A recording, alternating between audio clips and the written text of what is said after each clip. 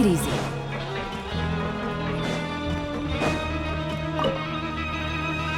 Hello, Fielding. What do you want? Criminals like you ought to be working right now. Catch my drift. We just want to ask you a simple question. Have you ever discovered anything odd during your nighttime patrols? Why are you asking about something like that? Whatever happens at night isn't your concern. All you need to worry about is getting enough sleep. Well... Right! We've heard it happens a few times every month. Paimon has sensitive ears, so it makes it hard to sleep. Really? I see. But it's not like I'm on duty every night. And now that you mention it, I recall my colleagues talking about something like that before. They say that strange things tend to happen at night on pipe cleaning days. Lots of us don't willingly take those shifts. So, what happens at night on pipe cleaning days? They just conduct regular cleaning of the fortress's drainage facilities. There are 3 pipe cleaning days per month, and it just so happens that today is one of the scheduled days. You can try to confirm the sounds tonight if you want, and if they're real, then I can report the issue to my superiors for you. Oh, okay. Then we'll keep both ears out tonight. If that's all, then I'll be leaving now. I advise you not to try anything funny, though. Even if I'm not on duty tonight, someone will still be watching you. Don't worry, we don't want any time added to our sentences. Oh, he left. So what do you think about the pipe cleaning days he mentioned? Right, both are a possibility. But Fielding did say that tonight is a cleaning night. Paimon knew you would say that. Alright, sounds like we'll be up all night tonight then. Paimon just hopes the guards don't catch us.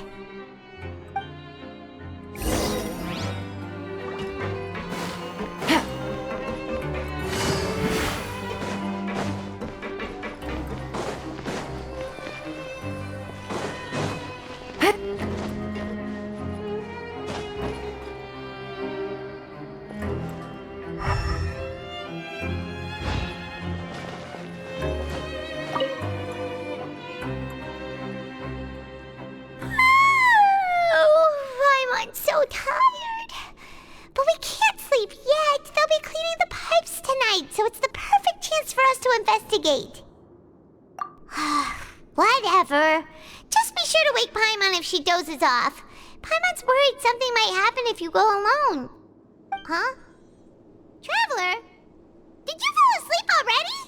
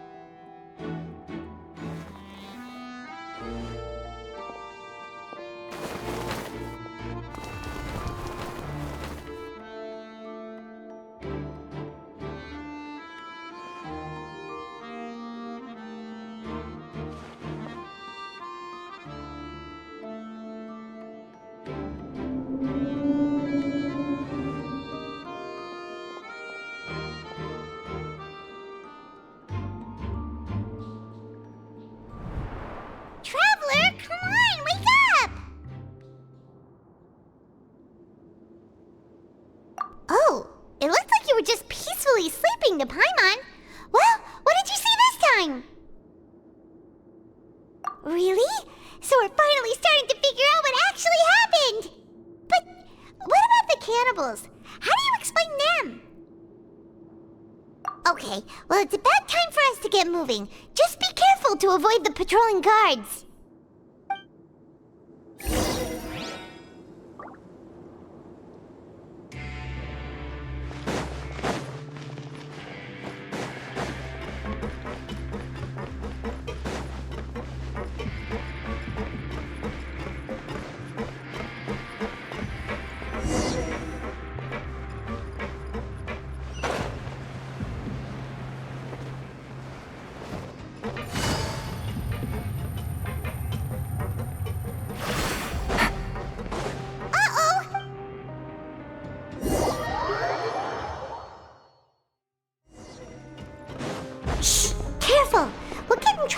guards catch us.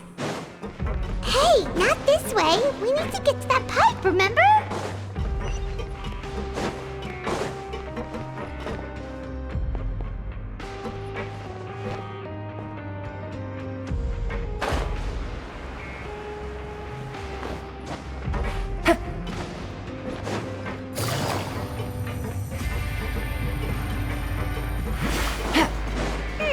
This should be the place.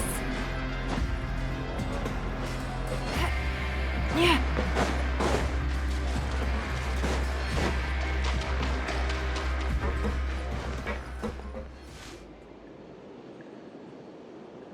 What? I know you. You were the ones we saw. Huh. You've got guts showing up here. You know who we are, right? You'd better leave now. Ain't nobody coming here to save you. What'd you say? Yeah, so what if they were? If you push us, we can make those rumors a reality at any time. Hey, what's the point of all those rumors anyway? What exactly are you trying to do? I don't have to tell you anything. If you turn around, go back to the dormitories, and act like you never saw anything, then I'll pretend that you never showed up here. Yeah, scram. Nothing worth seeing here. Huh? What did you say? Isn't that exactly what Boss said when he left? Hey, do you know our boss? Whoa. We had no idea our boss was such a big deal. He always kept his identity a secret. So, did he have you come here to find us? Oh, so your child's crew here? Seems like he had no problem fitting in. We're the only ones who heard him say those words when he left that night. So unless he somehow told you those exact same words after that... All right. I guess that's proof enough for me. I believe you. Wow, those dreams of yours sure come in handy. We gave him the business for a while and would always give him a hard time when he first came to the fortress of Maripede. But here in the fortress, the strong will always earn respect. He was working the longest hours and racking up wins in the Pancration Ring. You could always see how amazing he was, even when he was teaching us a lesson. So eventually, we all decided to follow him. But one day, he suddenly told us that he had to find a way to escape this place, no matter the cost. He said it was because he heard that call again. And as his crew, if the boss wants something, then it's our job to get it done. So, we got to work and used the hidden rules that were here to make up and spread the rumor about the cannibal rule. We just wanted to give him a better chance of escaping on a night after the pipes had been cleaned. Oh, thanks to your rumor, nobody would want to come anywhere near here, prisoner or guard. Wow, it sure is easy to exploit people's fear of the unknown. But has a child already escaped? Why are you all still coming here after pipe cleaning day? Because as far as we know, the pipe he went into isn't actually an exit. It should be a dead end. It leads to an abandoned factory area, and even if there were a way to escape from there into the sea, we're still way too deep. No one could ever reach the surface alive. But Boss still insisted on going in. It's like he was obsessed about it. So we told him that we'd pretend as if he never existed while he was gone. And that if he wanted to come back, he should wait for nighttime on a pipe cleaning day.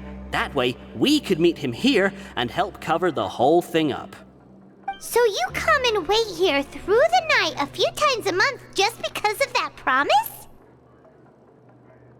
Yeah, but it's been so long now. We already know in our hearts that he must have managed to escape somehow. Is it also possible that something unfortunate happened to him? Nothing could ever defeat Boss or slow him down. It's one thing we know for sure. Okay. Paimon was just brainstorming possibilities. All right. Keep quiet and follow us.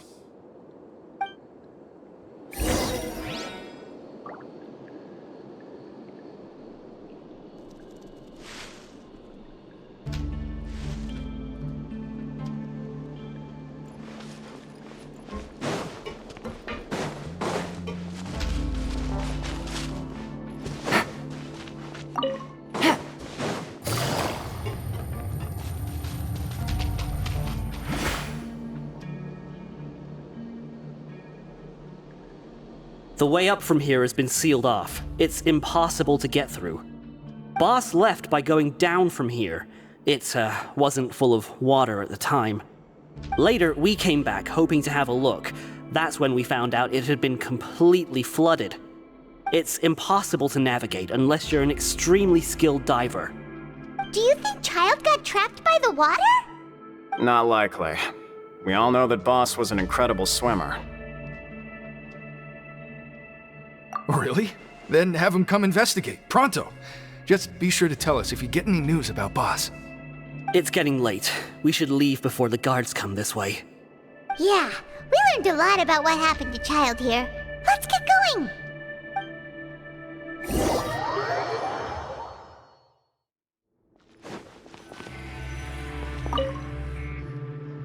Whew. We finally learned some key information. Seems all of our investigative work has finally started to pay off. When you said you knew a diver, you were talking about Fremine, right? If we ask Linny, he'll definitely have Fremine help us. Ugh. Why is Child like this? What was he doing going into the pipes? Not making our jobs easier, that's for sure. Fortunately, though, it seems like it's only a matter of time now before we find out what really happened. Now that we can finally relax, I'm starting to feel super sleepy. Let's try to get some rest while we still can. Nighty-night, traveler!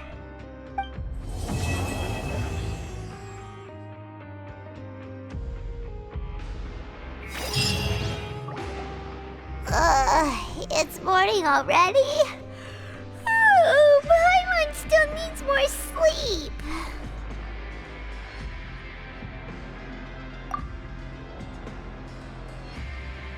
Huh? Wait, look over there! Isn't that... It's one of Linny's cards! Let Paimon see what's written on it! Maybe you haven't heard, but today is the monthly free day.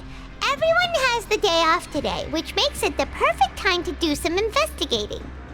It's been a while since we last talked. Have you been making any progress lately? Let's meet at our usual spot in the factory area before lunchtime. I have new information. Ooh, today's our lucky day. We have the day off. From the sound of it, Lenny's been making progress with his investigation. Wonder what he's discovered. We still have some time before we meet up. Let's talk with the people here for a bit more before we go.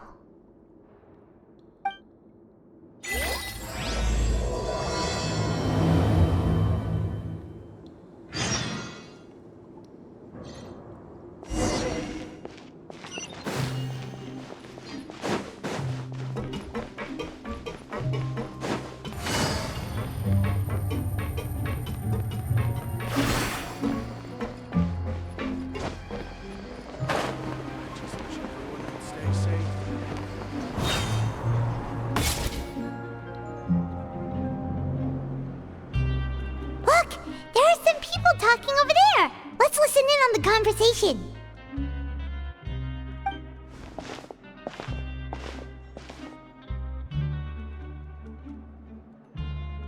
If you ask me, those pompous parasites on the surface act like they're all a bunch of aristocrats. Do any of them give half a hoot about a bunch of dogs like us? Hey, speak for yourself, mate. I'm no dog. Oh, you think you're special or something? If you're here, then you're just a convict like the rest of us. I've heard that even if you're released after serving your sentence, going back to life on the surface ain't any better. Once a criminal, always a criminal. We're marked for life. I don't buy that. Hey, how cool would it be if the whole world was destroyed by a giant flood and everyone had to start over from nothing? What kind of filthy bilgewater are you spewing? I have family up there. You best shut your sewer hole with talk like that. Listen, things ain't so great on the surface, but who says that you have to leave? I've heard that you can still stay here and work even after you've served your sentence. Not bad if you ask me. Who wants to live in the ruddy overworld anyway? And what makes you think they'd want to hire someone like you? That's one of the great mysteries of the universe, how someone as useless as you is so confident. Whoa. Sounds like they're really unhappy about the overworld. Speaking of which, Paimon never heard anyone use the words overworld or underworld when we were living up there. Is it only something the inmates down here say?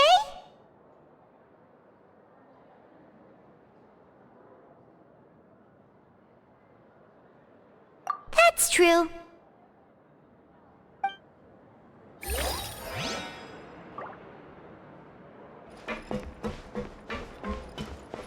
Anyway, I've already decided to stay here. Wish I could say the same.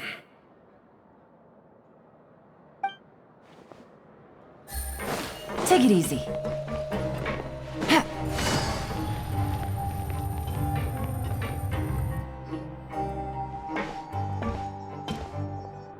There's a group of people over there. Let's go listen in. So I said, that's not a faucet. Hey, who are you two? Why'd you come over all of a sudden? Oh, sorry for eavesdropping. Sounds like you were talking about something private. What's the matter? They're just looking to join in on our fun, that's all. Hey, don't pretend like it's okay for them to just interrupt us like that. Fine. You're lucky we don't mind extroverts that much. You hear that, Quisto? What nice! Your expressions tell me you're looking to hear some juicy info, am I right? But before that, it just so happens that I know you two. Really? Are we that famous? You're kidding. How often does anyone get a personal tour led by His Grace himself? Practically everyone was talking about it. Word has it that you also caused quite the kerfuffle.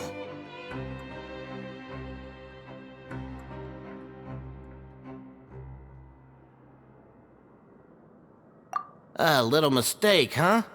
I like the way you put it. You see, people with a good attitude can join our group anytime, unlike some of the others here. Your group? I'm Quisto, and this is Lavaroon.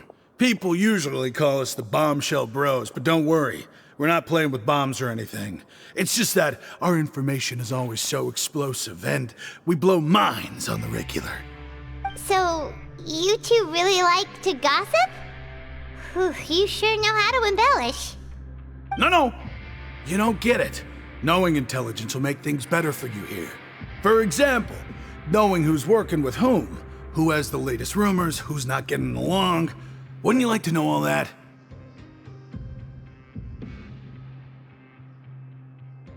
Whoa, all this info's worth something, you know? You should prove you're worthy of it. I don't mind him. Quisto's always this way. Just play nice and say something to massage his ego. The welfare meals. Talk about the welfare meals. Right! That meal we had yesterday was super delicious.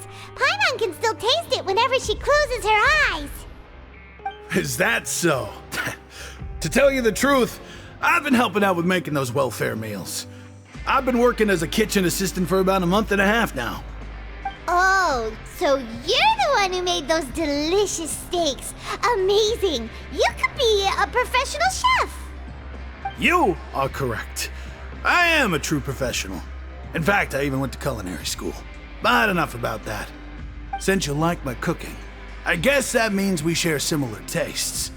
Listen carefully.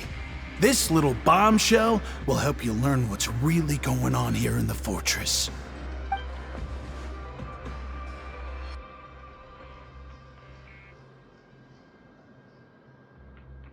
Listen, kids. The power structure within the fortress is quite complicated. The overworlders couldn't care less about us down here. We're basically dogs to them. You've already met the one person here you should never cross, the Duke, Risley. He knows more than you think. And if he doesn't care about something, then he often doesn't bother dealing with it. Those who have the Duke's attention get all kinds of special perks, even better treatment in the infirmary. I know who you mean. It's that Jurier character, right? I don't think there's anything useful about him at all. Why does he visit the infirmary practically every day? Is it normal for anyone to be going in and out of there so often? If you ask me, he's just faking it to get out of work. But did you know that Jurier was a talented researcher from the Fontaine Research Institute before he came here? There's no denying that. I don't care if he was a researcher that could turn dirt into Mora. Once you're in the fortress of Meripede, you're just another inmate like everybody else.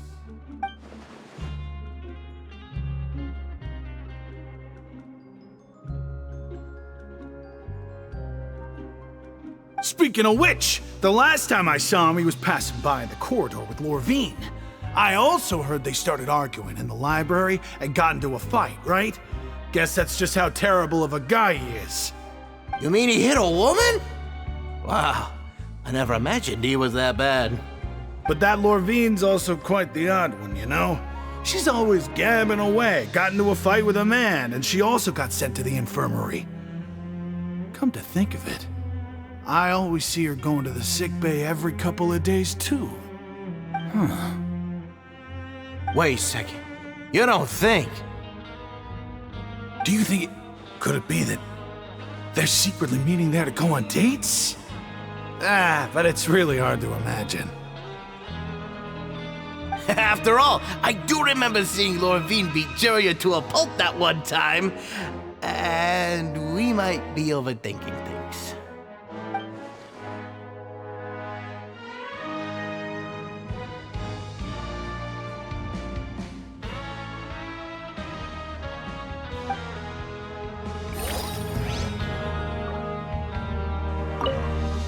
Is it really all right for us to talk about people behind their backs like this? That's just how it goes. Good gossip is still gossip. Yeah, I guess you're right. But wait, we're not just gossiping. This is legit information we're discussing here, right?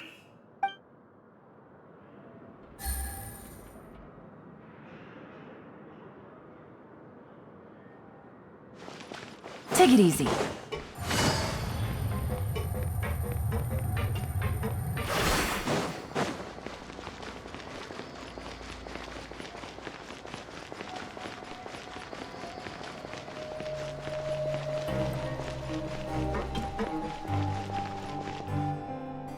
Hey, you over there? Yeah, you! Say, do you like playing card games? You know, like Genius Invocation TCG? You TCG players are like... Hey, come on now. What's wrong with finding fellow alright. But why would you be looking for... Whether you're throwing down... There are lots of card players here in the fortress. When I saw you, I immediately thought, sure. Great! Since you've been here longer than us, you need to flex your seniority a little bit, right? Maybe you could start by telling us newcomers some stories about this place. I thought you would have already heard everything by now. Alright then, did you have anything specific in mind? Or do you want me to just pick a topic? Why don't you pick? We'll let you know if we've heard it already. Alright. Have you heard any strange rumors since you've arrived? Then, did you know that there are some people who are always gossiping over in the corner?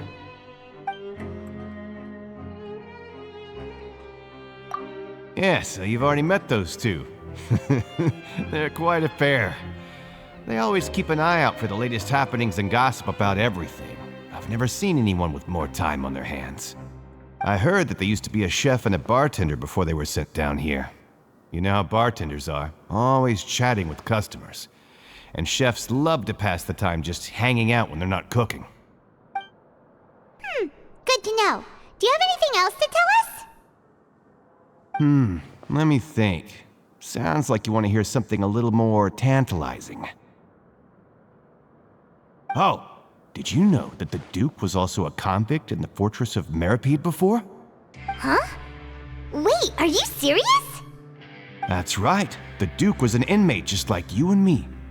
Seems he was exiled here for committing some crime. Who knows how he ended up rising up to become the warden, though. To go from an ordinary inmate to becoming the manager of the whole place? I'm not gonna lie, I kinda respect that. A forbidden zone? Sounds like something that someone just made up. I've never heard of that. Where did you hear about it? It's just a rumor we've been hearing, but no worries if you've never heard of it. Do you have anything else you can tell us? Anything else? Not that I can think of, but I'll be sure to tell you anything interesting I hear next time. You'll have to play a game of Genius Invocation with me first, though. Okay, we've talked to just about everyone, and it's about time for us to go meet Linny. According to the card he left us, we should go meet him in the production zone.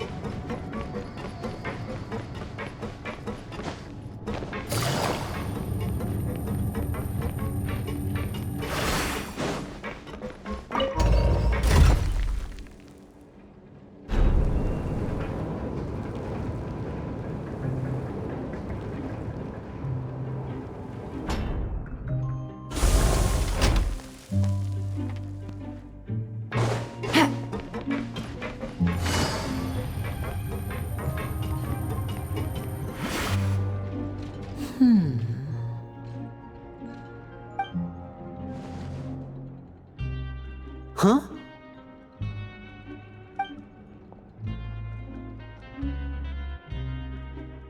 That look in your eyes. You found something?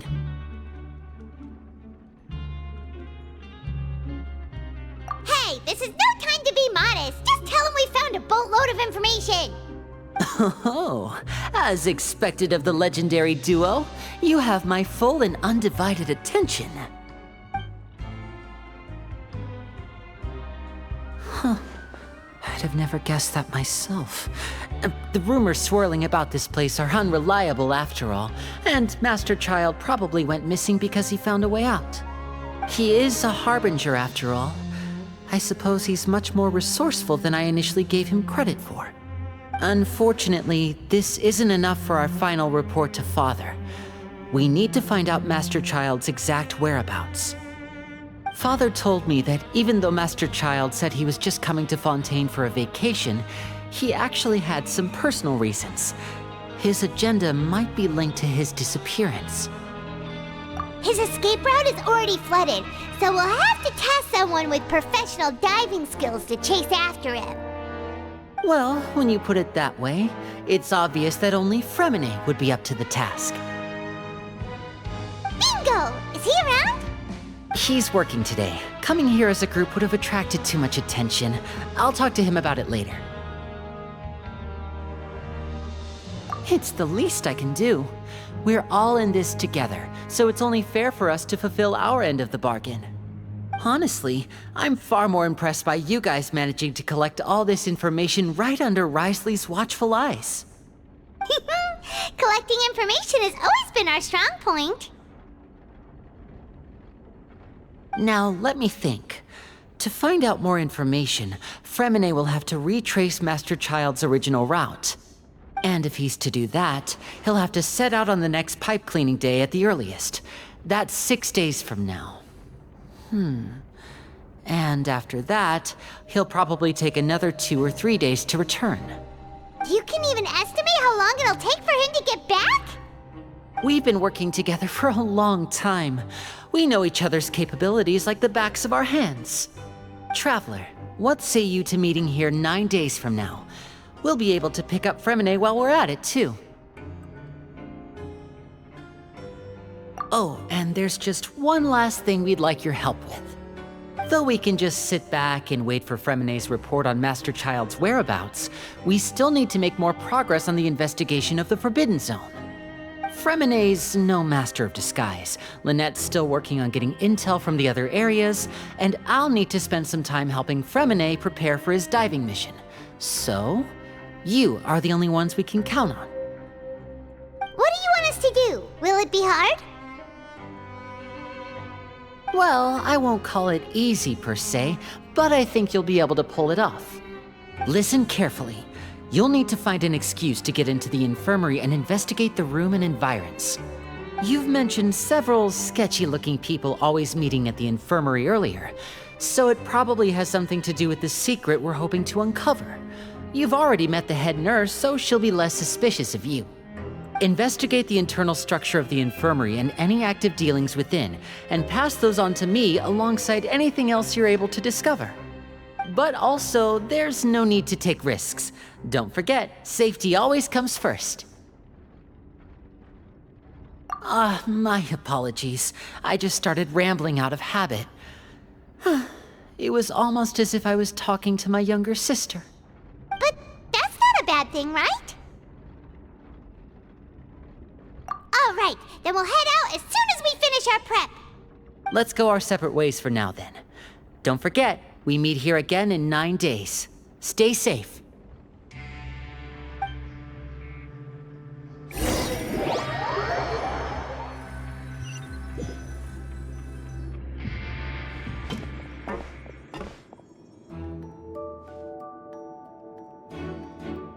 Hey, stay here for now. Paimon will take a peek. There seem to be several people inside.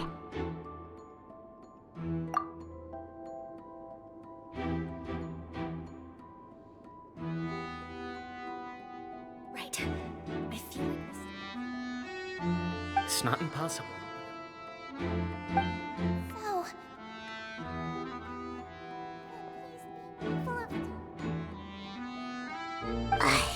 It's a bit hard to understand them from here, so why don't we just try to talk to them in person? Let's go as soon as you're ready.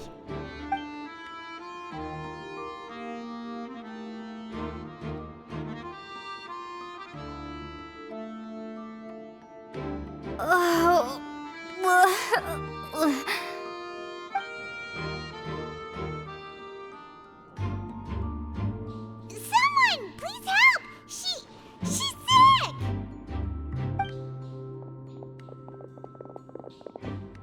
Whoa, are you okay?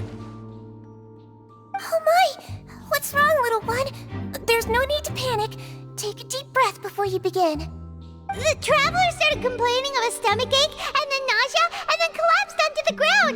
Paimon doesn't know what to do. Freezing limbs, twitching fingers, and pale complexion? Could it be poison? Let me take a look. Please, lie down over here.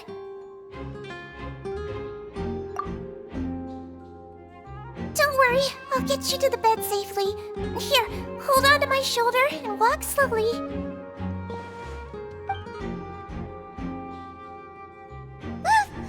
You can do it, Traveler! Don't apologize. You're sick after all. Now, please relax. I'm just going to do a preliminary checkup on you.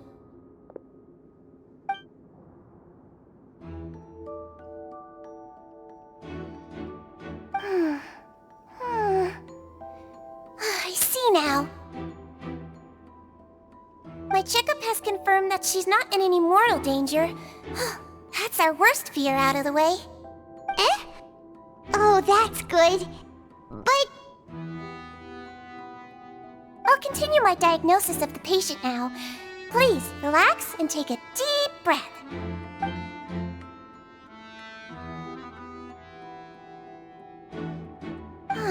Don't sense serious damage to your organs either. Does it hurt when I press here?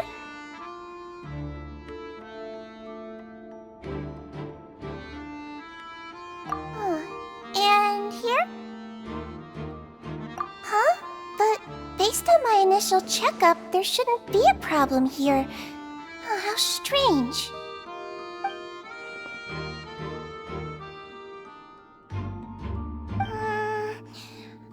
What about here? Does this hurt? Oh, I understand. So that's what it is. I think you just ate something that disagreed with you. That's all. Nothing too serious. Outside of a pretty bad stomachache when it decides to act up. So that's what it is. Thank goodness it's not anything more serious. And there have been other inmates complaining about the food recently. I'll inform our head chef, Mr. Wolsey, of this problem as soon as possible. Congratulations! The health risk is incredibly low, so you should recover within a couple days. Why don't you take a rest here while I go get some medicine for you? Miss Levine, I'll have to trouble you to help me look after this new patient while I'm gone. Very well. And she hopped away just like that.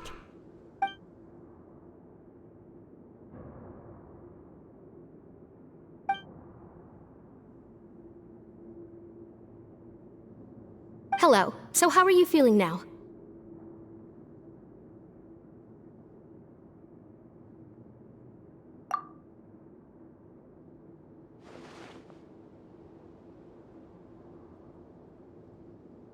Her stomach aches really bad. She was stumbling about the whole way here, so Paimon's really worried.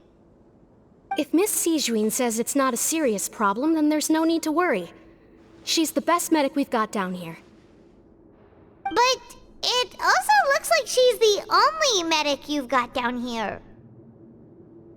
Well, that's true. What do you mean, that's true? That's really misrepresenting the situation. Of course I can't speak for the whole fortress, but it's not like everyone imprisoned here is useless, you know? Though they may have committed crimes and gotten locked up here as a result, they still know a thing or two about medicine, and they help Miss Sijuin take care of the sick and injured.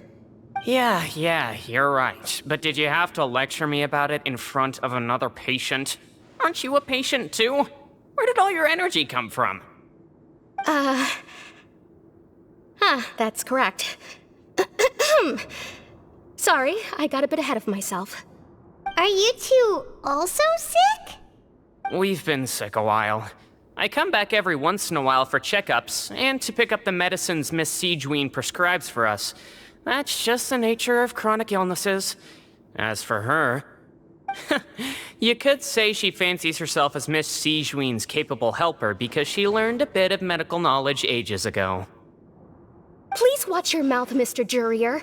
Don't forget that you are the primary reason I have frequent heart palpitations. Hey, don't start arguing now! Please, keep it civil at least!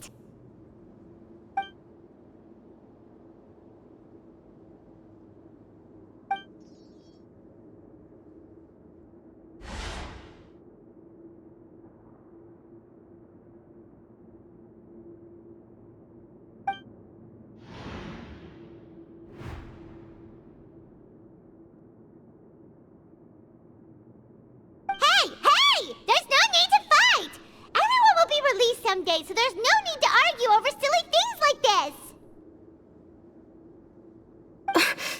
But... Release. It's way too early for us to even think about that. And who the heck knows if we'd even be able to continue our previous lives?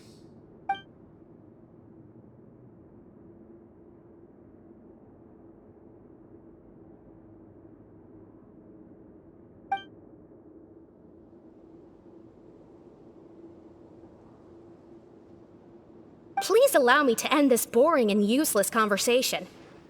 Oh, and Mr. Jurier, I don't want to see your face here again anytime soon. And same to you, Miss Lorvine. Anyway, that was more than enough rest for me, so I'm going to get out of this excessively noisy place. See you later, everyone. He just slowly walked off like that? That's just what he's like. I'm sorry you had to see all of that. I'm Lorvine, and that's... Well, his name is Jurier, but I hope you'll never have cause to remember his name. You really can't stand him, huh? I mean, can you blame me? Who would like someone who's as arrogant and obsessed with weird research topics as he is? But there's no need to keep dwelling on him. I'll accompany you two for a while. Miss Seashween should be back soon, and I'm sure you'll feel better as soon as you've had some of her medicine. No, it's nothing. I'm back! Did you rest like you promised? Thank you for getting our medicine, Miss Seashween. Did you all cooperate with your bed rest? I trust that nobody got up to walk around. Good. Here, this should be 2 days' worth of medicine for you. Take 1 pill now, and then continue your bed rest.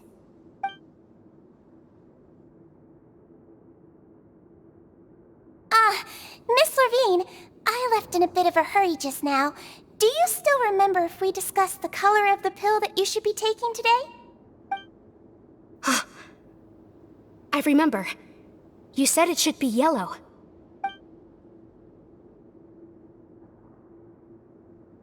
Yellow, huh? I understand. These are yours. Please, make sure to go to bed early after taking them tonight. You'll benefit from a good night's sleep. All right, then I'll also be on my way now. I hope you feel better soon, too. See ya! I'm going to fill out your medical record now. You're widely known as the Traveler, right? I just want to double-check a few details, if that's all right with you. Those two made quite the commotion just now, so why don't we let the Traveler rest? Paimon can answer the questions instead. So her primary symptoms are abdominal pain, with secondary symptoms of nausea. Is there anything else? That's it. All right then. Is there anything we should know besides to take the meds?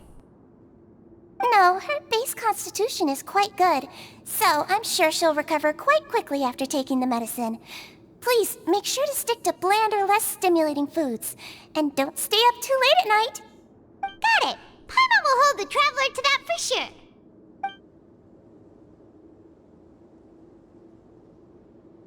Oh, you're going to take a nap already?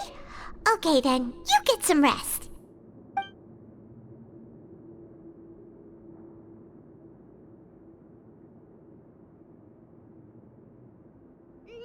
We've been to lots of places together. She may look a bit under the weather now, but she's actually super strong. So you're the best of companions. Well, don't worry, she'll recover soon.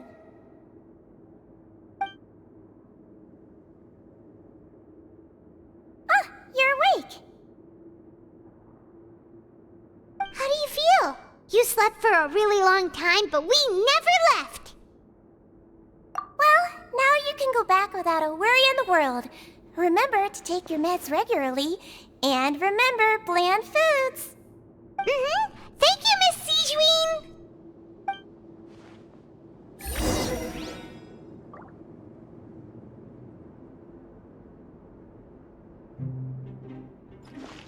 Seems like a lot of people have been coming down with an upset stomach lately.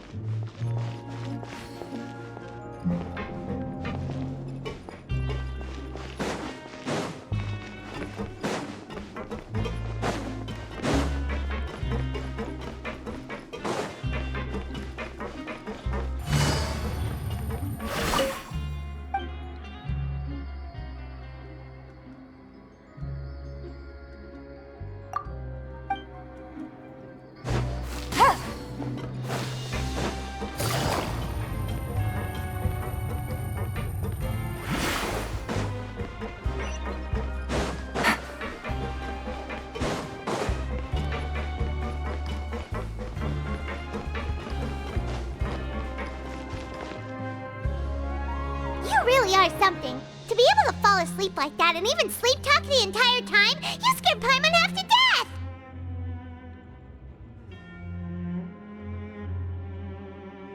No, but you kept mumbling things along the lines of, Pyron, don't take my grilled fish, and put down the Adeptus Temptation now! Paimon talked with Sigewinne the entire time you were asleep. She seems like she's just a sincere nurse, and Paimon didn't notice anything unusual in the room. Are you sure we're not going off track with the infirmary?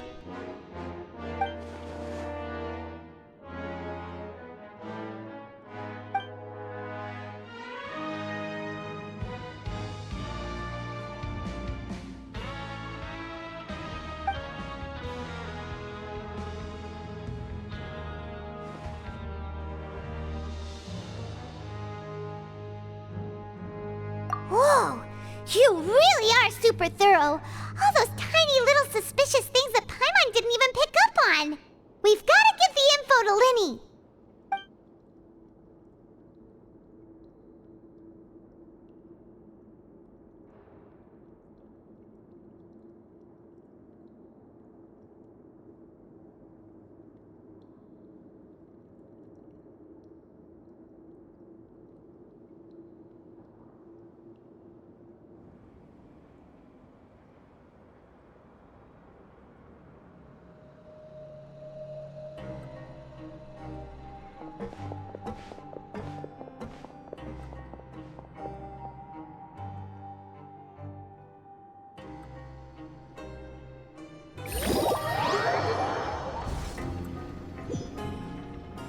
Today's the day! Let's go meet up with Linny!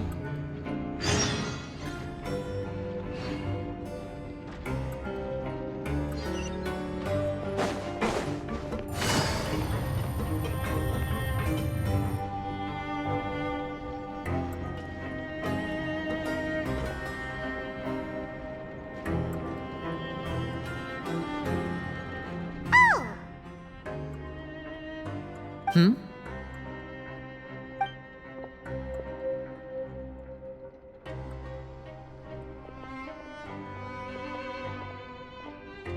Did you two run into any trouble over the past few days?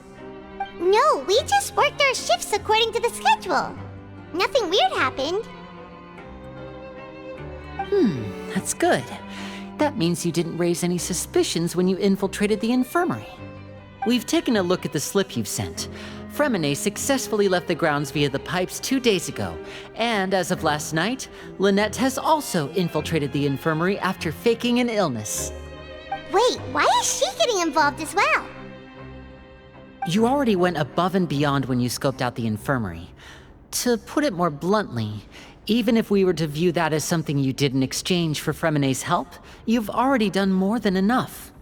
Infiltrating a guarded stronghold is a different kind of job from a one-off investigation. We want to avoid using the same faces over and over and reduce the amount of suspicion that will fall on any given person. Lynette also felt like you have already taken the first step for us, so she should be the one to finish the job. So that's what Lynette thinks. Oh, Paimon hopes everything's going well for her. Then, let's go check on Lynette before Fremine returns. If everything went well, then she should be wrapping up her investigation right about now. Is now really a good time to go over? According to my observations, Sigewinne always spends around half an hour away from the infirmary right before lunch. Lynette knows this as well, so this should be a good time to meet up with her. Also, I'm her brother, remember? It's only natural for an older brother to care about his younger sister's well-being. Okay, then let's head over right away!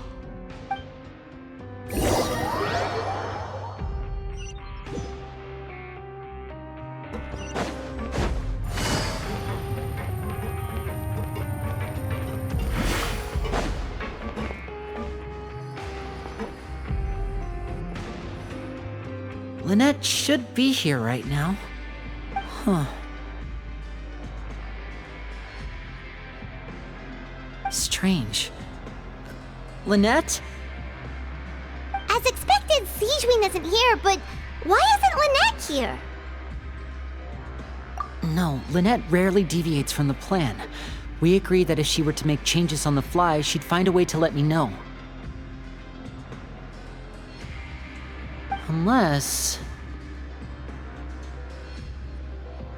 Let's see if there are any clues around here. We can look while we wait for her. Who knows? Maybe she'll be back soon. Okay.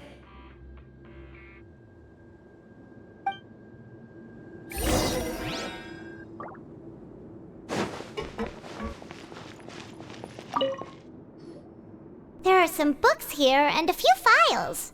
They all look like medical records. Advanced nursing, how to raise the spirit of your patients, a quick guide to the psychology of emotions, and the meaning of laughter. These sure are some interesting books. Who knew Sijuin would be interested in these kinds of things? She even has books on understanding people's motivations and feelings. Is it because she's a Melusine? Or does she have a need to understand her patient's emotional state? Seems quite normal to me. These are skills that would come in handy for a nurse from time to time.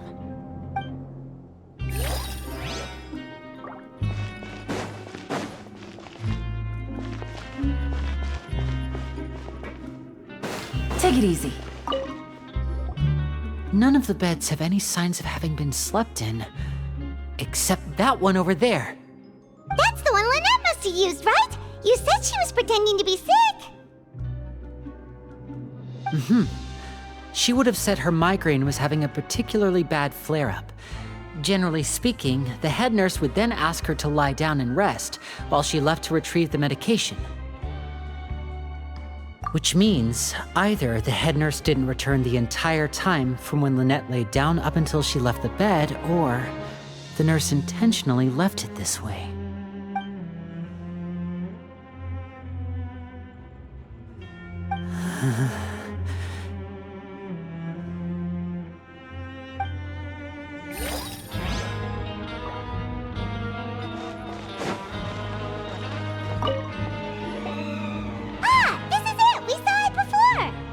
Wait, this thing? It doesn't look like it's been disguised that well.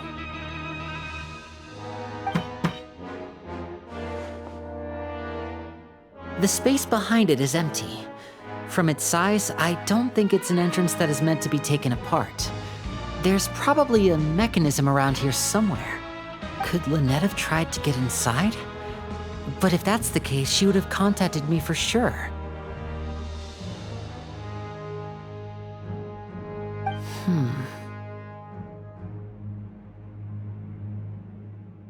Let's look around here for some more clues.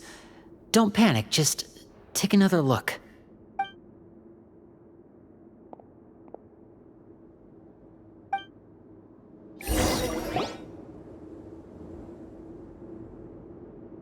Hey, you guys, there's a slip of paper over here! A slip of paper? It's right over here, and there's a bunch written on it too. It reads, "Out of respect for your usual practices, I'll use a piece of paper or card as the medium to pass on my message. You may consider this as me giving you my best regards." This is... Is that all? The back. This is... Show me! Now!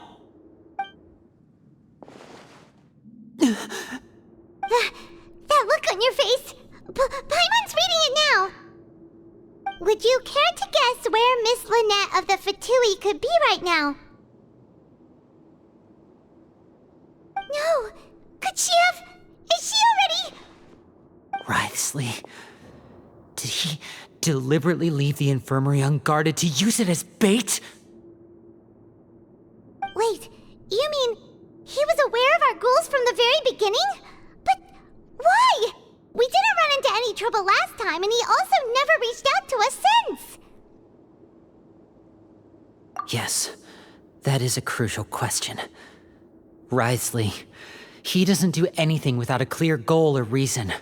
So this means he had no concerns about your activities from the very beginning.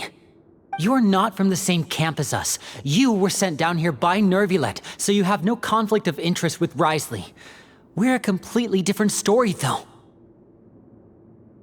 I'd like to know that too. Why did he only go after her? Don't panic, just think everything over. I have to stay calm. This is not like what happened last time. The situation's different now.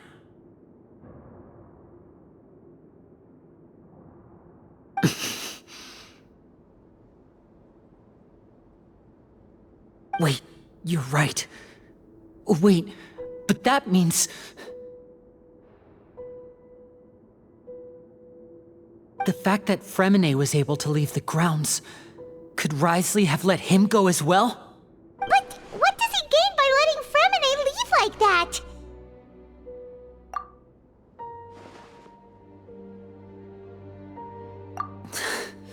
So he's challenging me and trying to provoke me, I'm sure of it. We never should have sent out Fremine. We had to go through all that trouble to find an opening to sneak him around the guards and into the pipe, and we even thought luck was on our side. If Risley let him leave on purpose, then he's probably in a terrible spot now as well. Lenny's getting more and more panicked. We have to calm him down. Don't be like this, Lenny. Fremine wouldn't have left if we hadn't told you about Child. That was our fault. No. I'm the leader of this operation, and I'm the one responsible for this team. I was the one who failed to protect them. I'll go talk to Risley. Hey, don't be reckless! Traveler, please, talk some sense into him! I simply cannot allow Lynette to be abducted again. I have to go. I'll find a way to get them back! He's rushed out the door! After him!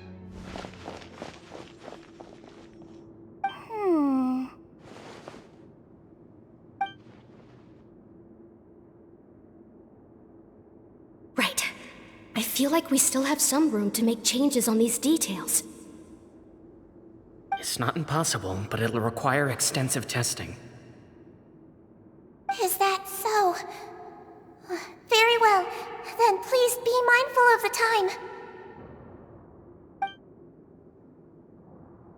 Huh? Is someone?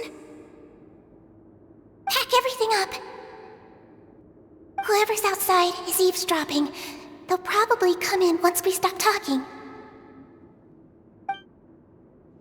Someone! Please help! She's sick!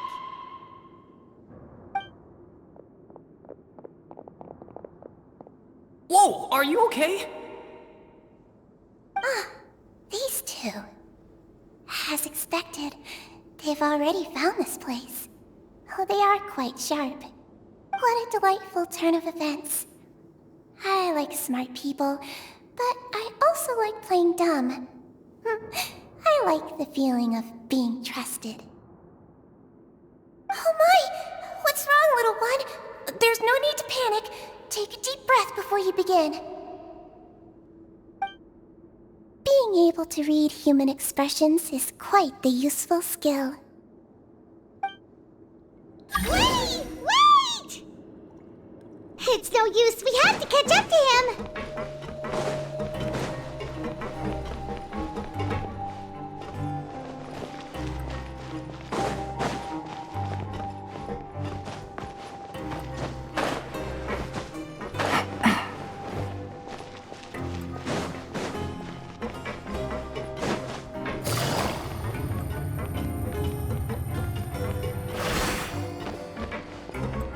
Take it easy.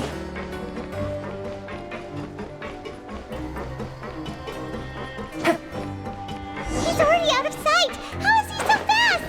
Let's go head him off at Risley's office!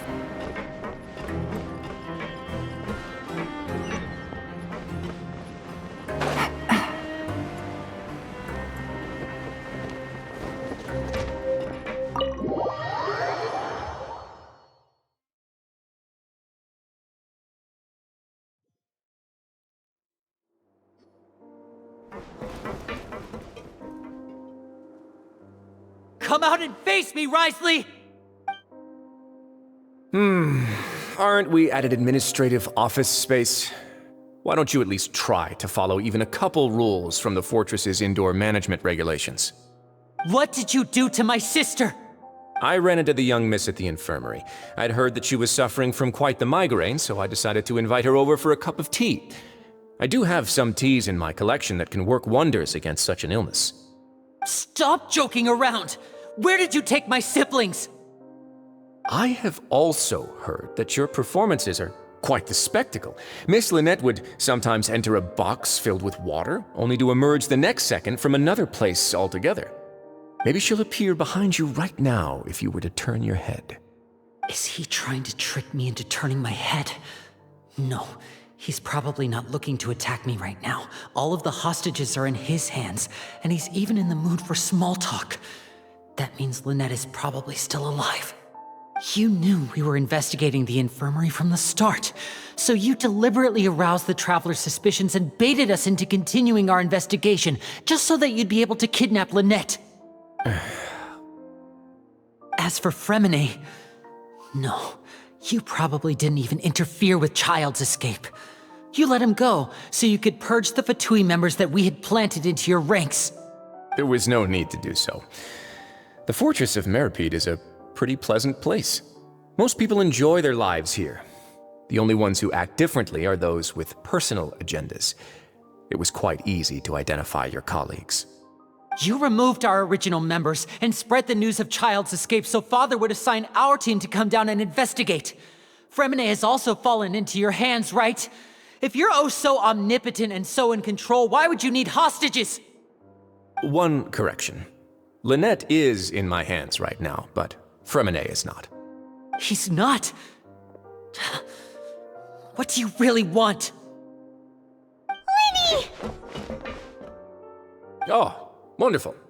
Everyone is here, so I'll only need to say this once. Thank you so much for cooperating with me.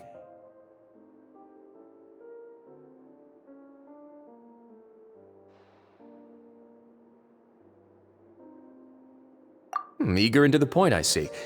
Alas, only Miss Lynette is currently having a cup of the fortress's finest tea. Although, as per your original plan, Mr. Fremine should also have returned to the fortress by now. But he has neither shown up within my gates, nor has he been taken into any kind of custody. So where do you think he may be right now? Wait, you can't mean... You locked him outside in the sea? I closed the fortress's gate to the outside world. That's all. Fremine's a star diver, so he should be fine, right? No, we're still here, so he'd definitely try to find a way to come back for us. So we can't assume he might have made a break for the surface. But why would I do this, you may be asking? To have an audience with you, of course. My intel tells me that Mr. Linney is a great magician, so it's only natural for me to want to have some cards of my own when it comes to negotiating. Besides, I do recall you mentioning to Miss Lynette that you've always wanted to have a face-to-face meeting with the Lord of the Fortress of Meripede, regardless of whether it was in a personal or a professional capacity. Well, you got your wish. So, you've been keeping tabs on us before we even set foot in the fortress. Some of my folks just happened to hear a thing or two, that's all. In any case, I will be straight with you. I was willing to play dumb and turn a blind eye, so we had a pleasant few days playing games together here. But once you started focusing on the Forbidden Zone, all of that changed. Mr. Linney, the cards are stacked against you right now. Miss Lynette is in my hands, and Mr. Fremine is still slowly being pickled out there in the brine. You know just as well as I that he cannot last out there forever. You need do but one thing to guarantee their safety. I would like you to contact your superior, and ideally invite her over for a cup of tea with me. You want to see Father? But why should she bother giving you an audience? Well, if she cares for the well-being of her dearest children, she should have plenty of motivation to join me for a parents' evening. I've heard that the bonds between the members of the House of the Hearth are like the bonds of family. I don't see why she would refuse. Why did you think Father sent us to handle the Fortress of Meripede? This place is basically a no-man's land. It wouldn't be fitting for anyone as important as a harbinger like Father to come here in person. Oh, I see. So it's because she doesn't care for my place here. That's such a shame. After all, I've amassed quite the tea collection. I was looking forward to sharing it with her. Both Monsieur Neuvillette and Lady Farina have already received many samples as gifts. Was this the extent of your master plan to get to Father?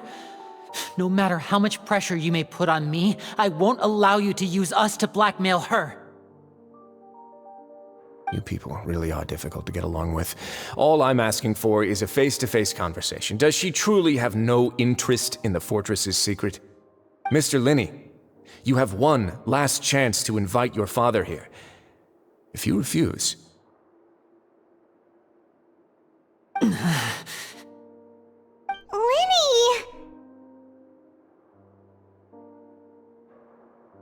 Instead of asking why I'm doing this, why don't you try to see things from my perspective for a second? From the very beginning, the Fatui has been actively infiltrating my fortress. I gave you a warning by cutting off the first few operatives I found, but that only caused you to double down. Had you given up on the fortress then and there, I'd have no reason to want to talk. Mr. Fremenet left the fortress on his own, and Miss Lynette tried to pry out my secrets right in front of me. No matter how you look at it, the responsibility for this falls on you. I shouldn't ask Father to do anything because of us. 6, 5... Wait, 2, 1. Time's up. It really is a shame, Mr. Linney. Risley! Negotiations have broken down. Please leave, ladies and gentlemen. It's time for my afternoon tea. Yeah, listen to the Traveler. If you can't talk to Linny, can you at least talk to us? You do realize that I'm only letting you go because of Neuvillette, yes? You're here helping him out, and I've already done my best to stay out of your way. But that doesn't mean you can just do whatever you want. The fortress may be small and remote, but it still has its own set of laws. Then how about this?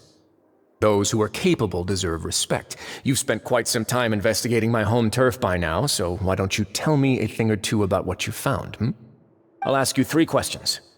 Answer all of them correctly, and I'll agree to your request. Question 1.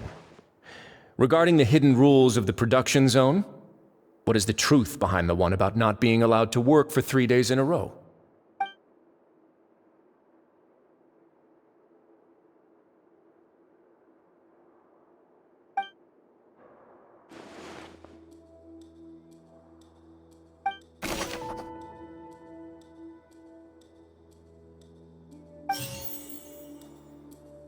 I've been told that the infirmary is always empty for the half.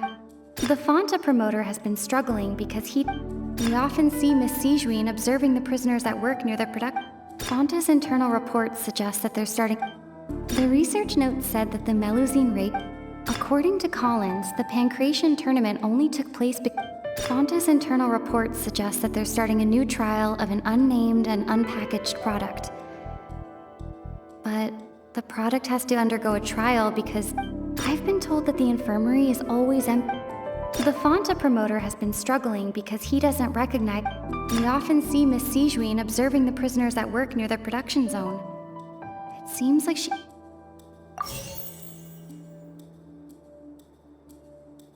The Fonta promoter has been struggling. I've been told that the infirmary is always empty for the half hour. The research note said that the Melusine... According to Collins, the Pancration tournament only... Fonta's internal reports suggest that they're starting a new... We often see Miss Sijuin observing the prisoners at work near their production zone. The Fonta promoter has been struggling because... We often see Miss Sijuin observing the prisoners at work near their production zone. The research note said that the Melusine race perceives the world very differently from humans. Because of that... We often see Miss Sijuin... According to Collins, the research note said that the Melusine... Fonta's internal reports suggest that they're starting a new trial of an unnamed and unpackaged... We often see Miss Sijuin observing the prisoner... The Fonta promoter has been struggling... We often see Miss Sijuin observing the prisoners at work near the production zone. Fonta's internal reports suggest we often see Miss Sijuin observing the I've been told that the infirmary is always empty for the half hour just... The Fonta promoter has been struggling because he doesn't recognize the real value. We often see Miss Sijuin observing the prisoner. Fonta's internal reports suggest the research note said that the Melusine race perceives the world.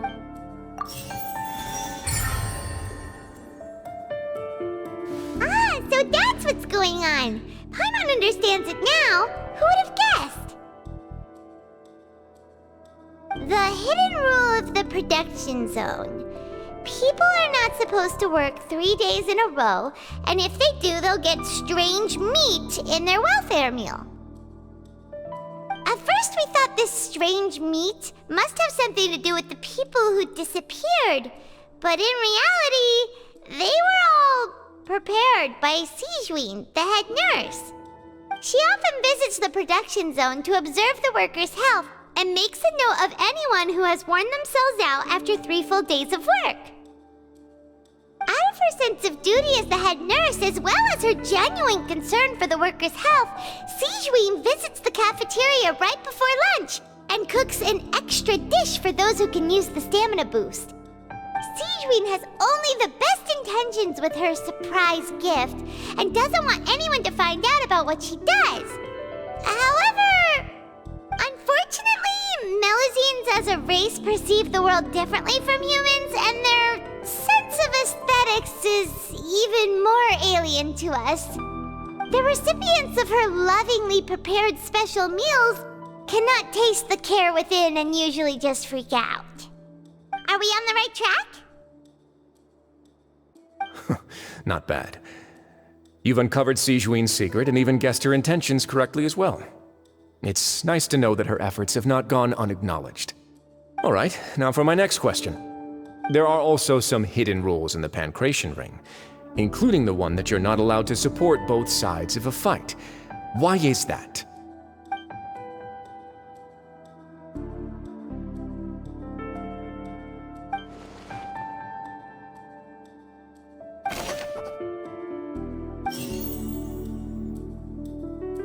The Fonta promoter has been struggling because Fonta's internal reports suggest that they're starting...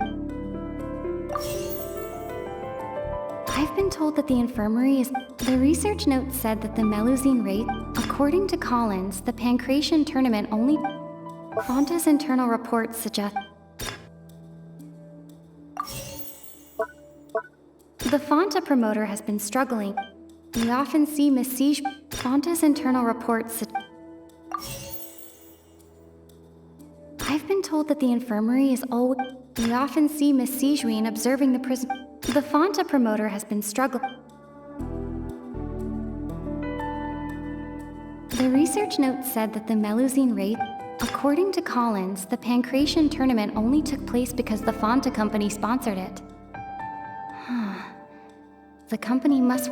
The Fonta promoter has been struggling because he doesn't recognize the real value of coupons. Meanwhile, the Duke believes that only idiot...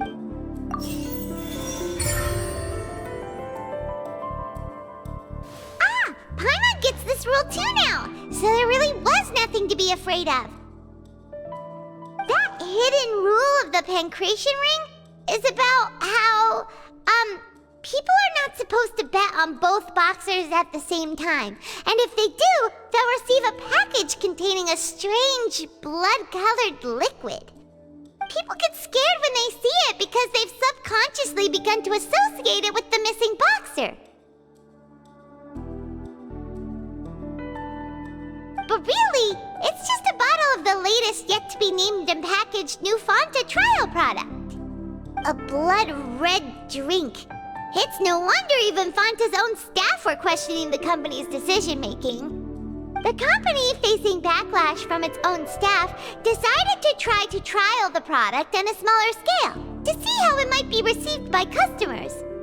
They came to the fortress of Meropide and offered to sponsor the Pancration tournament so they could push their new product. But the Duke completely refused to even entertain the idea. The Duke, knowing how valuable coupons are in the fortress, knew that only total idiots who didn't understand their true value would bother buying a Fanta product here. And so, only those who proved their stupidity by being dumb enough to bet on two opposing sides of the same match were selected to receive the drinks. I acknowledge the effort you've put into bringing the truth of this mystery to light. Although, based on your description, that Fanta promoter is a bit too careless with his words, I may just reconsider my collaboration with the company. All right, and here's the final question. What's the secret behind our head nurse and all of her patients in the infirmary?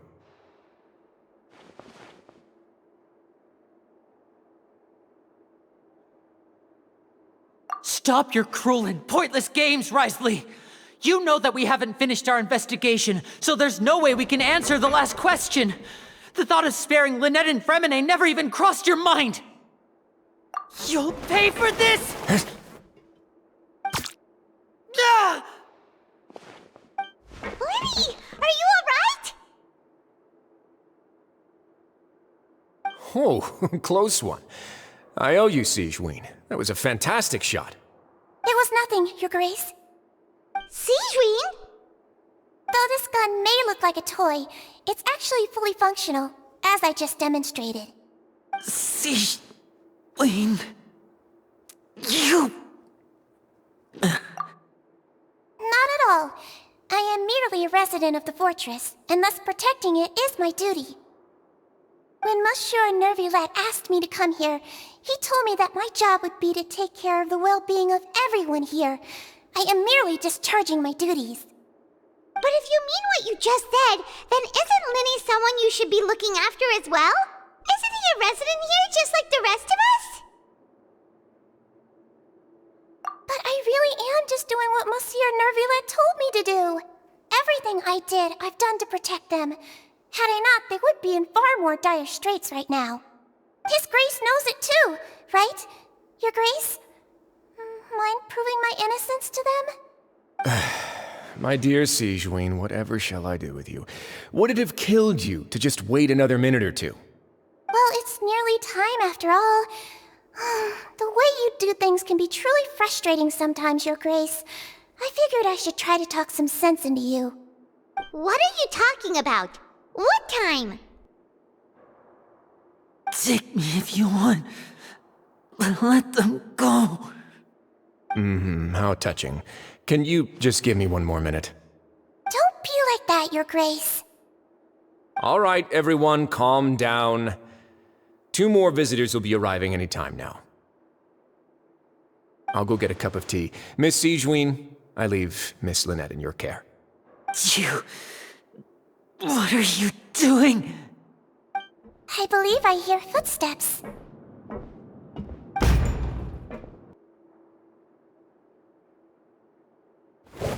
Some space, please. Ah, Miss Clarande. My door. Fremine... Fremine... What's going on? What is Clarande doing here? Work. I'm sorry about shooting you, Mr. Linney. The tranquilizing effect will begin to wear off soon. Please take it easy in the meantime, though. What happened to Fremine? Wasn't he diving just outside of the fortress? Why is he looking like this?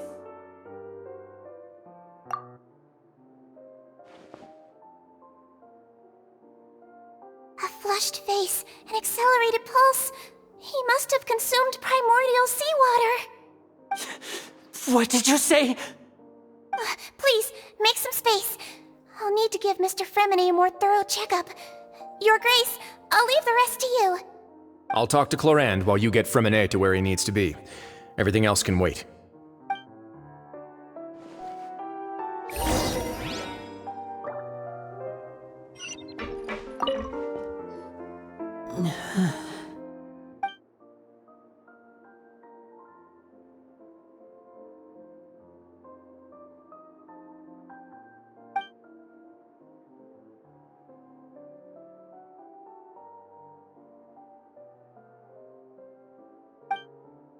How is he? These symptoms are probably caused by an acute ingestion of a large amount of primordial seawater. Still, his condition is not critical. Of course, it would be best if he stayed for further observation. Let's leave him here for now, and move him to the infirmary once he's recovered a bit more. Sorry. I am aware that the infirmary may not be your favorite place in the world at the moment.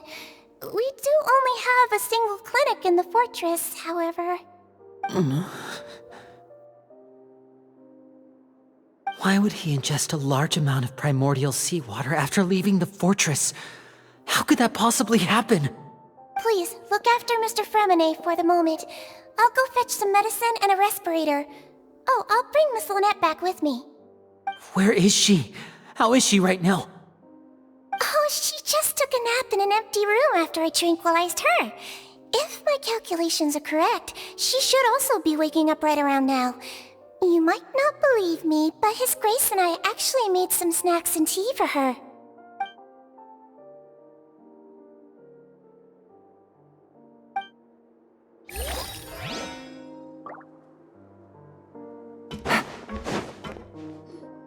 What's that look on your face? I thought I made good time on the way back. Oh, I'm just admiring your punctuality. Had you arrived just a few minutes later, Sigewinne may have been forced to shoot Mr. Linny again. How's the situation out there? The water has changed. It's pretty much as expected. The concentration of primordial seawater has increased significantly. I was only out there a short time, so it wasn't too bad. But if one were to stay for any significant amount of time, well, you can see how that boy's doing. Where was he when you found him? The abandoned zone at the end of the pipes. A good distance into the water. Closer than I thought. He must have recognized it early on and tried desperately to swim back. Locking the door was necessary. I don't think we could have saved two. Well, I did try to convince him that I had my reasons. Never seems to work, though. It would probably work on Neuvillette. He has a knack for picking out who had good intentions, even when the outcomes were all terrible. It's a bad sign if you're having to plead your case to Neuvillette. Want some tea? Not particularly.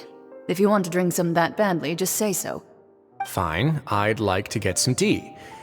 Want me to get you a cup too, since I've already made it? Might as well then, I suppose. Actually, do you have a towel? I would like to dry my hair.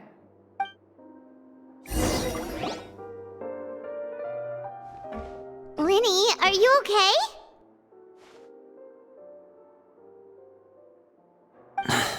I'll be fine.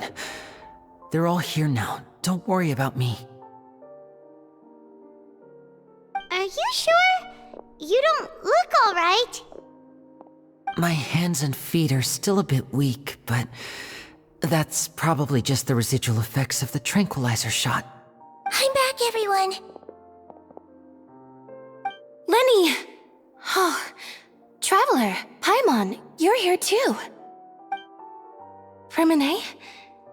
Is he... He'll be fine. But for now, please help me lift him up.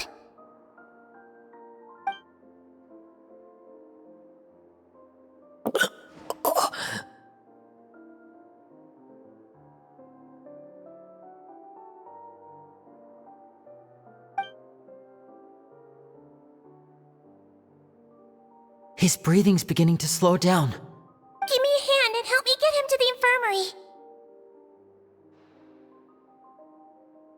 Yeah, I'll take him from this side.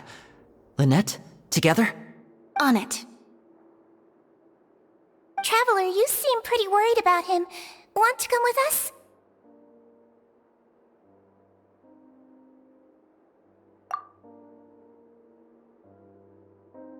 The Duke and Clarande are gone.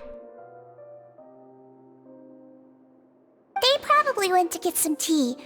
The Duke will explain the truth in just a bit. Miss Clarande will need a break, since she only just returned from rescuing Fremine out of the sea.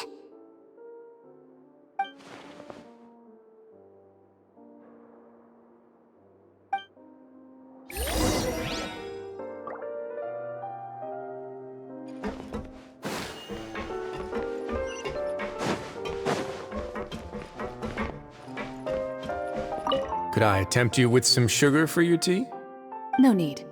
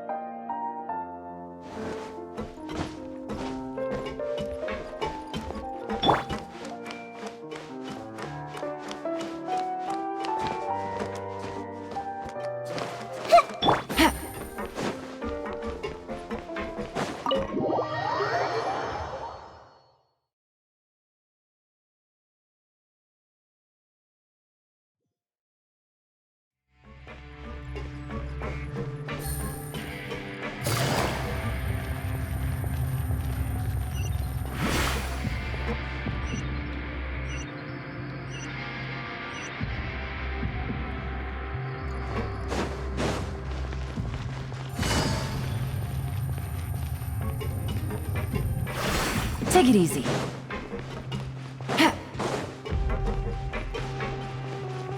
Take it easy.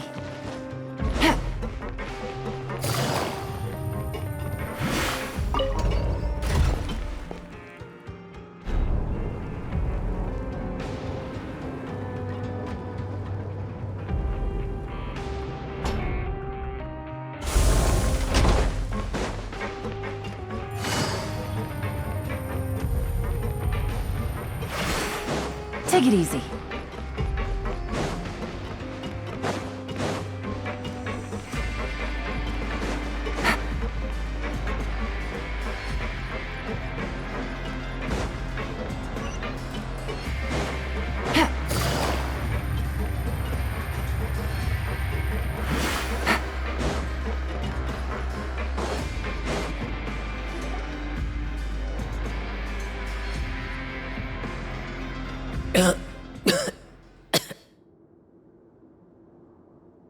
He's awake.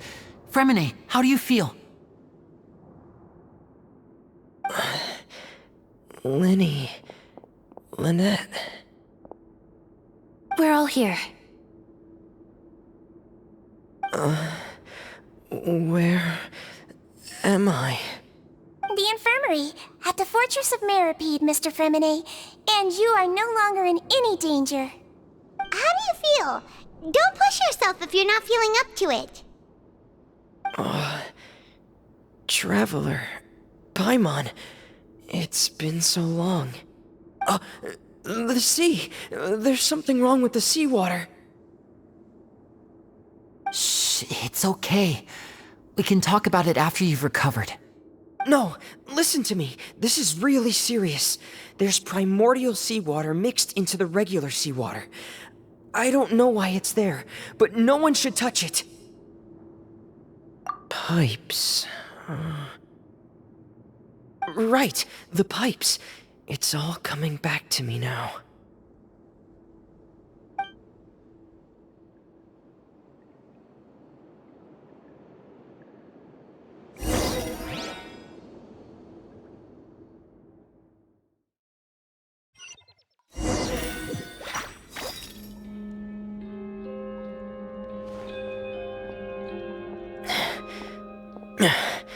I'm in. Seems like this pipe hasn't been used in a long time. It looks abandoned.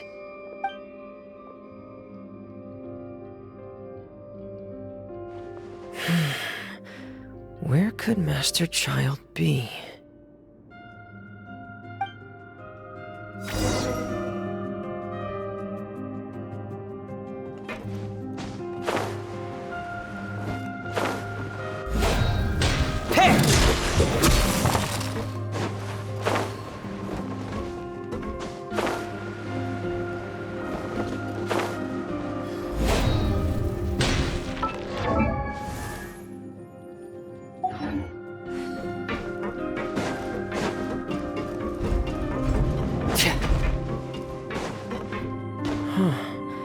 This mechanism looks like it's been tampered with.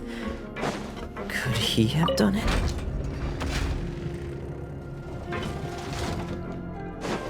Yeah.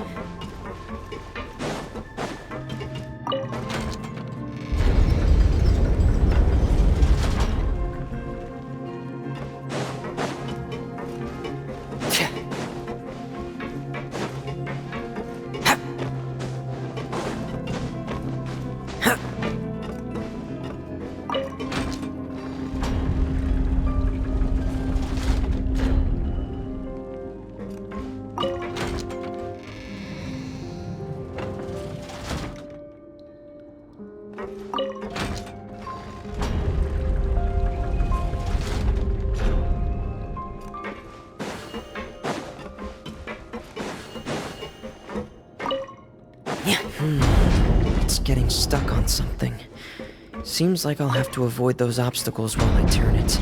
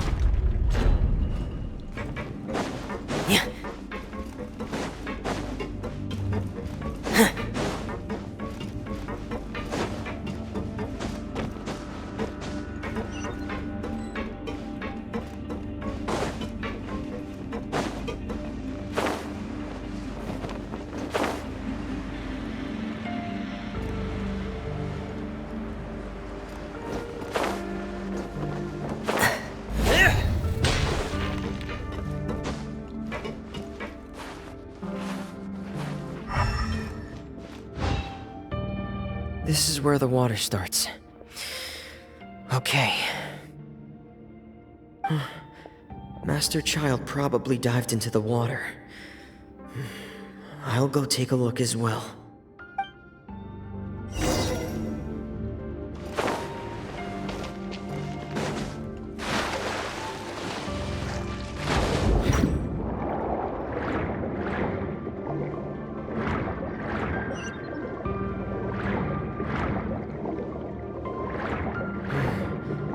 The vegetation here is a bit more sparse. These traces aren't natural. A person must have left them, and recent. Oh, there are traces here too. I need to keep going. Huh? The traces are gone. But I don't see where he could have gone from here. Wait. What the?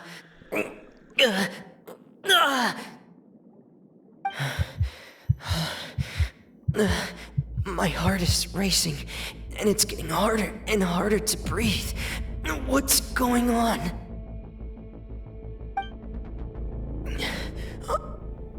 No good. I have to get back. They still don't know anything about what's going on. If I turn back right now, I should still be able to make it.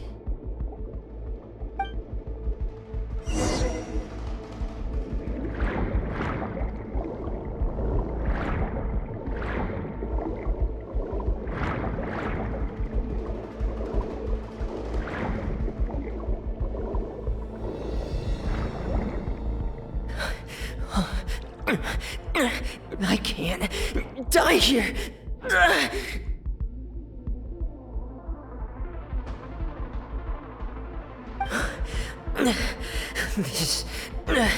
This is bad. I'm feeling worse and worse, and I'm still underwater.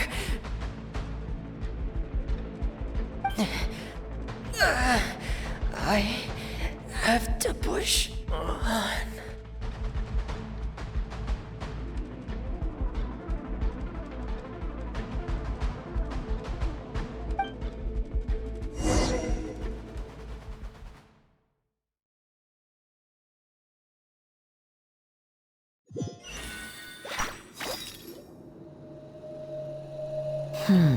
So, in other words, the trail you were following vanished, and you had no idea where Master Child could have gone, but there was also no obvious place for him to have disappeared to. That's right.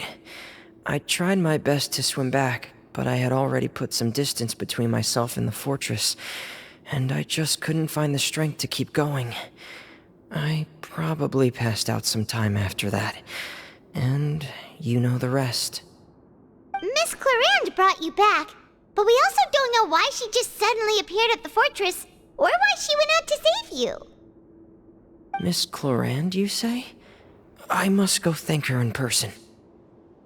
You're still too weak for Monet. You can go after you've had some more rest. Miss Lynette is right. I believe Miss Clarande will stay here as a guest for another few days, so there's no need to hurry. A guest. Then I can assume Risley was the one who invited her to come down here? You should ask His Grace about that. He'll be able to explain better than me. Yeah, it's about time he actually told us what's going on. Wanna come with us, Lenny? No, please go on without me. I don't want to leave just yet. Lenny. The logical part of my brain is aware that we're safe right now, but I still can't bring myself to leave. Both of you are just in danger. Understood. Then let's just sit together for a while. In that case, I'll leave the infirmary to you. The Traveler and I are going to head out for now. As long as you stay in here, I don't think you'll be disturbed. Thank you.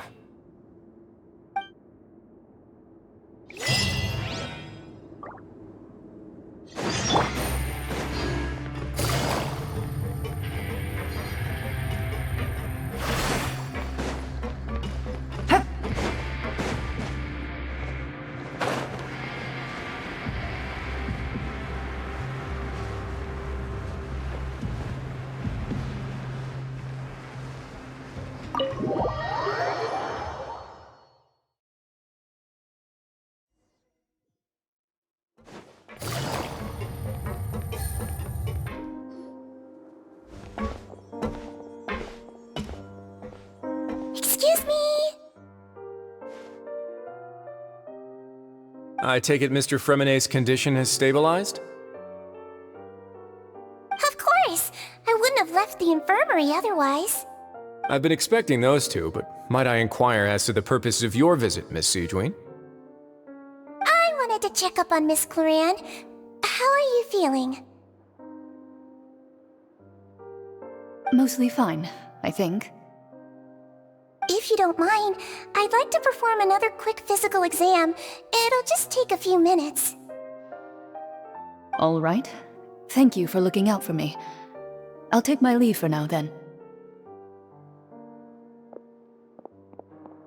Well, want to explain yourself, Risley? Of course, but I'm not partial to the word choice of explain. How about enlighten? Where should I begin? How about you start by asking me any questions you have? You can start with whichever one you'd like to get answered the most. Then Paimon will begin. Did you know about Lenny's goals from the very beginning? No. I just knew they were Fatui operatives sent to the fortress by the Knave. As for their specific goals, I only figured those out as you made progress on your investigation.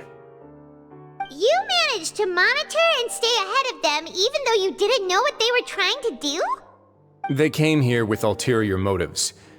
I'm quite adept at discerning what that kind of behavior signals. Initially, I thought their goal was just to investigate Child's disappearance. Linny suggested that I had deliberately let him escape, but in truth, I didn't really do anything special to help or hinder him while he was here. Everything he did, from finding helpers to leaving this place, he did on his own. Of course, it's inevitable that the Knave would make a big deal out of her fellow Harbinger's unexplained disappearance. I'm also quite curious about where that Harbinger went, so I figured I might as well let the Fatui do their own investigative work. All I care about is the answer. So you were hoping Lenny's group would just do your work for you! You make it sound like that's a bad thing. Unfortunately, things didn't go as planned. I assume that Fremonet has told you already the ratio of primordial seawater around the fortress of Meripede is on the rise. The Forbidden Zone has always been Linny's target, and you got roped into that investigation after running into him. I began to intervene out of concern for your safety, and also to prevent the fortress from becoming entangled in more irksome matters. Are the rumors true? That you're also a former criminal? Why would you put it like that? Isn't staying here all day and serving as the manager of the fortress a kind of sentence unto itself? Another form of prison? I just happen to have some support from the rest of the inmates, that's all. Oh, right! Paimon wanted to ask, who invited Cloran down here? Me, of course. I paid her good mora to come down to the fortress for some field work. As a champion duelist, Miss Cloran could be considered to be an independent party. I needed to find an exceptionally capable person to help me get through the impending crisis. And saving Fremine was part of that crisis? You can think of it like that, yes. Credit where credit is due, that boy is quite adept at diving. Had conditions not been as hostile as they were, he probably would have found the missing Harbinger already. That's not something you should be asking after. Neuvillette only asked you to investigate Child's whereabouts. All I need to prove to you is that the Forbidden Zone had nothing to do with the Harbinger's disappearance. That should be clear now that you've spoken to Fremine. But we've already uncovered that there's something wrong with the infirmary, and we've answered a bunch of questions that you threw at us. Isn't it about time that you answer our last question in return? You make a compelling case. Do you really want to know the answer that badly? Yeah, Paimon really wants to know. Even if the truth may not be pleasant? Follow me.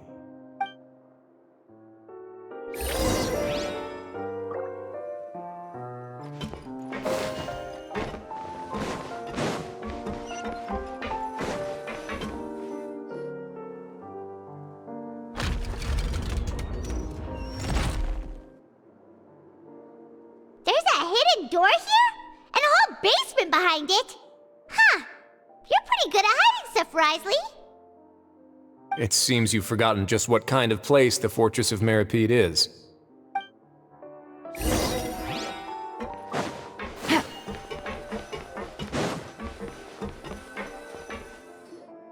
Stand on the central plate. Wait, is there a secret mechanism or... Whoa!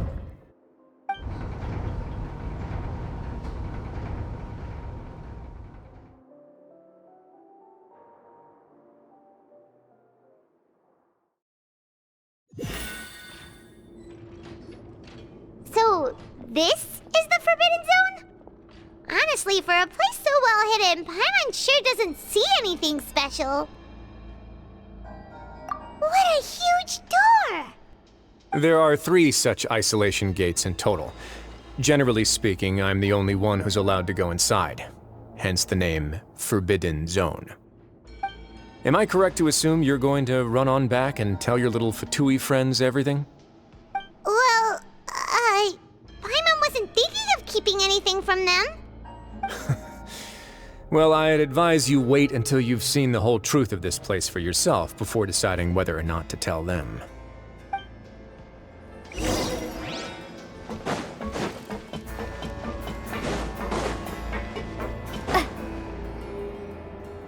Huh. So there's a switch on the side. Stand back.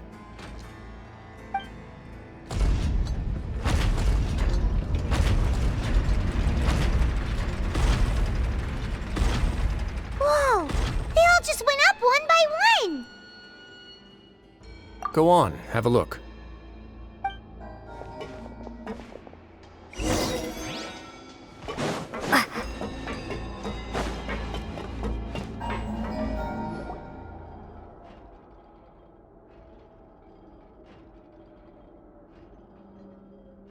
I've been interested in what lies beyond that gate ever since I assumed leadership of the Fortress of Meripede. Of course, it would be unwise to recklessly open it, but it'd also be risky and negligent to simply ignore any potential danger that could be behind it. The readings on that dashboard have not budged since the day when I first laid eyes on this place. But over the past year, the needle has crept upwards from its original position, likely because some parameter it's been tracking has changed, if only infinitesimally. Normally, I would have ignored it, but I happened to have some free time when I noticed it, so I investigated. Any guesses what the reading could be tracking? Very reasonable guesses. I've considered both of those as well. Unfortunately, our dashboard is tracking something less ordinary. The temperature should vary with weather and climate changes, so for something that rarely shifts, the water pressure is more likely. We ran a few tests to increase the pressure from the outside, but the readings didn't change at all. Later on, a few more possibilities occurred to me, such as a potential connection with the primordial sea. I began to make a few preparations based on that hypothesis. Over the past few days, the needle has moved again. With that and the symptoms that Fremine displayed after leaving the fortress, I can now confidently conclude that the readings represent the concentration of primordial seawater in the seawater nearby. The concentration of primordial seawater? But we're already under the sea! And that is precisely the problem. We're at the bottom of the sea, and now we're surrounded by toxic seawater. Somehow, primordial seawater got mixed in, and the concentration is steadily rising. Yes, that's very likely. But forget about the two of us! Not even Novelette knows where the primordial sea could be, much less where we could find and plug a leak. Oh. Oh! Seems like you've figured it out. I believe the primordial sea lies directly beneath this sluice gate. For some reason, the primordial seawater levels have risen significantly, and it's now very close to us. The indicators are now red. Although the gate still stands, some primordial seawater has already leaked out and mixed into the sea around us. If this continues, soon it will no longer be able to hold back the primordial sea at all. Yeah, you know what the legends say. If this place falls, then everyone in Fontaine will be turned into puddles in the span of a night. But that's just too weird! Why would the Fortress of Meripede be built right above a sluice gate for the primordial sea? Who built this place anyway? Your expression tells me you think this might be part of a vast, complicated conspiracy. To be honest, you might find the actual answer may be exceedingly boring. It's just that the secret of the Forbidden Zone had been long forgotten by the nation before I rediscovered it with my research. There's no single founder of the Fortress of Meripede in any traditional sense. What we know about its history has been left to us by the people who used to live here. When the previous Hydro Archon Egeria ruled the land, all convicted criminals from Fontaine were exiled. The people drove the criminals away like a wolf pack chasing away the banished. The criminals received no sympathy of any kind from the people. They were exiled to the desolate seaside, where they experienced only pain, struggle, and the bone-chilling cold. Some of them began to repent, and prayed to the Hydro Archon, asking if there was still anything they could do. The Hydro Archon took pity on them, and said, "You may go guard my secret, deep underneath the waves." And so, leaning on the power of the Hydro Archon, they gathered underneath the sea and began to build a fortress. They became a community down there in the deeps, and over the years helped it to grow. As the number of exiles increased, more and more people joined the community. When the first group of exiles died, they left the yet unfinished fortress to their successors. The Hydro Archon continued to lend her support, allowing the fortress and what it stood for to continue growing ever larger. Before long, this dark underwater fortress became the sinner's only home. And with that, the people here stopped referring to the fortress as a prison. They saw themselves as repenting sinners who would regain their freedom once they had sufficiently redeemed themselves. But as time went on, people also realized that the fortress was a lonely place. Once they had gotten used to life here, they could no longer feel comfortable living in the overworld. Once they had finished serving their sentences, some people left and some others chose to stay. They'd find some idle position and let their withered souls fade away with the ancient secrets of the past. After many, many centuries, few people still remember the reason for the fortress's founding. Now they just see it as an integral pillar of Fontainian society, as the place where criminals deserve to be sent. Now and again, researchers manage to break one law or another and live out their days in the fortress. I learned all this from an elderly historian. Everyone else just thought he'd made it all up. But now you know every part of that history is true. Indeed. It's just as the prophecy says. If this gate fails, then everyone will be dissolved into the sea. To be frank, not really. But sadly, that hasn't stopped this prophecy from proving all too accurate. Prophecies are troublesome things. Just hearing one will create the first wave of panic. Seeing signs of it will bring about the second, and actually witnessing it in real time, the third. Let's go somewhere else. I want to show you something.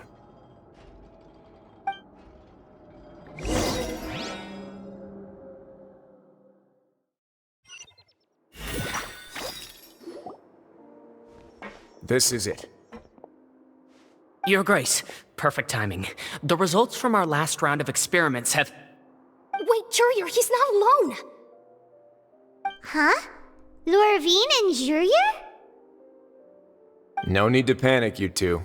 I've already told them about our plan. What? After you warned us not to tell a single soul about any of this? I'm skeptical as well. Are you sure they are trustworthy? The results speak for themselves, don't they? These two may already know more than you could ever imagine. All right then, if Your Grace insists. They seem harmless enough, so I'll trust them for now. Well, how about some reintroductions? This is Jurier, one of the highest-ranked researchers from the Fontaine Research Institute. He used to work under Edwin.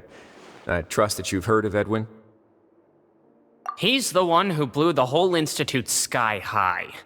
Everyone knew he was a bit crooked in the head, but you're not local, so I guess it's possible for you not to have heard of him. Edwin's main areas of research were archeum and gravimeters. As his assistant, Jurier is quite familiar with them as well. I hired him to be my technical consultant. You want to blow up the fortress of Meripede? Ah, what a lovely idea. I'm already imagining it in my head.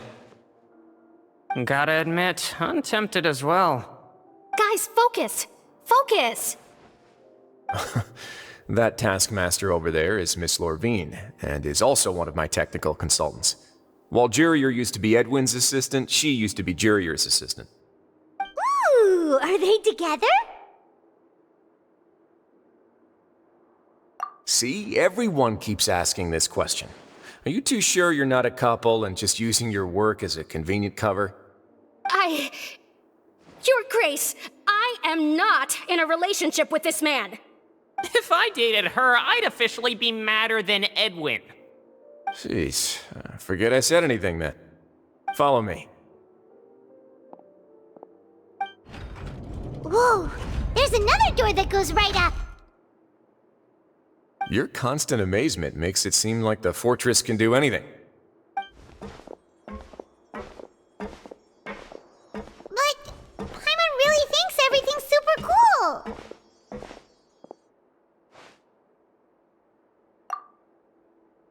Well, let's spice it up a bit. And here you go.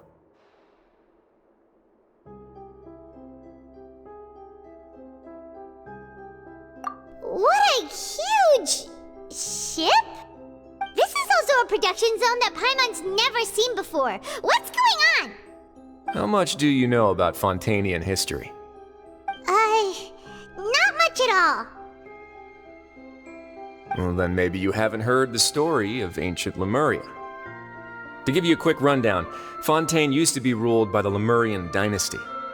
According to legend, the Lemurian king Remus came to this land after being inspired by divine revelation and found the seer Sibila, who had taken on the form of a golden bee.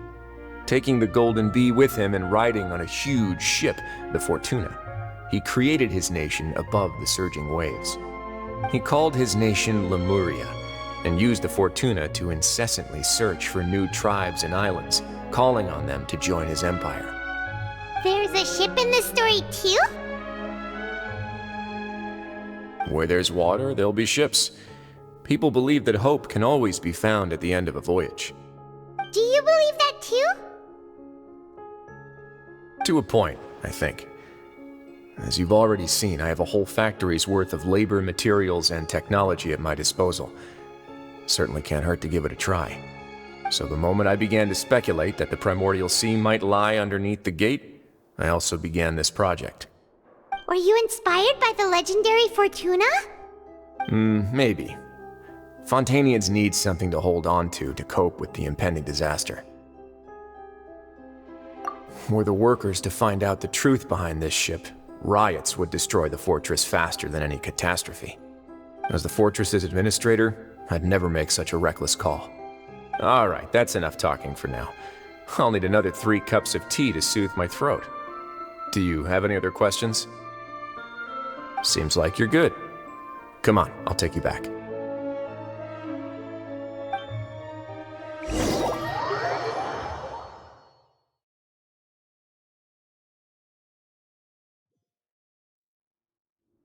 I'll leave you here for now.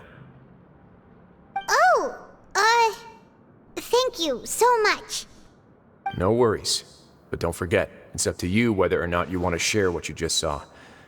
What you do from here on out will likely affect those three as well.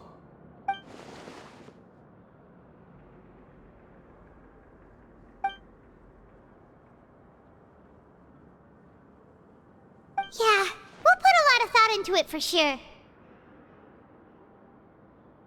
Great. I look forward to what happens next.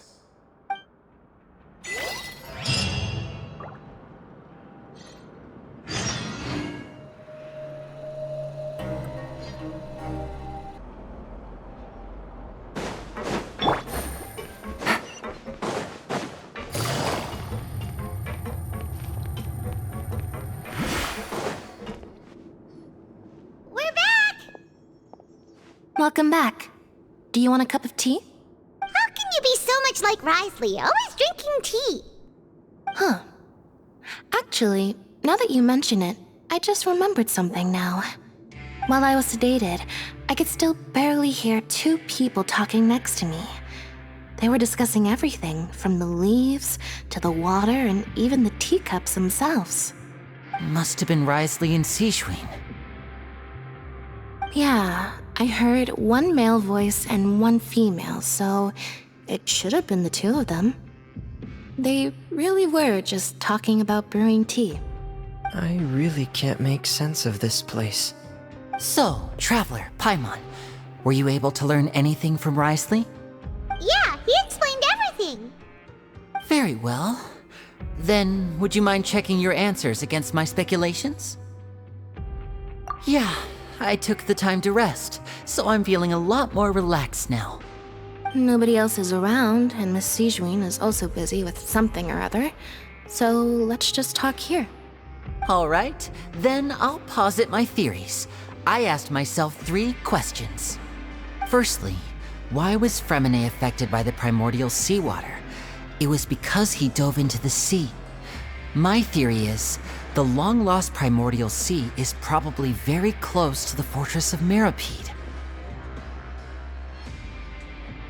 Whoa, he's good. He got that right on the first try. That's our Lenny. Secondly, Risley's attitude changed dramatically during the course of our stay here. He ignored us completely at first, then suddenly roadblocked us. Why? I spent quite a long time thinking about this. If he has been monitoring the Fatui since the very beginning, he probably ignored us at first because he was hoping we could find Master Child for him. What's more, the Fortress of Meripede is not part of Fontaine's court system, nor does it report to Udex Nervulet. Risley is basically the king of a no-man's land. As long as the fortress doesn't do anything about Master Child's disappearance, Father can use it to pressure the Fontaine authorities. And while the two factions are pitted against each other, Risley will be free to move between the parties of interest. If I had to guess, he probably has something that he's working on himself. It's likely related to the secret of the infirmary, but I just can't think of what it could be. You're super smart. Thanks so much. Then finally, there's the last question. If Risley does have a plan, what could it be?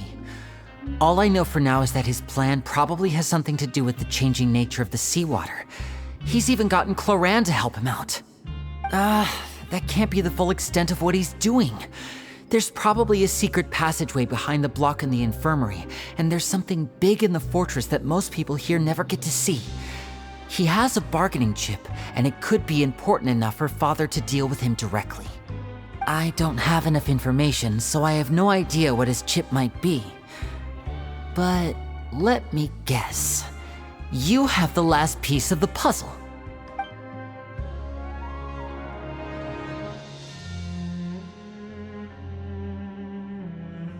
I can't believe it. The sea will engulf everyone, just like the prophecy said. Could Risley have wanted to meet Father to figure out a way to deal with this crisis? If you remember, I once mentioned that Father sees the House of the Hearth as her base of operations, and she truly wants to resolve the crisis. But how could Risley have known that? Or perhaps he didn't know and just wanted to bring Father over to his side, which could be why he said he just wanted to negotiate. Yeah, that makes sense to me. I understand your concerns as well, Traveler. I'll figure out a way to pass this on to our father. No matter what, we're on your side. The two of you have already aided us far too much. We probably wouldn't be standing here right now if not for you. If you ever need anything else going forward, please come to the House of the Hearth at any time. Though you may not share the sentiment, after all that we've gone through together, the three of us basically see you as family now. You have my gratitude. Thank you for protecting Linny when it really mattered. And thank you for sharing the secrets of the fortress with us. We didn't think you were going to do it. Why are you being so formal all of a sudden?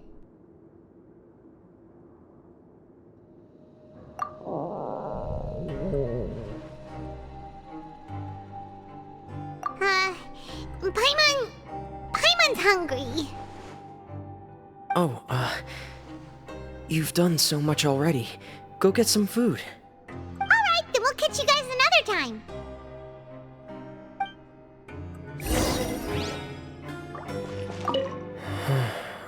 I feel like I should try to become someone more capable of helping. You're incredibly helpful. Lenny thinks so too. Yeah, you two are always telling me not to push myself, but aren't you just like that as well?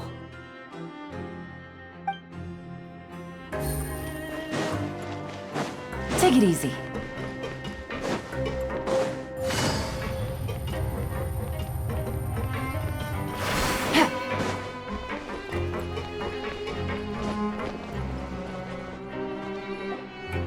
It's time for dinner. Welfare meals now being served in the coupon cafeteria. Come on, let's go pick up ours as well. Traveler and Paimon, over here. Are you here for dinner too, Miss Sijwing? And I'm taking the opportunity to prepare Miss Cloran's dinner as well. Huh. You're right. She's actually sitting in the fortress cafeteria. What would you like to eat? Yep, you can. I've already talked to our chef, Mr. Wolsey. It's all on me today, so you can get whatever you'd like.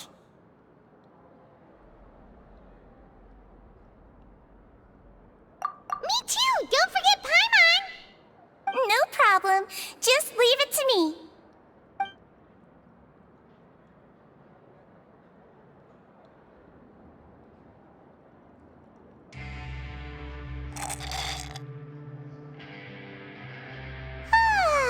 So delicious. Is this how it feels to be freeloaders? Wait a second, we did do plenty of work after all. Feeling full yet? How's the food? Delicious!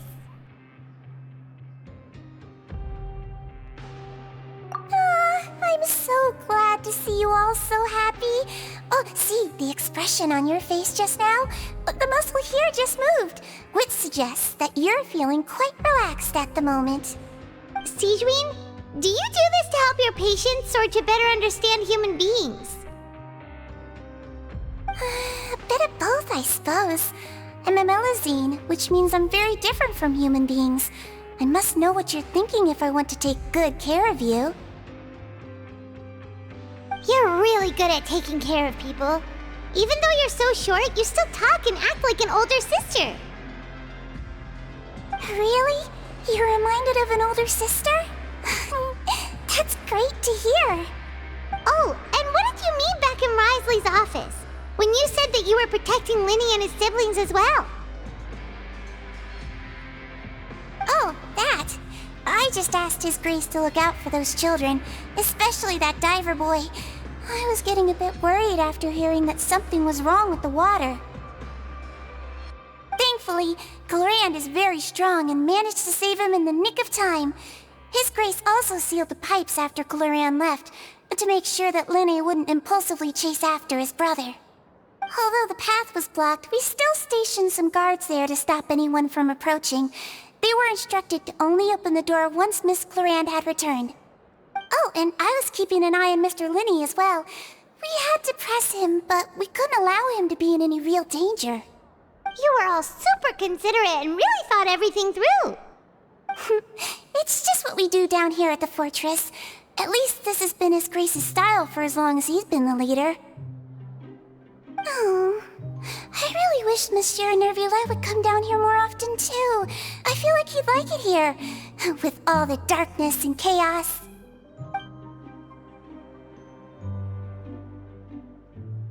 Get a good night's rest, you two. You both worked very hard.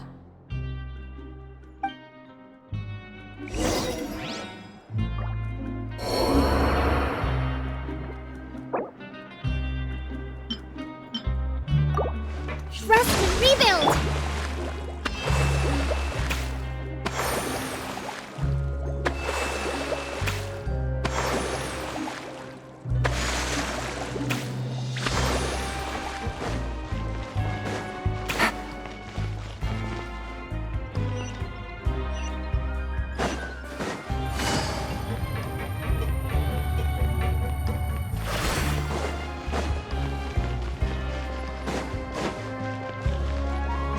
Take it easy.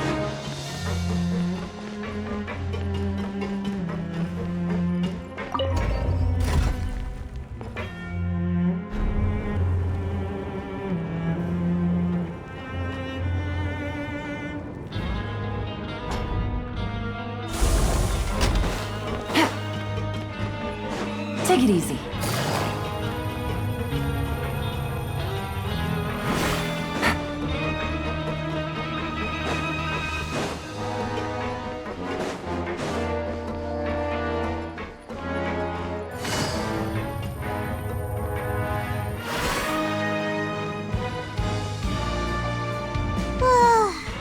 Has happened. Paimon just feels absolutely exhausted now that she's finally relaxed. Paimon's super sleepy. Are you sleepy too?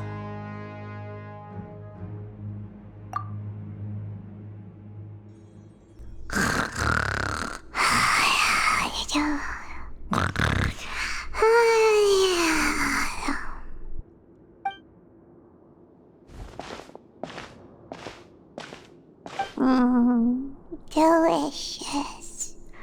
Paimon wants seconds for free.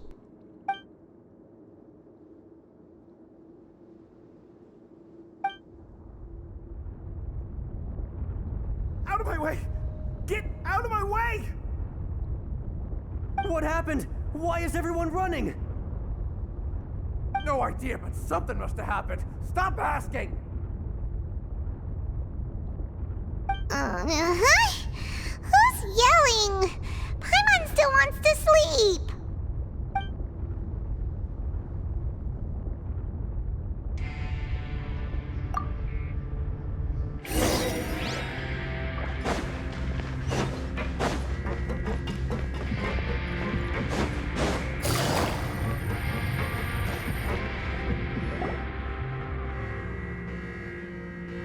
What happened?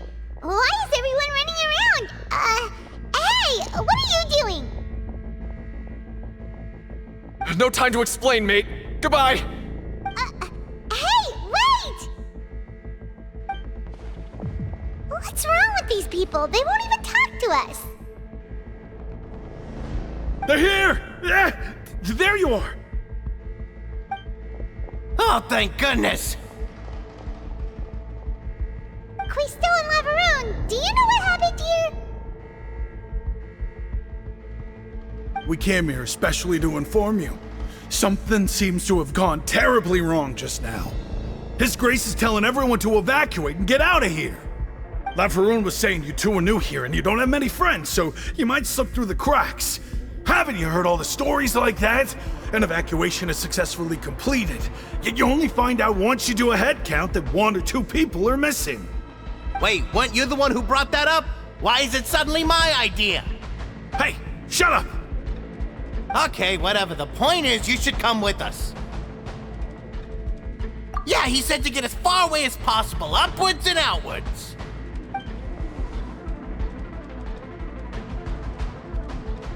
Oh no, it can't be that thing! Whoa, wait, what? What? Hey, where are you going? We have to go find the Duke! You two just go and get out! Go on without us! Hey, hey! Be careful!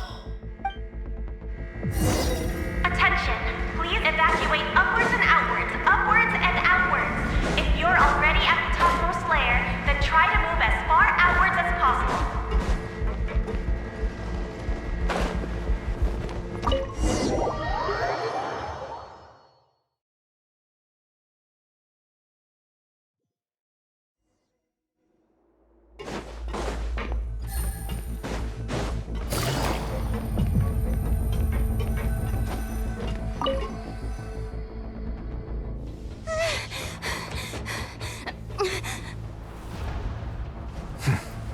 They're here.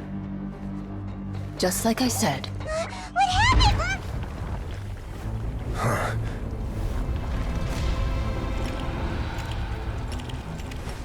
You're just in time. But be ready to run.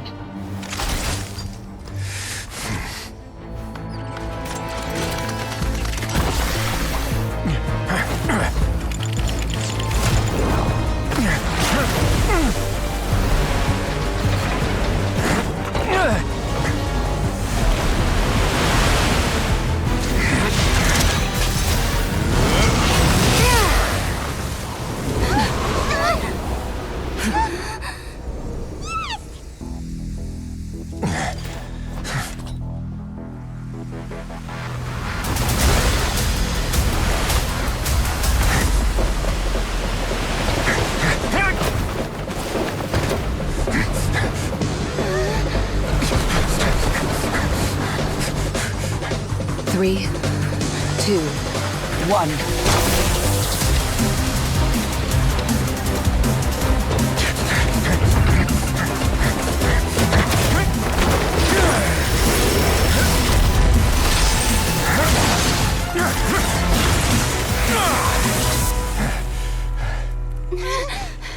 This won't hold it for long. Find Neuvillette. Tell him the defenses are about to collapse. Then what will happen to you? Until he arrives, we're the last line of defense.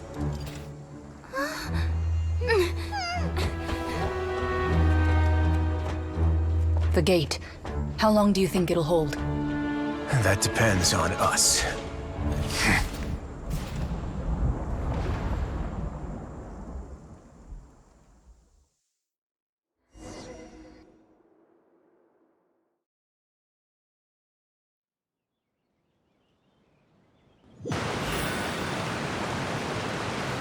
Neuvillette?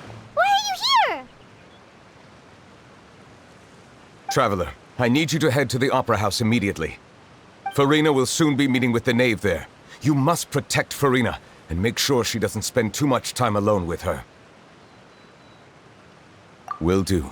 You have my sincerest gratitude.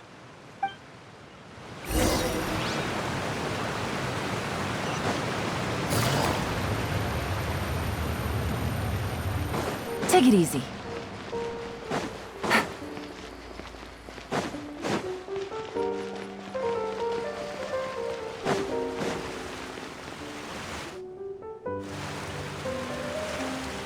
Look! There are a ton of Fatui and Palais Mermonia people over there! The knave is probably here already. We need to hurry! Are you two the traveler in Paimon? Monsieur Neuvillette has left instructions. Please follow me. Though I'm sure he's already explained, this should be a mostly cordial conversation, unlikely to give rise to violence. But it would be most appreciated if you could protect Lady Farina to the best of your abilities.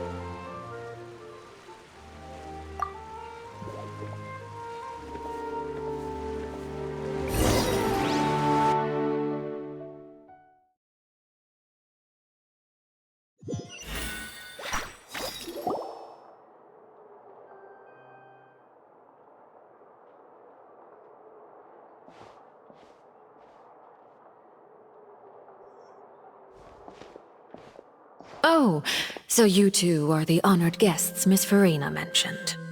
Of course, of course! How could they not attend a meeting such as this? I must always have 2 or more guests at my dessert table. Otherwise, the occasion would be too lonely and unbecoming of my station. It is my pleasure to make your acquaintance, traveler. I have heard much of your accomplishments.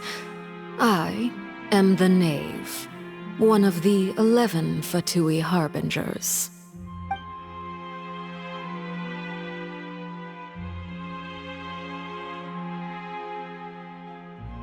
I've already prepared seats for you. Come, sit beside me. Perhaps you two are unaware of how Miss Farina and I do things. You see, we actually recently agreed to get together for tea when we had the time. See this? This is a limited type of confectionery that Miss Farina simply adores. There are only 16 slices sold every day. Here, why don't you and Paimon have a taste?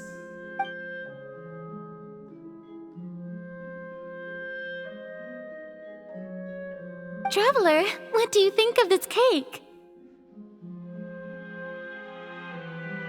That's good to hear. So what Child said was on the mark after all. You do share a taste in desserts with Farina and I.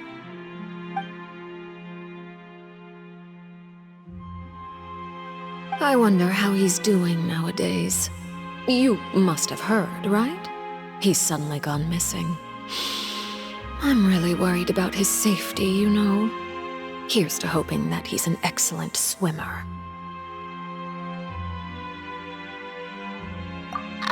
Since we're talking about him, I feel like I should add something.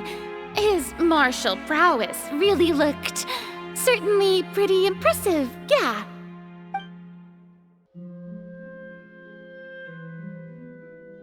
Oh, so you're also familiar with his aptitude for fighting, Miss Farina. Oh, right. I almost forgot. Child was subdued by Udex Neuvillette right in front of you. Against ordinary people, my colleague would never be on the back foot. But alas, he just never imagined he'd run into such a person. I must express my admiration for Monsieur Neuvillette. Coming from you, that's not surprising at all. But I thought you would be happier to hear the news. Of course, but it's still a bit of a shame. You see, I would have been far happier had I received this news somewhat earlier. As you well know, a long time has passed since Child disappeared.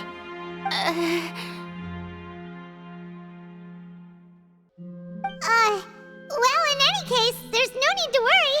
We know for sure that Child is still alive. Oh, and just how do you know that? Because we found evidence that proved he left the Fortress of Mirapede. And where did he go after leaving the fortress? Well...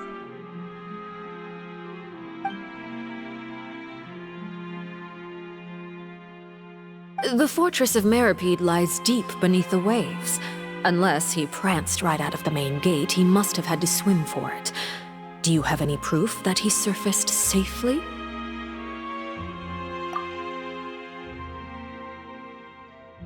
Ah, that is good news at least. His sister Tonya sent a letter to Fontaine not too long ago.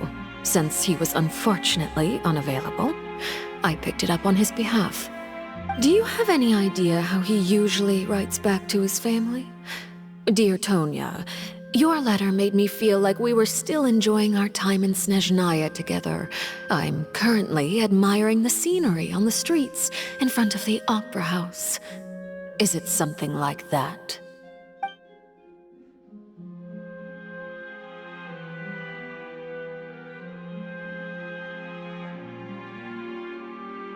All letters tend to follow the same few formats anyway, right? As long as the contents are accurate, it doesn't matter so much how it's written or how it's worded.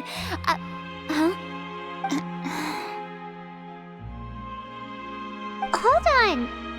The water in the teacup is shaking. I suppose this is also a sign of things to come, Miss Farina. Huh? I don't quite understand what you're trying to say. Have we entered into the next stage of the prophecy?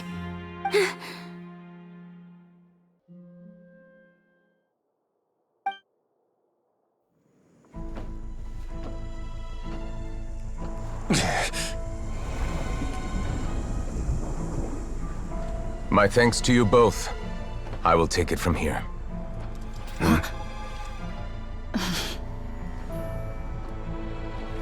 Sure you don't need a hand? Quite sure. Wow. So, what's your secret, huh? Let me guess. Nah, who knows? Maybe it's just your sense of responsibility. Sounds about right.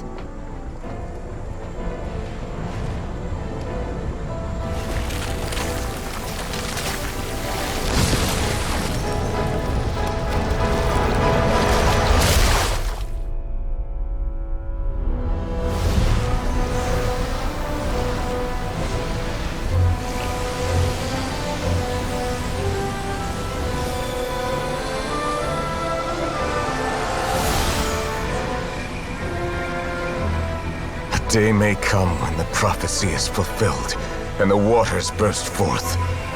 But it is not this day! This ancient power could easily obliterate an entire race. A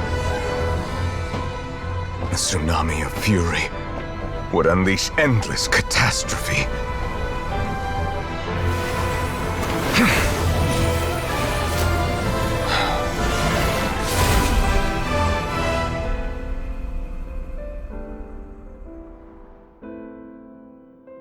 This sentence is too severe. Forgive me for overruling it.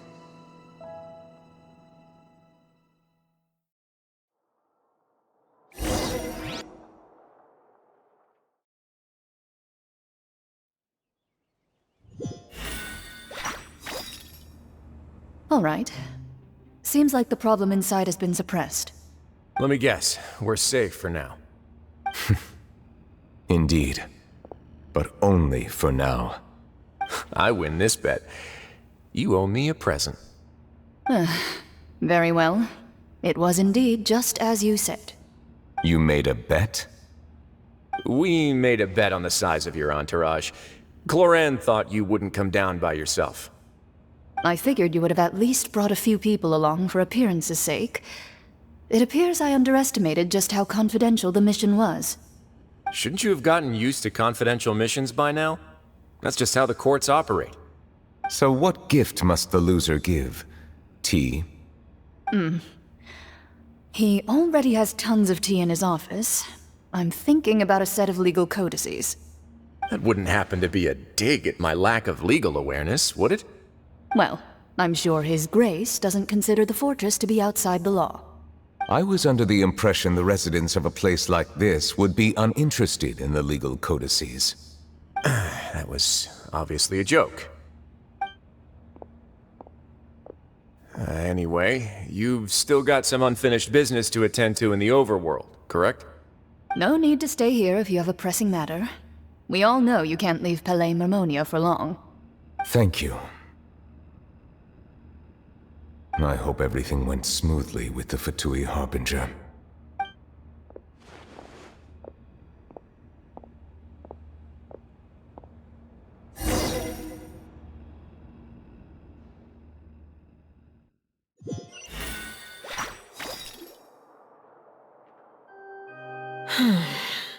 I must say, we've spent long enough playing house. Miss Farina, as the Hydro Archon, I am sure you understand the exact meaning of the phenomenon we just witnessed.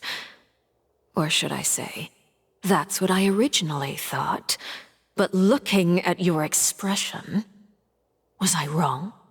And you haven't a clue? What are you trying to say? At this point, I don't think there's any more need to speak as diplomatic representatives. Allow me to speak to you now as just a Fontainian. You know the prophecy by heart, and also that every part of it is being proven true.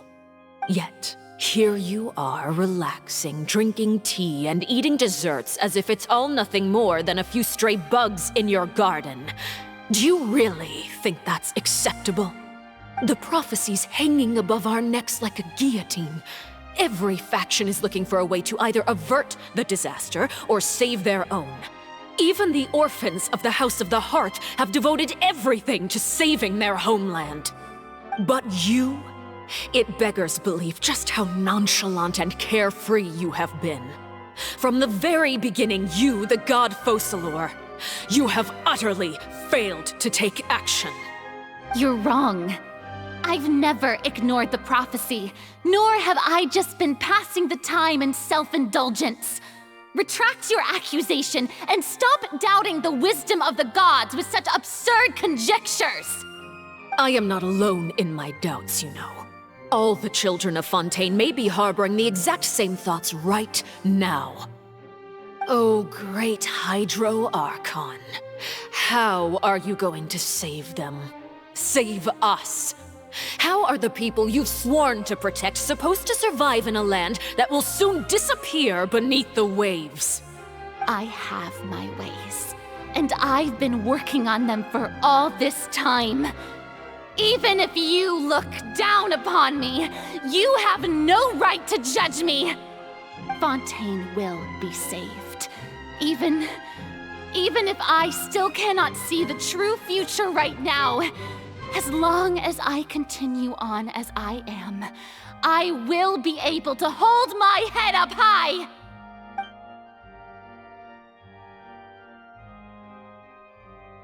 Then I ask you, Miss Farina, just what have you been working on? Where can we see it, and what is it doing to help?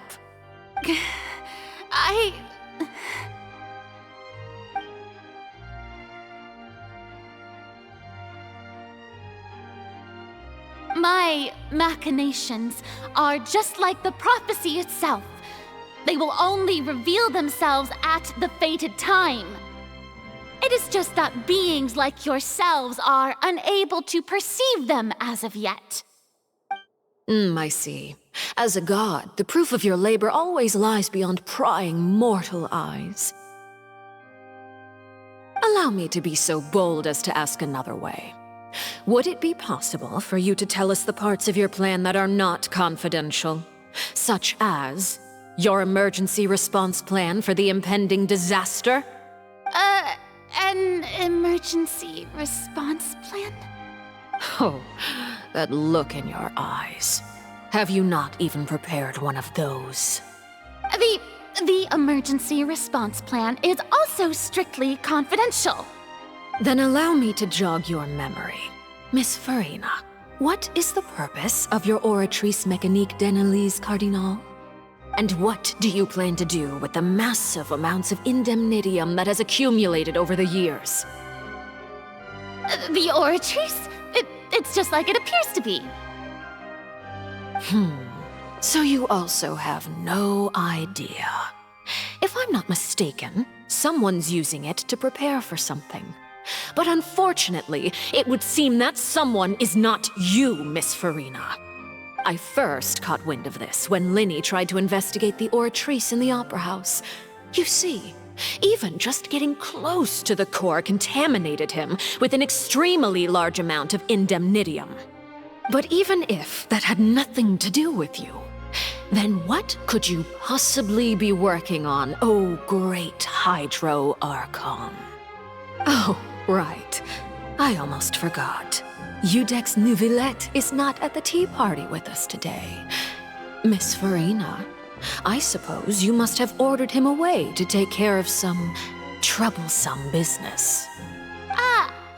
Yes, that's exactly right. Please keep it a secret for me. Of course I will. Although, I must say, Miss Farina, you seem quite insecure without the Udex by your side. Oh, very well. Let's stop that conversation here. There are still a few slices of cake left, so please, help yourselves, everyone.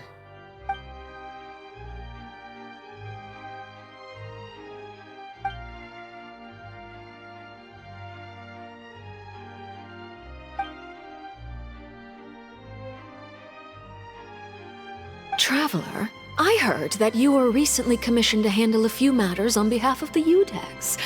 Why don't you take an extra slice of cake? Those who work hard deserve gratitude and praise.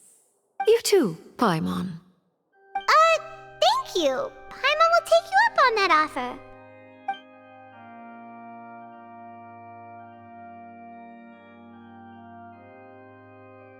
Oh, Paimon's super full. That cake was great.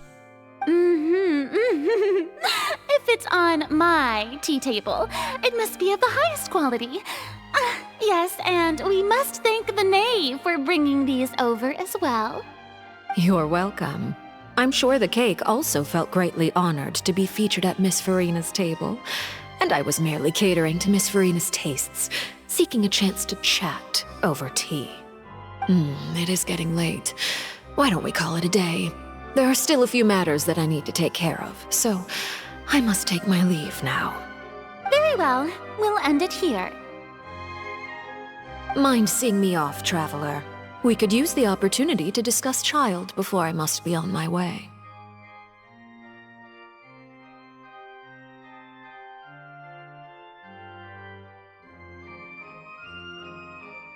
Paimon's coming too!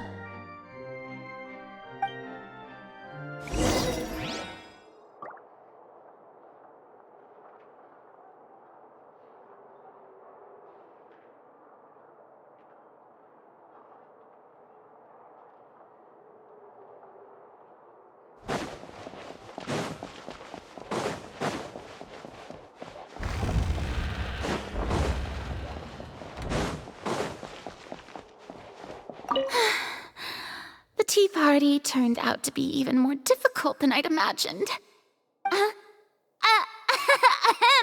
Why are you looking at me like that? Is something the matter? If there's nothing urgent, then I shall be retiring for now.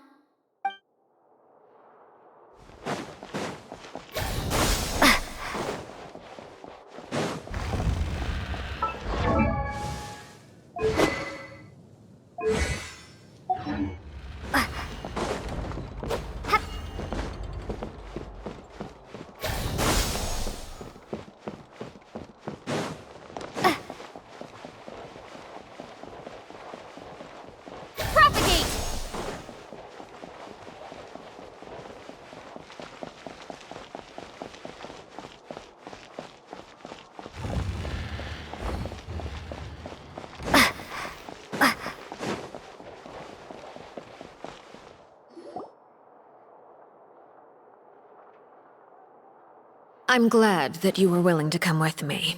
Of course, Child was just an excuse. I have no interest in your dealings with him. That's what Paimon thought. You lent your aid to the children of the House of the Hearth. As their father, I would like to express my gratitude. Do I look like an irresponsible father to you? The House of the Hearth is very important to me. You should know that I care deeply about my children. That was all. Formal topics should be discussed in formal settings, and informal topics in informal settings. I know you just returned from the fortress of Meripede. Relax. I have no intention of trying to get anything out of you. Linny, Lynette, and Fremine are still there, and I trust their judgment and abilities.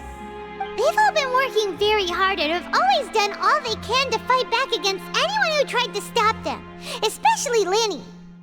You mean Wriothesley. He's a tricky one to deal with. It's unfortunate that Linny's so eager to prove himself that he can't learn to rely on others, including me. By the way, and you can just consider this a bit of idle gossip, but what's your impression of Farina?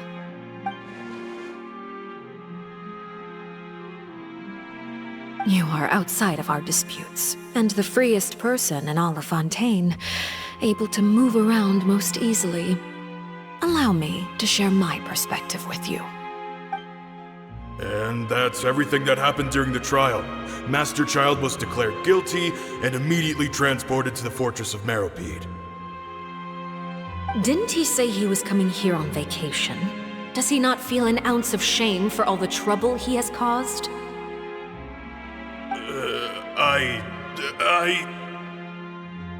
Forget it.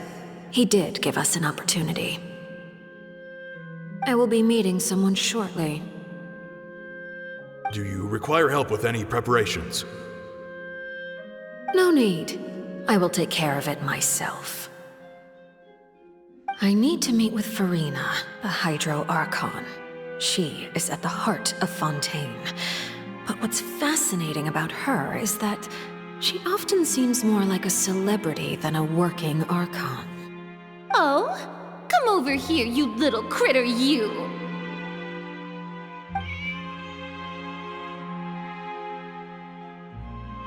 You dare to run from me? Stop right this instant! My goal is just to discover the location of the Gnosis. But I didn't expect the chance to approach Farina to be handed to me on a silver platter. This is so easy, it's actually making me a bit suspicious. Anything left unguarded is usually just bait.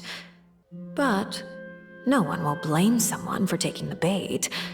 After all, from the moment it was attached to the hook, the bait is meant to be sacrificed. It's just as I guessed in the second before I struck. The Hydronosis is not currently held by the Archon. In fact, this Archon doesn't seem like a god at all.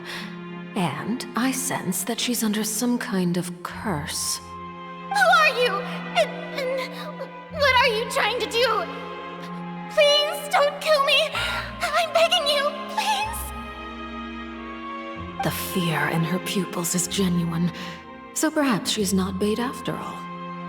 Either way, targeting her has lost all meaning. I left the scene with ease. Nobody came looking for me, and nobody could serve as a witness to my near assassination of Focalor. I suspect even Farina dares not mention this incident to anyone. Not long after, my informants confirmed what I had guessed. After returning to her quarters, Farina quietly cried alone. She was so scared that she could not sleep that night, nor could she even bring herself to eat her cake. There's no doubt that there's something wrong with her. I began to entertain the possibility that she is not the true Hydro Archon. Perhaps Iudex Neuvillette is actually the genuine article. I have to find the Gnosis. If the Neuvillette hypothesis is correct, he is probably in possession of it. Alternatively, it might have been hidden in a place that's hard for ordinary people to access. Yes, Father. My dear children, please speak. News from the fortress of Meripede. Master Child has gone missing. On top of that, the contacts and guards we bribed at the fortress have all gone quiet as well. Probably the handiwork of that Ridesley. I'm afraid so. This is a good opportunity. The value of a Harbinger is much higher than most would imagine. We now have an excuse to exert diplomatic pressure on the Fontaine authorities. Set up a meeting for me. I would like to meet the Hydro Archon and Iudex Neuvillette. Oh, and I have an additional mission for you three. Yes, Father. Tartaglia's disappearance was not a part of my plan, but I can use it to make a breakthrough. With this as my excuse, I can ask for an official audience and continue my investigation of Farina and Iudex Neuvillette. The initiative belongs to the House of the Hearth. My wish to investigate the fortress of Meripede will be a front. Linny and his group will be responsible for the actual intelligence gathering.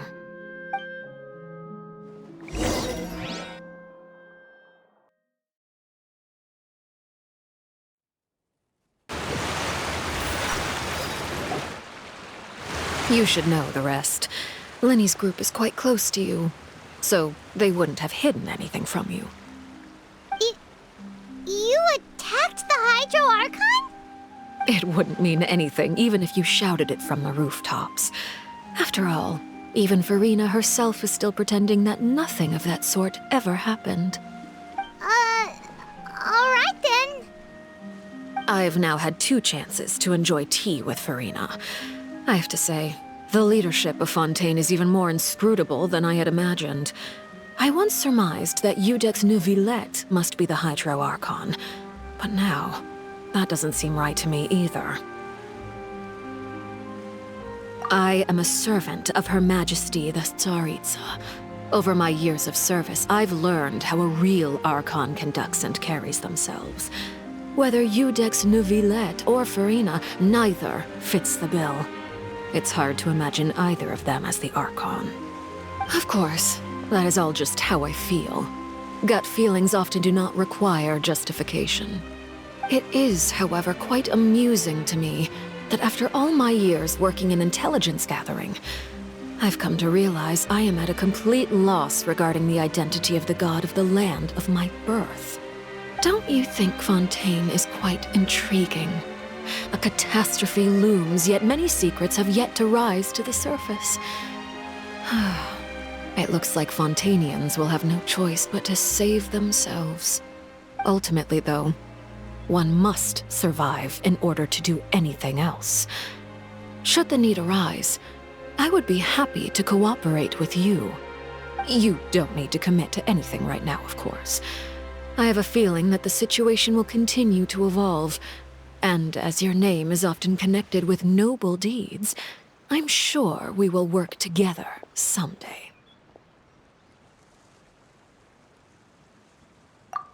He certainly returned quickly. You must want to catch up with each other, so I'll leave you to him.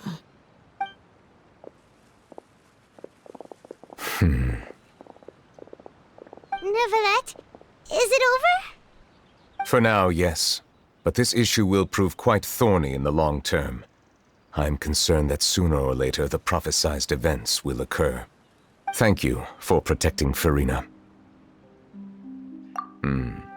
To put it simply, I used my power to force back the primordial sea and reseal the sluice gate.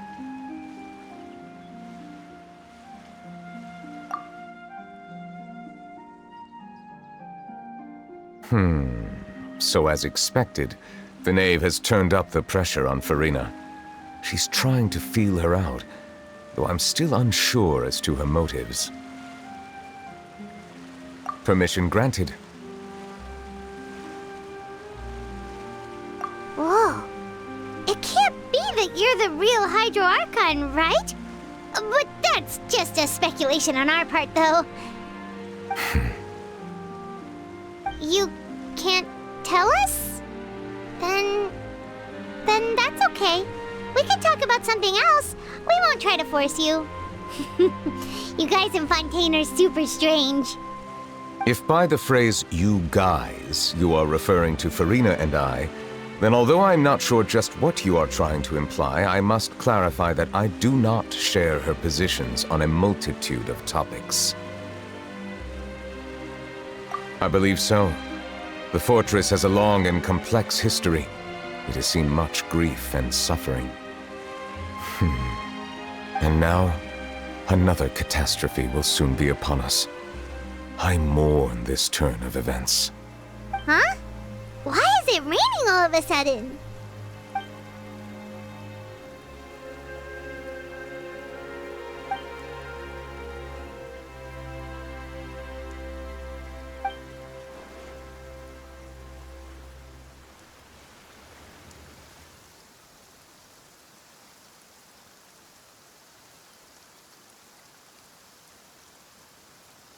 You may be closer to the truth than you think.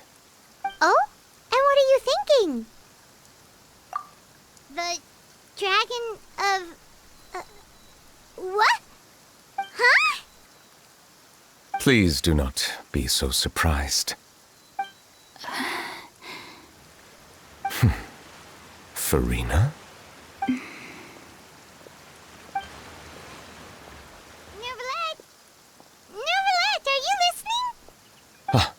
My apologies.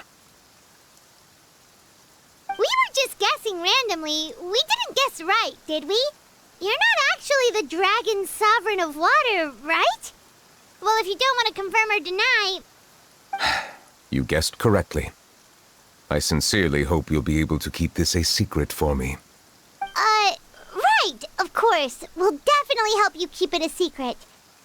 There's still something Paimon wants to ask you, though. Please, go ahead. Well, if you are the Dragon Sovereign of Water, and you were able to force back the primordial sea from the fortress, then since Fontaine's prophecy is all about seawater, couldn't you just use your power to solve the crisis? None of the currently living dragon sovereigns in the world, myself included, possess our full dragonhood. They say that when the first usurper arrived on Tivat, they seized a part of the dragon's power. Today, that stolen power is the basis of the Archon's authorities. There are 7 elemental Archons and 7 matching dragon sovereigns. The dragon sovereign of water who lived through that era perished a long time ago. As their successor, I know far less of that part of our ancient history. In any case, I believe I will not be able to do much unless the Archon disappears and returns their elemental authority to me.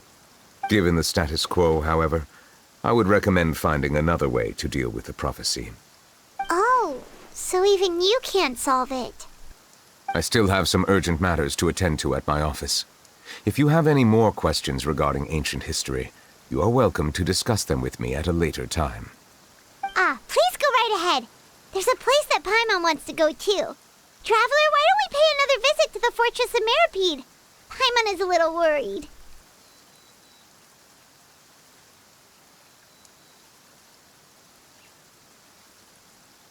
We'll see you another time. Take care.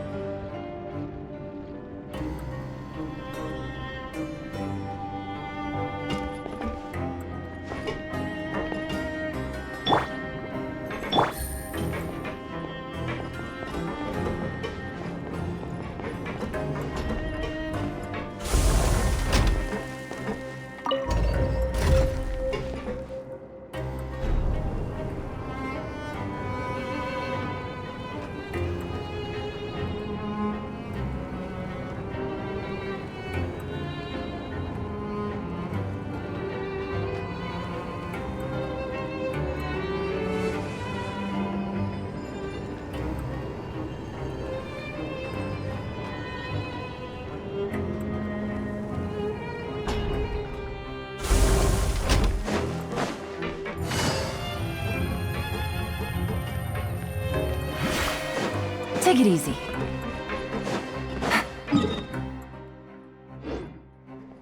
Take it easy.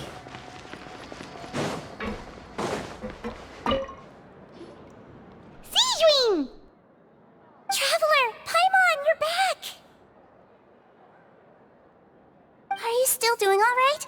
Did either of you get hurt? We're fine, but what about you guys? It was such a huge mess. How bad was it? A few people sustained superficial injuries, but that's about the extent of the damage. Monsieur Nervulette paid us a visit. It was all thanks to him that we managed to suppress the crisis for the time being. Oh, of course, we must also thank you for the help you provided. How did Nervulette know that he was needed here? Well, Monsieur Nervulette has strong resonance with the hydro element. When the water level rises, he can feel the waves produced. I ran into the bombshell bros while bandaging the injuries of the wounded. They were mumbling the whole time about how you just ran down without a word. I'm so relieved to see that you're both alright. If you're not too pressed for time, please stay with us a few more days. Just let me know if you get a craving for any particular dish, so I can have Mr. Walsey get your meals prepared. Oh, and please feel free to visit the infirmary for a break at any time. I'd like to take the opportunity to spend some more time observing your facial muscles as well. Your happy smiles are quite contagious, you know. They're so memorable, and I've missed them immensely while you were gone.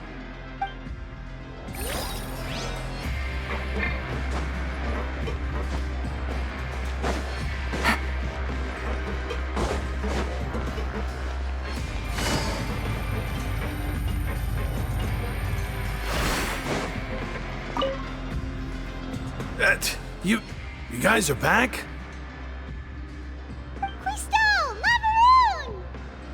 You guys didn't get caught and thrown back down here, right?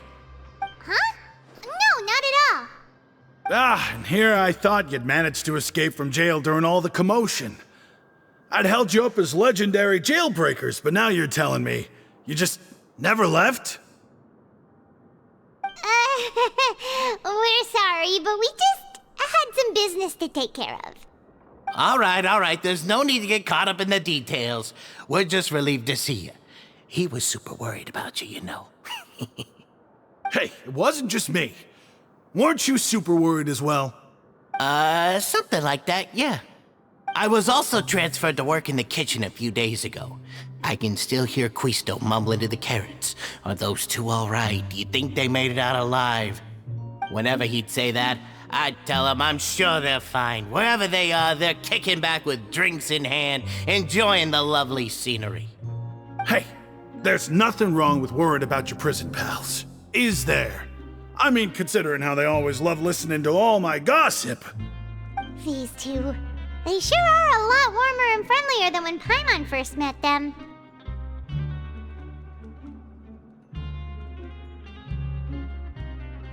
Oh, well, if you say so. I'll be watching you to make sure you finish every last bite.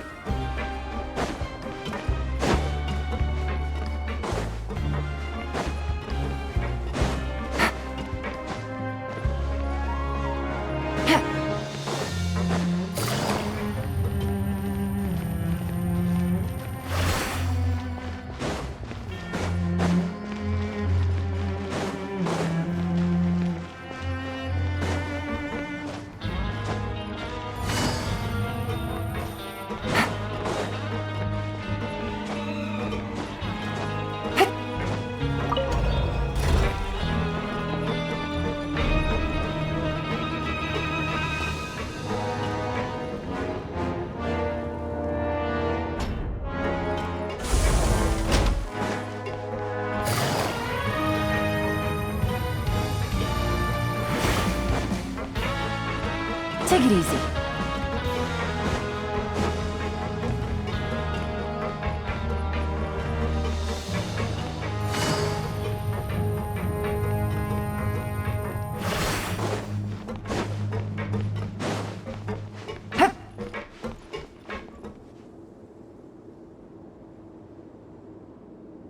Now guess, what suit will this next card be? A bare-teeth cat? Well, look who it is. Traveler, Paimon. Hello, everyone. Looks like you're recovering nicely from it, eh? Thanks to everyone's support. Oh, right. I managed to work up the courage to thank Miss Clorand in person. Whoa, how did she react? She told me that it was nothing. It was as if saving a life wasn't a big deal to her at all. She also told me not to worry about it. She didn't want to stress you out, that's all. She's right, and it's best not to dwell on it. Yeah. Okay, but check this out. We went back to the opera house and we met the knave. You met Father? Did she say anything to you? She said a few things that were, a bit hard to understand.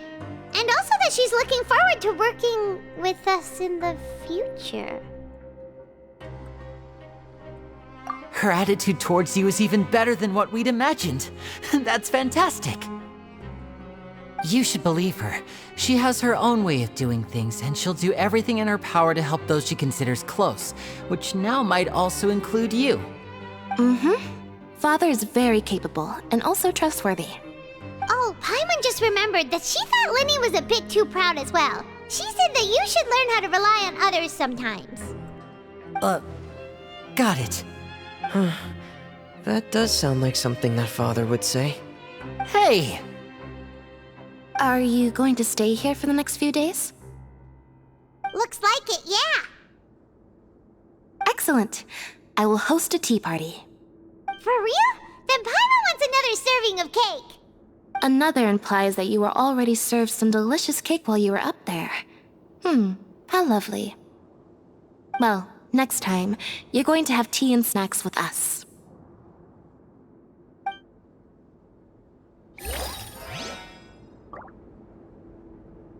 We should start preparing that tea party. Oh, that's a great idea. I'm all for it. I'll help you set it up.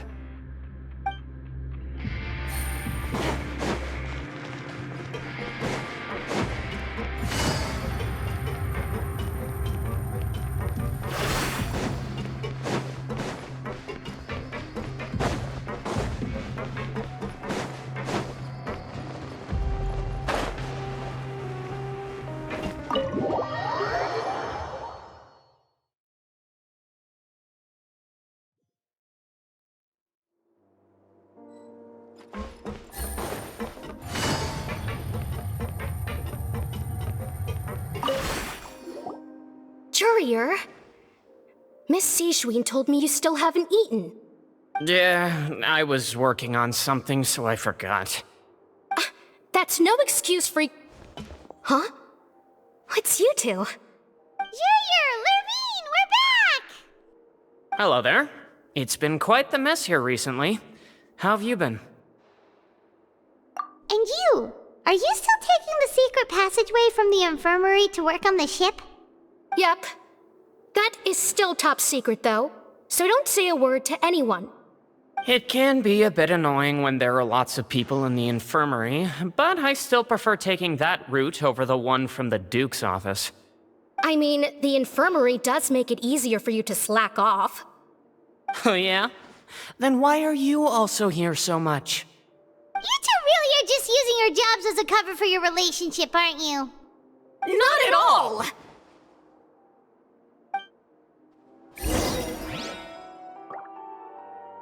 Courier, the rumors about us are literally everywhere now. Please do something about it. But it's not like I caused them by myself. All right. I'll try to do something about it when I can find the time.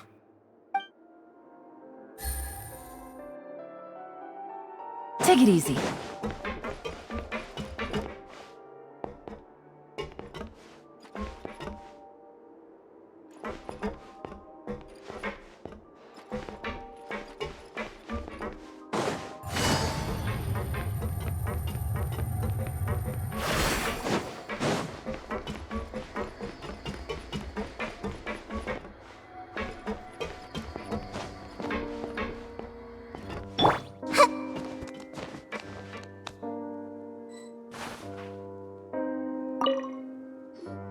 Do my eyes deceive me, or did I just see two inmates come back after making it to the surface? Some strange winds blowing of late. We wanted to see how the fortress is doing. Is everything still alright? We're fine, for the most part. Neuvillette came down and took care of the worst of it. If that's the case, why don't you just ask him to stay here? Oh, yeah, what a brilliant plan. Let's go convince the Eudex himself to exchange the courts of Fontaine for a puddle of water in the middle of nowhere. He came here in a hurry and left without even stopping for a cup of tea. He did remember to take Miss Sijwin's gift with him, though. He sure sounds super busy.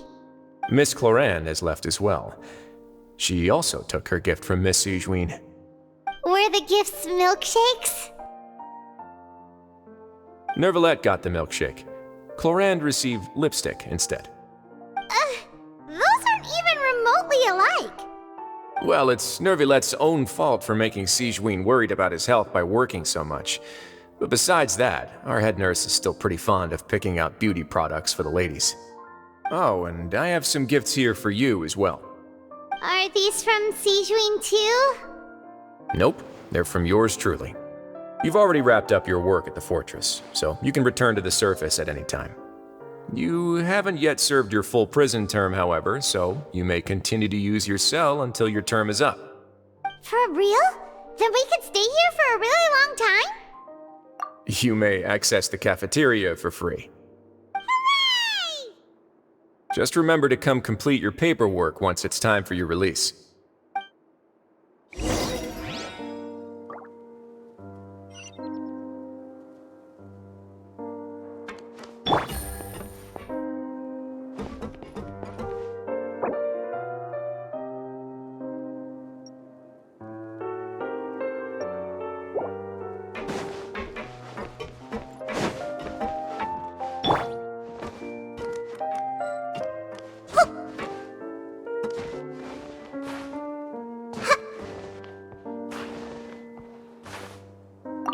Your file can't be closed until we've completed your paperwork, so don't forget to come find me again when you're done serving your sentence.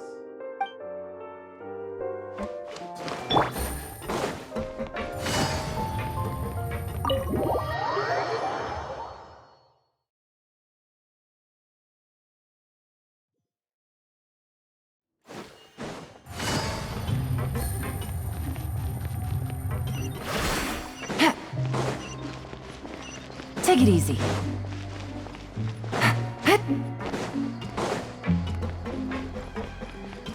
Take it easy.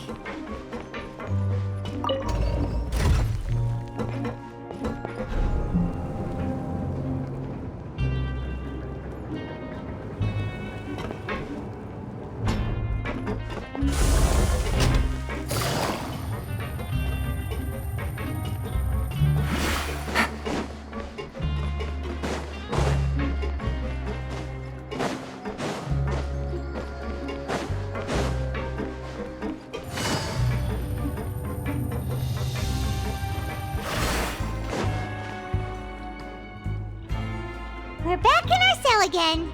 We're no longer prisoners, though, so it really doesn't feel the same. Being free sure feels pretty special now. Huh? How did you know? Hey, that's not true! All right. Okay, Paimon just wanted to say that we really are an amazing duo after all. It's like we've now gone to so many places together and become friends with so many people. We've never stopped traveling or stopped meeting new friends. There are so many bad things in the world, and we're just two people, but we've still been solving problems no matter where we go. Isn't that pretty cool? You're counting Paimon today? Aren't you the only adventurer here?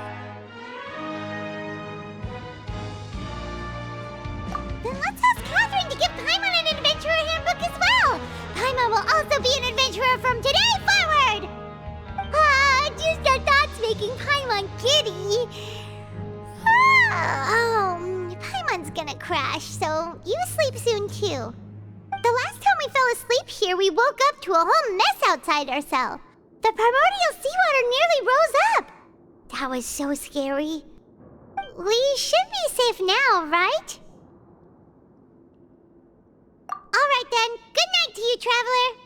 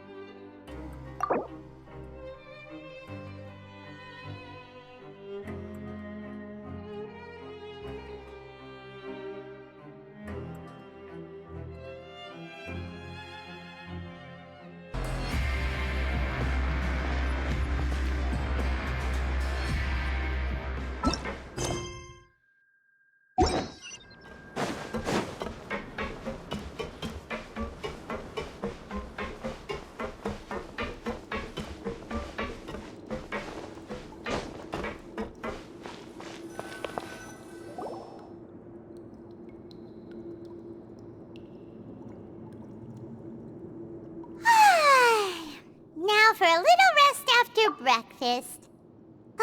This is the life. Wait a sec. Isn't something important supposed to happen today? Oh, today's our big day! We're supposed to leave the Fortress of Mirapede! Come on, we've got to go complete the release procedures now!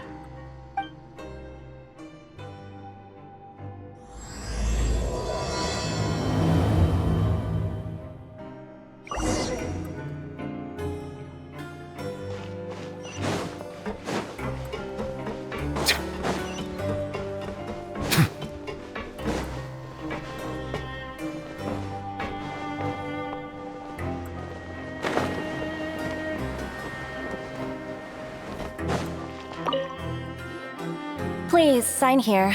This document will be effective immediately upon signing, and you two may exit the Fortress of Mirapede via the regular channels. It's been so long since we've been to the surface. Let's hurry up and... Huh? What's happening?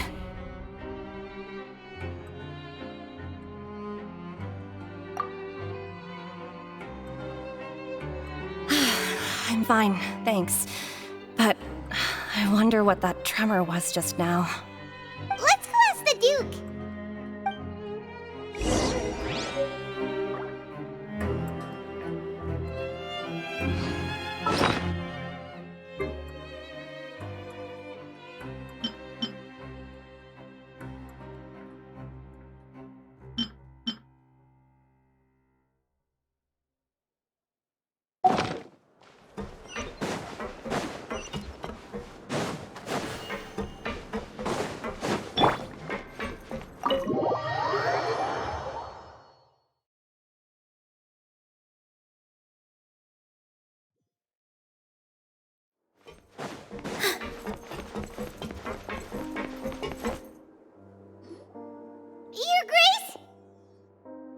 Ah, good to see you two. Is there something you wish to see me about? Yeah, what was with that earthquake just now? Ah, that. The tremor didn't originate from the seafloor. In fact, it seems it came from the surface. Over the years of serving as the warden here, I've developed a sense for distinguishing between what occurs on the surface and what occurs underwater. Besides, the seal that Monsieur Neuvillette set in place won't fail so easily. So the fortress is okay?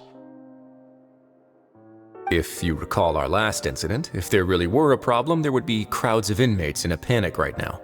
Huh, you've got a point. Okay, seems we need to get back up to the surface and ask about what happened. By the way, do you know what day it is today? I believe today is this month's pipe cleaning day. Wait, seriously? Ah, yes. Have you completed your release papers? Yep. It's you two. Are you leaving now? That's right! Today is our last day in prison! But now that Paimon says that, it doesn't feel like we were confined here. It's actually been pretty nice! Oh yeah, Paimon feels fond of this place now! Then be sure to come back and visit. I'll miss you. If you've signed the release papers, then you're free to go. The guards will escort you out. You're not going to see us off? I knew you'd ask. All right, sure. Let's go. Well, you actually agreed. No worries, you must be busy. Paimon was just joking. Ah, so you do have a polite side, I see. After being down here for so long, I imagine you must feel like you're lacking companionship. Shall I come along too? Yeah, don't worry, we'll come back to see you. Paimon really likes the cafeteria here. The chefs sure do know how to make good grub. I hope you won't be here as convicts the next time I see you. We'll do our best to stay out of trouble. Well, it seems our work in the Fortress of Mirapede is finished. That's the end of another chapter in our journey. And since Neuvillette was the one who asked us to come here, we should probably go report to him now. Next up, the Palais Mermonia. You're going to see Monsieur Neuvillette? Please pass on our kind regards. I'm sure just your regards will do, no? I believe it would be the polite thing to do. You're right. I've heard the palais has been terribly busy these days. Tell him that I hope he hasn't been overwhelmed by the recent string of troubles.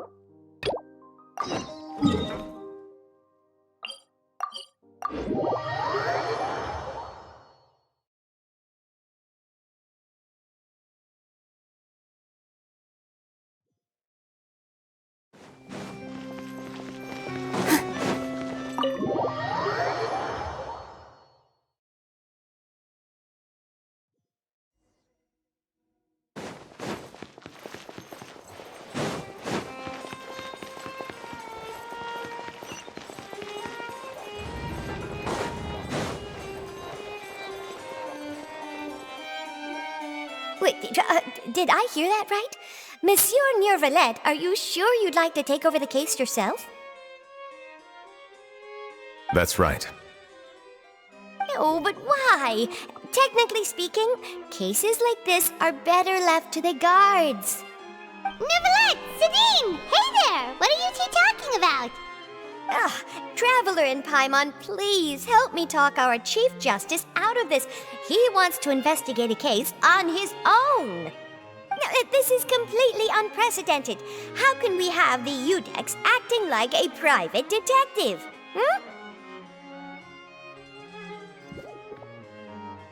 Thank you for your concern, but I currently have no such plans. Oh, apologies. I took your question in earnest, but it now occurs to me that it was most likely in jest. So, what is it exactly? It sure sounds serious if it's something you've got to investigate personally. A Melusine named Kiara received a threat letter. And then? That is all the information I have acquired at this stage.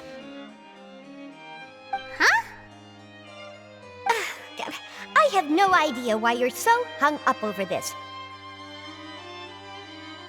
I've checked the schedule in advance, and it seems like there aren't any trials today. So, if you insist, I have no objections. Thank you for understanding. I will leave a note explaining my absence on my desk. I would appreciate it if you could take it to Lady Farina. She may have no interest in official affairs, but standard procedure dictates that I'm still responsible for reporting to her. Yes, understood. I'll come back later and deliver the note to her.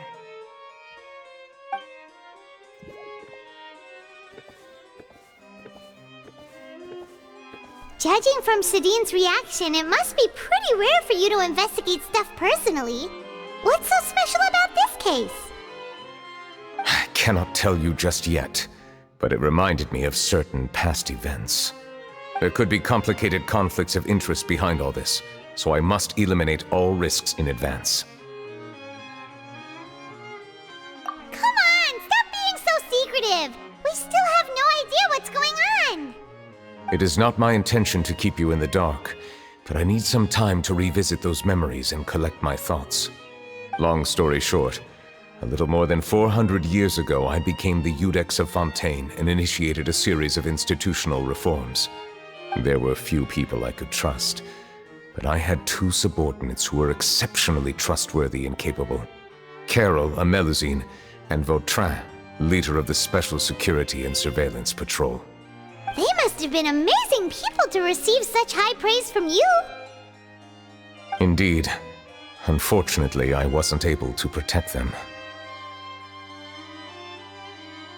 The reforms damaged the interests of some, and the more conservative faction took advantage of Carol's identity to instigate political unrest. Ultimately, they wanted me to yield more of my power. The incident resulted in Carol taking her own life, and Vautrin being exiled, From then on, I've been especially careful when dealing with cases related to Melusines. All Melusines used to live a secluded life away from human society. I granted their wishes when some of them, including Carol, asked me to bring them to the court of Fontaine. Many common folk believe that I share a special bond with the Melusines, and whatever they do can be traced back to me. Some of them, especially those who hold a grudge against me, exploit that belief and stir up conflict over Melusines in an attempt to lay the blame on me. I have nothing against the opinions of others, but the moment a whirlpool of conspiracy forms, it inevitably affects the innocent. It has already happened once, and I want to make sure it does not happen again. Even so, why do you have to be the one investigating? There's the guards, the Marechaussee Phantom, and the Special Security and Surveillance Patrol. Aren't they more than enough to figure out what's going on? Based on prior experience, there is a high chance that those who hold hostility towards me do not belong to the same department. The political system of Fontaine is relatively complex and involves the interests of multiple different factions. However, since I am technically an outsider in Fontaine, a lot of trouble could be avoided if I personally took on the case. Outsider? But aren't you the Chief Justice of Fontaine? Why would you be an outsider? I understand where you are coming from, but there is not necessarily a connection between my responsibilities and how I perceive myself.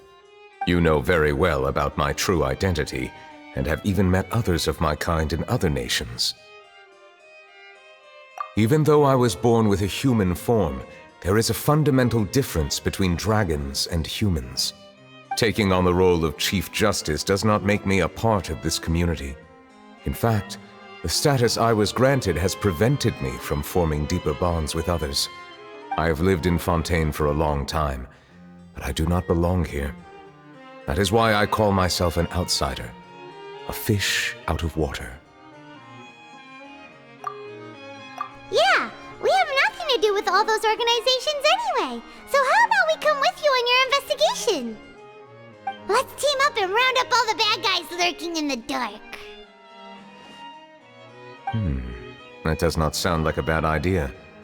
I rarely investigate cases on my own, but with professionals like you around, I'm sure it will go a lot smoother. Oh, Paimon's starting to get a little embarrassed. Just leave it to us. I will write my note of absence right away. Let us depart together once I'm done.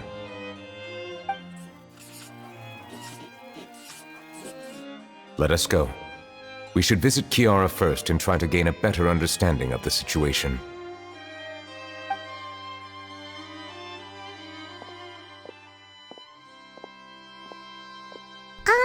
So Neuvillette feels like he doesn't truly belong here in Fontaine, but is that really true?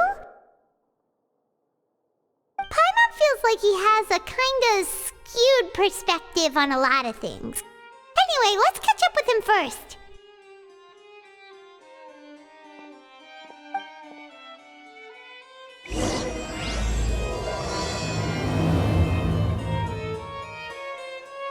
Paimon's been thinking.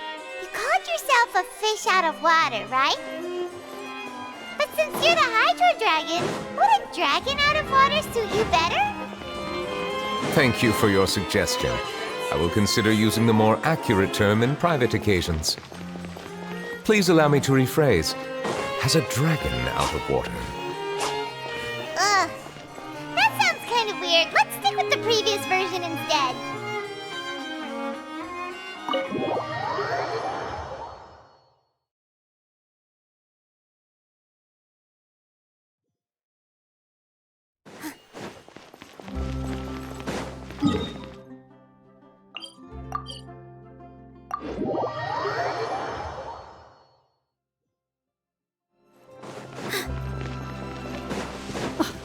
I never thought I'd see him here.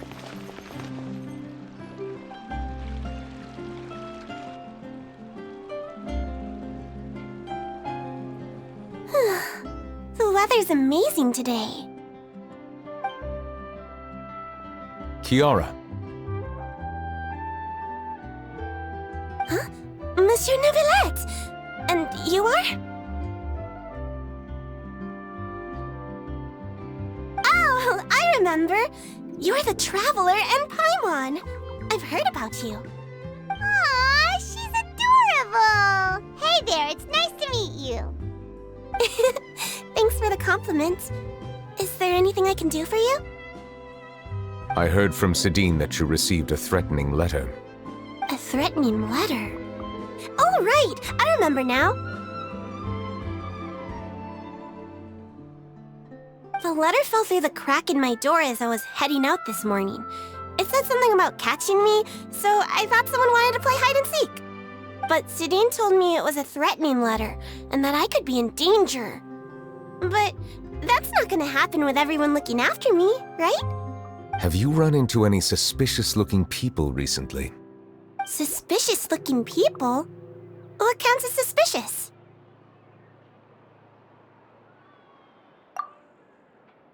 Ah! Did you think of something? Nope. I don't remember meeting anyone like that. Do you still have the letter with you? I want you to show me what it says. Oh, let's see. Found it!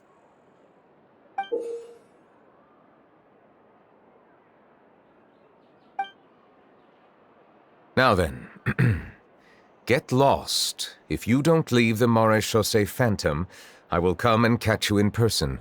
Don't say I didn't warn you. A simple threat.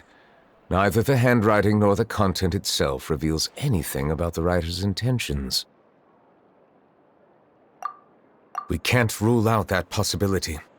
Since you can't think of anyone suspicious, I will be heading back to the Palais Mermonia to review some official documents. Kiara, you should come with us. It's safer if you stay close by. Sure!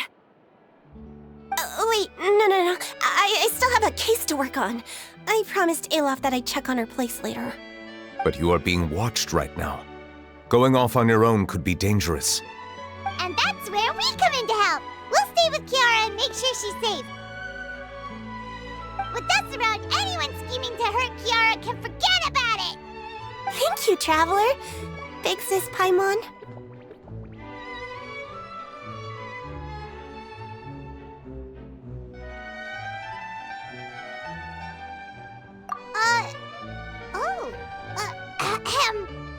Don't worry, your big sis Paimon is super strong! All right, let us go our separate ways for now. Please take care of Kiara. We'll take her to a lost place right away! See you around! So, Kiara, how old are you? Let me think. 1, 2, 10? I can't remember. But I remember coming to the court of Fontaine with Carol and Neuvillette. That must have been a long time ago. Carol? Did Neuvillette mention her just now? That was more than 400 years ago! Why would Paimon be a big sister to you? My memory isn't that good. But Carol told me I could address others based on how I feel about them. Paimon feels a lot more grown up than me, so you're a big sis. Paimon sees. Hey, Traveler, did you hear that?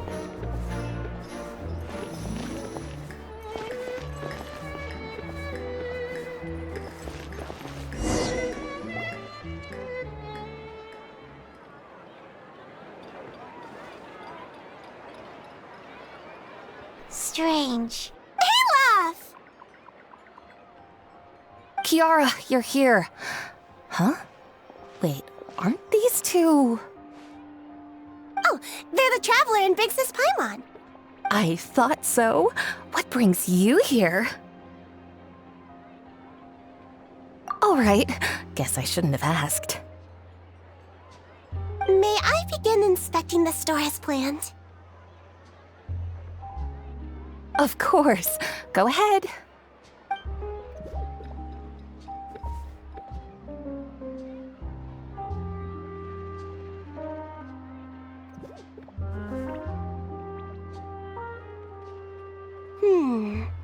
No hazards detected. You've cleared the inspection. Seems like the criminal from that case last month never set foot in here at all. That was quick. What were you inspecting? I took a look around the shop. Neuvillette says that us Melazines have special eyes that can see things people can't. Things like bloodstains. No matter how hard you try to clean them up, we Melazines can see their residual stains for some time. Pretty cool, huh? All right. Now that you're done inspecting, can we have a chat? Hear me out. I'm planning to release an outfit for children next month and wanted to hire you as my model. Is that okay with you? Of course! Is there anything I need to do? Please wait a moment while I take your measurements. The sample should be a perfect fit. Seems like they get along really well. Huh? What are you looking at? Is there really someone watching us? Shh! Let's sneak over and take a look.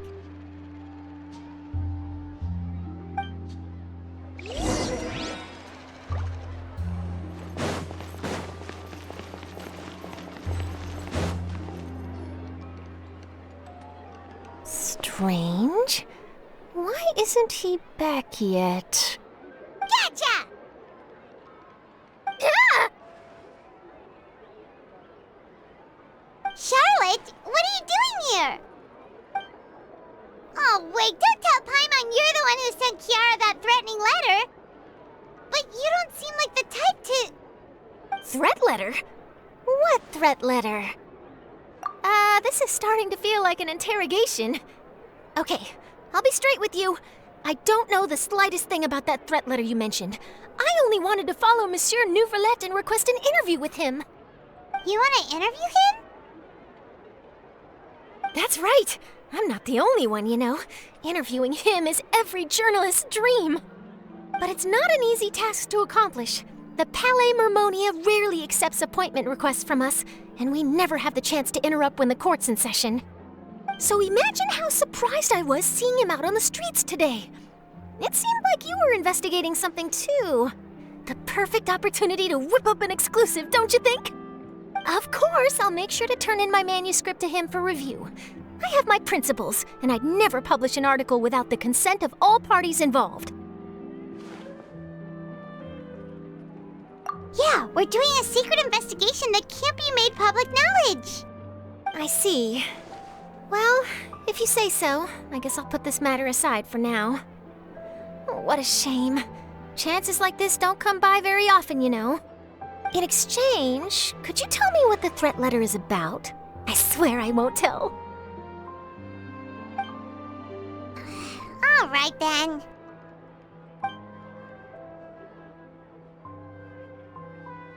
What? Someone's targeting a cute little Melazine? Shh, not so loud. It just so happens that I did an interview with Kiara. Last month, in fact. It was well received by our readers, so I was planning to continue the series. And now someone's coming after her. I'll ask my colleagues about it. Who knows? We might find something.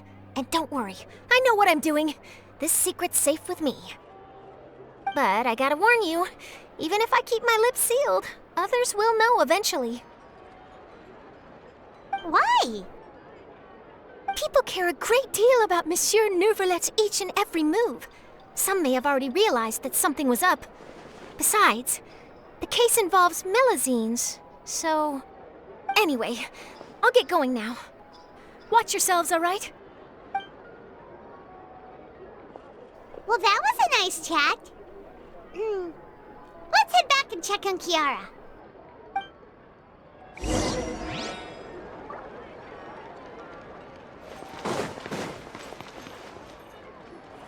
What do you think? The design looks pretty good, huh? I think it's great! Huh. It's very pretty indeed. Haran! What are you doing here? It seems that you just showed up out of nowhere. As I passed by the Palais Mermonia, I heard that Neuvillette was investigating a case with you. Technically speaking, he and I are under an employer-employee relationship. It didn't feel right to have my employer personally take on such trivial cases. I happened to have some time at the moment and came to take a look. I sometimes have my clothes custom made at this boutique, in any case, so we always have a lot to talk about. Ah, Nervalette sure is lucky to have someone like you. Leave this to me. You should go meet up with Neuvillette. Okay then, we'll leave Kiara in your hands. Come on, let's go find Nervalette.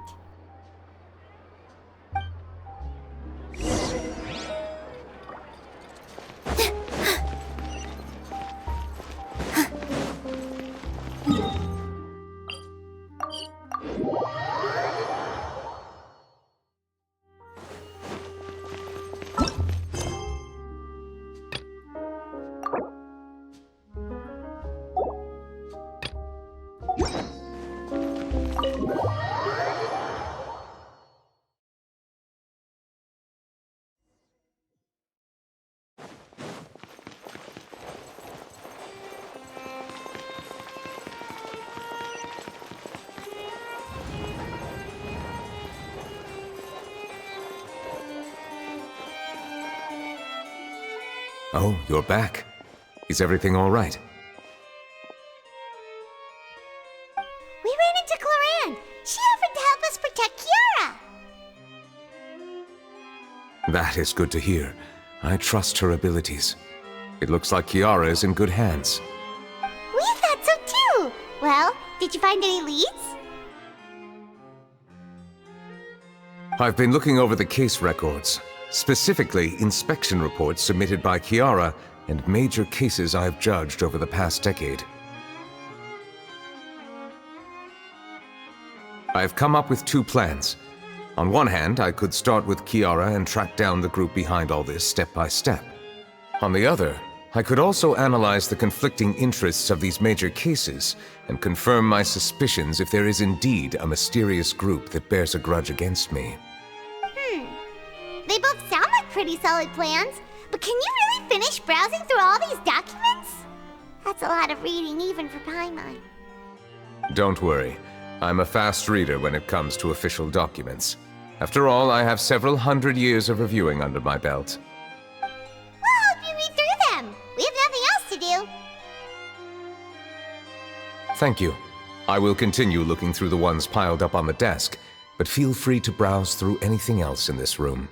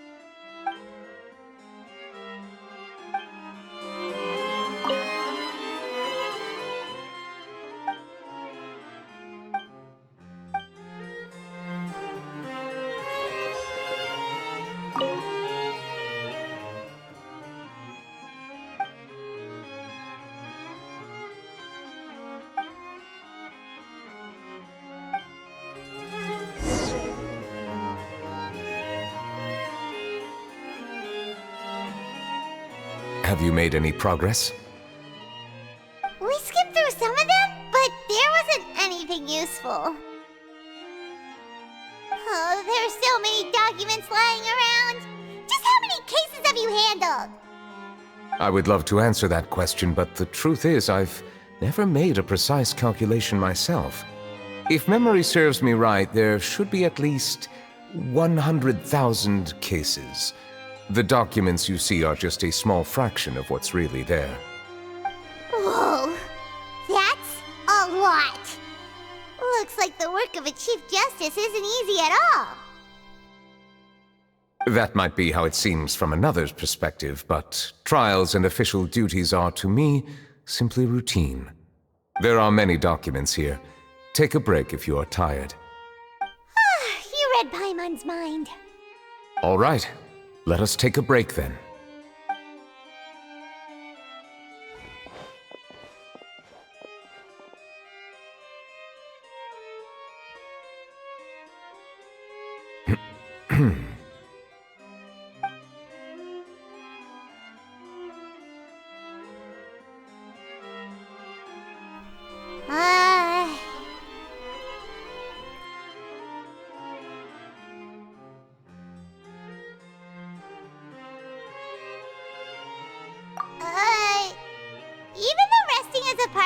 taking a break, shouldn't we at least talk about something?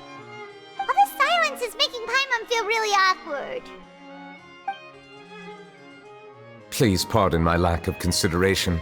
People rarely come to the Palais Memornia for matters outside of work. To be quite honest, I am not sure what we should do. Would you like to have some drinks, perhaps? You must be thirsty after all that work.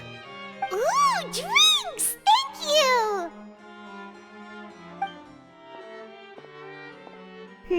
Paimon wonders what Nervalette likes to drink. Oh, maybe he's a fan of really fancy wines. He seems like the type of person who'd own an entire winery. You know, like D-Luke.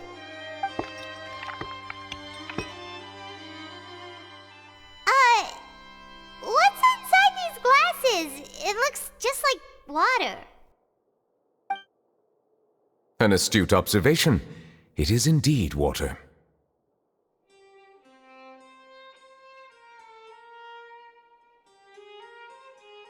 So it's just plain old water? What did you think it was? Since you're the Chief Justice and all, Paimon thought you'd prefer something more sophisticated. This water is indeed very special. It would not be an overstatement to call it sophisticated. Huh? I believe you've already tried Fonta. In fact, there are many other drink factories in Fontaine, including those that specialize in packaging pure drinking water. Said water is sourced from all across Tevat, including Mondstadt's Cider Lake, Liyue's Chintsa Village, and Inazuma's Konda Village. Here is one of their latest products, water from Sumeru's Apam Woods.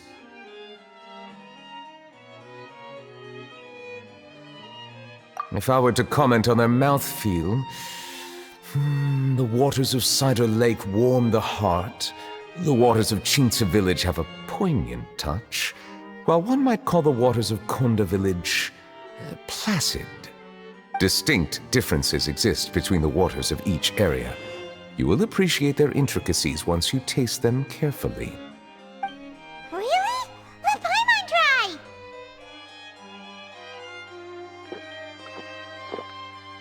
What do you think?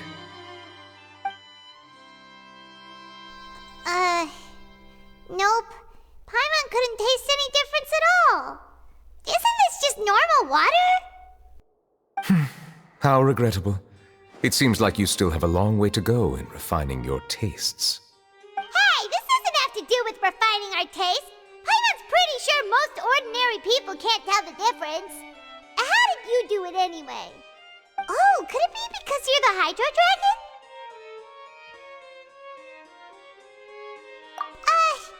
We are allowed to bring that up, right? Since no one else is around? Oh, Paimon's been wanting to ask this for ages! If you're the Hydro Dragon, why would you become Chief Justice in human society?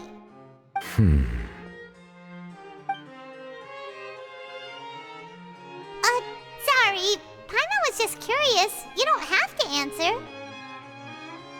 There's nothing to hide. I was simply organizing my thoughts. I accepted this position because I wanted to seek out answers to questions that have perplexed me.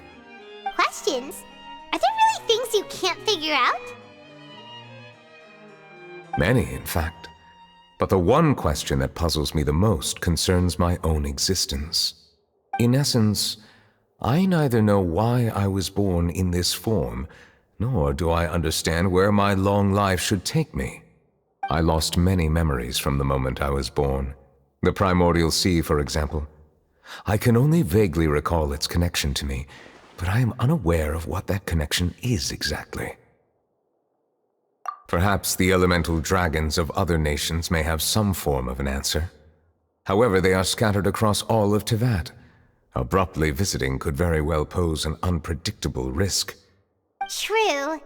Some of them have very unique personalities, too. I have been holding on to these unanswered questions for a long time. But there is one thing I've discovered along the way. My emotions easily resonate with those of others. Even I don't have the slightest idea what they mean. My guess would be that there are at least some similarities between humans and myself. By observing their behavior, perhaps I could one day understand the meaning of my existence.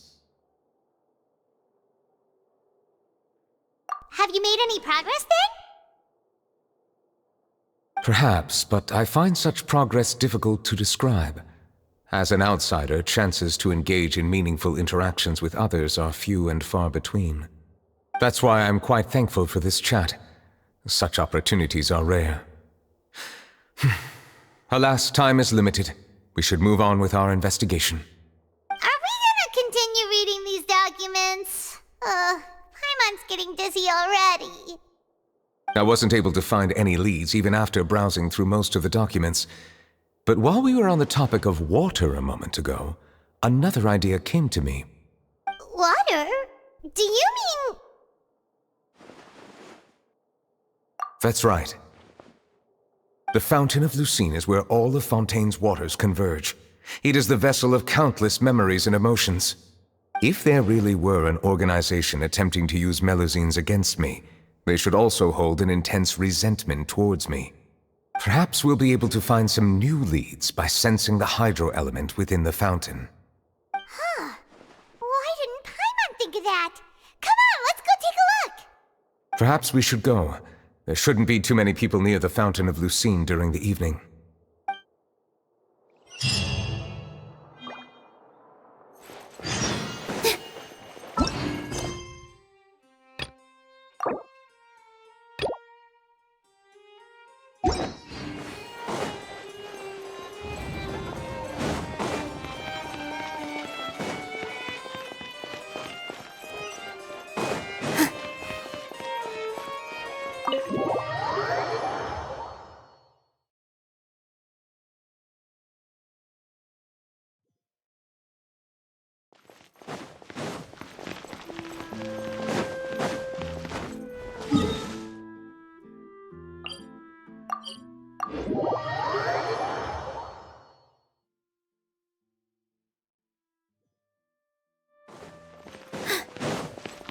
Monsieur Neuvillette? I probably shouldn't disturb them. I wonder what's going on.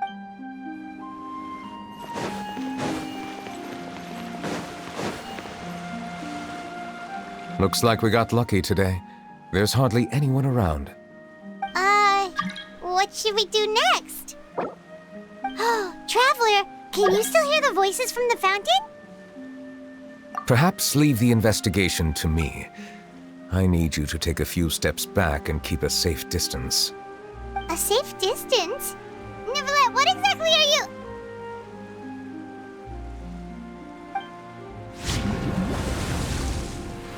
Whoa, it's glowing!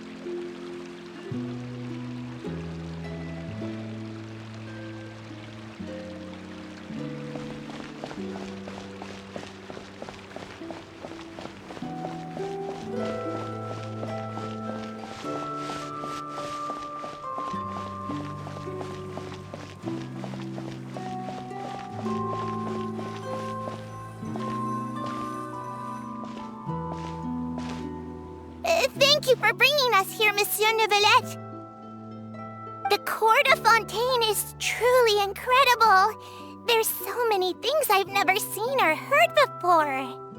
I understand your excitement, but there's no need to thank me. Although I have responded to your wishes, it was not without personal interest. Melusine's special sight make them especially suited for joining the Maréchaussée Phantom. I'm certain you'll become an indispensable part of Fontaine's detective force.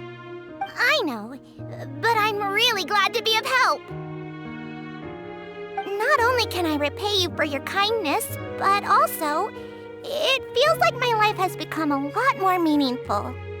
But a meaningful life also comes with its risks. It's definitely the safest to just stay in the village, but I want to see the outside world nonetheless.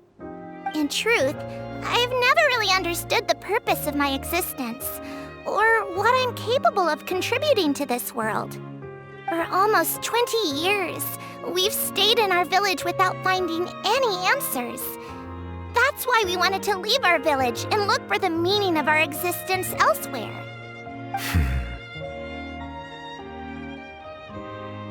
I understand your confusion.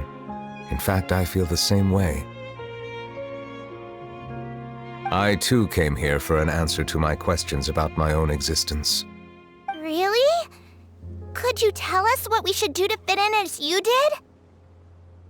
The truth is, many people threw rocks at us today and told us to go back to our village. It hurt a lot when they hit me in the head, and I tried really hard not to cry. Logically speaking, both time and effort are essential when different species attempt to peacefully coexist. It will be a difficult road ahead, with countless obstacles to overcome. Different identities and ways of thinking all contribute to strengthening the barrier between one another. Removing it will be no easy feat. There aren't many suggestions I can share, because just like you, I haven't fully integrated into this society. Despite my social status, I am still an outsider. Oh, I see. Let's all do our best then. I'm confident that we'll find the meaning of our existence one day. I believe in you, but you shouldn't lose sight of the difficulties ahead. If you run into any trouble, I suggest that you inform Vautrin, the captain of the Special Security and Surveillance Patrol. Huh?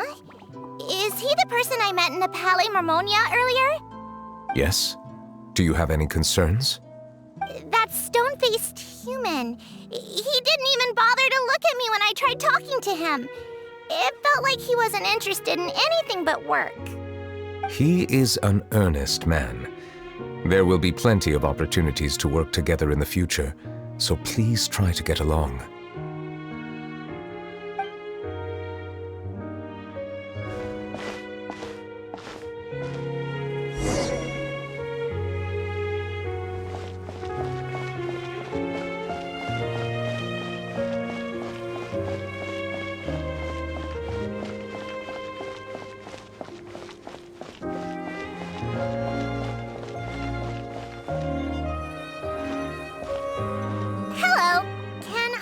Anything.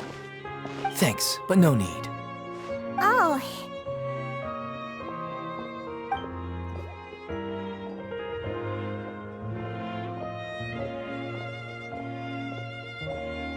Hello, I'm Carol, a Melusine. Is there anything you need help with? Get away from here! I'm calling the guards. Please, calm down. I don't mean to cause any harm. Hard to say. Yeah, we should probably stay away from these monsters. Haven't you realized? Strange incidents have been increasing ever since they came. Why should we trust this species from who knows where anyway? I can't believe Nervilet allowed them into the court of Fontaine just like that. Exactly. That so-called Chief Justice even granted them official positions. Not only that, but they're now responsible for investigating cases as well. I swear, there's some hidden agenda at play here. Go away! Quit acting innocent! I'm not leaving! I won't let you say bad stuff about him! We joined the Maréchaussée Phantom and solved lots and lots of cases. We've never done anything wrong! Solving cases? With Nervilet in cahoots with you? You could have fabricated it all, and no one would know! So tell me, how can you guarantee that you Melusines aren't involved in anything that occurred recently? Didn't I tell you before? Don't go advertising if you're not a good talker. Vautrin? Aside from spreading unjustified rumors, if you continue insulting members of the Maréchaussée Phantom, the Special Security and Surveillance Patrol has every right to subject you to interrogation.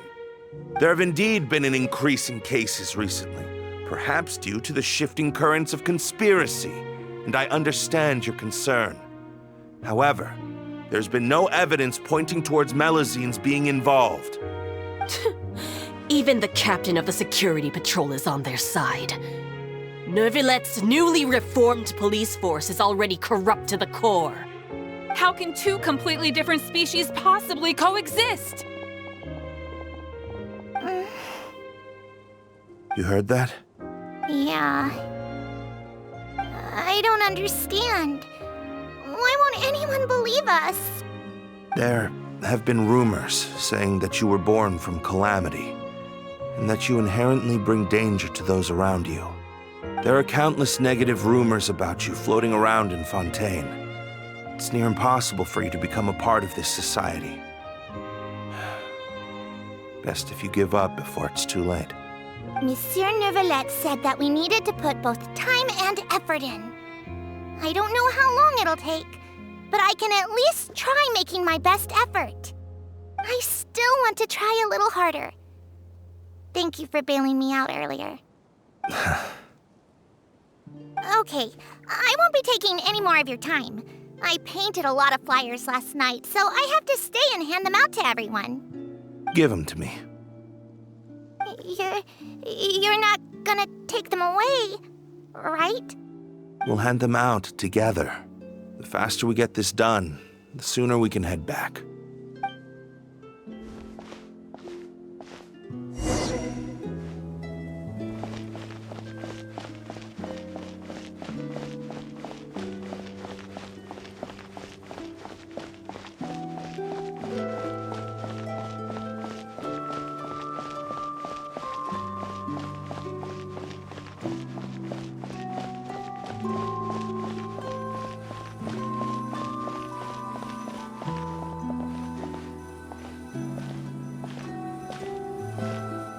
Monsieur Nervilette, what's this?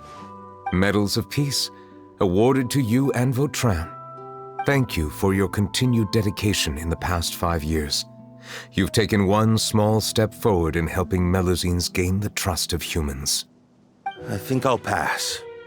Hey, don't say that! We wouldn't have made it this far without you! It won't be long before Melusines begin living peacefully with the humans. Just the thought of it makes me happy. Don't keep your hopes up. We've barely scratched the surface. There's still a long way to go before that dream of yours comes true. You blockhead! Don't ruin the mood! Vautrin brings up a good point. The trust humans have placed in you is still very fragile. Any small incident could undermine the hard work you've put in. Please be on your guard for the next few days. Yes, sir. Okay, got it!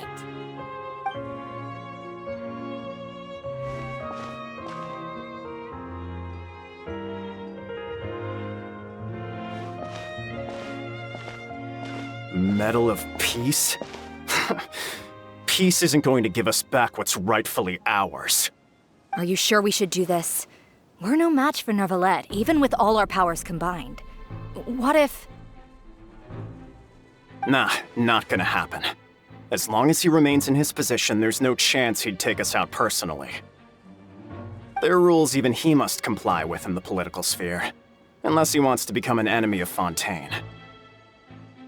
So quit worrying and just go ahead with it. I've already planned out the murder. Once we lay the blame on the Melusines as the person who brought them to the court of Fontaine, Nervilette will be left with no excuse. I guess you're right. Ugh. If he just left things the way they were, it never would have come to this. But he's forced our hand.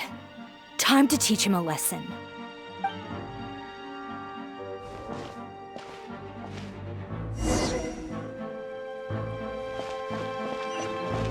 Turn the murderer in!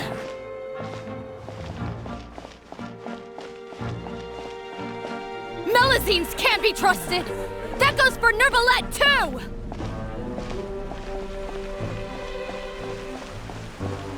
Peaceful coexistence? What a joke. Get out of the court of Fontaine and don't ever come back!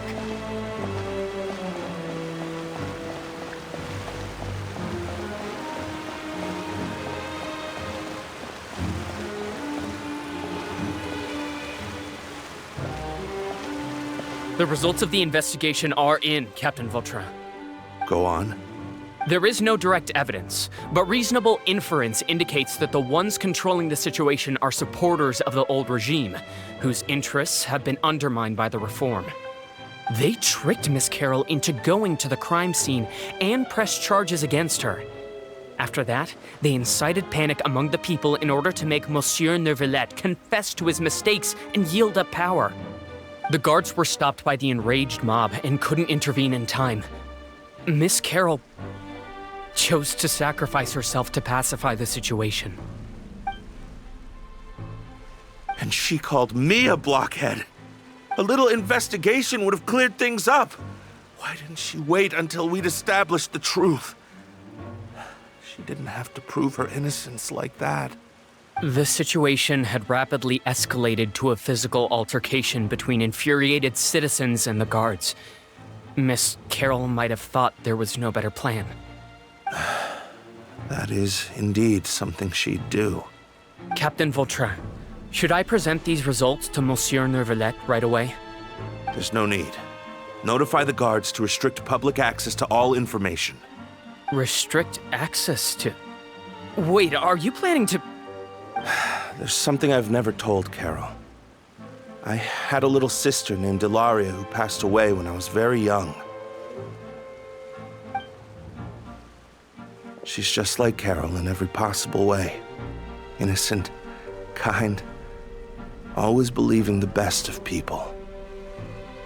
People like her are the most vulnerable to deception and betrayal. From the moment I met Carol, I knew that she'd be easily manipulated by others. I kept a cold demeanor and tried lecturing her into giving up. Looks like she was unfazed by that. Yes. In fact, some of her spirit must have rubbed off on me instead. Because I too began working towards that pie-in-the-sky dream of hers. I should have known. Those cowards don't have the guts to confront Neuvillette. They even avoided causing trouble for me.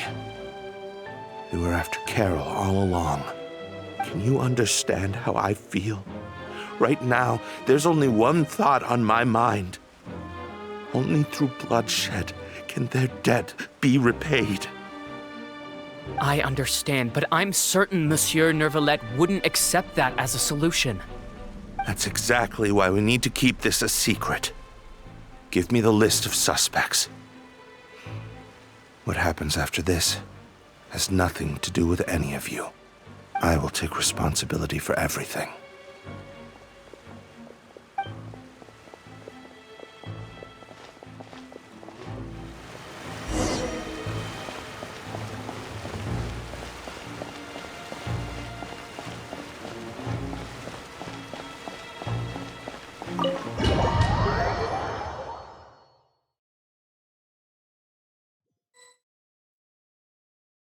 Did you know?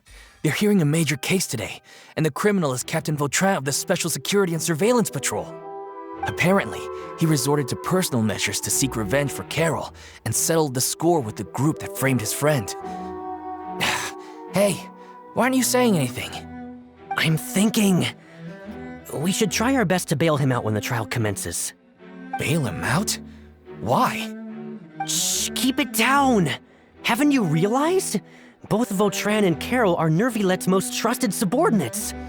After everything that happened to Carol, Nervillette's guaranteed to do everything he can to keep Vautrin around. Besides, now that the old regime has been uprooted, Nervillette's status is secure as can be. As long as we redirect public opinion, Neuvillette will be able to give Vautrin a reprieve. The benefits are endless. Vautrin sought vengeance for his friend for a valid cause. This represents the justice he upholds. Please think about it.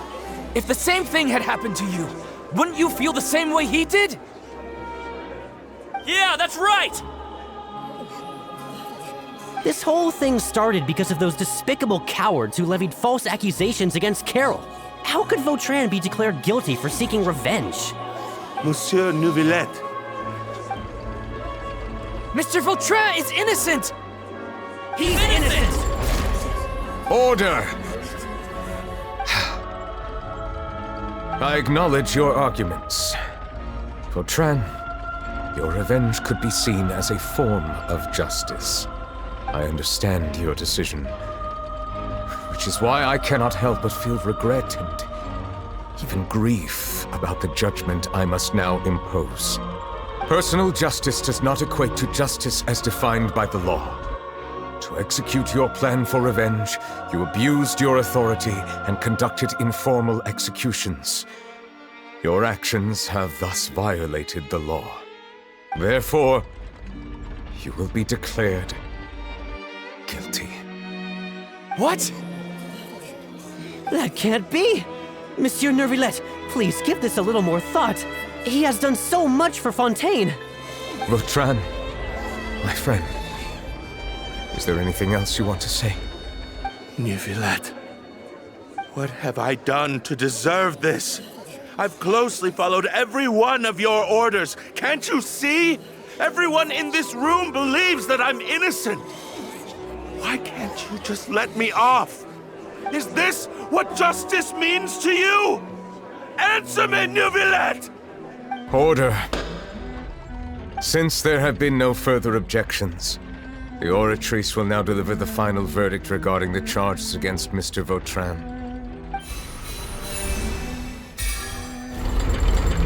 According to the judgment of the Oratrice Mécanique d'Analyse Cardinal, Mr. Vautrin will be declared guilty.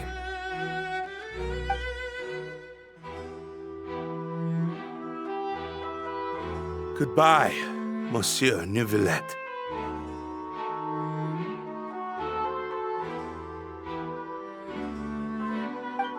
This all happened because of Carol's naive ideas. How can different species peacefully coexist anyway?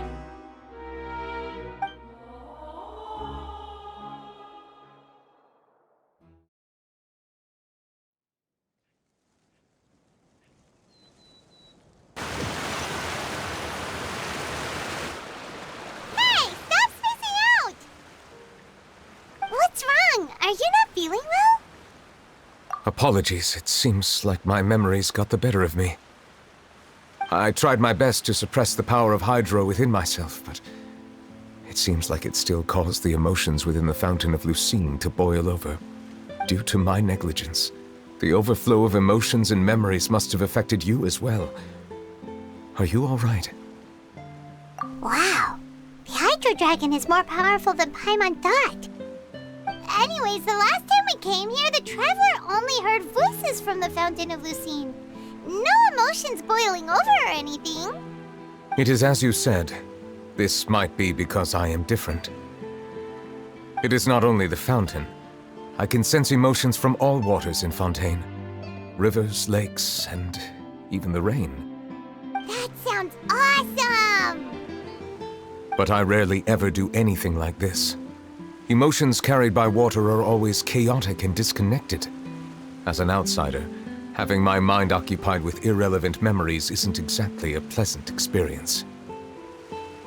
Which ones?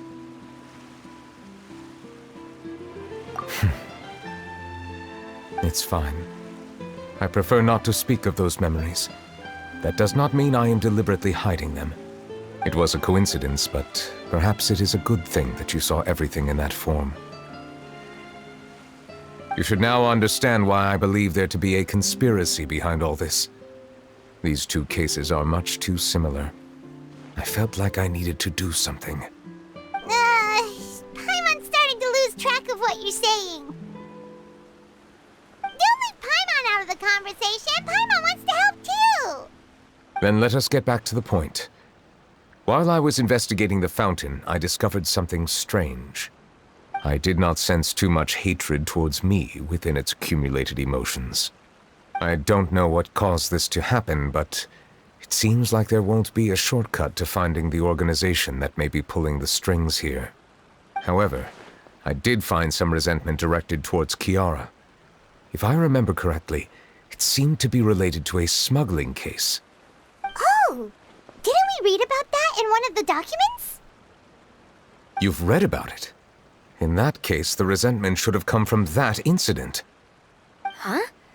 What are you doing here? I was just about to look for you at the Palais Mermonia. Navia! Nice to see you again! Is there something we can help with? I've heard some things, but I'm not purposely asking around or anything. Don't worry. Rumors are abroad that someone's scheming against Melusines, and that you're investigating the case. So I told the Spina di Rosula to keep an eye out for leads. We've had unfamiliar faces showing themselves at the Fleuve Cendre lately. Maybe you'll find the suspects among them. Thank you. Where did you hear about all this? The Chief Justice out on investigation, accompanied by the Traveler from afar. No matter how you conceal your whereabouts, there will be countless eyes watching you. You talked to Kiara, but didn't ask her to keep things secret.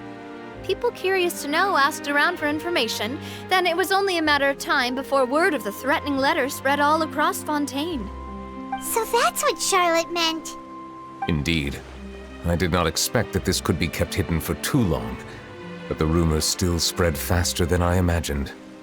You know, it could be because you attract more attention than you think. Anyway, any progress with the investigation? The suspects who threatened Kiara might have to do with a certain smuggling case, but it is still uncertain if there is in fact another party behind all this. We are planning to return to the Palais Mermonia to revisit some details and identify the senders of that threatening letter. All right, then I'll round up the Spina di Rosula and follow up on their progress. Wait for my word. Ta-ta! Neverlet, do you think there'll be any problems now that the word is out? I have already considered that possibility, and I do not think that there will be any. As a matter of fact, once the word gets out, no one would dare to harm Kiara in broad daylight. What is more important is how the case is perceived by the public. 400 years ago, they chose to side with the old regime and direct their resentment towards the Melusines. I hope the same won't happen again. Let us head back to the Palais.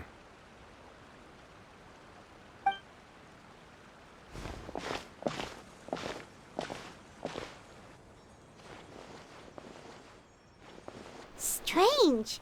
What are these people doing out on the streets so late at night? Did something happen? Let's take a look around.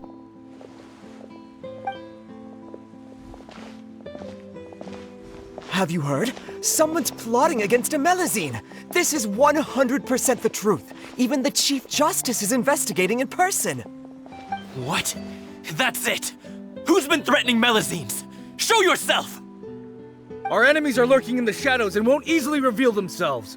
But no amount of hiding will keep us from finding them. That's exactly what I wanted to say. The guards have already begun to take action. We can't just stand by and watch. Think about how much we owe them. Now that they're in danger, how can we just sit back and do nothing? Everyone, please stay alert to your surroundings from now on. If you see any suspicious persons, report them to the guards immediately.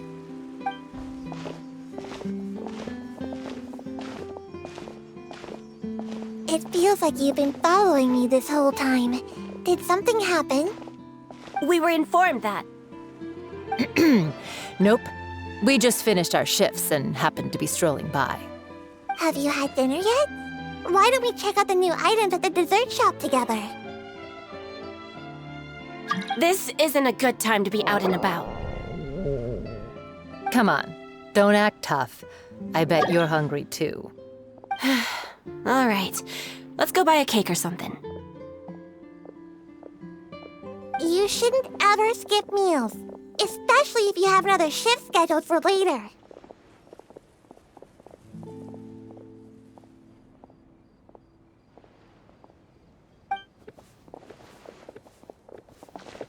I heard even Nervilette's keeping an eye on the situation. This is the perfect chance to get promoted. We gotta make sure we give it all we've got. Seriously? Were you planning to shirk your duties if Nervilette wasn't involved? Relax, I was just playing. We've worked together for years now. If something happened to them, I'd be haunted by regret for the rest of my life. That's more like it. We should stand guard until the criminal has been caught. Come and fight me instead, you cowards! Have you heard? Even the Special Patrol came to help. Shh! Look! Is it that Nervulette? I think he's looking at us. Looks like there's nothing to worry about. This is truly wonderful. So, wanna go over and say hi? No, I should stay where I am. My appearance could give rise to unnecessary commotion. Let us stick to our plan and return to the Palais Mermonia. The faster we uncover the truth, the better.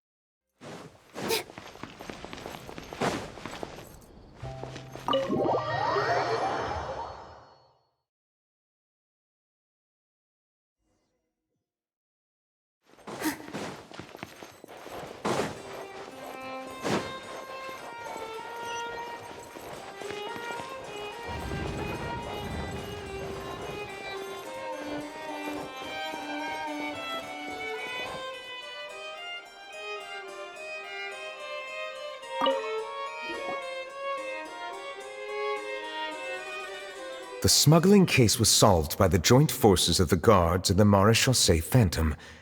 This is the one. The list of involved suspects should be... Ah, found it.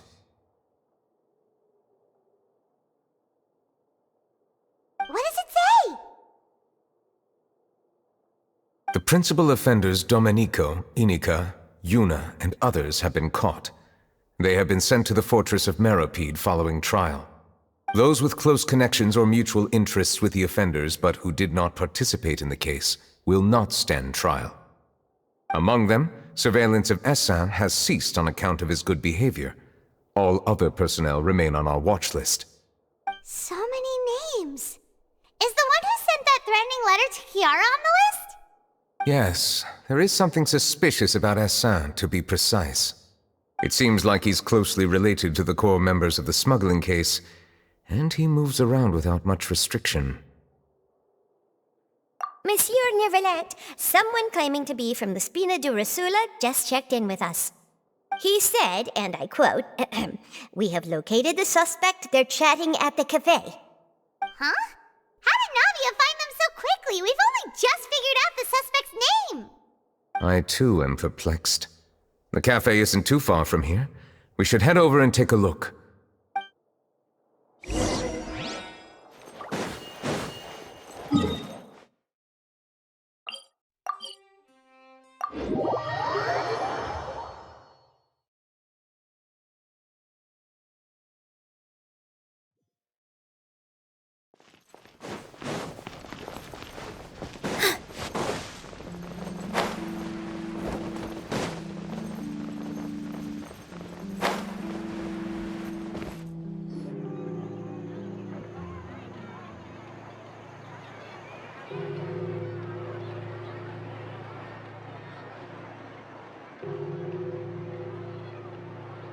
Hey, Navia, we're here! Whoa. Check out all these people. Hey there, are you Navia's friends too? These are the people who have had recent dealings at the Maréchaussée Phantom. They're usually hidden in the Fleuve Cendre, but I sent for someone to invite them over. Invite them over? Exactly. Now, I heard there's great coffee here, and so I asked them if they'd like to come and have some. Yeah, it's our pleasure to be guests of the Spina di Rosula. I've wanted to have a meetup like this for ages. Something feels off. But, oh well. Let's get back to business. Is there anyone called Essa here? Yes, that's me. You're Essa? Yes, monsieur, Nervilette. Did you write that threatening letter to Kiara?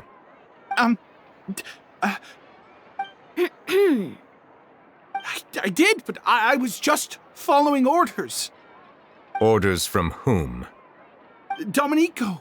He was my boss. I couldn't disobey his orders. Domenico? Where is he now? The fortress of Meropide. Well, I'm afraid even the Spina would have trouble looking into that place. Looks like you'll have to make the trip yourselves. This was as much as I could do. You've done more than enough. I am extremely grateful for your help. Leave the formalities for later. You should find Domenico first. If he really is the one setting up the conspiracy, it'd be best if he's exposed as soon as possible. All right then, let's head to the fortress right now.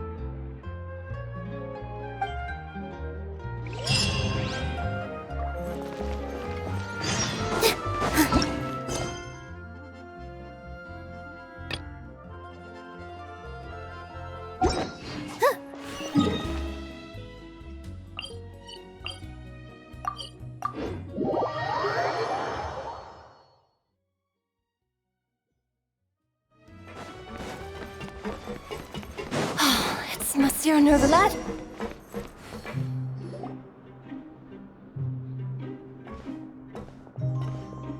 Welcome to the Fortress of Meropide, dear esteemed guests. We're back!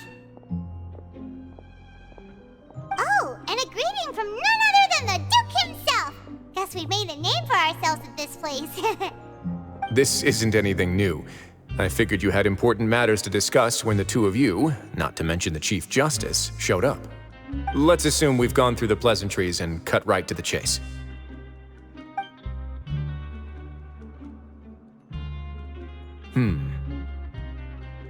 I do remember a thing or two about Domenico.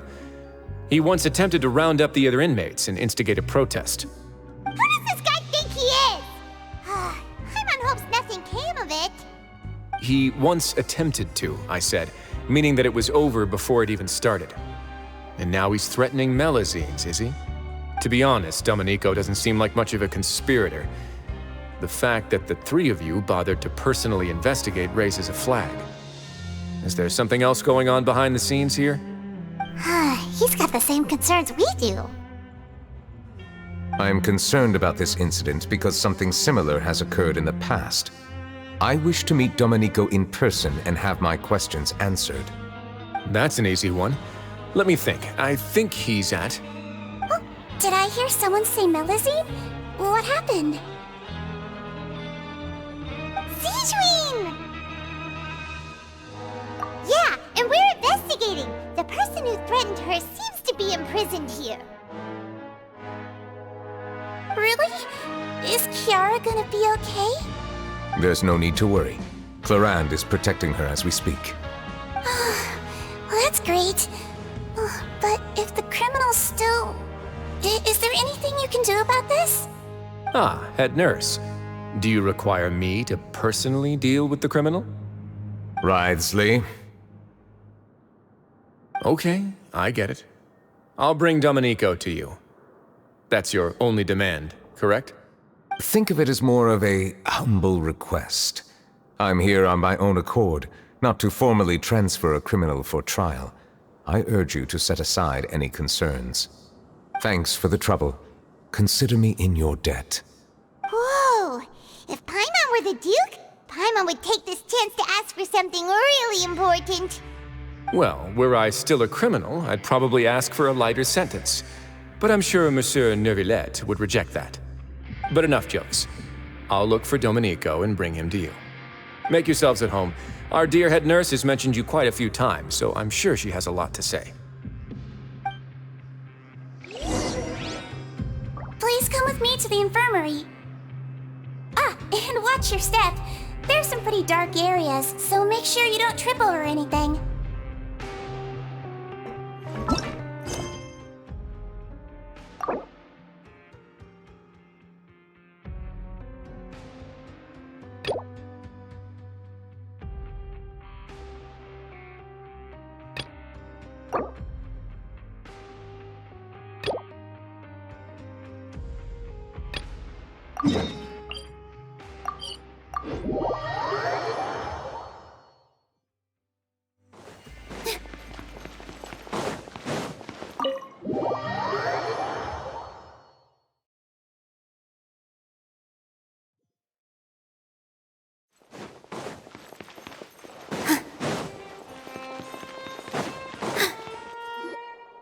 The Palais Mermonia sure is buzzing with activity today.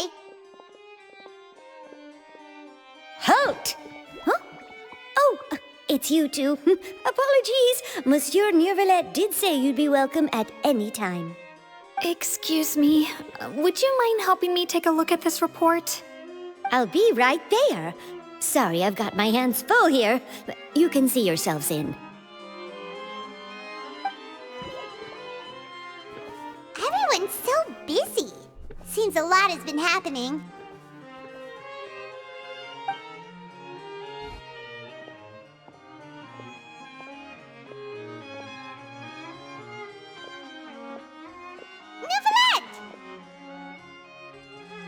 Hello. You've come at the right time, but you'll have to wait for just a moment, as there are some urgent matters I must tend to first. In the meantime, please, have a seat. If you'd like to have something to drink, let the Melusine outside know. That's all right. We just ate. Very well, then. Let's take a break over there while we wait for him to finish his work.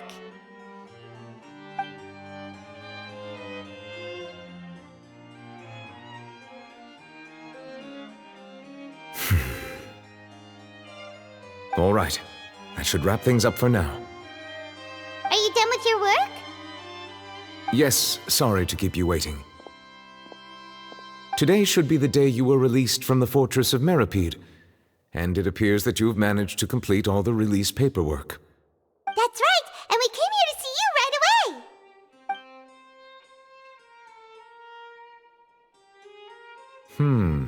A massive whale. Do you have any idea what that might be?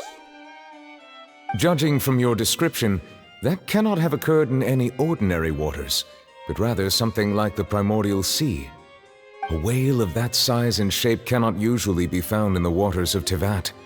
Therefore, we can only assume that Child is presently immersed in primordial seawater. Immersed in primordial seawater? But how? And is he okay? Most people wouldn't be capable of entering in the first place. I'm not completely sure how he could have gotten there myself. Yes? What is it? Ah, right! Paimon felt it too! We asked the Duke and he said it wasn't from underwater, so we figured you might know something about it. It turns out that I have just received a report about this particular matter. In fact, that's exactly what I was busy with a moment ago. The source of the tremor was here on the surface near Poisson. After the shaking stopped, the water levels in the Poisson area rose at an alarming rate. The water levels rose? Oh no! What about all the people there?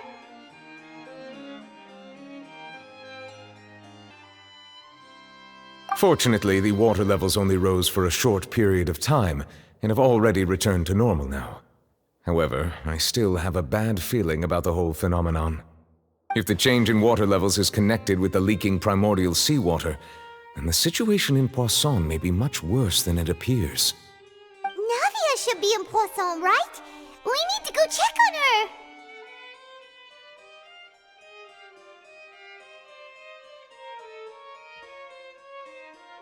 I would also like to go there as soon as possible, but I'm afraid I can't leave just yet.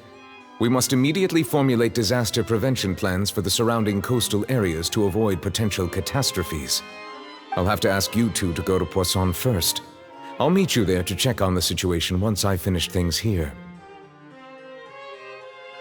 There's no time to lose! Let's get going! Please be careful.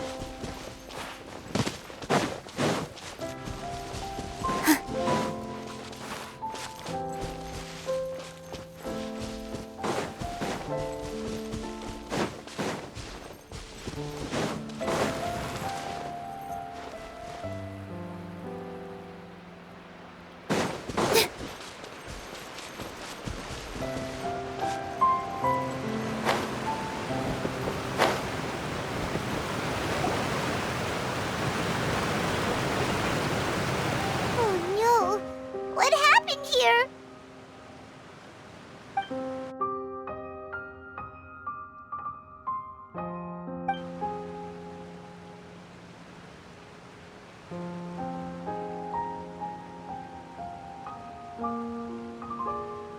Navia should be around here, right?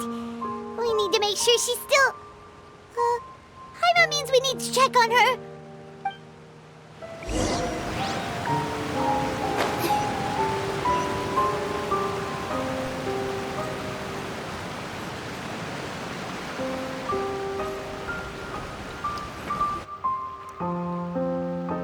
We haven't seen a single soul all the way here. Oh, this is getting scary. What will I ever do now? Look, there's someone on the roof over there. Just stay put. We're coming up. Watch your balance. All right. Just hurry.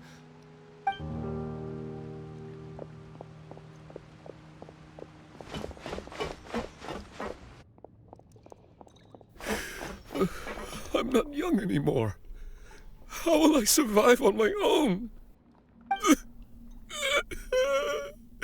My Desiree! Oh, he looks pretty sad. My leg! My leg! How could this have happened? It hurts! Just hang in there. Help is on the way. You can hold my hand if it makes you feel better.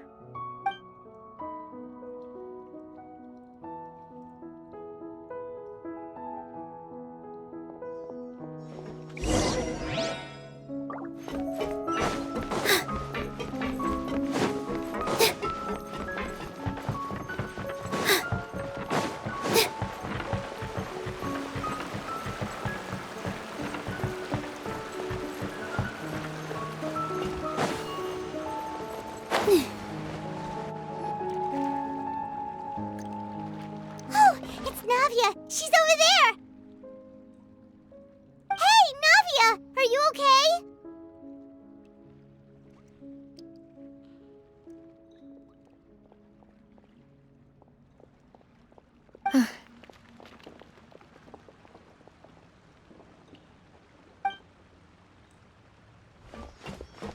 You're here. We heard there was a situation in Poisson, so we came as quickly as we could. Yes. As you can see, the water level suddenly rose. It caused quite the disturbance, in fact.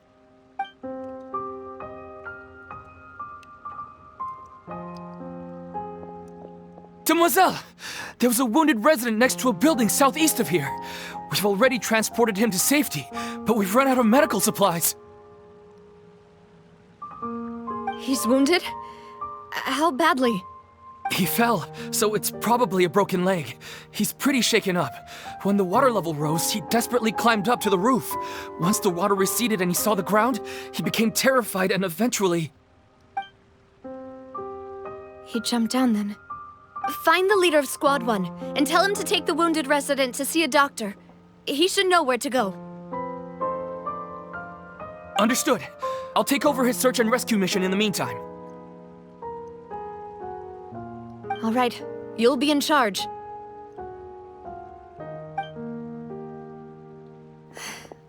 I'm sorry. Where were we? The situation in Poisson? Ah, right. Allow me to explain. A little earlier, we suddenly heard a loud noise. At first, everyone thought that something might have exploded in the waterways. But before we knew it, water started pouring out from everywhere. The rushing water seemed a little odd, almost like the unique color of primordial seawater. Some people didn't realize the danger and thought it was just ordinary water, leaking from somewhere. Everyone on the street who happened to be close to the water didn't have a chance to escape. As the water levels rose, they suddenly disappeared. They were all dissolved. Those who realized what was happening started to flee in a panic, desperately trying to get to higher ground. Many were injured in the stampede, and some people fell from significant heights.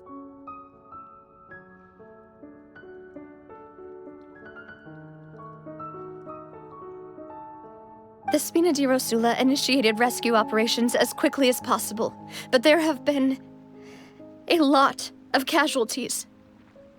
Fortunately, the water began to recede after some time, and the chaos came to an end.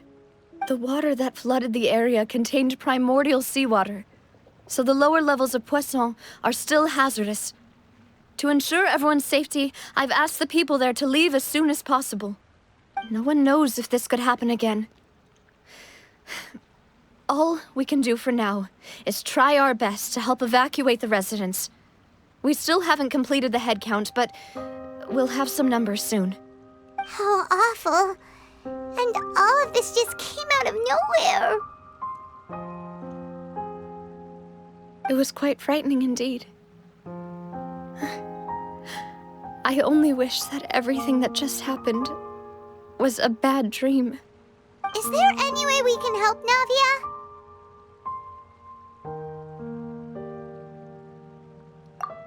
Thank you for being so willing to help in a moment of crisis like this. You don't know how much it means to me. I really can't express how grateful I am.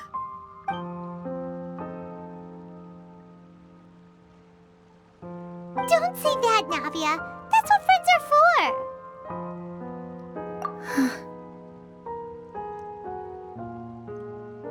Demoiselle! We've got a situation here! I'll be right there. Sorry, I need to go for now. And off she goes. Seems it might be a while before she can take a break.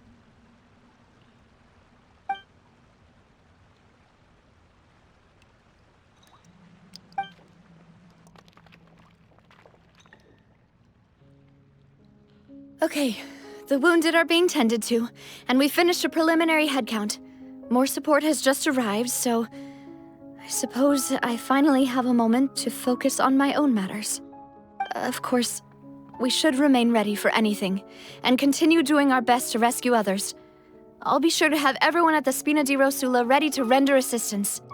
Traveler, Paimon, would you two accompany me to my father's grave for a moment? Huh? Right now? Thank you.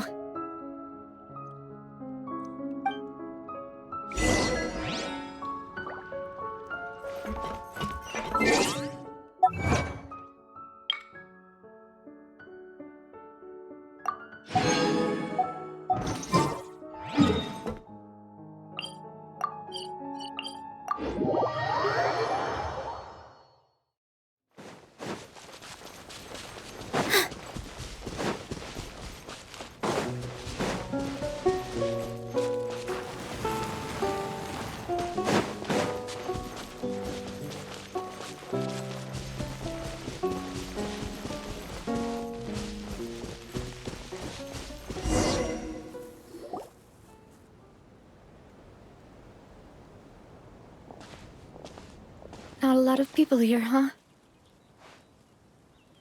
Well, given the time of day, situation in Poisson, Paimon doesn't think there'd be a ton of people here visiting graves. Right. That's... Now, the living are so exhausted that they've no strength to spare any words for the dead. Navia?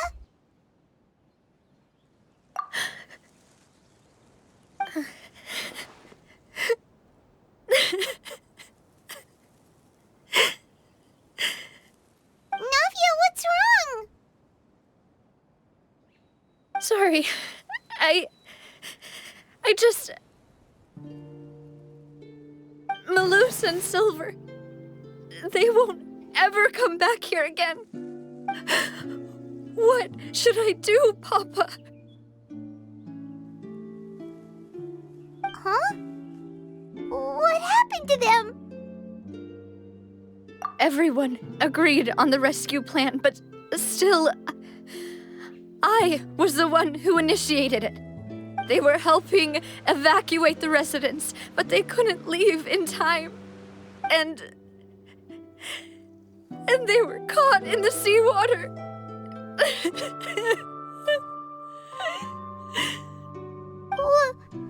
What should we do? I've known them for so long.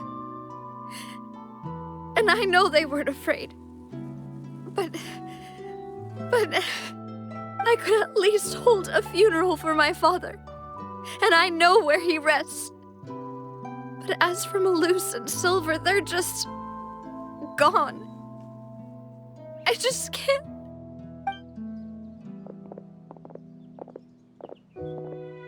Everything looks so clean after it rains. Even the gravestones. I didn't expect that you'd enjoy a glass of red wine in front of Master Callus's grave. I can understand. Besides, the scenery here isn't half bad. See, it's not just me. I always want to bring something when I visit Papa. Perhaps we might even have a picnic. He wouldn't be angry, would he? How could Master ever be upset with you, demoiselle? Yet the cemetery is the home of those who have passed, is it not? Everyone ends up here sooner or later, no matter who you are. Buying yourself a plot in advance, are you? No need yet. But when I do, I hope you'll let me be buried beside Master Callus, demoiselle. Hey, stop joking around. I'm quite serious. That way, it'll save us both the trip to see each other whenever you visit your father's grave. That makes sense. In that case, could I be buried on his other side? After all, besides you, demoiselle, the two of us could certainly be considered Master's closest companions, no? Personally, I believe we fill those shoes just fine. Why are you bringing this up all of a sudden? Seriously. All right. I'll remember your requests. But I'd really prefer not to talk about this stuff. And what do you mean by saving me a trip? I'd make the journey even if I had to visit you two somewhere else. I'd promised to let them rest in peace here. But here I am breaking that promise. I'm sorry for letting you see me in a mess like this. I don't usually cry, really. Paimon doesn't know how to help you feel better. But, well, she understands how you feel. I'd always thought I could make my wishes come true. But now that I think about it, that never solely relied on me. Many things can only be accomplished with someone else's help. Malus and Silver have helped me so much. But by contrast, I could do nothing for them. I'm so sorry. You can spend as much time as you need here, Navia. We'll stay with you. Thank you. Right now, you don't know how much that means. By the way, you can have a look at this. It's a list of victims from the incident that took place here. Obena, Khan, Burnett, Giverny, Francine, Karina, Daisy Ray, Joinville, Julianne, Esson, as well as Malus and Silver. So, everyone else is safe. But still... It's okay. I know what you're thinking. And you're right. We lost Malus and Silver. But we were able to save more than we anticipated. The overall outcome indicates that the cost was worth it. Right! Don't think that way, Navia. One person might be saved at the expense of another, sure, but that isn't something we should ever consider a trade. Malus and Silver were not the price for saving anyone. They're heroes. You're right. Thank you, Paimon. What you said just now was pretty amazing, actually. I'll remember your words. Oh, really? Seems you've become more eloquent in the time since we last met. The knave? What are you doing here? Is everything going well on your side? Yes, my people are carrying out the mission according to your request. All the residents of Poisson have been evacuated, and we're preparing to relocate them to higher ground. As for these supplies, we have everything taken care of. There is no need to worry. Thank you very much. Wait, do you two know each other? We just met recently. Right, Miss Navia? Usually, I would call this a coincidental encounter. But that doesn't quite fit this time. Besides, it never even crossed my mind that a Fatui Harbinger would come looking for me. Thanks to the Knave, Spina di Rosula received generous support from the Fatui, which allowed us to complete the rescue and evacuation work so quickly. Mutual aid is essential to fostering positive developments.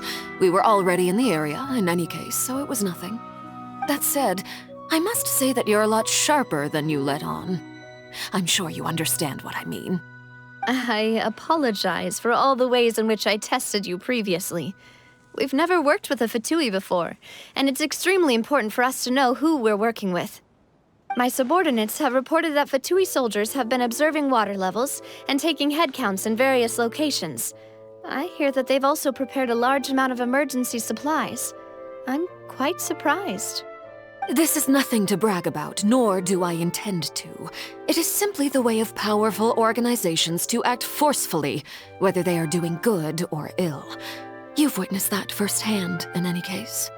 As I've told this traveler before, I know of the prophecy, and I intend to prevent the impending disaster. Lending your organization a hand was a natural first step in accomplishing that. As such, do not be troubled by this token of our sincerity. Perhaps one day, you'll also be able to help me in the same way. Without your help, there would have been many more casualties. I won't forget your kindness. Furthermore, I sincerely regret what happened to Malus and Silver. I only wish that my people could have arrived a little earlier to prevent this from happening. Don't say that. You and your subordinates did everything you could. As Paimon said, Malus and Silver didn't choose to sacrifice themselves for any specific person, and they weren't the price paid for other salvation. They chose to become heroes themselves. I've never liked hearing people put it that way. It's like trying to relieve pain by saying some noble-sounding words. But right now, there's nothing more suitable. They really did become heroes. You're right. I'm sorry for your loss, Miss Navia.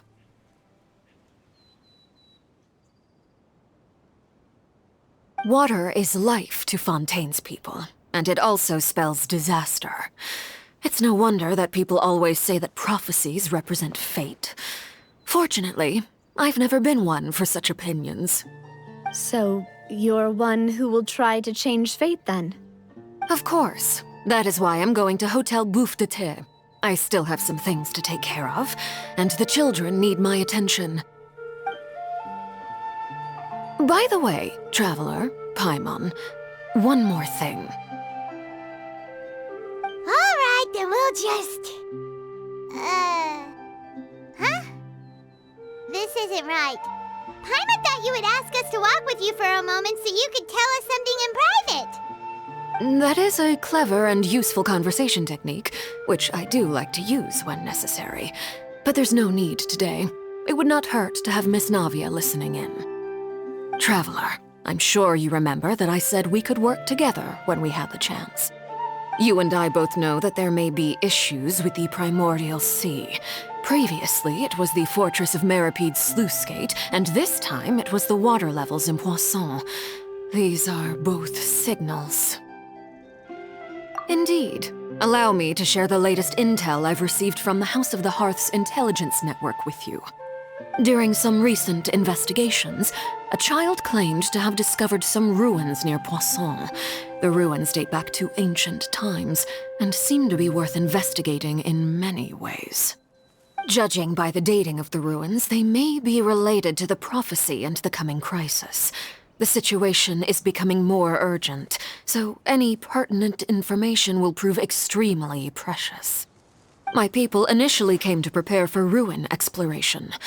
Unexpectedly, this disaster struck, and at present, we're all busy prioritizing the rescue effort. So that's why the Fatui were already in Poisson. I wanted to take the children along, but unfortunately, Linny, Lynette, and Fremine have all been dispatched to higher ground to assist affected residents. Linny told me that outside of the house, the person they trust most is you. Which is why I want to give you this task.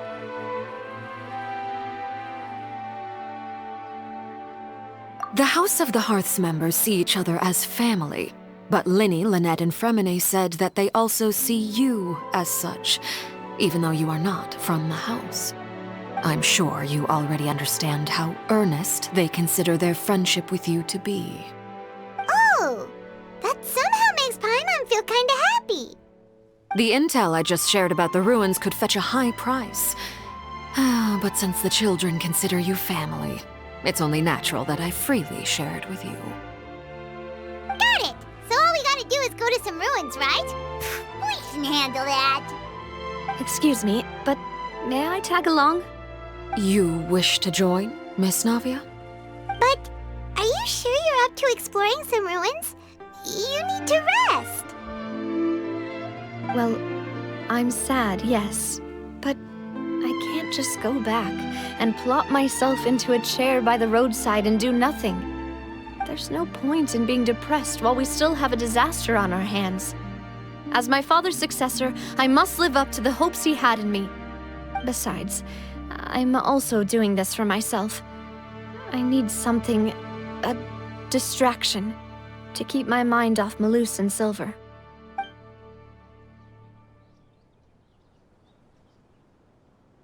Since you put it that way, I have no objections. What do you say, Traveler? All right. The ruins are to the south of Poisson. Here's the map. Okay, the three of us will handle it. Come on, let's pack up and get going.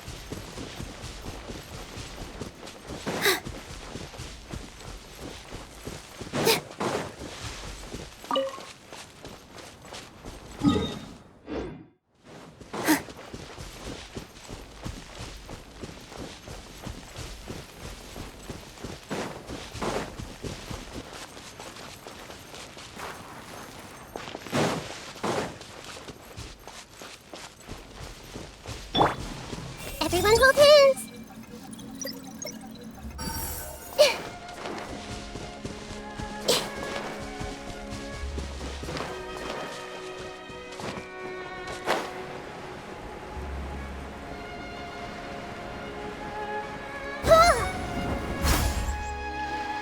So, are these the ruins the knave was talking about?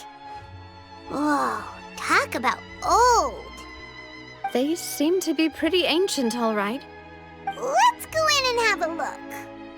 Just be careful.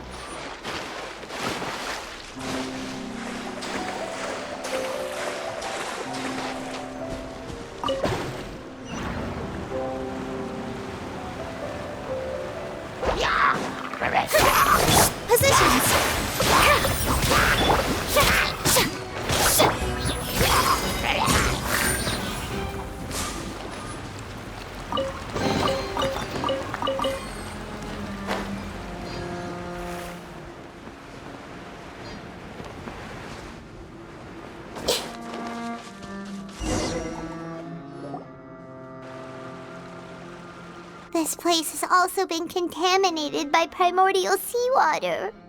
Yeah. And a lot of it, too. A Fontainian would most likely dissolve the moment they fell in. Right! You can't go down if there's primordial seawater. It's too dangerous, and it won't be any help for you to just stay here. Don't get Paimon wrong. We're not saying you're useless. It's just that... No, you're right. I can't do anything in this situation. I'll leave this to you.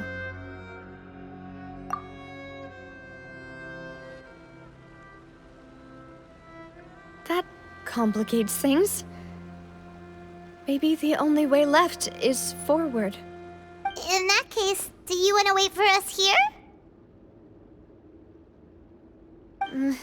The water levels here are unstable, and there's a chance the water will rise. So staying here wouldn't be safe either. I'll go together with you.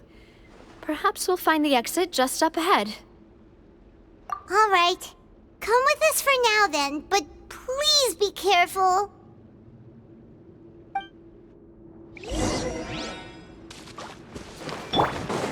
Oh no, it's a dead end! Let's try climbing over from the side.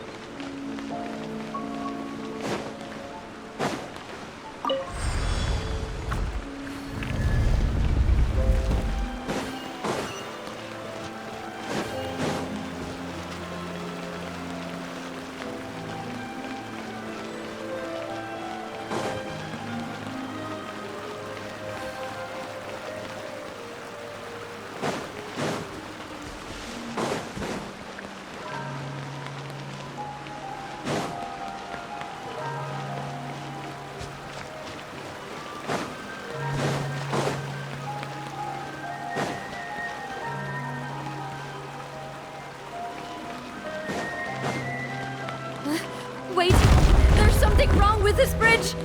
Run for it!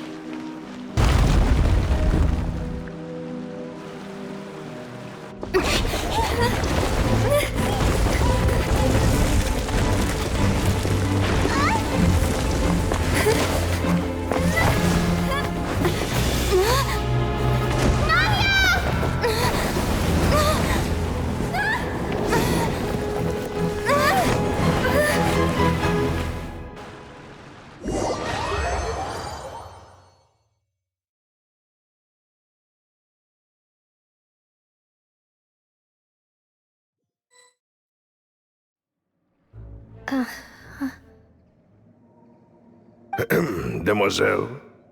Huh? Demoiselle, what are you doing here by yourself? Would you be standing here till dark if I hadn't come to get you? Maybe she just wants some time to herself, Malus. Hmm? Oh.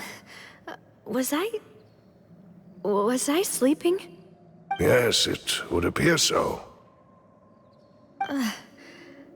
I must be tired.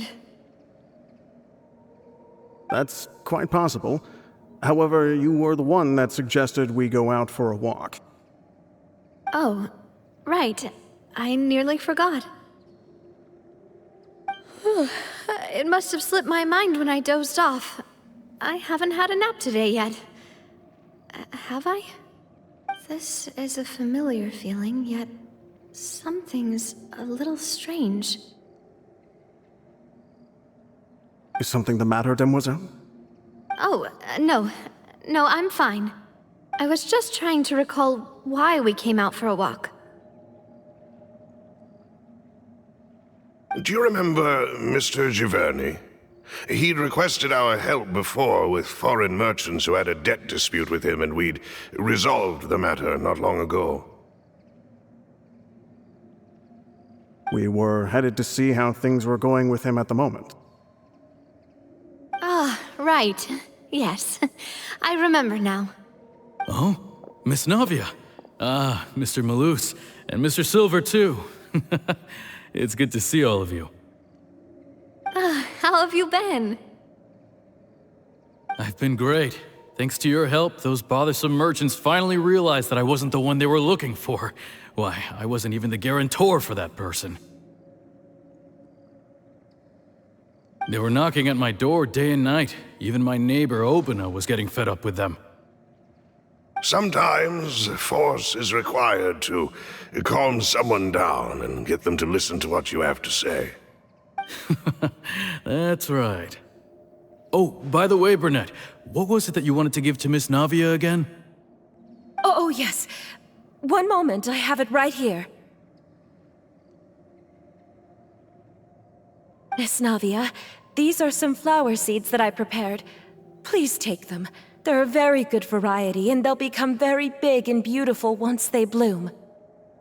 I don't know what we would have done without your help, so this is a little token of our appreciation.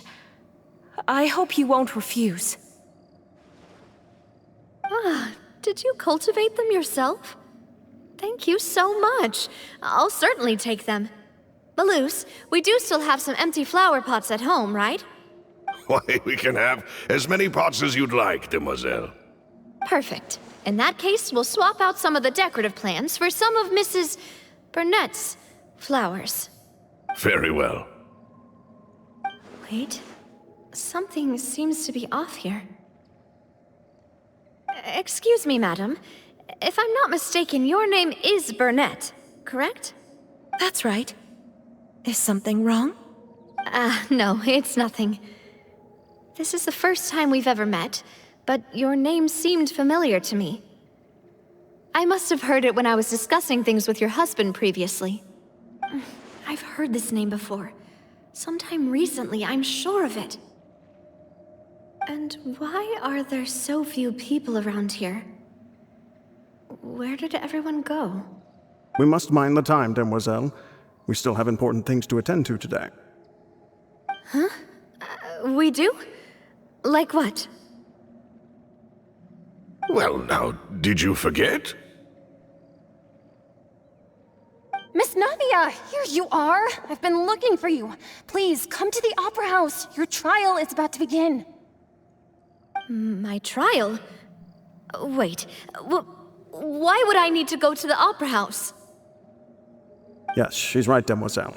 It's just about time now, so we should get going. Oh? All right then.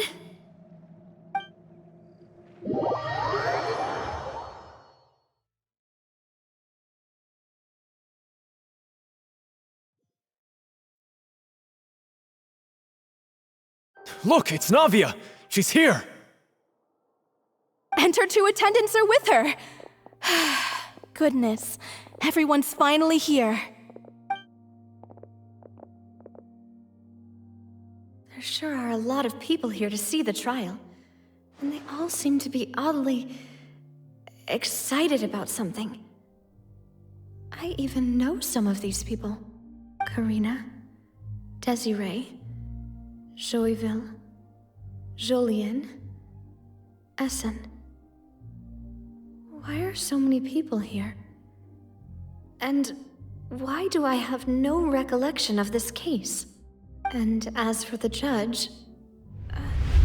huh? Where's Monsieur Neuvillette? Please sit in the defendant's seat. Don't worry, Silver and I shall accompany you. All right. But are you sure you can stand behind me?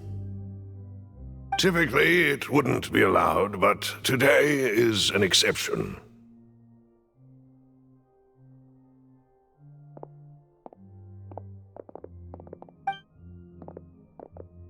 Hey, what kind of place do they think this is? Come on, do they have any idea what they're doing? Seriously. Enough with the whispering! Could someone please tell me where Monsieur Neuvillette is? And why I'm standing trial? My dear Miss Navia, have you not yet realized what you've done? In that case, allow me to explain. As all here know, you are Master Callus's successor, the head of the Spina di Rosula, someone held in high regard by every soul in Poisson. After you took over the Spina, you treated all of us just like the late Master Callus had. If anyone in need reached out to you for help, you responded. Not only you, but your butler, your subordinates, nearly everyone in the Spina di Rosula fought for the well-being of those in Poisson. Wait a moment. Aren't you just proving that I'm a good person? Yes, correct. Absolutely right. And that is why you stand accused. You have helped so many people get through so many difficulties. You are one with us. We are inseparable. We are one big family, all of us who are from Poisson, inextricably linked. And with you being so important, we couldn't possibly do without you. Therefore, this fair and honorable court shall declare you guilty, and you shall stay here. You will be together with us forever. Huh? What are you saying? Everything you have said is correct. I have indeed done a lot for my hometown, and I would be willing to be with you all, but what is the purpose of having me stand here like this? What is there to discuss? Ah, well, if that's what you think, then I have no further comments. How wonderful, Miss Navia!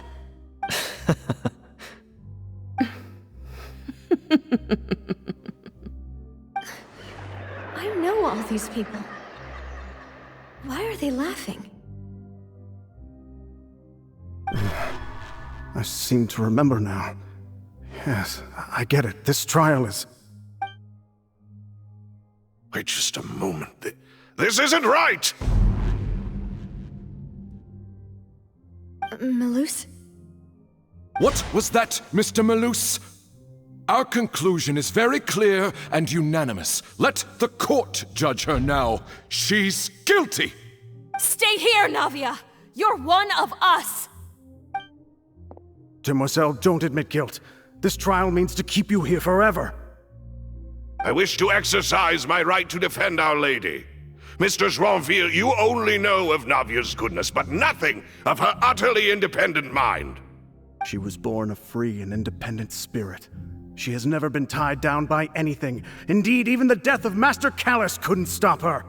Her actions cannot serve as proof that she identifies herself as part of any group. She merely acted as an individual, extending her hand to help others. Please do not mistake her actions as being otherwise. Really? As an individual, you say? Don't forget, we are all Fontainians here. This is the nation of justice, the nation of Hydro. Even if Miss Navia only voluntarily rendered her assistance, that doesn't change the fact that her beautiful soul must return to everyone. Water accepts all, blends with all. It will surely accept her kindness.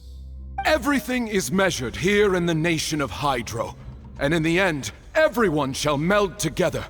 Thus, when a unanimous opinion emerges, that opinion represents justice. Now I speak for everyone. Our opinion is consistent. Navia should stay. We and Navia are one. And you would call this justice? Preposterous. You are merely jealous that Demoiselle still has a chance to exist as an individual. Have you forgotten how much you all once longed to become individuals, to become independent? Do you mean to defy our justice? If your justice is flawed, then why should we acknowledge it? As you said, we can also have our own justice. Silver and I shall defend Demoiselle. And that is how we will enforce justice. Ugh, my head... it hurts. Demoiselle. Silver, it hurts. My head is spinning. All I can see is stars swirling in front of me. I remember now. Everything that seemed odd from the very beginning.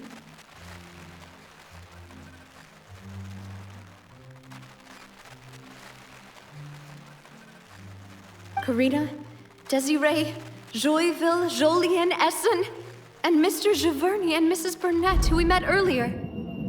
Even Malus and Silver. I don't want to admit it, but they're all dead. Don't be afraid, and don't admit guilt. We will protect you to the very end. Absurd! Who are you to say that she cannot be judged? We are the majority, and in the nation of trials, the majority is absolute justice. We are the will of all. Don't let them escape! We shall keep Navia here with us! Mr. Malus and Mr. Silver, must you be so stubborn? How could the two of you possibly hope to stand against the collective? Do not resist. This judgment is fair and just. Navia belongs to us. After all that happened, she should not be left alone in Poisson. What are you saying? No more excuses! He says we're jealous. Jealous?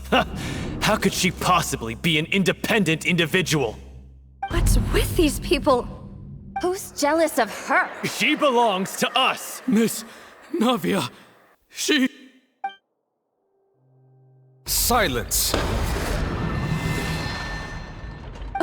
That's...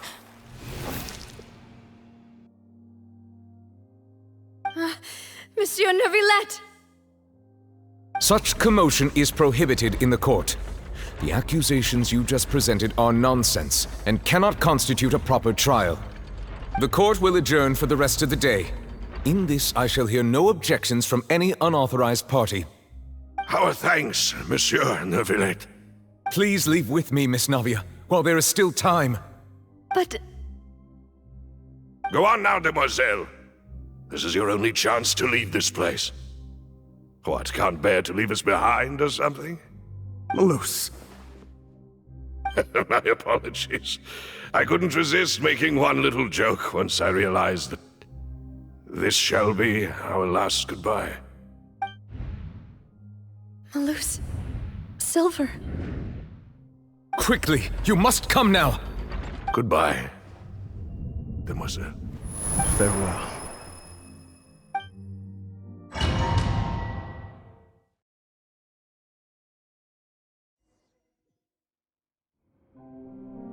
No, wait!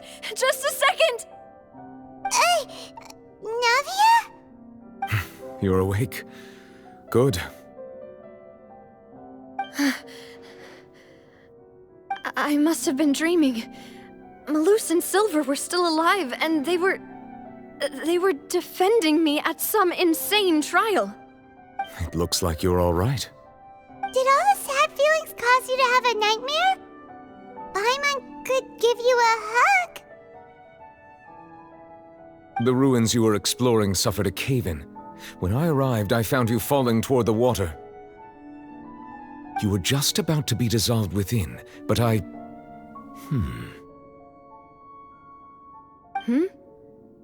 What is it? I think I saw 2 Oceanids protecting you. It was only for a moment, perhaps even a fraction of a second, but they gave me the chance to retrieve you. Were it not for their intervention, I would not have been able to rescue you before your consciousness dissipated. Wait, did you say Oceanids?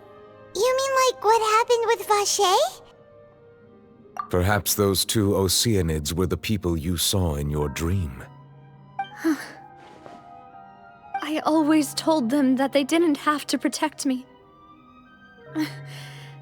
To think that they'd keep doing so even after death.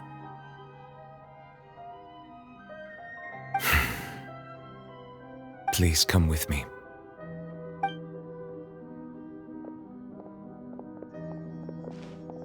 Neuvillette, are you okay?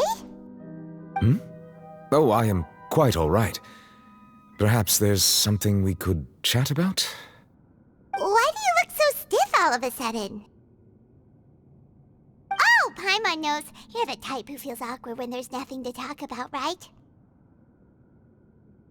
I merely thought that we should give Navia some time to herself. Huh?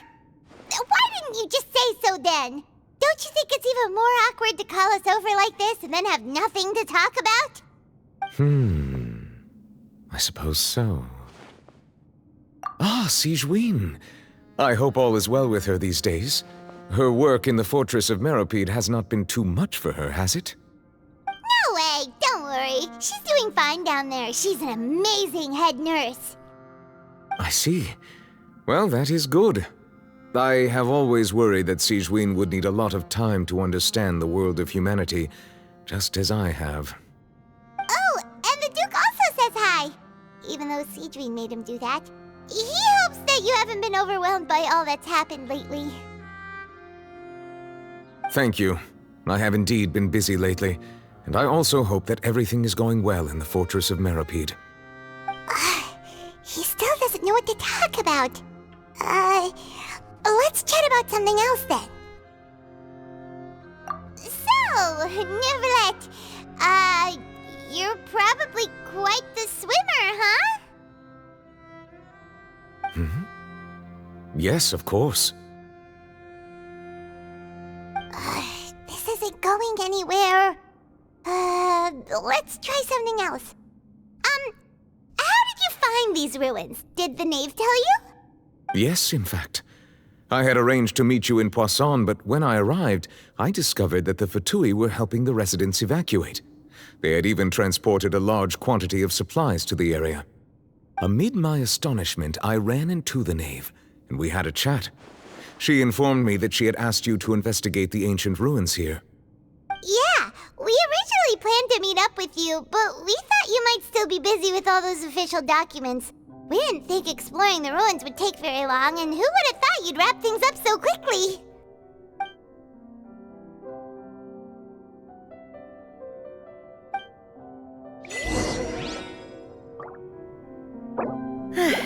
I'm sorry to have kept you all waiting like that.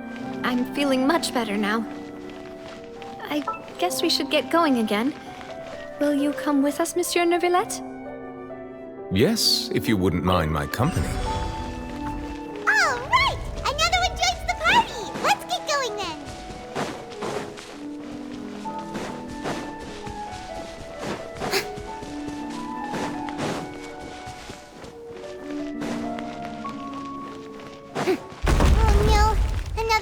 unstable path. Watch your step.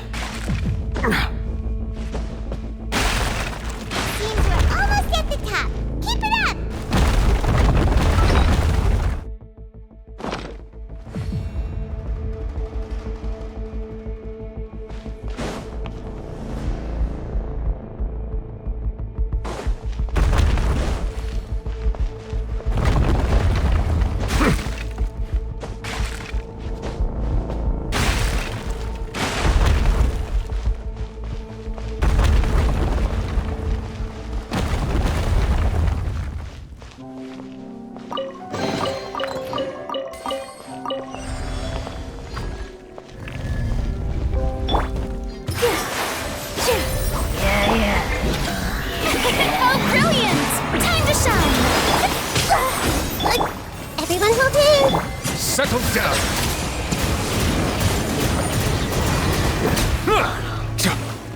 This may hurt a little.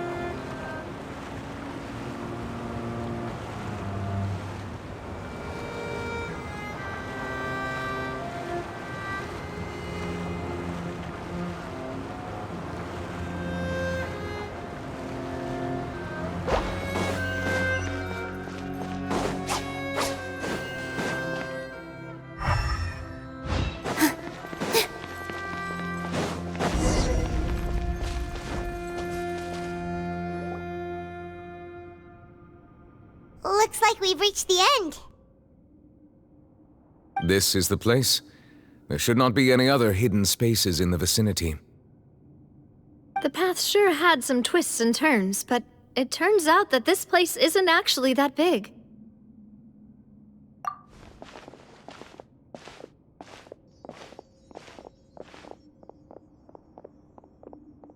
Stone slates? It seems like they were put here as an offering. Could we take them down and have a look? Perhaps we should just leave them be for now.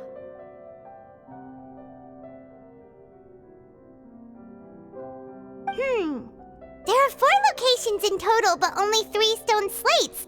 The slate that should be in the first empty spot is missing. The surrounding walls also show signs of damage. There's something written below. Let Paimon see. Reason dictates that this nation be destroyed.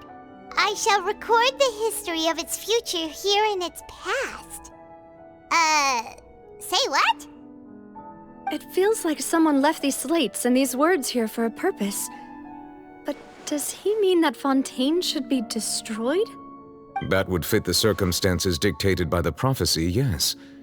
Indeed, the slate's contents correspond to it. Take the second slate, for example. There's a person kneeling here. She seems so dedicated. And there's a whole bunch of other people behind her doing the same. She's facing this... what is this? Some kind of island in the sky? And is that Lady Farina in the third image? Did the Hydro Archon fall into the water? And is that a ring of people around her? Paimon doesn't quite get it. Are they all in the water? The fourth image. I know this one. This exactly matches the content of the prophecy. The people will all be dissolved into the waters, and only the Hydro Archon will remain, weeping on her throne.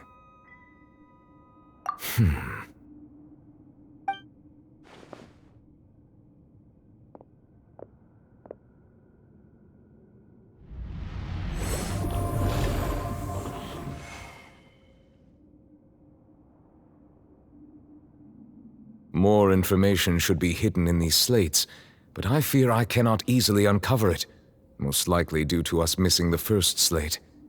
I am very sorry. Don't blame yourself, Monsieur Neuvillette. Deciphering ancient stone slates isn't one of your duties. Ooh, Paimon's getting the chills just looking at these slates. This says that it's the history of the future, right? That means the prophecy's sure to come true. I really hope it doesn't mean that. Still, Paimon feels like these images are kind of weird when you look at them together.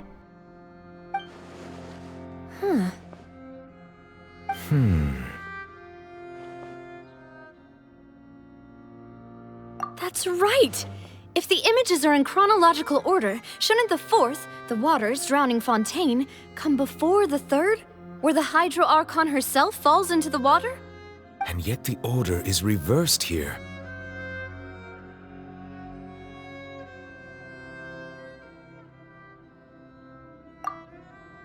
If we go by timing, Lady Farina only emerges in the third image. That means that the person in the second image might be the previous Hydro Archon. Egeria, then. I had never met her, but her appearance here does match the records. The previous Archon kneeling before the floating island in the skies, as if confessing a sin. Did she herself commit that sin? And if not, why would she be in such a posture? Also, I'm still wondering why these ancient stone slates are here at all. Judging from their contents, could this place be the origin of the prophecy? Does that mean that someone, or some people, once saw these slates? But who would have created these slates and left these words here?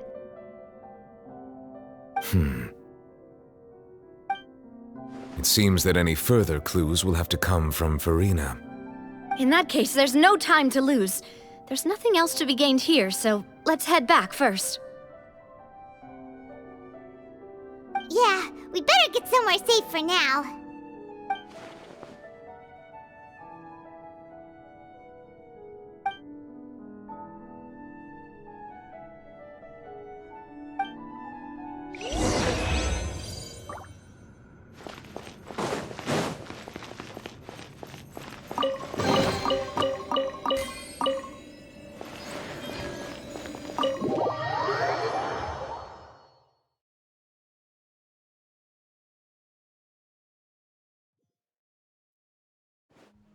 Let's split up here. I'm going to check on what's happening with the Spina. You know how it is. There's some things you just need to be there for yourself. You still have energy for that, Navia? Paimon's already beat!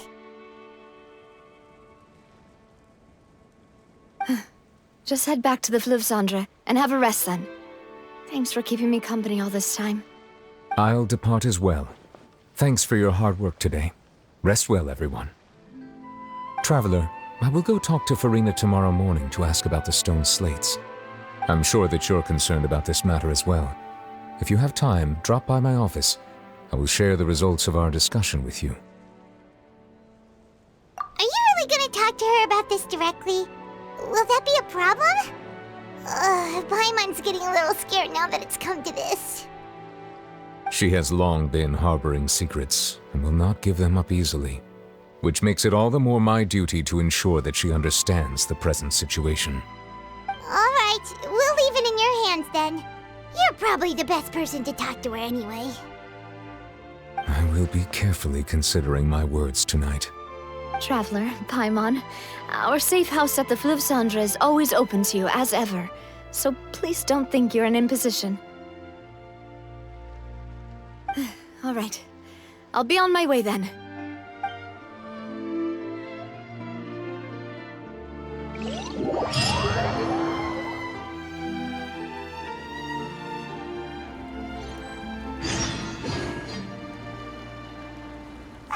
We're finally back!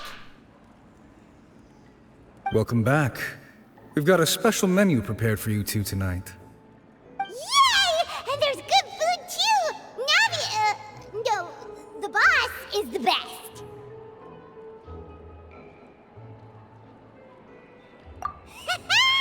Ooh, desserts! Nice, these are all Paimon's! Paimon's already starting to forget what happened today. Oh, that voice. Is that who I think it is? Huh? It's you two. What are you doing in Fontaine?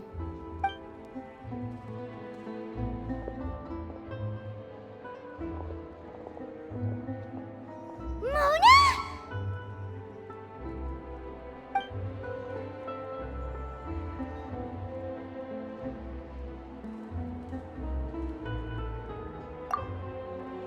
Seriously, nobody just uses a scry glass whenever they've got time to just see who they'll meet on the road. Still, we didn't expect to see you here. Wait, you're not a Fontainian, are you, Mona? Well, I have some business to attend to here, so I booked a hotel in the city. I was just out for a stroll when I bumped into you. Quite unexpectedly, if I might add. Why did you think I was from Fontaine, though? Is that because Magistus doesn't sound much like a Mondstadt surname? Yeah, let's go with that. Well, I used to have my own surname, which was, well, some other thing. Either way, the old hag told me when she took me as her disciple that the first step to being a great astrologist's pupil was to change that name. There was nothing for it, really. She really is amazing at astrology, so I changed my name to what it is now according to her wishes. To my surprise, however, Magistus is not the name of some ancient house or clan. It isn't? Nope. Although it is used by us in place of surnames, it generally just means great. Wow! Imagine including a boast in your name. Wait, are you gonna have to put that into your genealogy as well? I reckon so. In any case, I'd give my disciple a name like this as well, if I were to take one.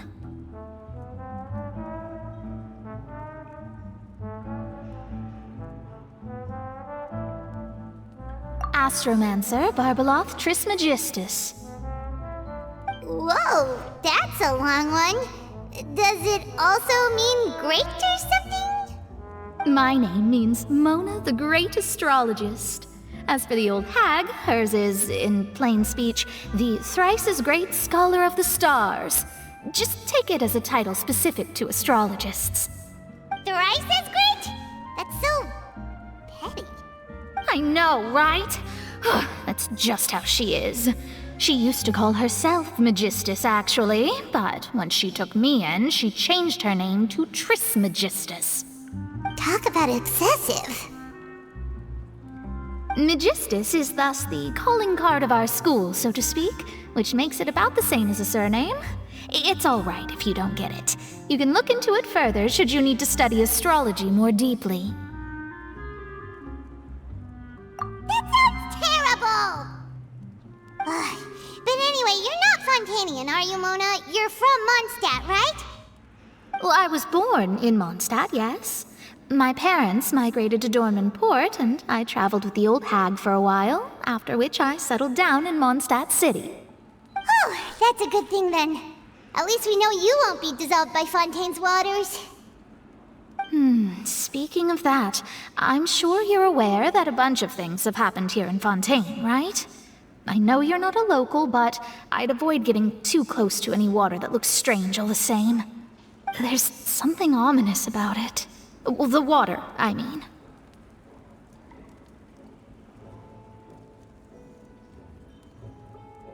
That was the main reason, yes.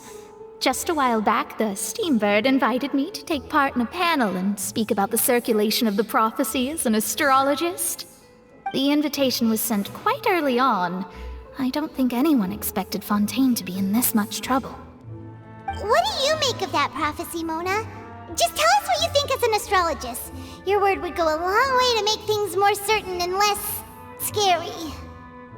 What I can tell you is that I'm an astrologist, and that this prophecy concerns the fate of Fontaine, even that of Altivat. Ascertaining this is akin to reading the fortune of the whole world. I'm afraid that this is not something that just anyone can do. If I could do it, you would no longer call me an astrologist, but a visionary. But on the flip side, the prophecy is so huge and powerful that it must surely come from a powerful visionary. Its contents involve the fate of the world. Disregarding it would be a mistake. A visionary? Sounds really powerful and all, but does such a person really exist? Of course. The old hag could do it, and I'd bet there are others amongst those Hexenzirkel colleagues of hers who could do something similar. Huh? Are you sure? All right, I'll help you. It isn't often that I see you with such a serious look on your face. I'll tell you once I hear back from her. Thanks, Mona! You're amazing as always! Oh, well, this is something only I can do after all. So yes, your praises are quite welcome. That's the greatest of astrologists for you! Of all the people we know, you know the star's the best! Indeed, indeed. That's the spirit. Oh, sorry. I came to see what all the commotion was about. If there's anything you need, do not hesitate to inform the Spina di Rosula.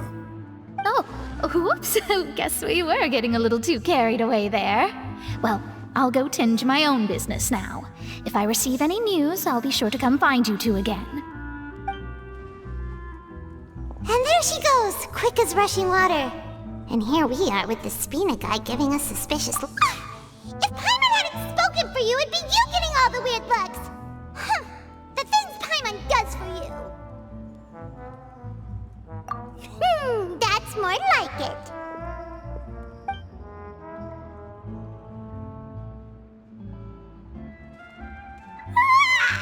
Good morning.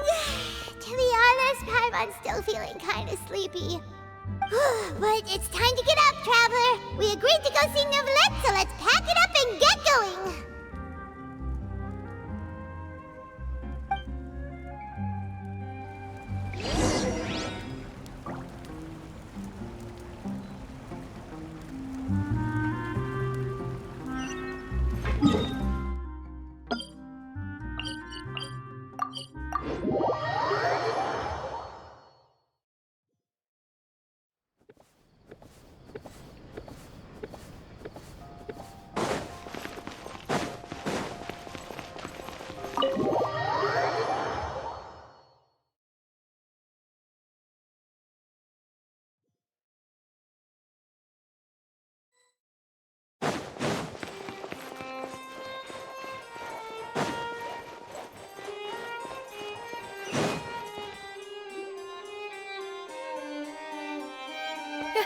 You're here! Finally! Is something wrong? Monsieur Neuvillette and Lady Farina, they seem to have gotten into a dispute. Please go see for yourself.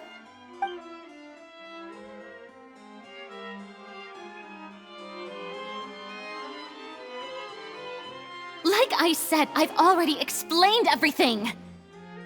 And yet the problem has not been properly solved. There is little space for excuses between us. It is not my intention to offend you, but please, tell me where you stand. You are the Hydro Archon Focalor, are you not? Look at this. This is a list of the victims from the recent Poisson incident.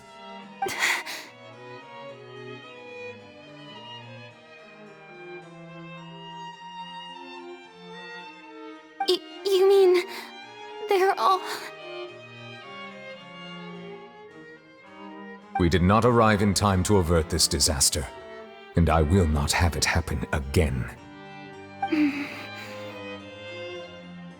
I will say this once more. You must tell me everything you know. Yesterday, I found 3 stone slates in some ancient ruins near Poisson. Do you know anything about those? Seriously? You're questioning me like this is a court case now. I don't know anything about that. But you found them in some ancient ruins, you say? That's correct, which is why I came to ask you some questions. There should have been 4 slates, but one of them was missing. The other 3 feature different images that seem to correlate to the prophecy. The prophecy? The second of these slates depicts the previous Hydro Archon Egeria kneeling before a floating island in the sky, as if confessing something. Do you know nothing of this either? I don't. I've never seen such slates. I'll ask you again.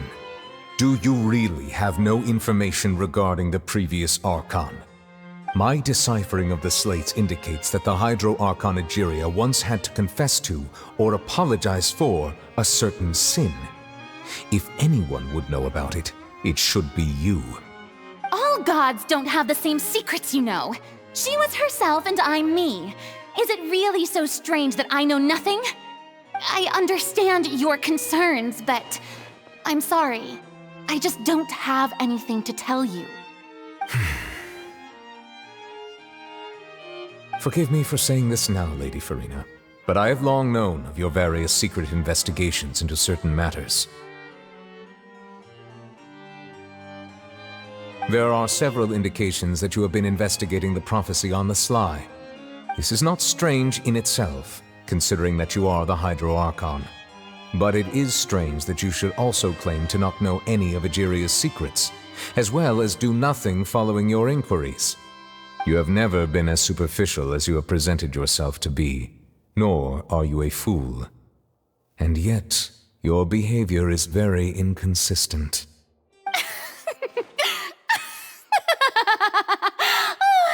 So you've been watching me all this time, have you? I didn't think you were that type. You... Well, since you know about my secret investigations, then you should know I'm actually working to take care of it. There's no point questioning or suspecting me. You're the Eudix, but you're still my subordinate. You should be following my lead. Just trust in me, your Archon, and do as I say. Never mind whether you can truly convince yourself to or not. It'll all turn out fine. That's all I have to say. We do not discuss this matter again. Oh, the opera's about to start. Toodles!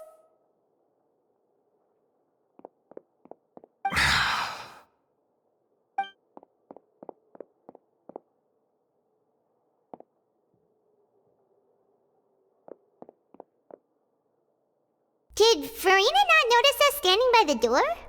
Wonder what's up with her. She was smiling. She didn't seem in the mood to care if we were listening in or not. I assume you've been outside for a while now? Oh! You noticed! Seems Farina didn't even realize we were here. She was in a great panic, though I cannot discern the reason. Our discussion reached impasses time and again, a state of affairs that we cannot allow to continue. Still, I do not understand. Dialogue is the basis for understanding, so why did she keep refusing to engage?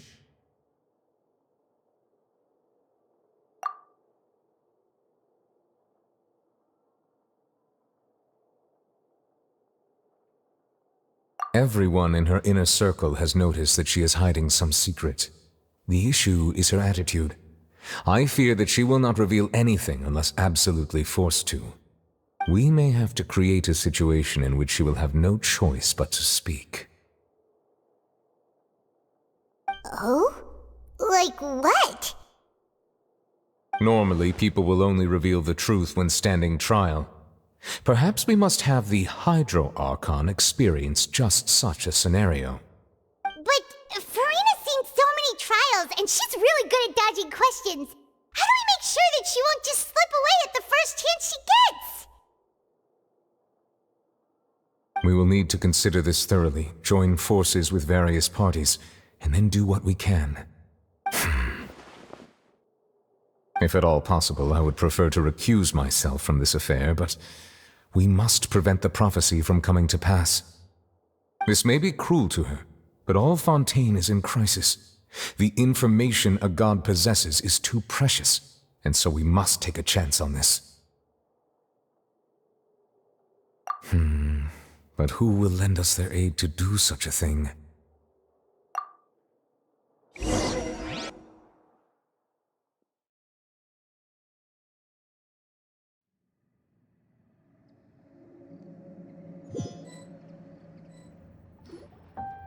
Well, that's everyone, huh? Speaking of which, it was pretty smart of you to think of hiding here. Poisson was just involved in a disaster, so it's presently devoid of people. That naturally makes it the best choice. And here you are drinking tea like it's the most natural thing in the world, huh? That's what families should do. Sit and enjoy a leisurely time together.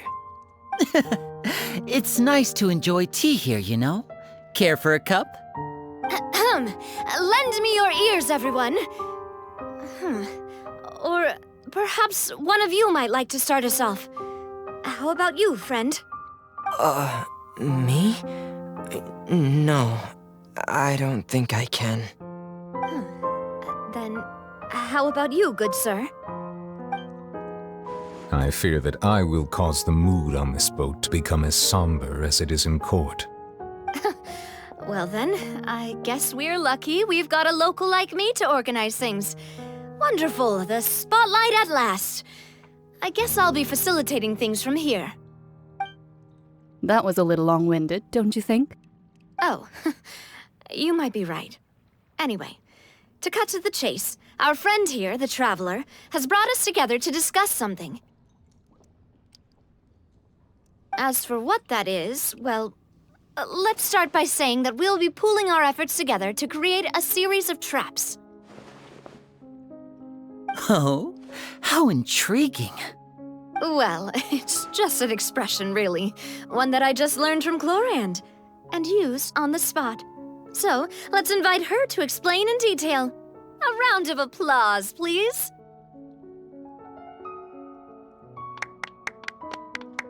Huh? Didn't you say that you would be facilitating this? Oh, come now. Your work doesn't involve much public speaking, right? This is a good chance to practice. You might even pick up some fancy oratory tricks to impress your boss with in the future. I see. And what does my boss say? He is glad that you consider him your boss. Do go on.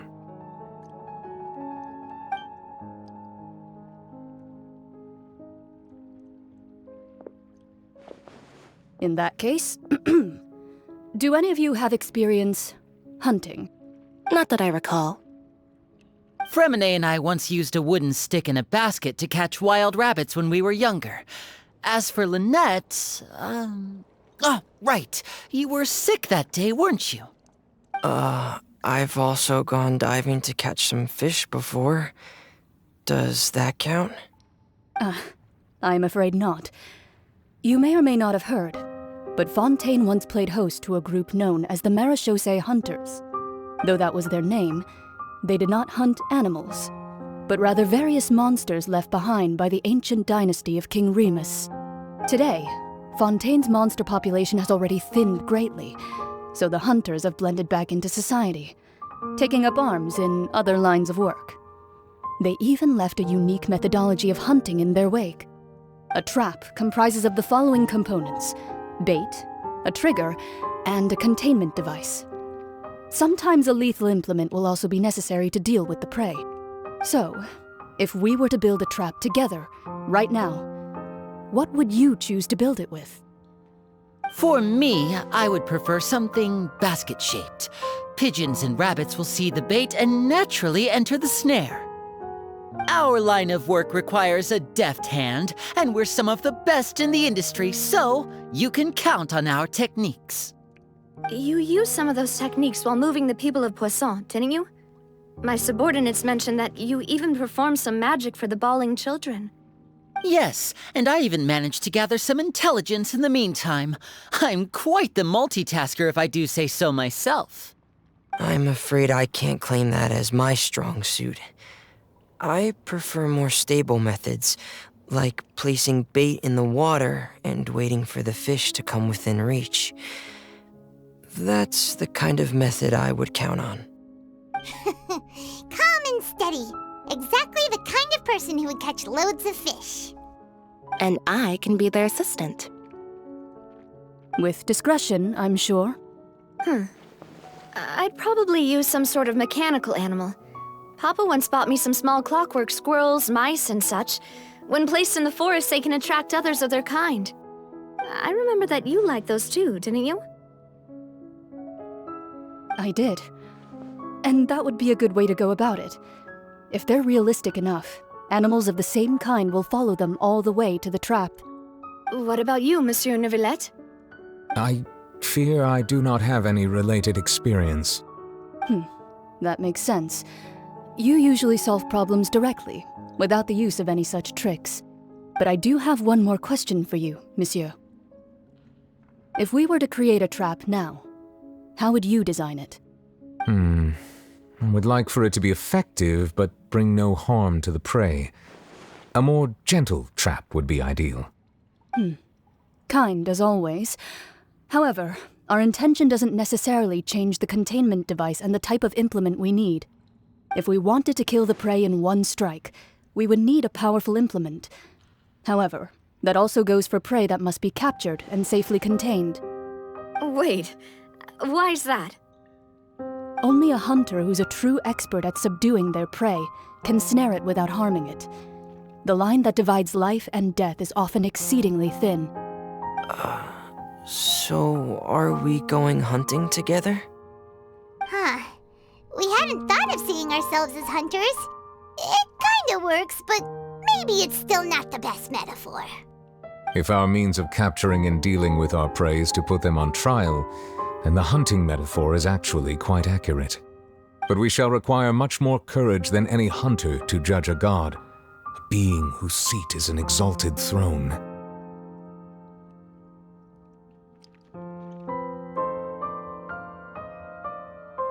Oh, so that's what's going on. Sounds very interesting.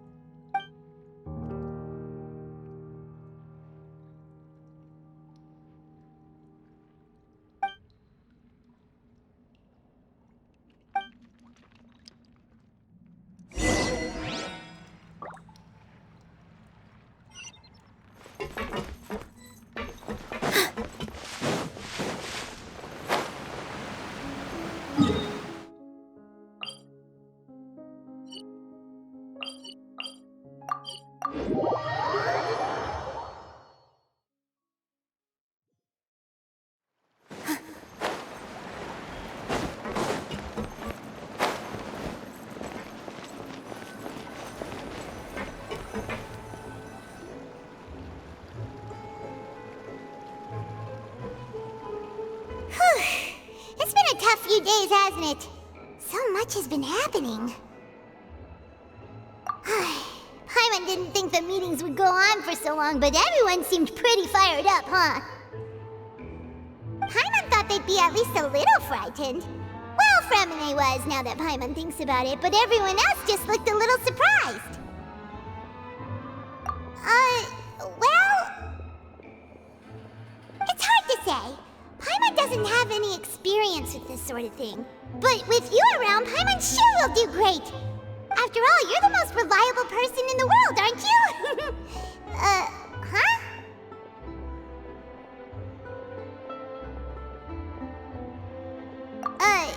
Did you just pour some tea?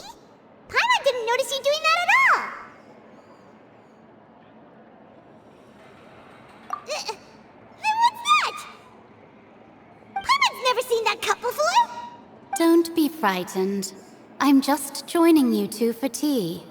I merely refrained from saying anything till now. Who's that voice? But there's no one here. Ah, have you forgotten me already? Wait, you are familiar. You're the voice we heard from the sky in Sumeru. The voice from the sky, I fear that description is wrong. Though, not completely wrong. You're feeling lost now, just as you were feeling previously. I sensed that confusion and thus came to you. Guiding people is an irresistible hobby of mine, after all.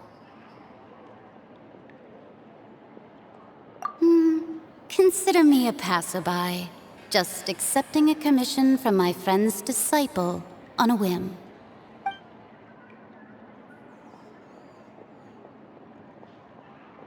The prophecy. Yes, what has been prophesied will be fulfilled. You may view such things as the history of the future. What? Then is there any way we can stop it? I believe you have witnessed a failed attempt with your own eyes. Can everything in Teyvat so easily be changed? So you've caught on. Just as prophecies are usually only the future as seen from the perspectives of the gods, could things be happening in hidden corners where the gods' gaze does not fall? Are the things that you shall see different from the fate that the gods perceive?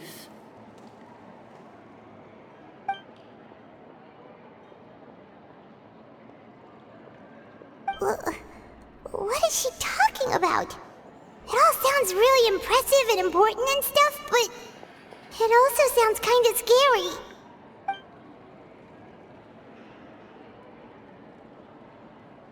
I believe that you understand, right?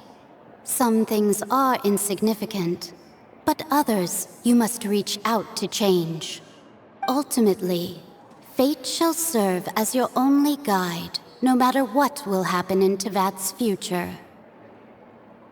All you need to do is to play your part. This was good tea, by the way. Thank you for your hospitality. Well, that'll be all for today. The voice. It's gone.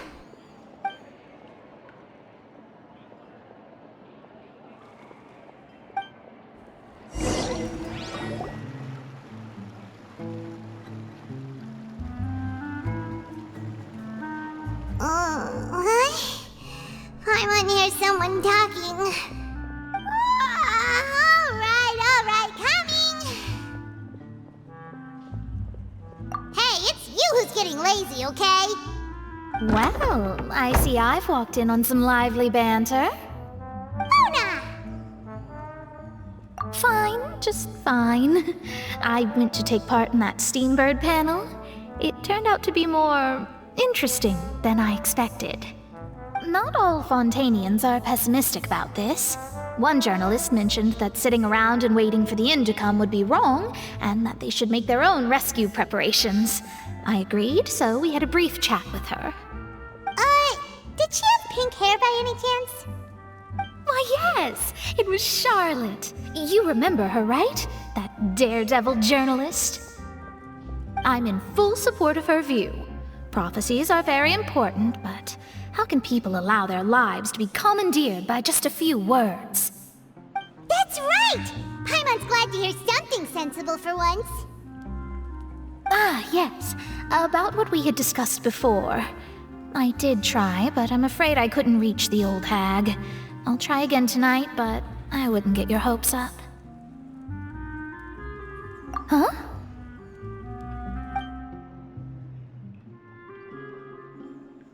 Goodness gracious. Are you serious? She said that even the god's gaze has blind spots. Pretty bold if you ask Paimon. Most people would believe the gods to be all-knowing, right? The Hexen Circle members are certainly anything but ordinary.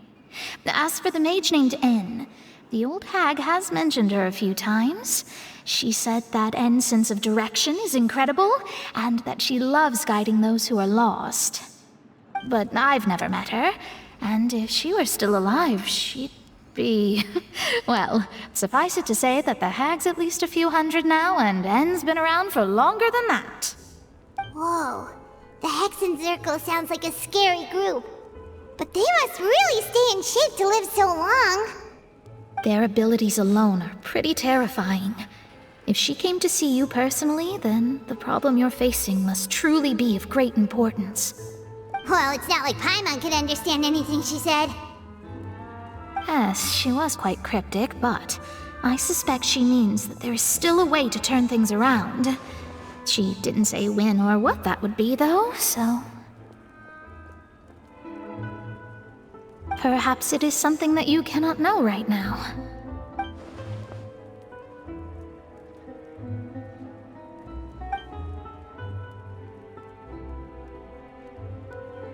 Traveler, Paimon, are you two all right? Oh, we're fine. We're just a little down right now.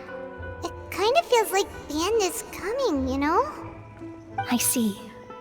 I feel that same sense of desperation, too. I guess you could consider me someone who has often witnessed fate.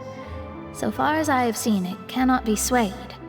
But even so, I still hope for, and believe in, miracles. Astrology is eternal and rational, but fate may not be. It is cruel, but it can also be beautiful. Perhaps that's what En was trying to tell you. Not to lose heart, and to believe that what you are seeing playing out before you is not yet set in stone. I did originally think of steering clear of all this, but I couldn't. Even if this is all futile, I still wish to help everyone. If we don't struggle to the last, then how can we face the end when it comes? Huh. You do have a point. There I go, talking about astrological principles again. Sorry about that. The moment I start talking about work-related stuff... I need to get going. It was worth trying to comfort you, even if only a little. I believe that you'll help those who are struggling in the same way I did. I suppose that might be why we always seem to meet by coincidence. Paimon feels kind of moved by what Mona said, but also kind of sad too. Hey, Traveler, Paimon suddenly feels like going outside for a walk. Let's go. Let's walk around the city, shall we? There's a few spots we always like to walk by.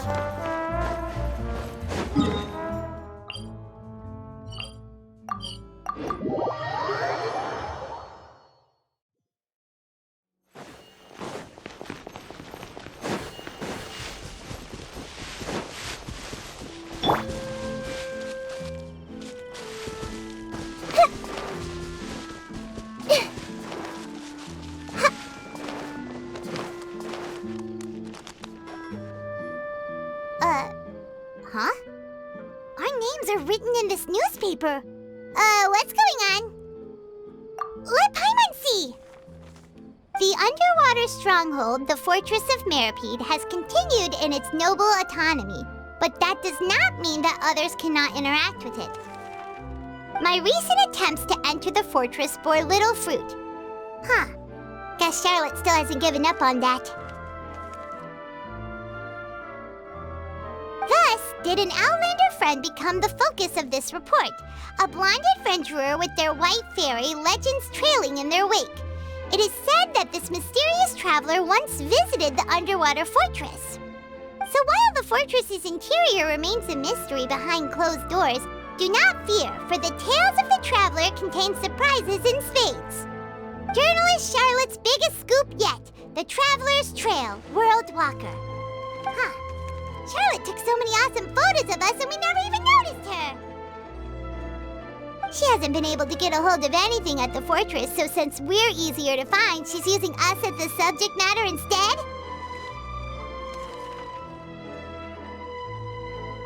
Ugh, seriously? Well, fine. Those headlines and photos do look cool, so Paimon will forgive her this time.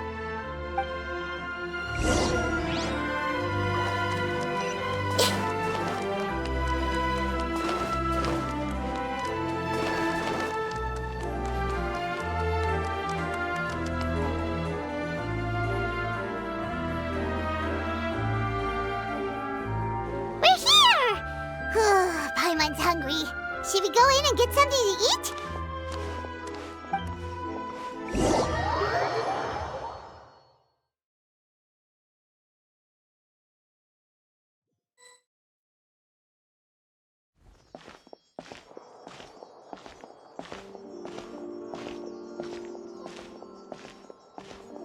Hey, quick! Look! That's the limited edition, only 16 slices a day cake! It was so delicious the last time we tried it! Despite the tense situation we were in, let's give it another go! I'm sure it'll be great!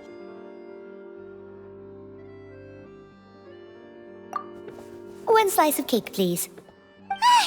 Someone showed up after all! Oh, wait, you're the one from the Palais Mermonia. Oh, are you here to buy cake too? It seems Monsieur Neuvillette was right. You really can eat. Wait, did he really say something like that? That's right. Even he has his own preferences when it comes to food. As for me, I love the cake and coffee here. Do you come here often? Usually every day. Every day? It's part of my daily schedule, apart from work. I shall have my cake and coffee. Then what if someone told you one day that this place would be closing soon, and you wouldn't get to eat cake here anymore? What would you think? But why would it close? Well, Paimon doesn't know either, but maybe the waters will rise tomorrow. You know, like in the prophecy. Oh, the prophecy. To be honest, I haven't paid much attention to that. No, still, even if there'd be no more cake tomorrow, that wouldn't keep me from having some today. No, it's the same for eating in general. You might not be able to eat tomorrow, but if you can do so today, then you should carry on. That's what people call living, you know. Huh. Don't be sad. Excuse me, could I have 2 more slices of cake to go? These 2 slices are for you. Sijuin said that this kind of expression you're making is what humans call being sad. Oh, you know Sijuin? I sure do. She was born before me, and she sometimes comes to the surface to teach us things about humans. She said that humans are creatures that are saddened easily, yes, and you can only lift their spirits by feeding them delicious food. So please try the cakes here. I've got something else to do, so I'll be going now. You two try to stay in a good mood after eating, all right? Bye.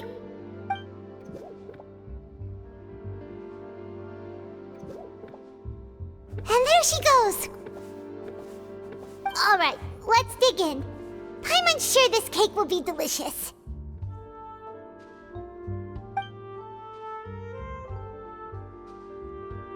It's more delicious than last time!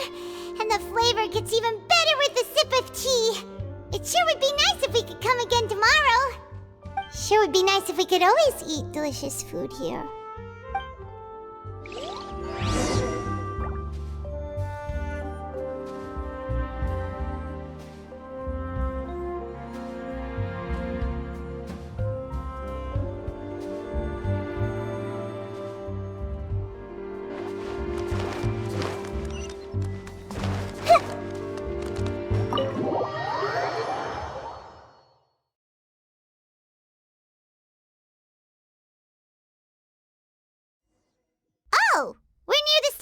office.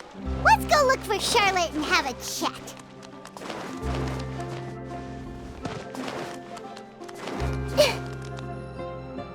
Wow! If it isn't the Traveler and Paimon! Oh, have you seen the article I wrote about you? Ha! You've got some nerve! You just used us to make some quick mora! Oh, you needn't worry about that. I heard that you were in Poisson some time back, so I sent you a letter to discuss just that. It appears you didn't receive it, though. It's all right, though. I've set aside the amount intended for you. I've even set the table with some food. Really? Oh, you're the best! You're almost a little too easy to win over, Paimon. If I were a journalist with ulterior motives, you'd be in trouble now, you know. Oh, Paimon knows you're not like that. Still, what brings you here all of a sudden? Were you looking for me? When Mona mentioned you, we thought of coming to see you at work. I see. It seems you've already bumped into Mona here in Fontaine. So she mentioned me? What did she say? She said that you're a real daredevil of a journalist. Nice. In which case, can this daredevil journalist dare to request an exclusive interview with the legendary Traveler and Paimon? Huh? So your article in the paper today doesn't count? Oh, of course it doesn't. That was more like live photography. What I'd like to do is dive deeper and ask you to talk about the things you've seen and experienced. Yeah, are we even qualified enough? Why not? If I say you're worth an interview, then you're worth it. But not right now, of course. I'll need a few days to prepare. Oh, in that case, we'll just chat when you have the time then? Oh, so that's a yes? Ooh, splendid! I'll tell the editor-in-chief immediately. I'll have to apply for lighting, a venue, some props, and... Whew, so much to get done now. Talk to you later. Wait, Charlotte, Paimon's still got a question for you. And what's that? If, just for example, Fontaine were to be flooded tomorrow, what would you do today? Huh, that's the prophecy you're talking about, isn't it? I mean, I do hear about it often, but I've never once thought that the day could be tomorrow. If you're seriously asking, then I might try and think of a way to leave Fontaine. Oh, but I'm still a journalist first and foremost. That means I have a duty to be reporting from the scene. And secondly, I wouldn't forsake my homeland that easily. From what I've seen, most people don't know what they'd do should the worst come to pass. In truth, it might be better just to behave like normal rather than worry over such an end. So in all likelihood, I'd probably still be prepping at the office for that interview of ours. I know what you're thinking. That sounds a bit sad, but I've always believed that it's best to do what you enjoy. Just think about it. If this nation really were to be suddenly destroyed tomorrow, but I still successfully finish an exclusive interview with a truly unique person, then the story I would wind up writing would truly be timeless. And then do you know what I'd do? Well, I'd write that story, send it for printing, and use messenger pigeons to get copies out to the various nations as soon as possible. I'm not a dreamer, nor am I a workaholic, but I do love my job, and I'd be proud of leaving such an article behind. I guess you could say that I was born to be a journalist. But anyway, that's my answer. And on that note, I'll get back to my preparations. That's so nice. All of a sudden, Paimon actually kinda envies her. Anyway, let's go and take a look at the sea, shall we?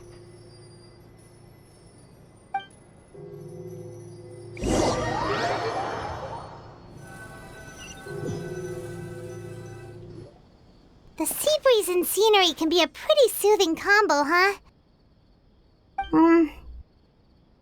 Paimon's been thinking.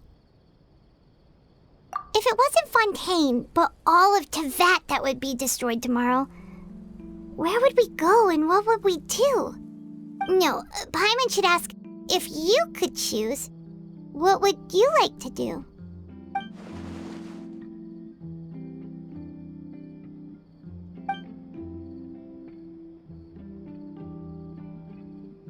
We We've always been moving to the next destination, so we haven't spent much time thinking about these kinds of things.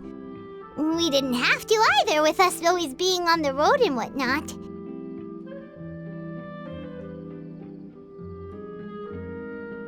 You mean, still traveling?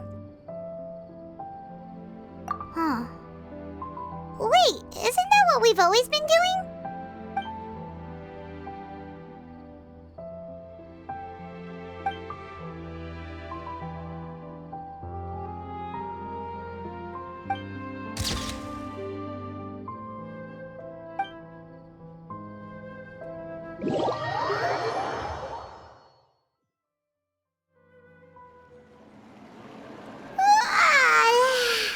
Feels like you'll grow mold if you stay here long enough.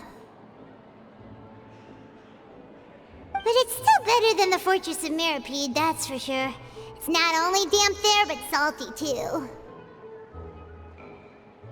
Ah, so the two of you are still here. Wonderful. Oh, you're from the Palais Mermonia, aren't you? Yes, I'm Isadora. Monsieur Nervillet sent me to look for you two before. I heard that afterward you went to the Fortress of Meropide. Not at all. I'm well aware that you're friends of his. Actually, I'm here to pass along a message from him. Yes, inside the Opera House. The Maréchaussée Phantom has declared the incident a small-scale riot. A riot? Well, that said, I don't personally think it was that serious. Lady Farina was watching a performance at the Opera House, and while she was resting during an intermission, some other audience members suddenly started harassing her, loudly accusing her of doing nothing about the prophecy crisis. And before she could respond, others started to join in. The crowd continued to grow, and protests against the Hydro Archon started to break out. So people have started to put the blame on Farina. Guess they finally found an outlet for the pressure they've been under due to the prophecy. I agree. People will naturally rely on gods, as is customary. But the moment people feel threatened, gods are also the first to be blamed. So what happened after that? Is Farina okay? Seeing that the situation was spiraling out of control and that further argument was pointless, she claimed that she'd gotten tired of this and left in a hurry. The Maréchaussée Phantom had their hands full maintaining order and did not catch where Lady Farina had gone. Only when things had stabilized did we realize that she had gone missing. So, you mean she's still missing? That's right. The Maréchaussée has dispatched many people to search for her, but we don't have any leads yet. That said, I don't think there's much to worry about. She is a god after all. Even if she were to fall into the hands of rioters, what could ordinary people do to her? Good. Monsieur Nervillet sent me to tell you about the situation, but he didn't say anything else. Don't worry, this is more than enough to go on. Thanks for keeping us informed. Ah, is that so? Well, all right then. In that case, you two take care. I'll be heading back to the Palais now.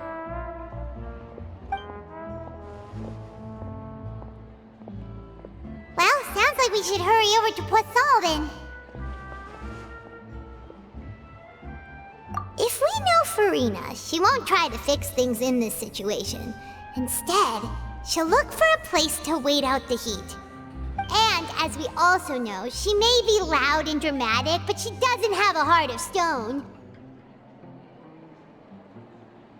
When Nervillet was talking to her in the Palais Mermonia, and she heard about Poisson, she couldn't hide her sadness and remorse. It would be hard for her to ignore being accused by the public today. Paimon thinks Farina's probably taken the opportunity to slip away to Poisson and try to relieve the sense of guilt that she's feeling. Huh! Well, what do you think? Paimon knows the answer, of course, but Paimon can do the analysis to back it up too. Cool, huh? In that case, there's not a moment to lose. Poisson, here we come!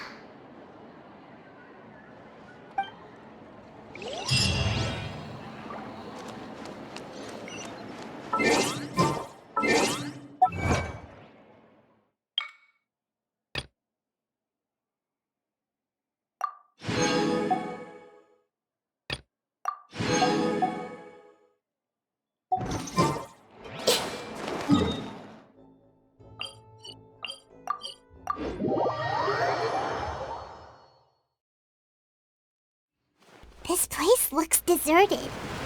Guess all the survivors must have evacuated already. All that's left here are signs of devastation. Could Farina really be here? Let's try to find her as soon as possible.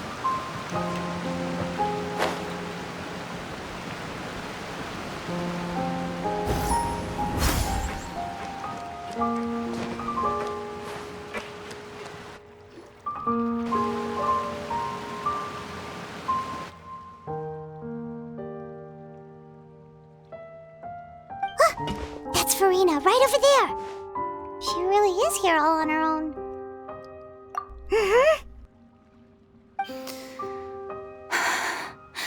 Should I just give up? This is all meaningless. What was meant to happen did happen after all. Everyone's dead. I'm sorry. I'm so sorry. Give up, Farina. There's no point in holding out. I'm sorry. But what can I even do other than to repeat meaningless apologies over and over? Who's that? Don't worry, Farina. It's just us.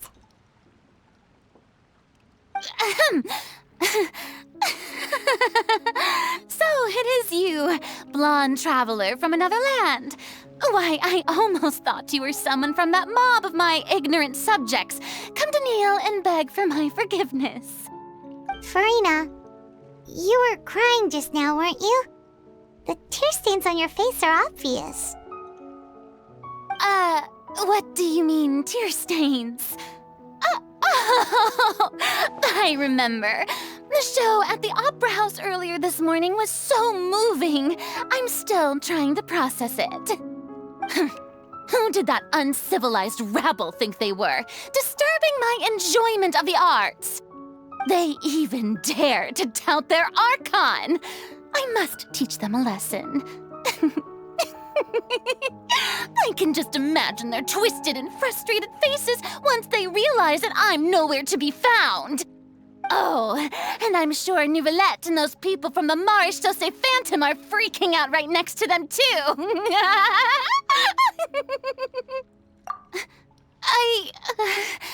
Of course not. Hey, there she is! The Hydro Archon's over there! Quick, after her! Farina, those people seem to be after you. They are? They're just some rabid fans who want to cut the line because they haven't been able to meet me in person, aren't they? That's against the rules. I can't let them get their way. Farina just ran off! Quick, we have to catch up with her!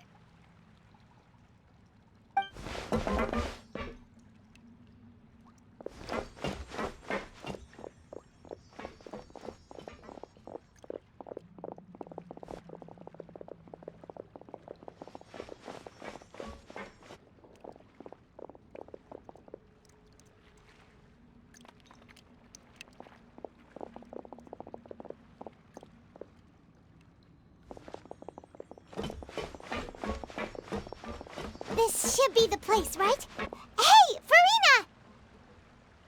There's a good hiding spot over here. Quick, come to Paimon before the rest of them catch up to you. What is this place? Hurry, they're almost here. Fine. I suppose haste is warranted. Lead the way.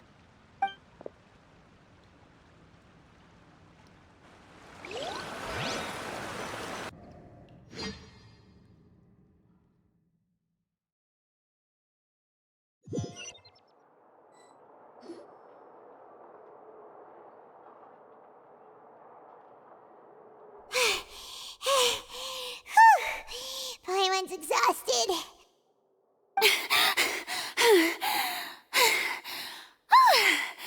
I'm so tired. I totally thought they had caught me. No, I merely gave in to the sheer enthusiasm they displayed. You're right. Yep, that's a good girl.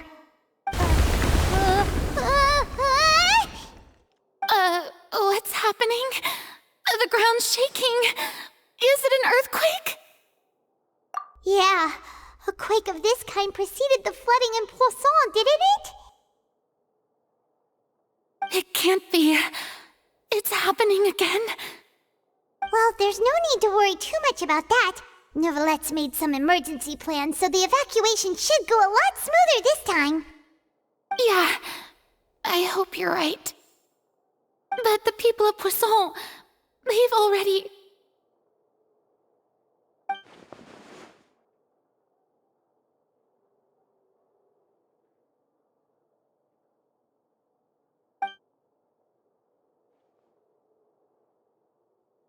It's true. I've been investigating the prophecy for hundreds of years. I once had informants all over Tevat, searching for clues and feeding information back to me. I've tried all kinds of ways, too, to hold back the sea. Anything to keep the coastline from advancing. But all my efforts proved to be futile in the end. Really, the truth has been clear to me for a very long time. We cannot make an enemy of the divine. No matter what we do, the will of the heavenly principles will have its way, and the prophecy shall be fulfilled.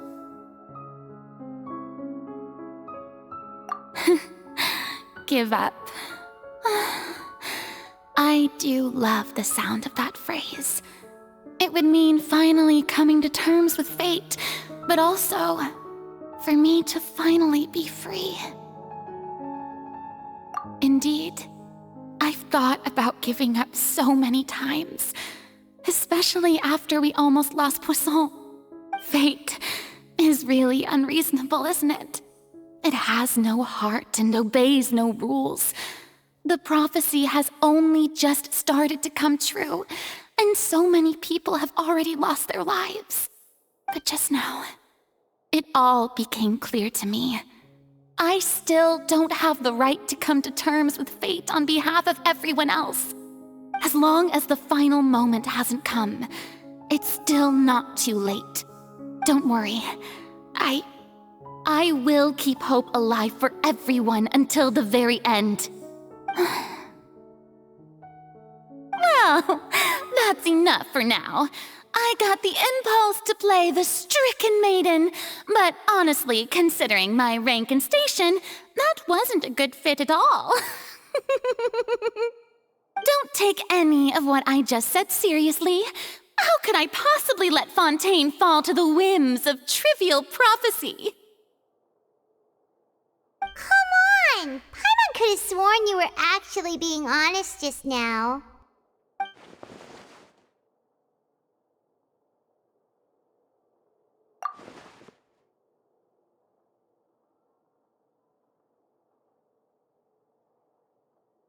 Share my burden. That's impossible. It was fated right from the start that this would be my duty alone.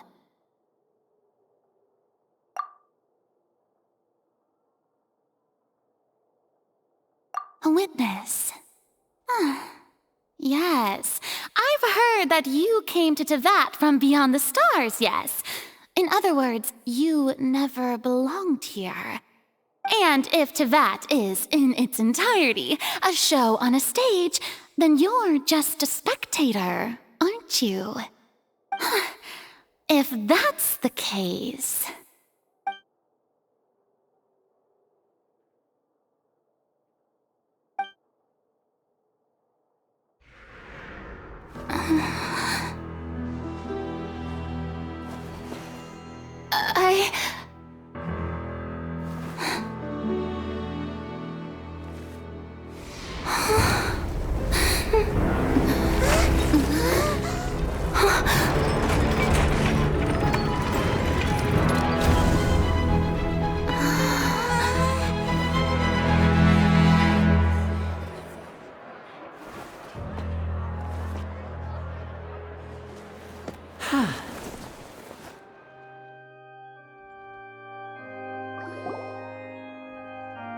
Ladies and gentlemen, this concludes my opening performance.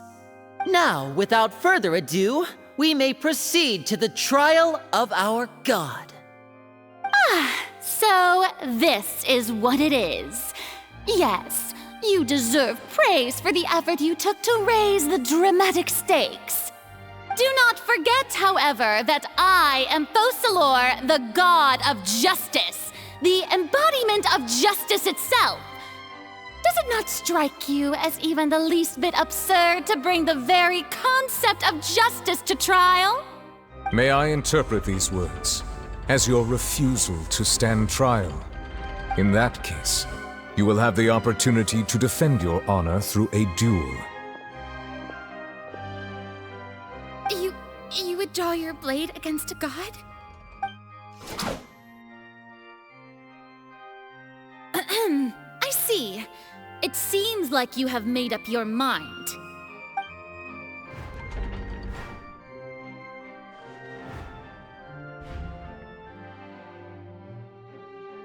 Paimon can't believe it. She just surrendered. What the heck is going on? Did I just see an Archon surrender to a human? Wow, how utterly humiliating. Lady Farina, what is the meaning of this? It would seem that there has been a misunderstanding. To be clear, the raising of both hands is not always an indication of surrender. Looking for excuses again, huh? I raised my hands just now to indicate my acceptance of the trial. No duel shall be necessary. I will admit that I've been running away for a long time. I'm sorry, everyone. I was unable to protect the people of Poisson. It is my duty to stand trial for my crimes. You are not the only ones to be disappointed in me. I, too, am exceedingly disappointed in myself. But now, it is time for the Hydro Archon to show you her courage and resolve. I, Farina, will use this trial to show the world the true meaning of justice! This time, I will protect you. Applaud and rejoice! One of the most outrageous and fantastical arcs known to the opera epiclese is now unfolding before your eyes. Mark my words, this shall be one of the most exhilarating and brilliant shows ever to grace the stage of Fontaine! The trial of the Hydro Archon, Focalor, will now begin! Woohoo! Oh, now we're making history! Why does it feel like Farina just took over the whole thing? Like, come on! Didn't she just get forced to stand trial for her crimes? Also, even though she's still acting super dramatic, she is taking this seriously this time, right? All right, then. Who will be my opponent in this trial? The court asks the prosecutor to please take the stand. Is that so? Very well. Then please speak, witness of Tivat, my accuser and fated opponent.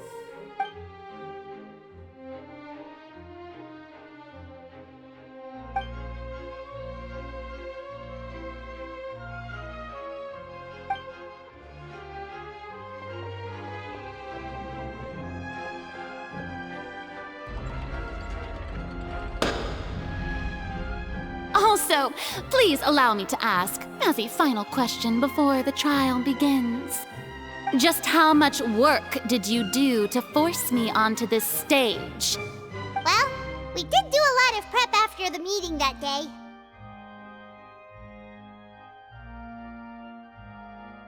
I can go over the tasks assigned to the Spina di Rosula, since they were rather straightforward and easy. Navia, the president of the Spina di Rosula. Most of the people who participated in the disturbance this morning were my subordinates. they changed into plain clothes and came to the Opera House as regular audience members, waiting for the perfect opportunity to incite insurrection against you. The people's resentment against their Archon has been building as more and more of the prophecy is fulfilled. A spark was all we needed to turn smoldering anger into a flame. Moreover, according to our understanding and analysis of you, when something like that occurred, you would likely flee the scene and head to Poisson by yourself. So, we arranged for a second group to lie in wait there. So, you mean the ones who scoured the settlement for me were also from the Spina? And their goal was to force you to step into the giant magic box so you may personally participate in the greatest magic performance in all of Fontainian history. That's right. That house was a magic box, rather than someone's residence. As the super ultimate version of the setup that I used when I first performed at the Opera Epiclese, the volume of the box was increased by a whole order of magnitude, and the distance it traversed was the entire gap between Poisson and Areneas. Its cargo, of course, was an Archon instead of a human. My thanks, Farina. Without your help, we could never have pulled off such an extraordinary performance. You're welcome? Of course, this performance was only made possible with Father's support. The House of the Hearth spent a massive amount of labor in Mora to pull this off.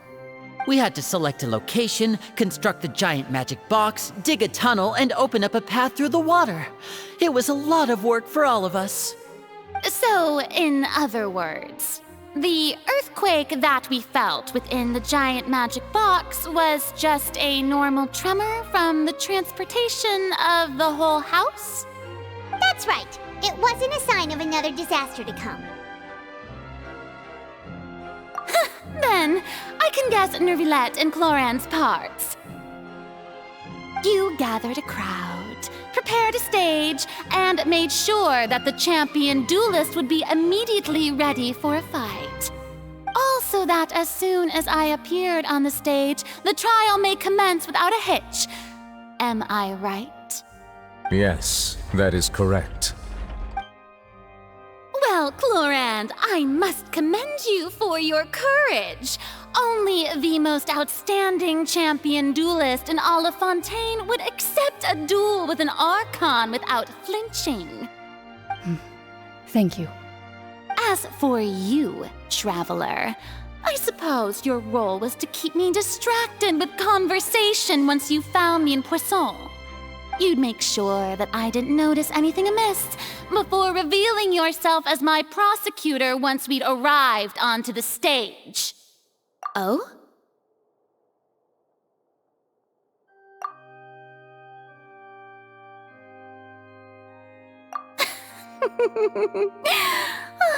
Is that so? Then I suppose I must have missed my final chance. It's fine. It matters not. What's done is done. The stage is already set, so there's no reason to disappoint the audience. Let's see this trial through to the very end.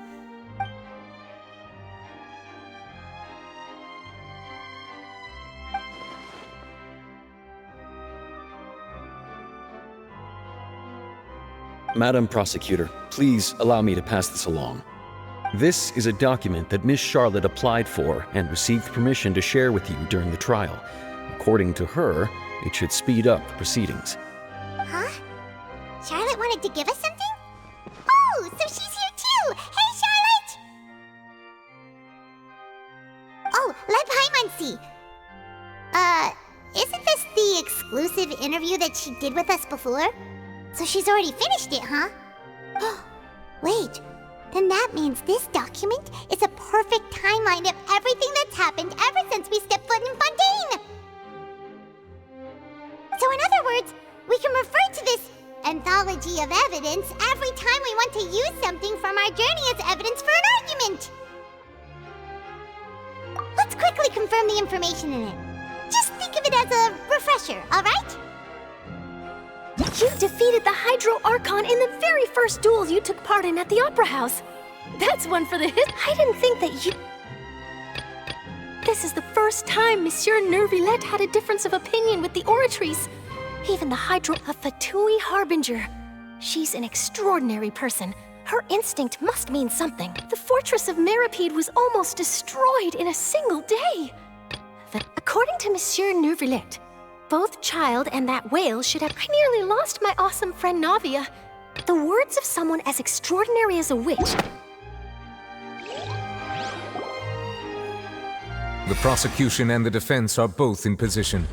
The trial shall now begin. Oh, come on, Nervillette. There's no need to repeat all the unimportant legalese.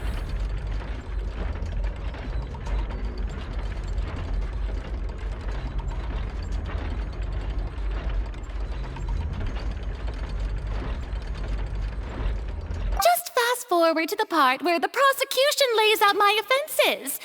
As the defendant and the lead actress of this performance, I still haven't even been informed of my supposed guilt in all of this. Of course, it is only natural for humans to struggle to understand the actions of a god. However, you will need more than that to convict me of a crime. That's true, but my charge here is unrelated to your conduct as an Archon. Instead, I would like to charge you as a fraud who's never been the Archon in the first place. Wait, what was that? Lady Farina's a fraud? Hey, I came here thinking that we were going to try the Hydro Archon for forsaking her duty, but did I hear that right? She's not our Archon at all? Charge accepted. Lady Farina, do you plead guilty to the charge?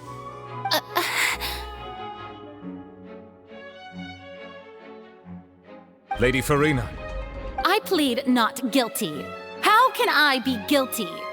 There is no way that I, Focalor, otherwise known as Farina de Fontaine, a member of the Seven and the Regina of all waters, kindreds, peoples, and laws of Fontaine, could be anything other than your true Archon. Yeah, even though Lady Farina can be rather eccentric, isn't it going too far to doubt her very identity? Yeah, I've never questioned her identity either. Sure, Lady Farina can be super irresponsible, but what grounds does that prosecutor have to make such a huge claim? I have cause to believe that common sense will prevail in this case. Many of the members of the audience have known me as the Hydro Archon ever since they were born. There would be no fooling their memory. See? Even the Oratrice has decided to show me its favor. Are you sure you want to commit to a charge that will never be upheld? If you wish to drop the case, I can promise you as the God of Justice that you will not have to face trial for making a false accusation. We will treat everything that's happened as a dramatic spectacle and move on with our lives. What do you say to that? Huh. An argument with near impossible odds, huh? We have to not only refute Farina's claims, but also overturn the long-held beliefs of the people. Well, I tried to give you the chance to surrender. If you must persist, then let me ask.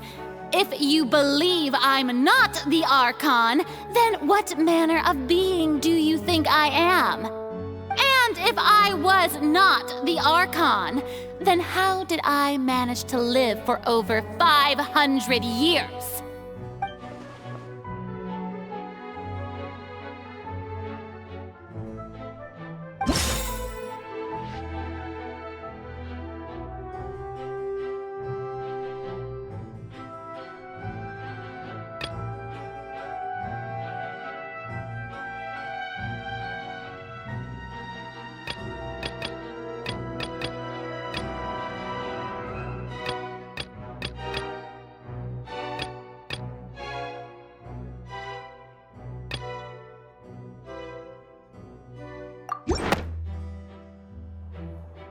First of all, you may be a member of another long-lived race, which would allow you to naturally possess an extended lifespan.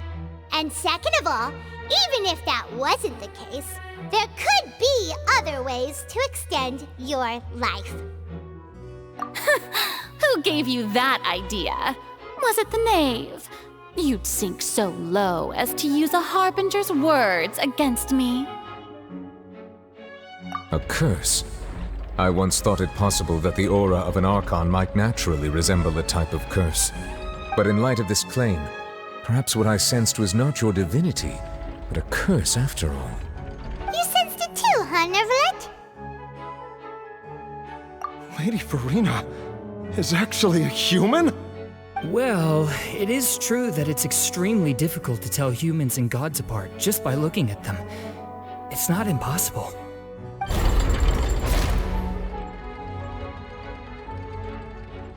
Well, don't start celebrating too early now. Even if I have been carrying a curse like you said, how does that prove that I am merely a human being? Besides, everyone knows that the main difference between a human and a god is the possession of authority. Gods can do what humans cannot. That's why they're worshipped as gods. For centuries, manifestations of my authority have served the nation of Fontaine. One need only to turn their eyes towards the Oratrice Mécanique d'Analyse Cardinal in this very opera house, or consider the indemnitium that is used in every aspect of life.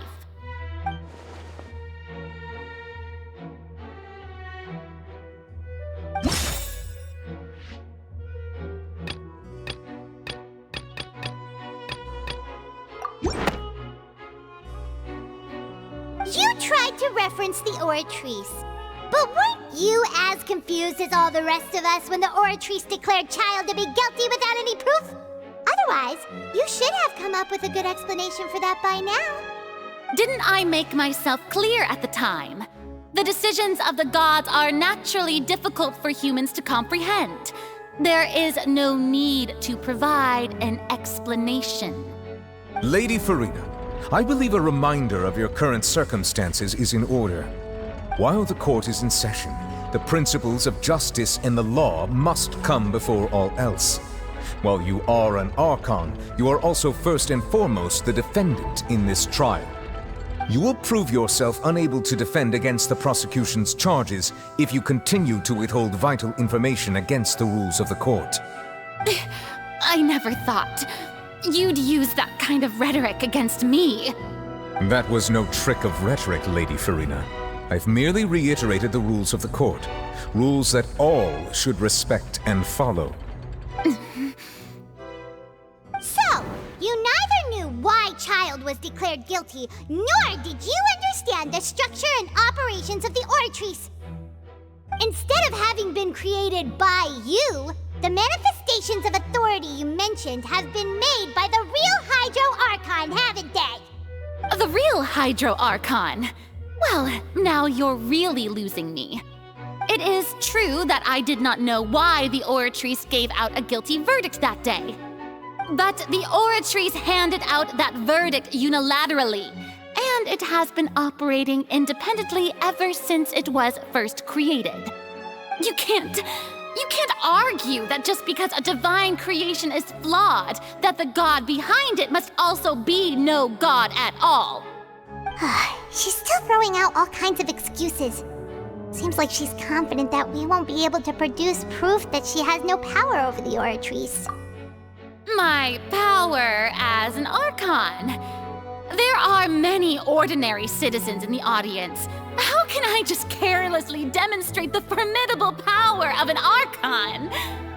If that poses a concern, I'm prepared to extend my protection to the audience. You don't need to go that far.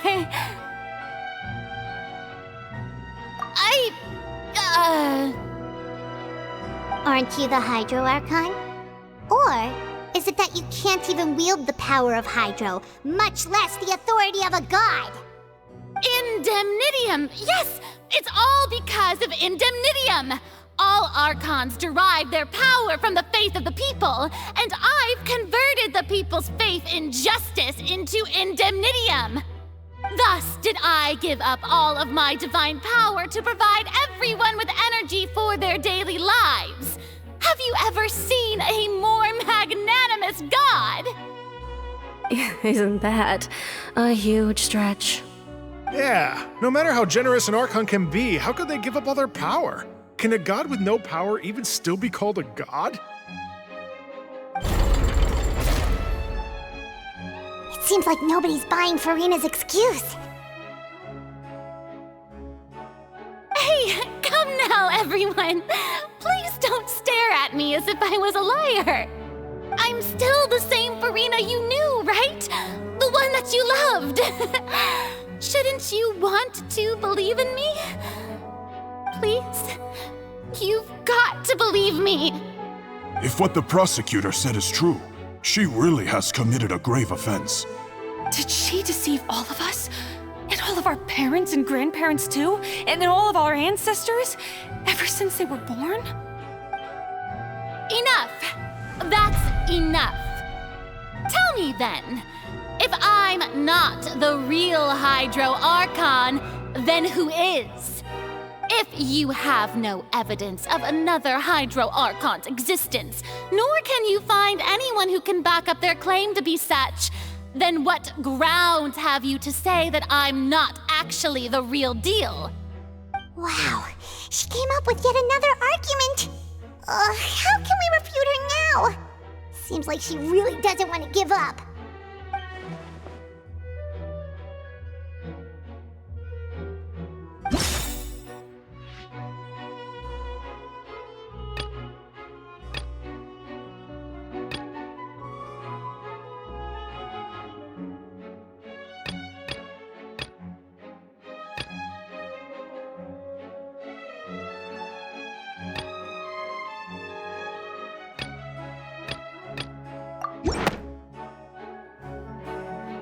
That doesn't sound right.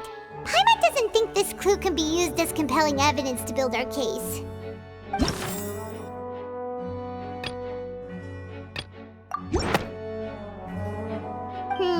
That doesn't...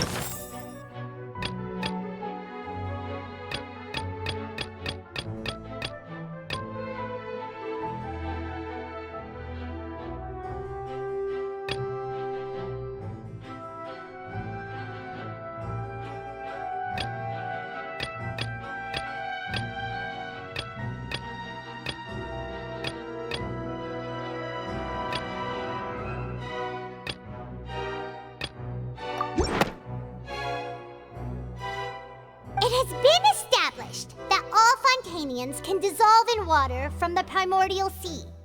And that means... Since you insist on claiming to be a god and not a human, then there's a method that you can use right here and now to eliminate all suspicions of you being the latter. Miss Navia, please apply to serve as a temporary attorney for the prosecution before addressing the court. Though you act in partnership with the prosecutor, you must still adhere to proper procedure. Super sorry, Monsieur Chief Justice. I swear this really will be the last time that I'll speak out of turn. Now, I've brought some seawater from Poisson. As everyone knows, a massive flood struck the area not long ago, taking many lives, including those of some of my closest friends. So, Miss Farina, would you dare to touch some of the seawater? If we are to believe that you are indeed the real Hydro Archon, touching the seawater would have no effect on you. All it should do is strengthen your case. But if you don't dare to touch it, then we would have basically proved the reverse. Oh, and I must remind you that after the disaster at Poisson, nobody wants to see any more people dissolve. I do hope you'll act prudently and choose the simpler path of admitting guilt. Navia from the Spina di Rosula. The Spina has governed Poisson for many years. I guess her suggestion is valid.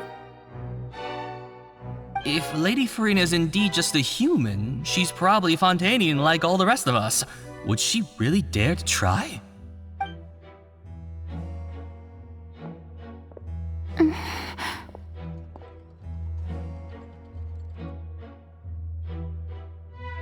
Lady Farina, this test has been unilaterally proposed by the prosecution. As it falls outside the realm of standard court proceedings, you possess the right to decline participation. Well, of course he had to tell her that. But refusing to participate is basically the same as a confession of guilt. She's just staring at the water without saying a single word. It really does seem like she's quite terrified of it. That could only mean... What's going on? Is she really planning to... that's not what we thought she would... Due to the inherent risk of the test, Lady Farina, you may...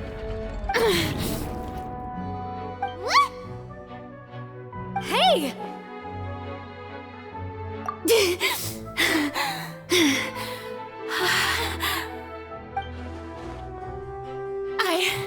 I'm fine! Look at me, everyone! My hand is still here! I haven't been dissolved! Will you believe me now? I really am your Archon! I'm nothing like a normal human who would fall apart as soon as they touch this water!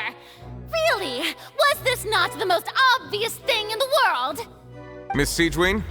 If you are present, Miss Siegewien, please come forward and attend to the defendant. Siegewien? Don't be nervous. It'll just take a few seconds. Let me see. That should be enough. Please announce the results of your evaluation to the court, Miss Siegewien.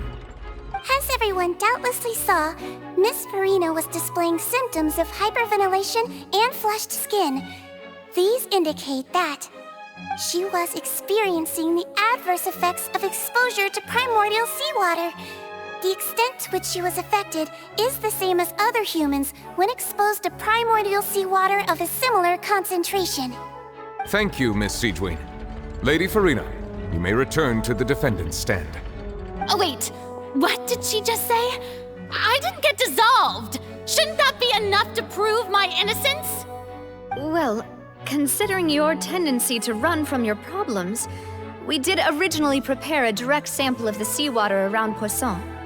However, after extensive discussion, we exchanged it for a sample that is not concentrated enough to dissolve an actual human. After all, on the off chance that something entirely unexpected might occur, we don't want anyone else to lose their life to the sea. Yeah, so out of regard for Farina's life, you secured a low-concentration sample and asked the head nurse to serve as an expert witness. It's a great thing that the direct sample wasn't actually used. Farina could have... I can't believe... you...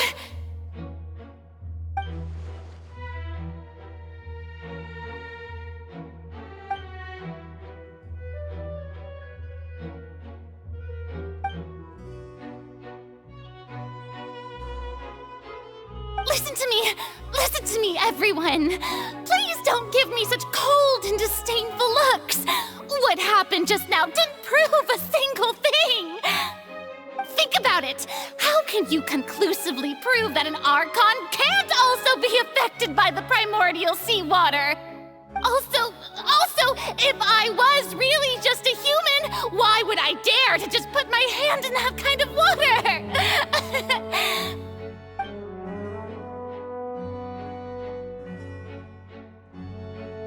Please, everyone, anyone, just listen to me! I swear, I really am your Archon!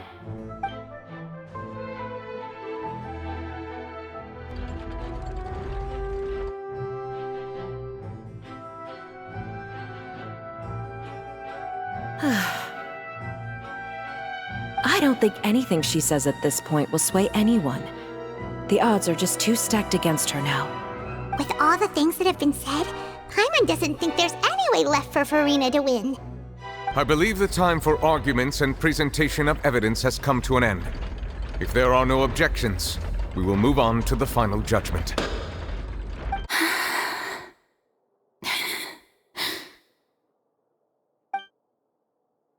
I don't think anything she says at this point will sway anyone. She's too stacked against her now.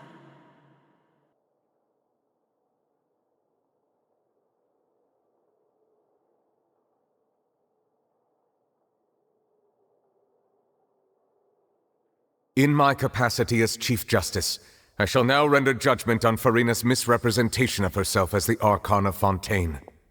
As a human who knowingly deceived her fellow citizens, Farina is guilty.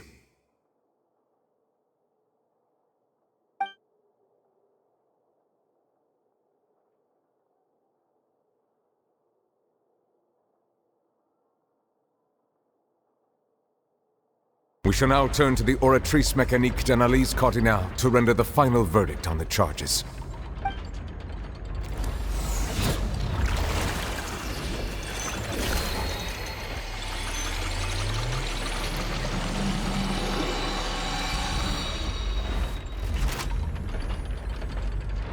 According to the judgment of the Oratrice Mécanique d'Analyse Cardinale, Farina is... Well, what's wrong? What's the Oratrice's verdict? No, the Oratrice also displays a guilty verdict. Isn't that correct then? However, the exact wording of the verdict is thus: the Hydro Archon, guilty, to be punished via the death sentence. The death sentence? That's actually one of the available sentences? I've always thought that it was just a myth. The one and only time the death sentence has been handed out at the court, and it's been given to the very person we've worshipped as the god of justice? What an unexpected twist. Farina's been sentenced to death by the Oratrice? We just wanted to use the trial to show her the seriousness of things so she'd tell us the truth. How did things escalate this quickly? This outcome is indeed quite strange. According to Fontaine's current definitions of justice, as well as its recommendations for criminal sentences, is this sentence really appropriate for the crimes that have been committed? Yeah! Even Fauché wasn't sentenced to death by the Oratrice. You know, the real evil mastermind behind the serial disappearances case. Indeed. Not only is Farina's sentence overly excessive, the very point of our trial today was also to prove that Farina has never been the Hydro Archon in the first place. But now, the Oratrice seems to have deliberately invoked the title of the Hydro Archon. What does this mean?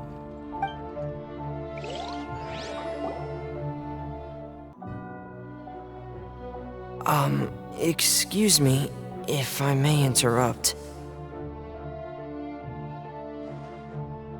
Is the trial still going? Fremine! You finally made it. I assume this means you've completed your mission? Mm-hmm. Any mission Father assigns to me will always be top priority.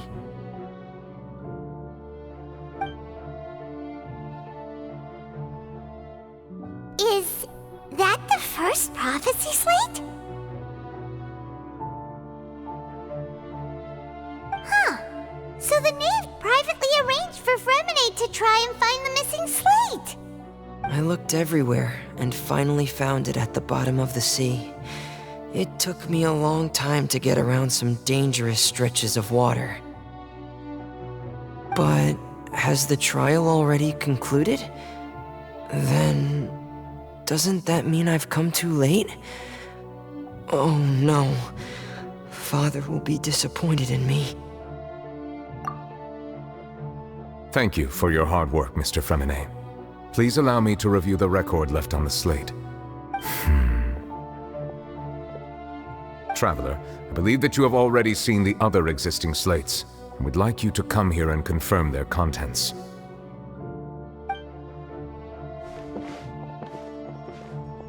Huh? So what do you see? What is it?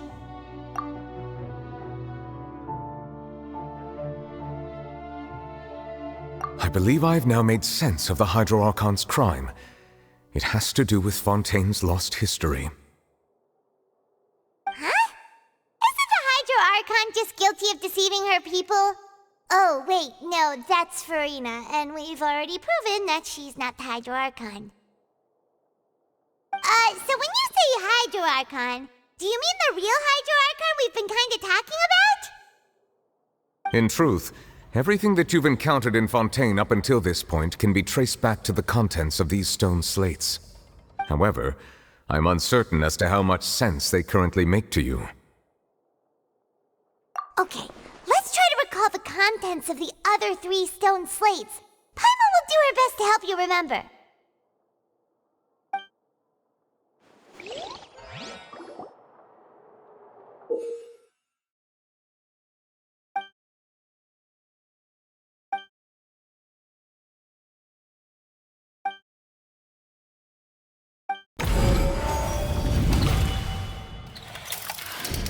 The first stone slate describes what you just said. It seems to show the previous Hydro Archon using her divine power, and then the Oceanids turn into humans. Does that mean that Fontainians are transformed Oceanids? Oh, Paimon wasn't expecting that. But if Oceanids can turn into humans, then perhaps this process can be reversed as well. The second stone slate shows Celestia floating in the sky, and the Hydro Archon and her people worshipping it together. But the heavens still brought judgment down upon them.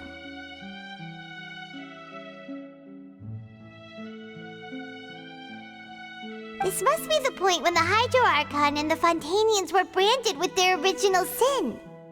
Does this mean that the original sin and the Hydro Archon sin are the same thing? The third slate shows the Hydro Archon sinking into the sea surrounded by many people. That reminds Paimon, didn't we also watch that happen to someone else? Well, the fourth slate is the prophecy the Fontainians have been talking about. People dissolving into the sea, the Hydro Archon crying on her throne, and so on. We didn't believe that such a crazy disaster could happen at first, did we? But after that incident, it was just a question of when and not if.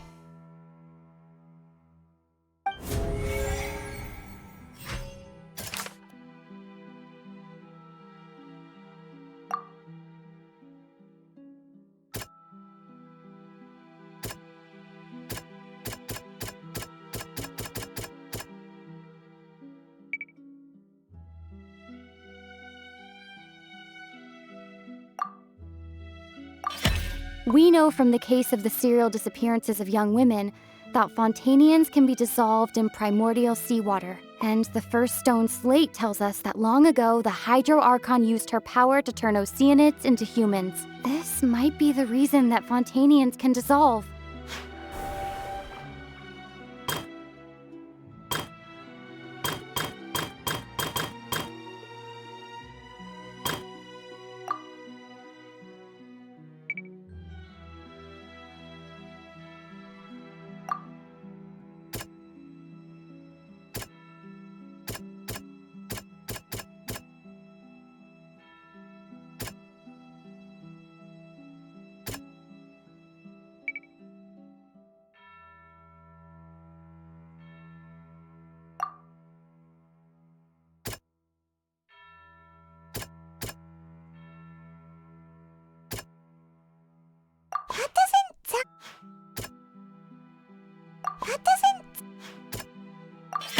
Perhaps what is about to take place has all happened before. The true sin of the Hydro Archon that Nervilette mentioned, and the original sin cast down on the people of Fontaine by Celestia, as recorded on the stone slates.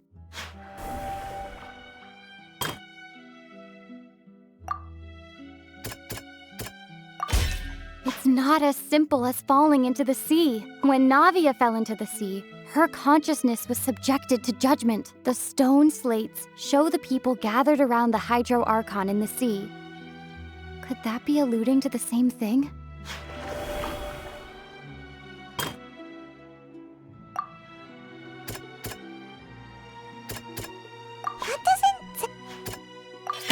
The prophecy from the stone slates found its way into society.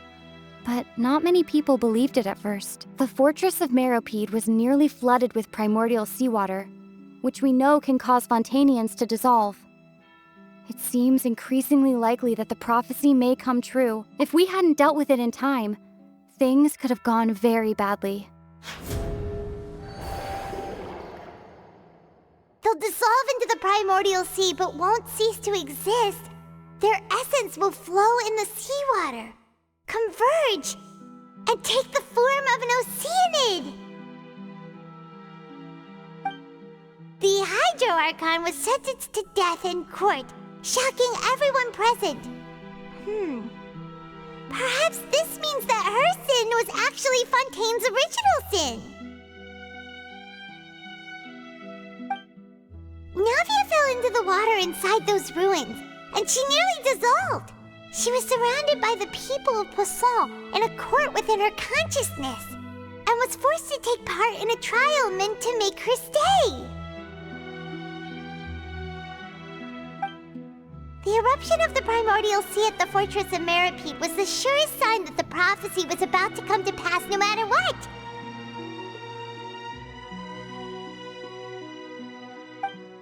The prophecy's contents can all be verified by recent events. If we combine what we know together, loads of truths should come to light.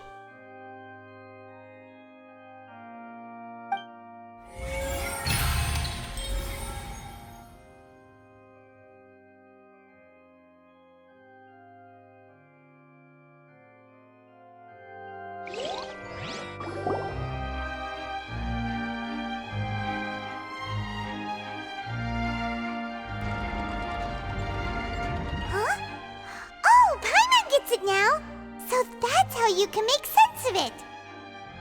But then it feels like we're going to have to share some truly shocking revelations. Let's hear them. Incredible. Linny, did you hear that? We're not real humans. All Fontainians were originally created by the late previous Hydro Archon, with oceanids as their basis. The evidence for that can be found in how only Fontainians could dissolve in primordial seawater, and how all the girls Vacher dissolved were also turned into oceanids. Oh, and according to Navia, when she was about to get dissolved, she also saw everyone gathered around for a trial, all of them in the shape of oceanids. Indeed. Yeah, and it follows from the content of the first slate that she probably angered Celestia by creating humans without prior permission. That could also explain why the Oratrice judged the Hydro Archon to be guilty.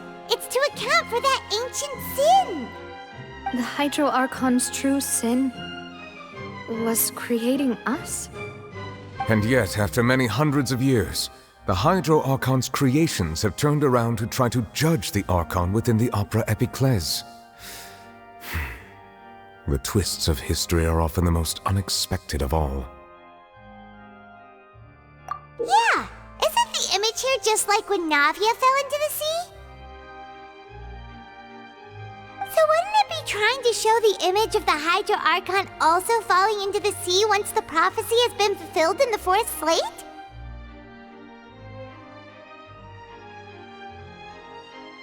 In the end, the people will all be dissolved into the waters, and only the Hydro Archon will remain weeping on her throne. Only then will the sins of the people of Fontaine be washed away. Did Paimon get all that right? You've made some keen deductions. I must say, given how much you still don't know, it is impressive that you've already managed to connect so many pieces of the truth. However, while you were able to decode all the information on the slates, they've also been etched with an additional layer of hidden information using a different power source. When we were at the ruins, I tried to decipher the hidden information recorded in the slates. But since we only had 3 slates at the time, I was unable to come to a full conclusion. Now that the slate collection is complete, I shall make another attempt to decipher the narrative recorded within. If everything goes well, we should finally be informed of the unadulterated truth.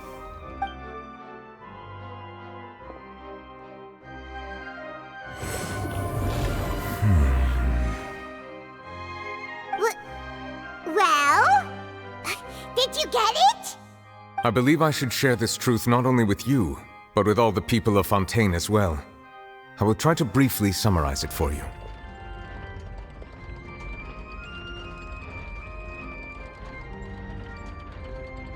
Your hypotheses regarding the origin of Fontainians and the sin of the Hydro Archon were both correct. In the Fontaine of old, the previous Hydro Archon sensed the yearning of her Oceanid familiars for life on land.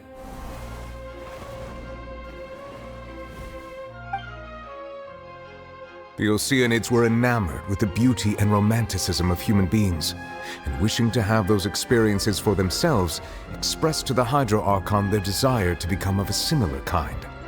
However, even though water as an element is intricately linked with the power of life, the Hydro Archon, as one of the seven, did not possess the authority to create a new form of human life. Not one to give in, she eventually found a way to create permanent humanoid bodies for her familiars by appropriating the power of this planet's primordial sea.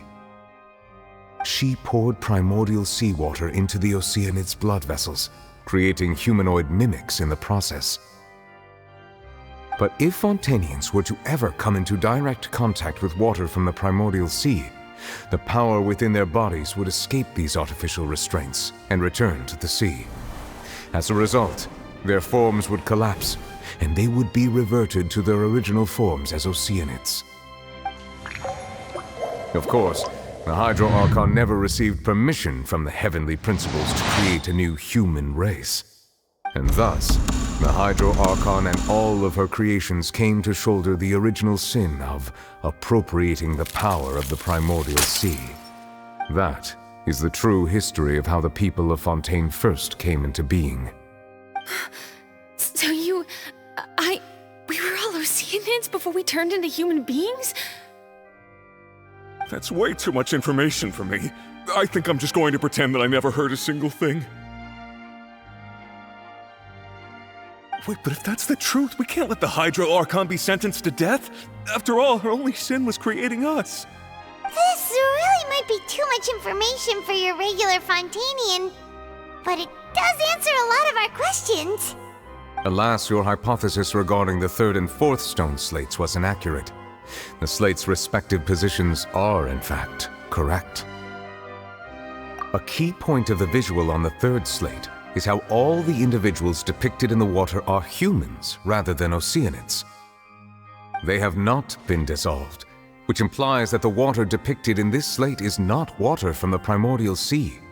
The nation of Fontaine is the nation of Hydro, as well as the nation of trials and justice. Instead of being the literal element, the water in the scene symbolizes judgment and justice. You may also recall Navia's experience. When she fell into the sea, her consciousness was surrounded by that of many others who intended to hold a trial to determine her fate.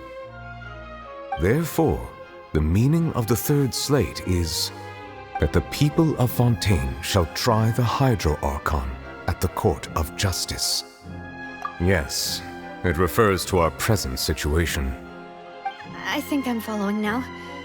So, what you're saying is, even though we decided to put on this trial to avoid fulfilling the prophecy, in truth, everything we've done has happened exactly as the prophecy foretold. So now, it seems, we're the ones making sure it comes true. What should we do? Huh. No matter what, the prophecy will be fulfilled. Is this what it feels like to be a prisoner of fate? If that's the case, does that mean the scene in the fourth slate will also be fulfilled soon? Traveler, I would like to point out another small fallacy in your deductions. About the fourth slate, you probably thought that the eruption of primordial seawater beneath the fortress of Meripede served as the surest sign that the prophecy was about to come to pass, yes? However, I believe that rather than being a sure sign, that eruption could in fact only be a small warning of something far worse to come. As for the root cause of the catastrophe, I believe you've already encountered it once before.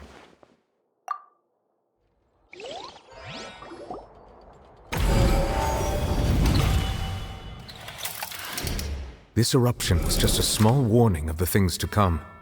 We must find the root cause of the disaster.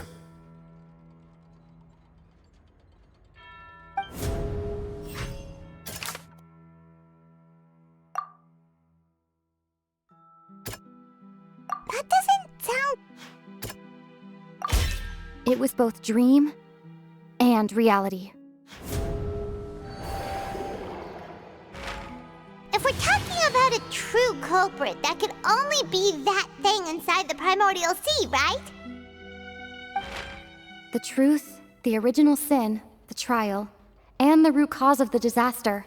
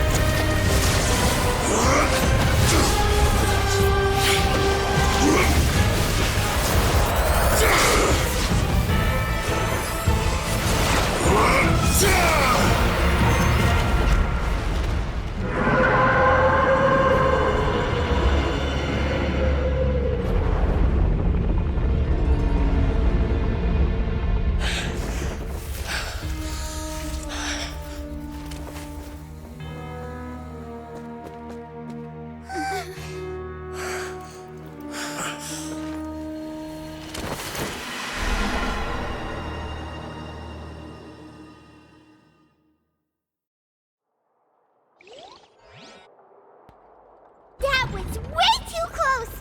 How did that thing just burst into the Opera House? Wait, was that the huge whale you saw in your dream? So we've met it at last.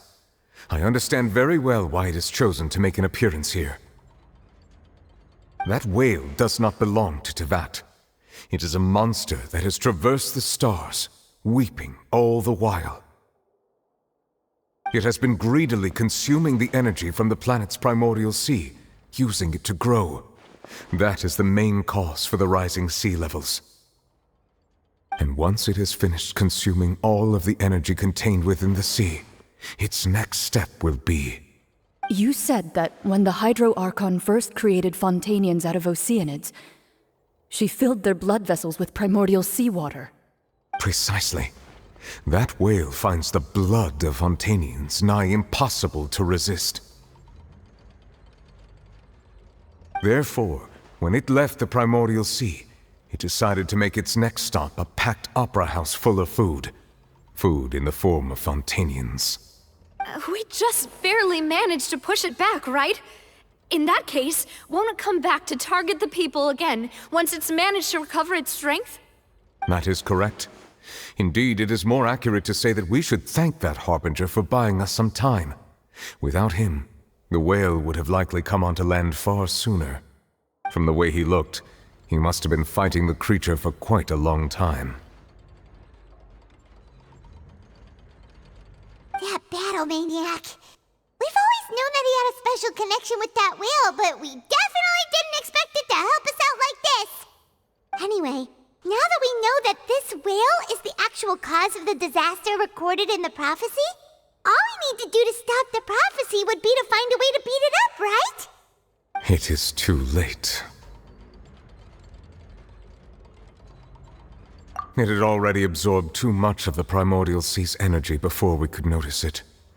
At this point, it has become practically integrated with the sea itself. Even if the entirety of Tevat were to be destroyed, it could still survive and swim off towards some other world. That's not something I will accept. We've already done everything we can, and we even found the true culprit. We've come so far. You can't just tell me that the last hurdle is some impossible foe. That's just not fair. Indeed, that's not how a grand performance should end. I'll fight it to the end, no matter what. So the prophecy will be fulfilled no matter what, huh?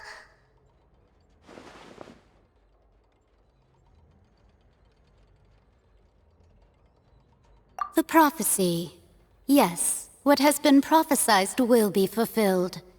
You may view such things as the history of the future.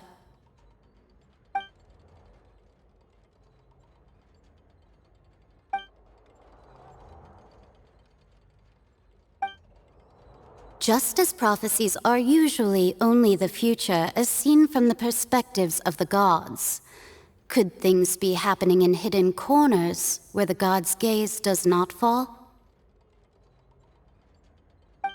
Ultimately, fate shall serve as your only guide, no matter what will happen in Tevat's future. All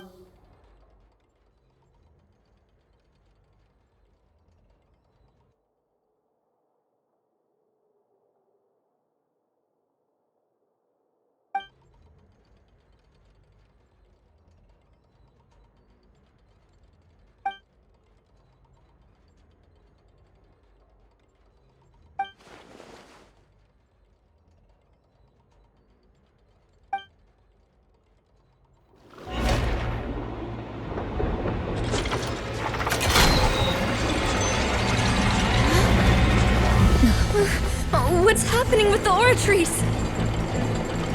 I believe it is preparing to carry out the death sentence.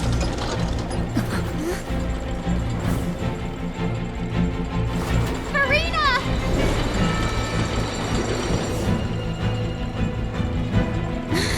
No, I still need answers!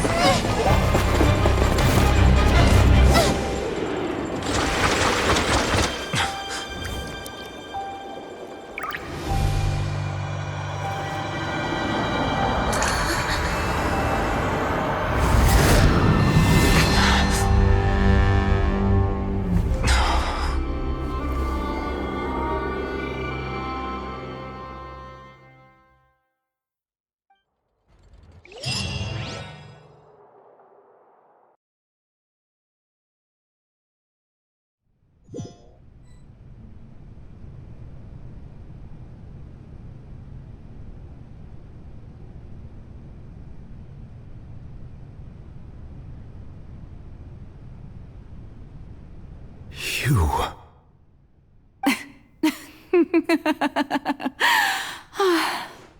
Sorry.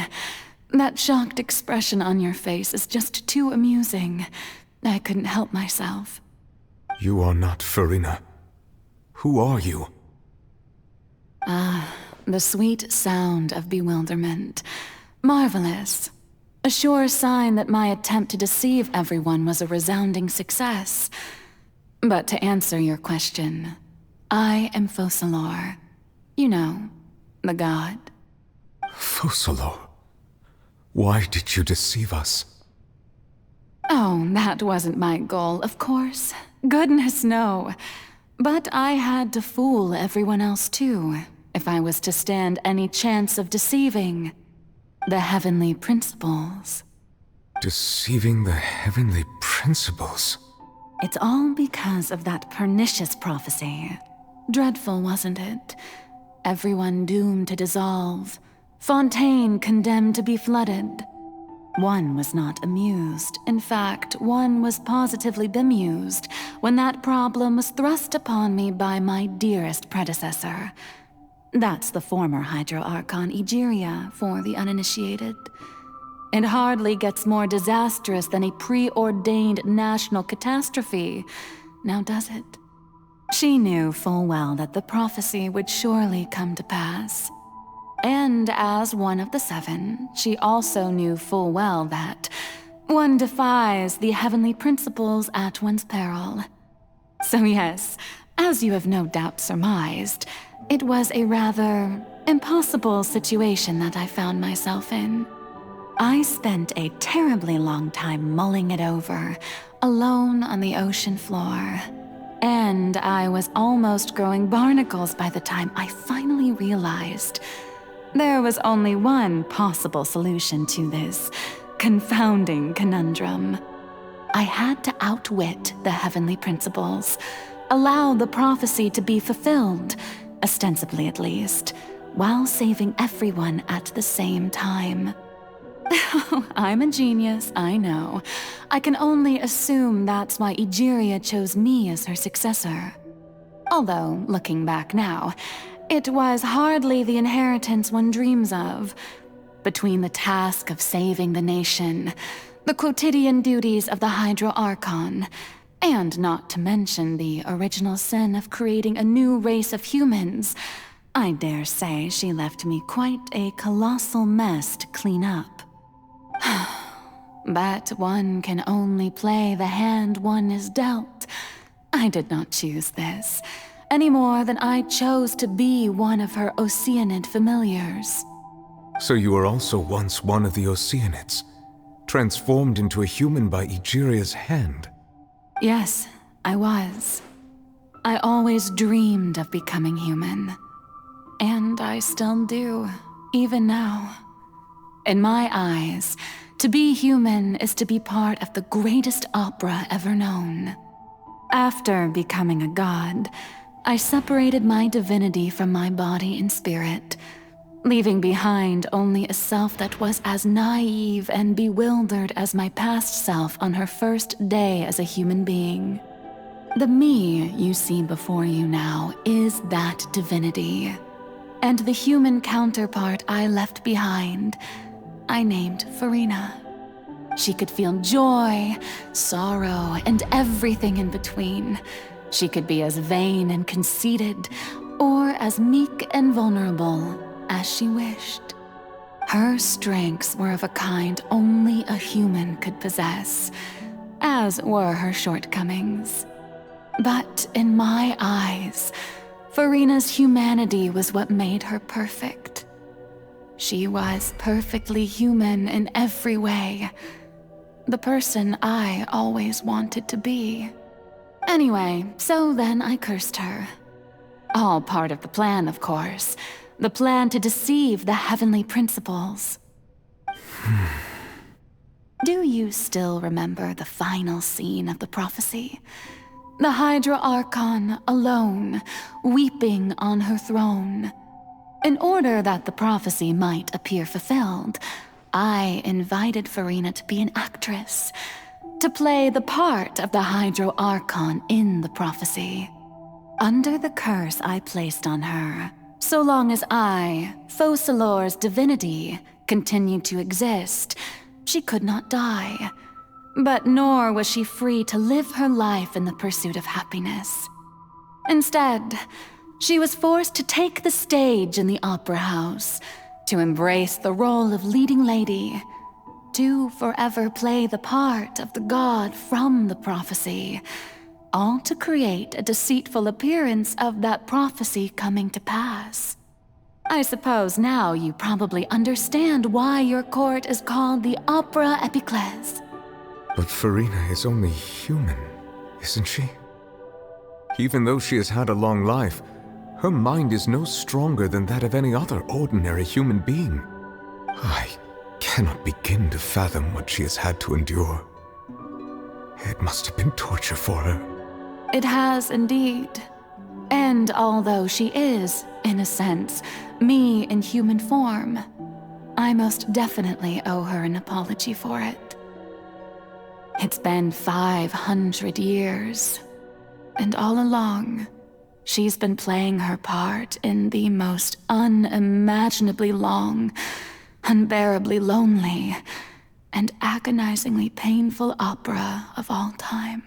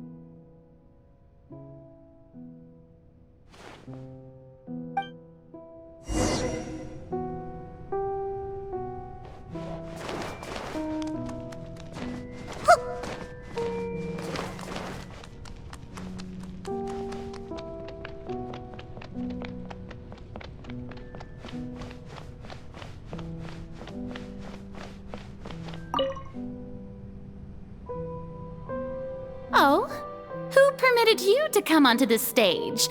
Now, I understand your admiration for my august self, but I must ask you to keep to the rules. All right. It is not my intent to reprimand you. There is no need to state your name. Just be off with you. Do not distract me from my performance.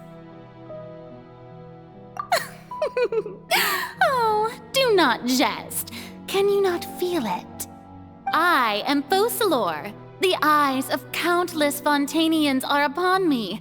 I must, at all times, display the utmost elegance and nobility.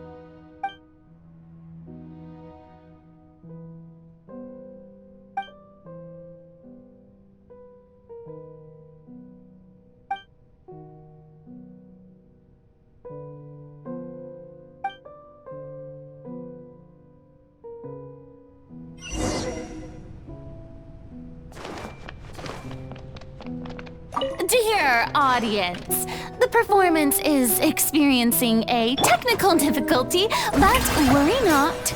The guards shall resolve it soon enough. Bow your head.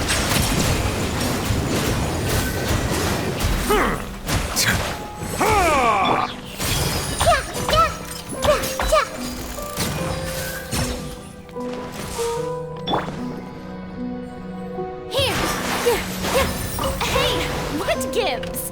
The audience is still watching me, you know. Guards? Wait, where are the guards? Guards!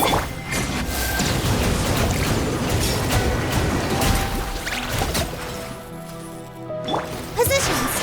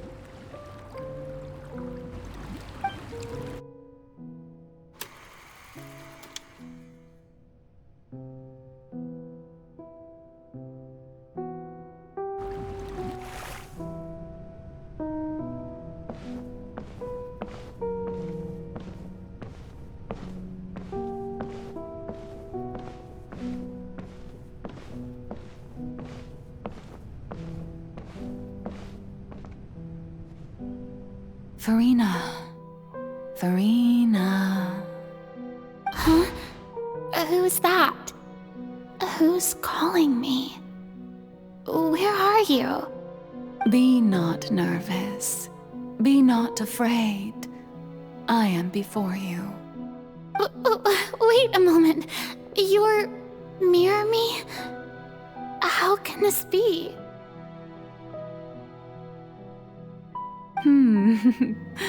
Mirror you, huh? You know what? That's not bad. Let's go with that. Mirror me? What do you wish to say? The prophecy. Have you heard of it? What prophecy? Wait. I know. I don't know why, but it's in my head somehow. The people will all be dissolved into the waters, and only the Hydro Archon will remain, weeping on her throne. Only then will the sins of the people of Fontaine be washed away. Oh, very good. You know it well. What's going on? I can't seem to remember anything clearly. The only thing I know for sure is this prophecy. Will it really come to pass? Yes, it will. And that is why I've come to you. Disaster will come to Fontaine sooner or later. Things will develop just as the prophecy declared. There is no escaping it. But doesn't that mean everyone will die? I'm a Fontainian just like them. Will I dissolve too? Oh, don't worry. Magical meetings exist in this world precisely to give people a chance to turn things around. It is the reason why you met me today. I will tell you how to save everyone, but you may have to suffer somewhat. Oh, so there's still hope after all. Goodness, you frightened me. You spoke so much and with so much certainty. As for the suffering, well, I will admit that the first thing that came to mind was, why do I have to be the one to suffer? But if the prophecy will come true, I'll also die anyway, right? So if I've already met you as my magical meeting in this world, if there were scales, with all the people of Fontaine on one side and my pain on the other, is it not obvious where the scales should tilt? You truly are the perfect human, my ideal. I suppose this would also be the justice that belongs to you. Huh? Don't worry, it's nothing. Listen well. Fontaine has just lost its Hydro Archon. I need you to play a role, that of the new Archon. Play as a god? That's right. You must begin a never-ending masquerade. You must never let anyone suspect your identity. If you can keep it up, then I shall have my way of defying this prophecy. But should your identity be revealed, then all hope will be lost. But how will I do this? A human assuming the role of a god without being exposed? Don't worry. What you must do is not to turn yourself into a real god. You simply need to play the role of a god as humans imagine them to be. Being a human yourself, I'm sure you already know what such an entity would be like.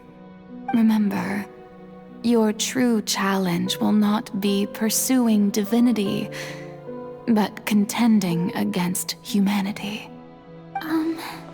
I'm still not sure I understand, but I'll try. I'll try to do this. So, how long am I going to have to play this role?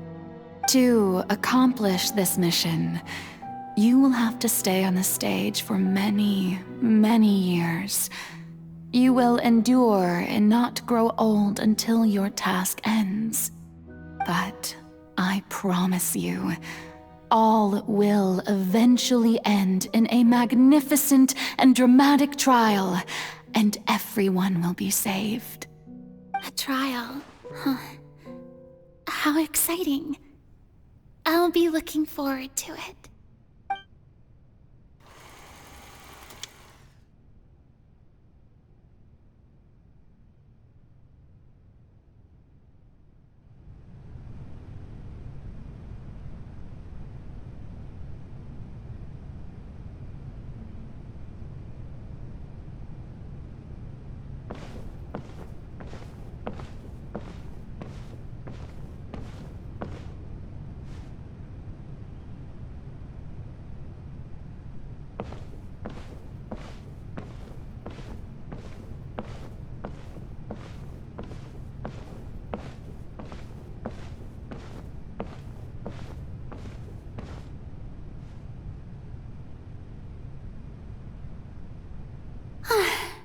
The Maison Cardinalise has announced my accession, but this is my first time facing the people.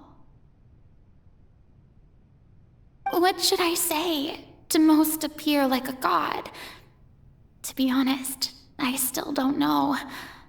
Perhaps I should first try to act natural. Ladies and and gentlemen, good evening, and welcome to the Opera Epiclese. I'm sure you've all heard about how I have taken on the role of Hydro Archon. Indeed, I am Verena de Fontaine, your new Archon. In truth, I know little about becoming a nation's new god, but it will be my honor to guide you all. As the god Focalor, the god of justice, I shall do all within my power to lead you into an age of fairness and justice. Once again, thank you all for coming. If you should have any questions or suggestions, please send them to the Maison Cardinalise. The future of Fontaine will require us to work together, after all. This should do it. I thought I might stammer, but thankfully, I was able to convey my thoughts just fine. Okay, and next. That's the new Hydro Archon. Is this some kind of joke by the Maison? I would have thought that a being that surpasses humanity would be a bit more assertive. Hey, did you hear that? She even told us to send her suggestions there at the end. Shouldn't gods be all-powerful? She's being so modest. What's the difference between her and an ordinary person, then? If you ask me, perhaps the succession didn't actually happen. She might just be a Maison-backed puppet. Wait, what's going on? Why is everyone suspecting me of being a fake? Oh, this is bad. If I get exposed here, there'll be no saving the people from the prophecy. Right. Mirmi said that I just need to play the role of a god as humans imagine them to be. Calm down, Verena. Think. What do the people want? How would they imagine a god to speak and act? Assertive, with a strong sense of presence. One who can dispel all doubt. That is the character I'm fated to play.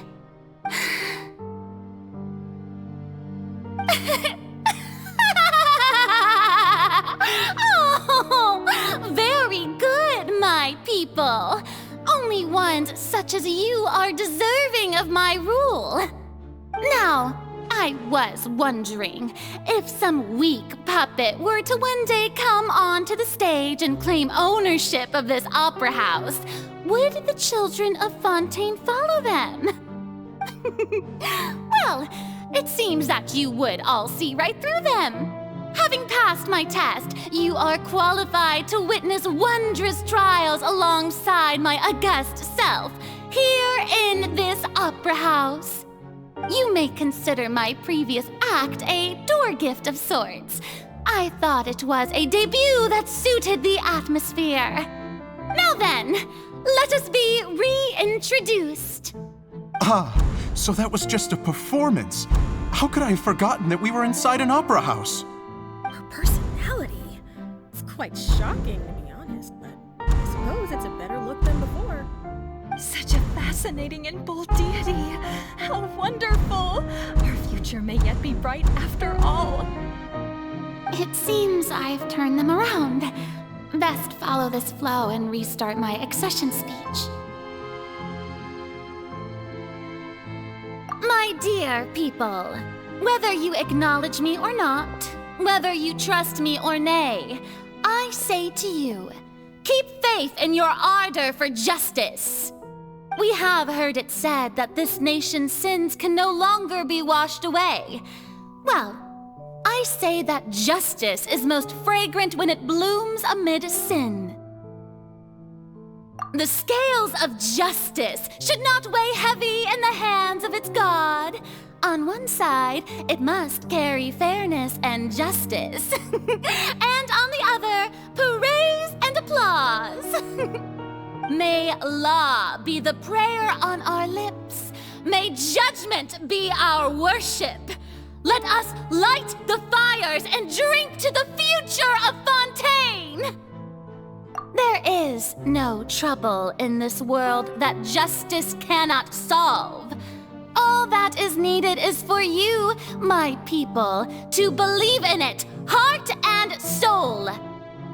long as I, the Archon Focalor, stand within the Opera Epiclese, so long as I stand before the Oratrice, I shall even judge the gods of this world!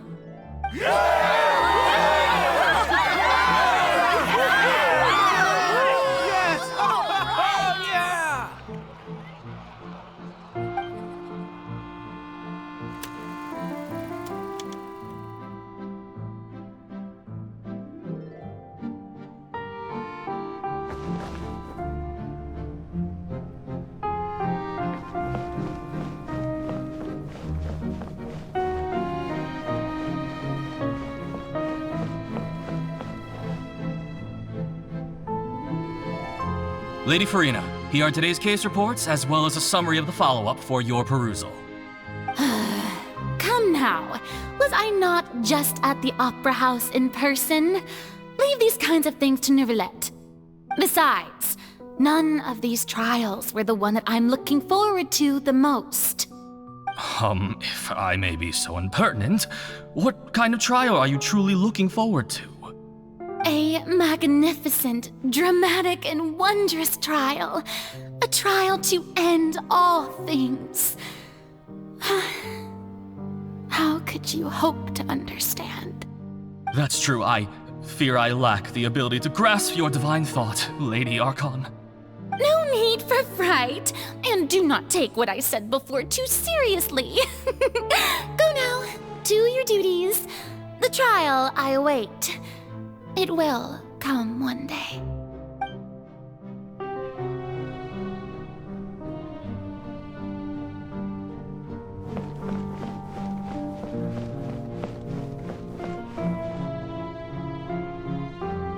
Lady Farina, I don't know what to say.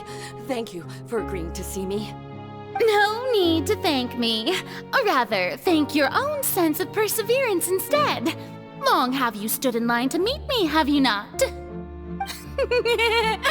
Oh, I'm afraid that's just an inevitable consequence of my divine charm. All right, Deoteria, is it? How is your son's illness? You remembered me, and you knew of my family, too. He is doing much better now. In fact, he is far more of an ardent believer than I. He was the one who forced me to seek an audience with you, and to bring your words back to him. Oh, good. Very good. If this should happen again in the future, please do not hesitate to come and tell me. Going down to citizens' homes every so often, while not usual practice, should serve as a fine change of pace. You're such a gentle and wise god. Thank you once again, on behalf of my son.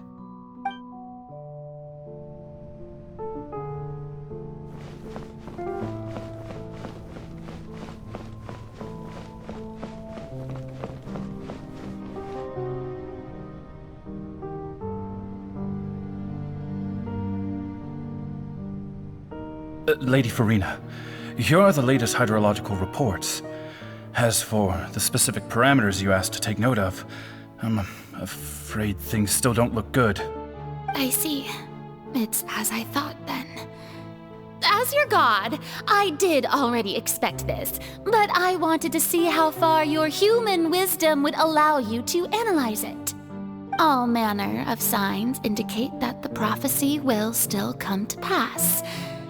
Forget it. That's not something you need to worry about right now.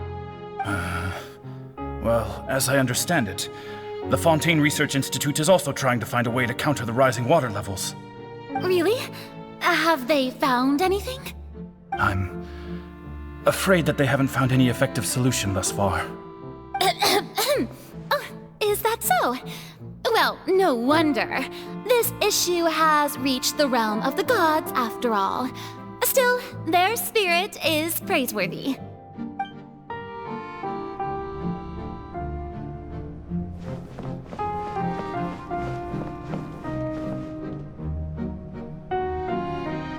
The day is finally over. I haven't had a moment to breathe this whole time. But it's good to see that everything's getting on track. There are no longer any voices of suspicion. Maybe this is fine. I just need to keep going, and everyone will be saved. Alright, Farina, don't think too hard about this. You need rest. Tomorrow's a new day.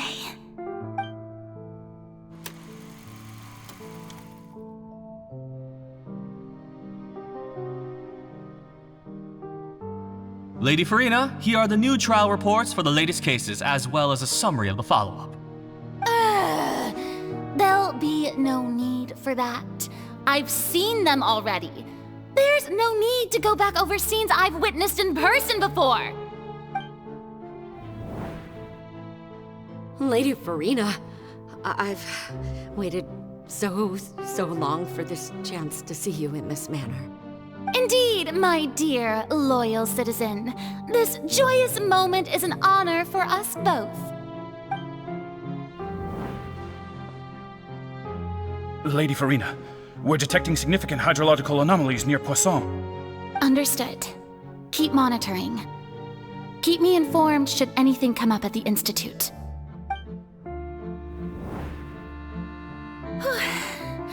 I don't think I let anything slip today.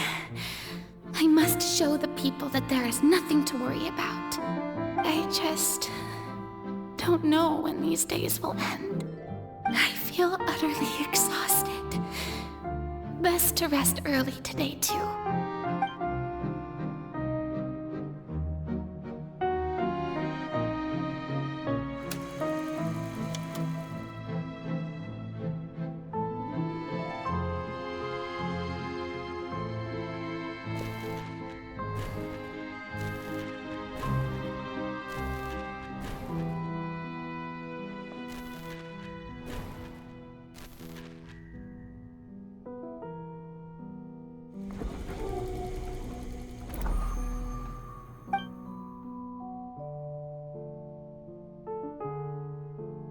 Lady Farina, it's like a dream being able to speak with you up close like this.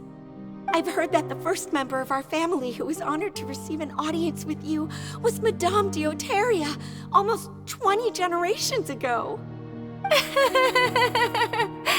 And what a fine family yours is indeed. It brings me great joy to meet such a faithful believer, a descendant of a line most ardent. Surely you exaggerate, Lady Farina. My lady? What is it, good citizen? Are you crying? Oh, really now? I didn't even notice. This must be the overflow of hydro from my person. Well, can't quite help being the god whose dominion is the waters, can I? No wonder. No wonder. A manifestation of your power, then. Oh, Archon, I am honored to have witnessed it. Honored indeed.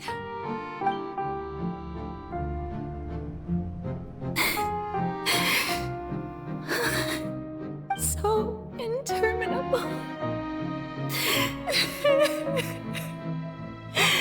So lonely. Just how much longer? Hundreds of years must have passed by now. Perhaps the show must go on for hundreds more. I never imagined that it would hurt so much.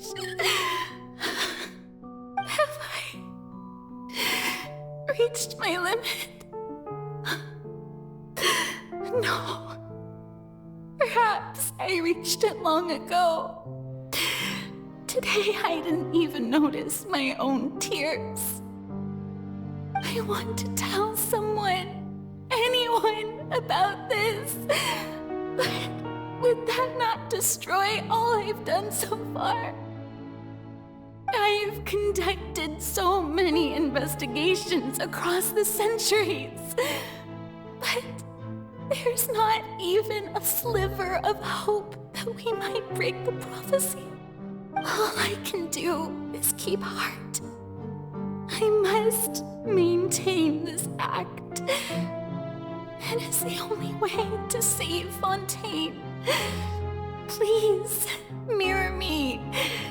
You have to succeed.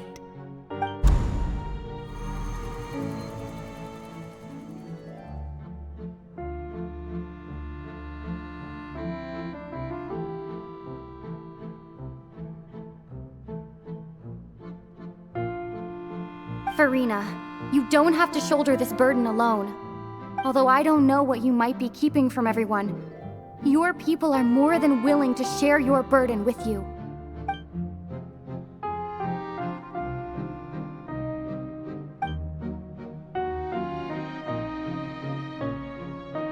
Share my burden. That's impossible. It was fated right from the start that this would be my duty alone. But even if your burden doesn't need to be shared, you can still choose to confide in someone. Just share it with me. I'm what you'd call a witness. A witness? Yes, I've heard that you came to Tevat from beyond the stars, yes. In other words, you never belonged here. And if Tevat is, in its entirety, a show on a stage, then you're just a spectator, aren't you? If that's the case... She's right. I could confide in her, couldn't I? But if things don't play out as expected, the people of Fontaine will be the ones to pay the price. No, Farina. You shouldn't be selfish. But what if it's really all right? Farina, you've worked so hard for so long. Surely it would be okay to put yourself first for once. Just this once. Is it such an outrageous thing to do anyway?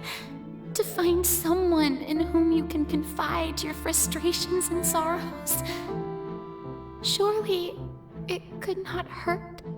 If you let this opportunity slip through your fingers, it might never come by again. Think about it long and hard.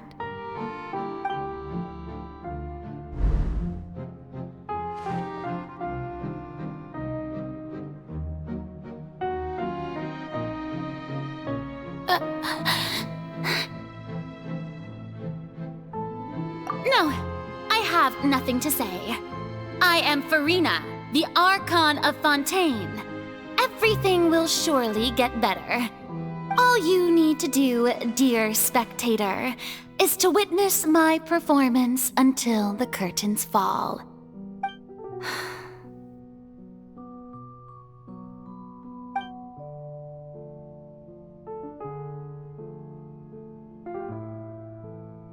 Fine.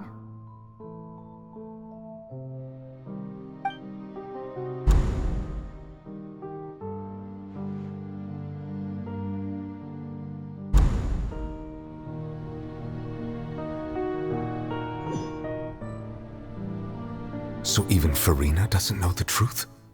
You've never once let her in on the full plan? Yes, it had to be done. To deceive the heavenly principles, you must first deceive yourself. She did very well. If she had let her resolve falter even once in these 5 centuries, Fontaine would have been doomed to the most tragic fate. It seems that trusting humanity was the right decision after all. I believe that I understand how your deception works, but that is only half the truth, is it not? How would you build on this foundation to save the people of Fontaine? That is the most important thing. Ah, good. Of course, the Iudex of Fontaine has pinpointed the crux of the issue. I'm sure you've long sensed that the Oratrice is no simple machine, yes? I've always suspected that it had its own consciousness. And Lenny did mention that he heard a human voice within the core chamber. It now seems that that person was you. hidden within the machine all along. Am I right? And then I became one with the oratories, taking Fontaine's gnosis with me. Yes, it would seem so, wouldn't it? Alas, your understanding of this device still lacks sufficient depth. In truth, it is no enactor of justice. It is, in fact, a device created to kill the god of justice. I beg your pardon? Oh, you have it. And to be more precise, not only will the oratories take down the god of justice, it will also take down the divine throne upon which she has been placed. I mean, did you think I would be the sort to enjoy peaceful repose while Farina suffered? My work over these last 500 years has been to constantly accumulate indemnitium within the oratories. But really, some have already discovered that only a small fraction of the energy generated by the device was ever used to provide power to Fontaine. The vast majority had to be, accumulated to enact this death sentence. It was all a part of your plan, then? Both the trial and the sentence? Indeed. This power, accrued over 5 centuries, could have sustained Fontainians for millennia had it only been used for that purpose. Almost all of it has now been stored within the oratories. But only power of this magnitude could hope to destroy the Hydro Archon's divine throne, shaking the rules established by Celestia and breaking through the institution that is the Seven. So the Oratrice's call for death was for neither Farina nor Focalor, but for the Hydro Archon. The destruction of that divine throne. If I do not misunderstand your intent, you must be... returning what's rightfully yours to you, of course. In other words, this was all done to return the authority of the Hydro Archon to the Hydro Dragon of this planet. But...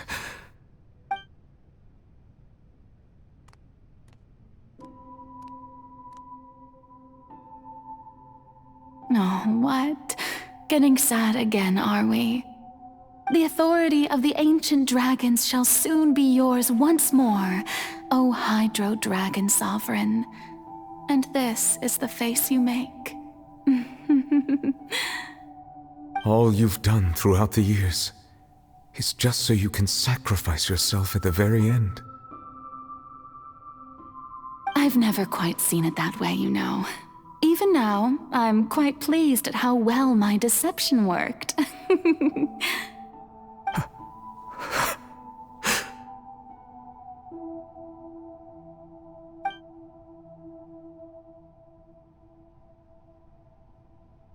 Hydro Dragon, don't cry. I must say, had it been within my rights, I would have loved to judge the heavenly principles themselves. Were they not guilty of essentially the same crime? Egeria stole the power of the primordial sea, and the heavenly principles stole the power you ancient dragons possessed. I, for my part, am the god of justice. And is it not just that your original powers should be returned to you? Speaking of justice, I have always believed that justice lies in the process of pursuing human existence itself. So, if the theft of the primordial sea's might was Fontaine's original sin, then, leaving matters of procedural right and wrong aside, the descent of the Fontainians as humans and their right to exist in this world would be Fontaine's original justice. In other words, existence was Egeria's justice, and to me, justice is the continuation of that existence. Defying the prophecy and ensuring that Fontaine's people shall live on, that should be the justice enthroned over all others. At this point, we, whether it be myself or all other Fontainians, have shouldered the burden of this sin for far too long. Iudex Neuvillette, the highest judge in our land, when you regain your full power as an elemental sovereign, what verdict shall you pass upon us? So when I was invited to the court of Fontaine to serve as Iudex, I see now that that was your idea too. At last, I now understand the true purpose behind this position. In the beginning, I was uninterested in human existence. But these 5 centuries of living alongside them have gradually brought about mutual understanding between us. And I have even attempted to feel as they feel. You are a devious one, Focalors. Things being as they are, surely you know that I could never declare them to be guilty.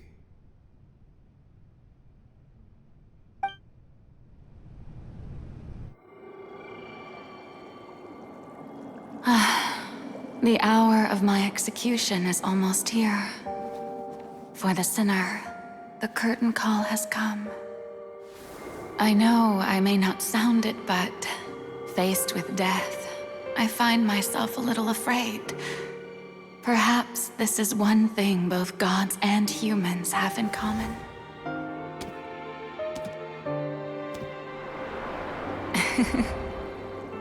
Farewell, Neuvillette.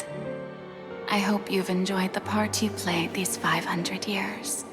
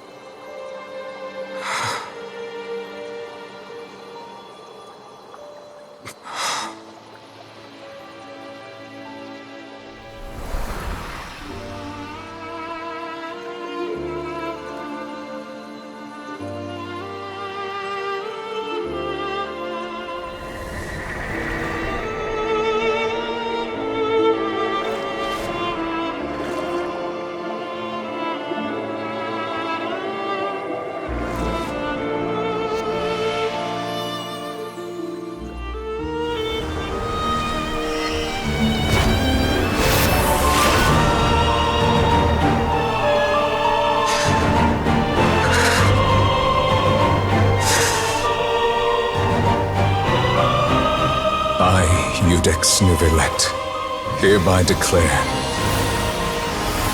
people of Fontaine, your sins are forgiven.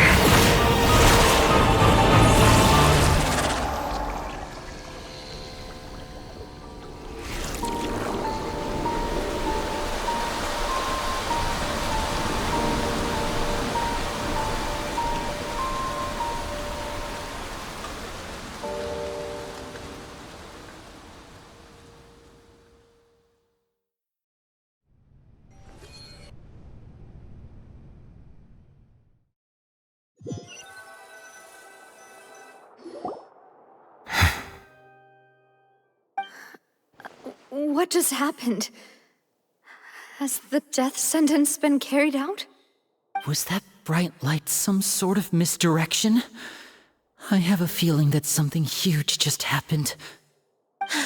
But since we're all still alive and haven't been dissolved, I assume whatever happened was good for us. It's time to end this. We must mete out punishment to that beast. Didn't you say just a moment ago that it can't be defeated? I have gained the strength sufficient to deal with it. Through certain means, I now have the ability to separate the power of the primordial sea from that creature. We should seize the opportunity to pursue our quarry. Traveler, now that the oratories can no longer function, I require an executor to help me mete out justice. The root of the calamities befalling Fontaine, the beast that enacts the prophecy. Its name is the all-devouring narwhal. Come with me, traveler.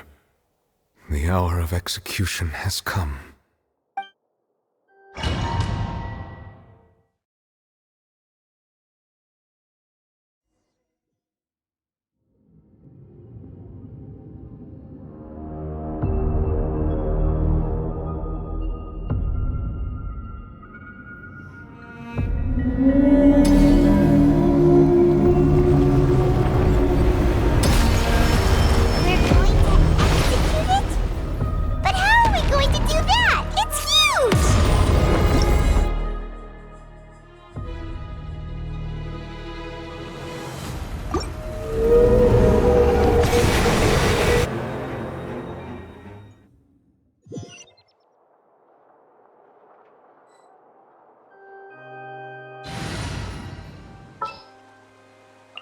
Send one, send them all.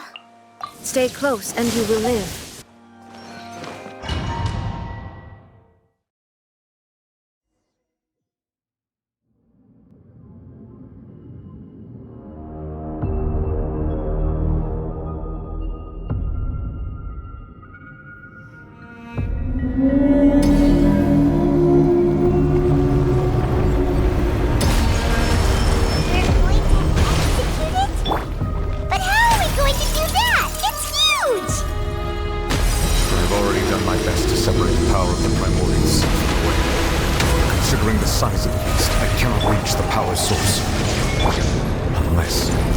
Find a way to attack it from within.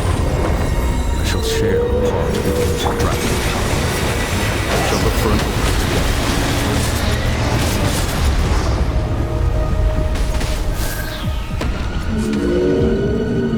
I can feel its sorrow turning into hostility.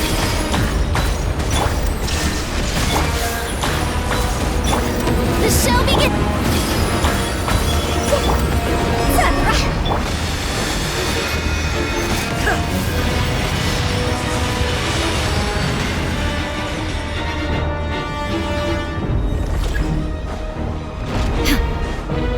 There is no escape! The all-devouring narwhal cannot resist its instinct to devour. Continue to trigger its hostility. Chance will present itself.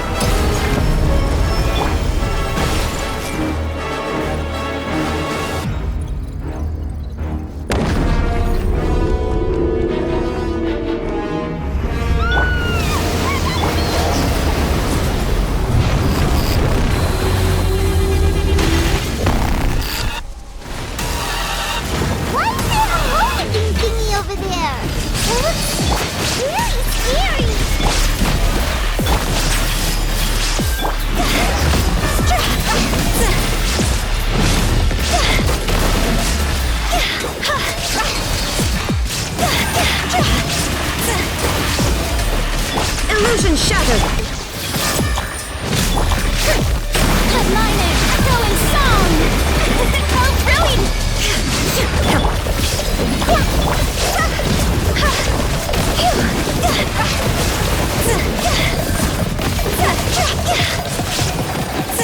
I have granted you my protection. Do not fear. Seize the moment and use my power to suppress its root from within.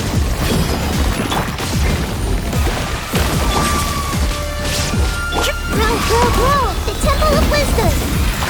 Manifest the authority of the ancient dragons. Witness.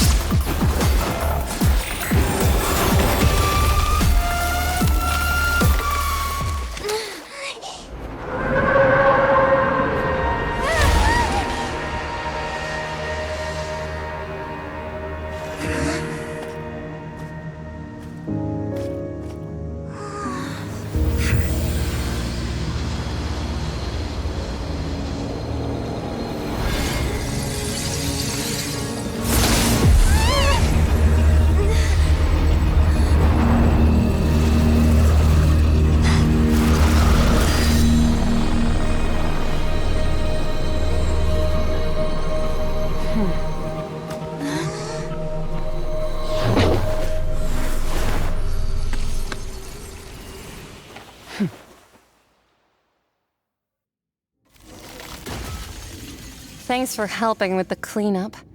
It should have been my job, but... oh well. It was just supposed to be a short private training session for me. I didn't think that my disciple and my master's pet would start brawling in the meantime. Well, actually, I had a feeling that it would happen at some point, but they bumped into one another earlier than I thought. What a blunder.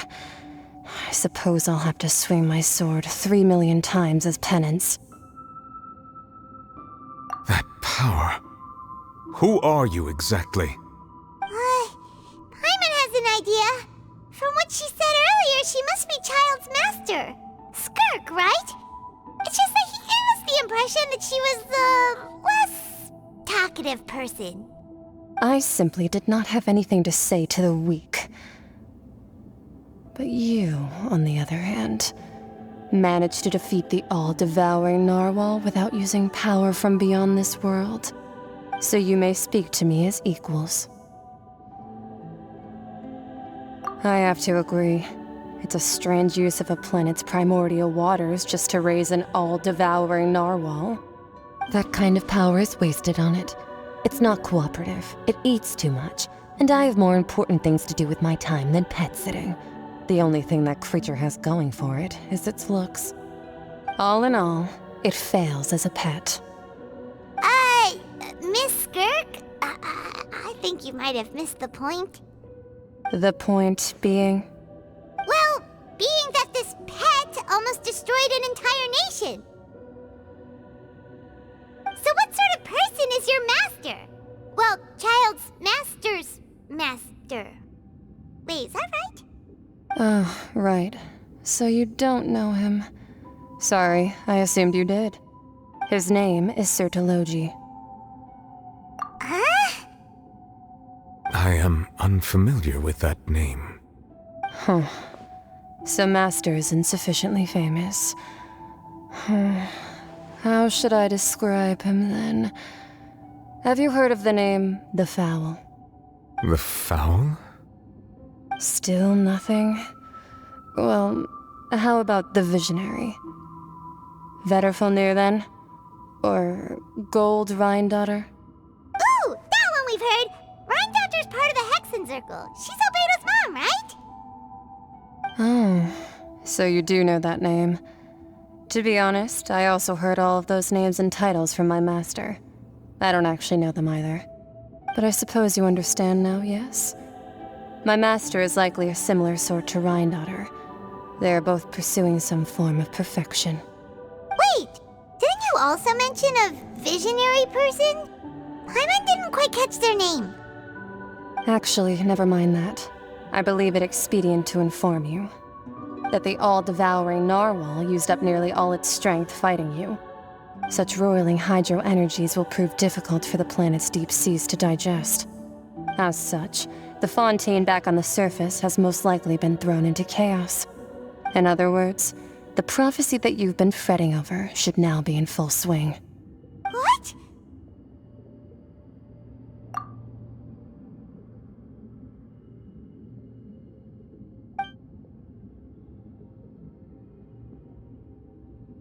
Not to worry. Focalor has already managed to deceive the heavenly principles.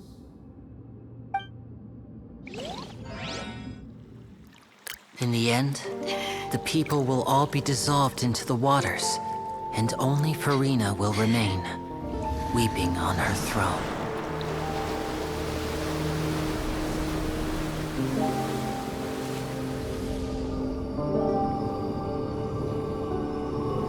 Only then will the sins of the people of Fontaine be washed away.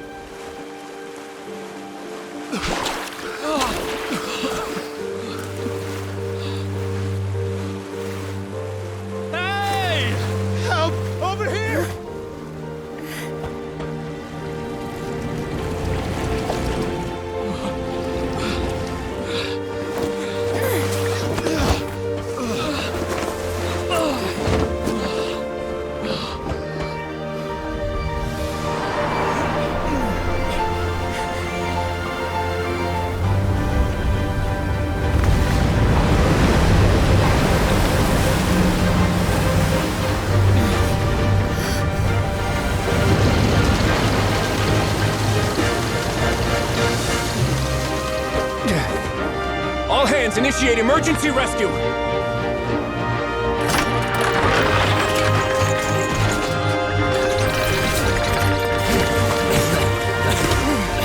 Hurry!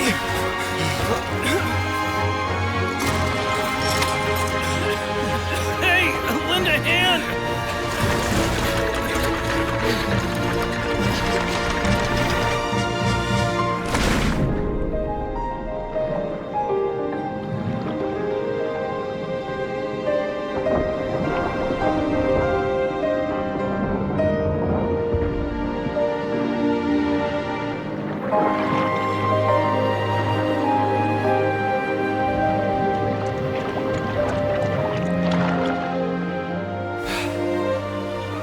Look! The water's receding!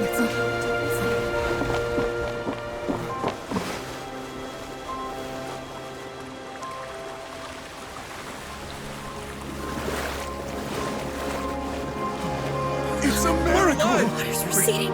We didn't dissolve. The prophecy was wrong. The prophecy was wrong.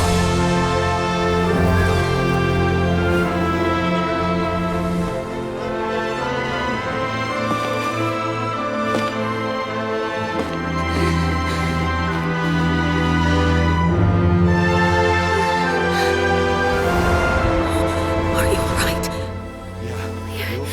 We're saved. The prophecy was wrong.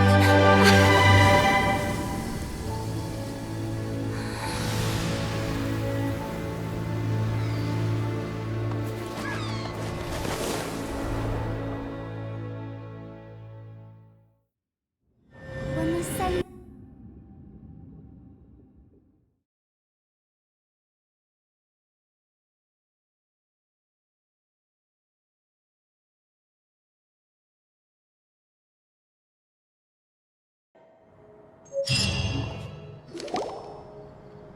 The soil renewed. The Spina di Rosula talks post-disaster rebuilding. I recently visited Poisson to meet with Miss Navia, spokesperson of the Spina di Rosula, and we spoke about Poisson's present and future. Old soil can still give birth to new bloom, Miss Navia stated. Hope is like seeing a small cookie when you're starving late at night. You just need a little of it. Skyship Winglet, boon or bane of the Fontaine Research Institute. The various disputes that have arisen on account of Mr. Edwin have suddenly become a shield over the Institute, with Jurier turning out to be a once overlooked hidden gem. People always call the first researcher mad, but few know what to call the second. And should that latter person achieve a miracle, they would find it all the harder to find a word with which to classify him and his team. Wow! Paimon barely recognizes the people in the reports. Are those really Jurier and Navia? They sound like real big shots. What do you think? Pretty enthralling, huh? The Steambird's idea was pretty simple. With the disaster just having passed, we would print a free edition packed to the margins with good news to calm people down. The value for these big scoops lies in their inevitable follow-ups. We'll publish further reports and go into the stories behind those people. Edwin's assistant, Jurier, created a true flying ship, while Navia is leading people in the reconstruction of their home. I'm sure that these stories could draw even your well-traveled eye. Paimon's curious too! Wait a minute. Didn't we watch everything happen from start to finish? What's there to be curious about? And that's exactly why I'd like you to come conduct interviews with me.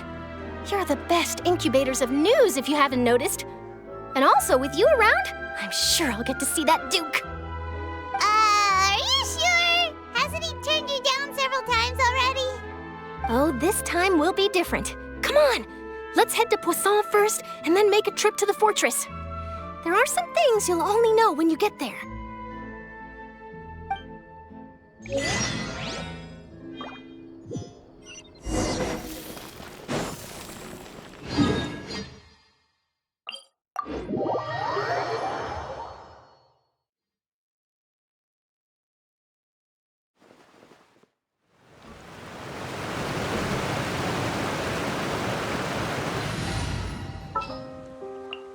We can help. Anything I can help you with? Thank you for permitting. No,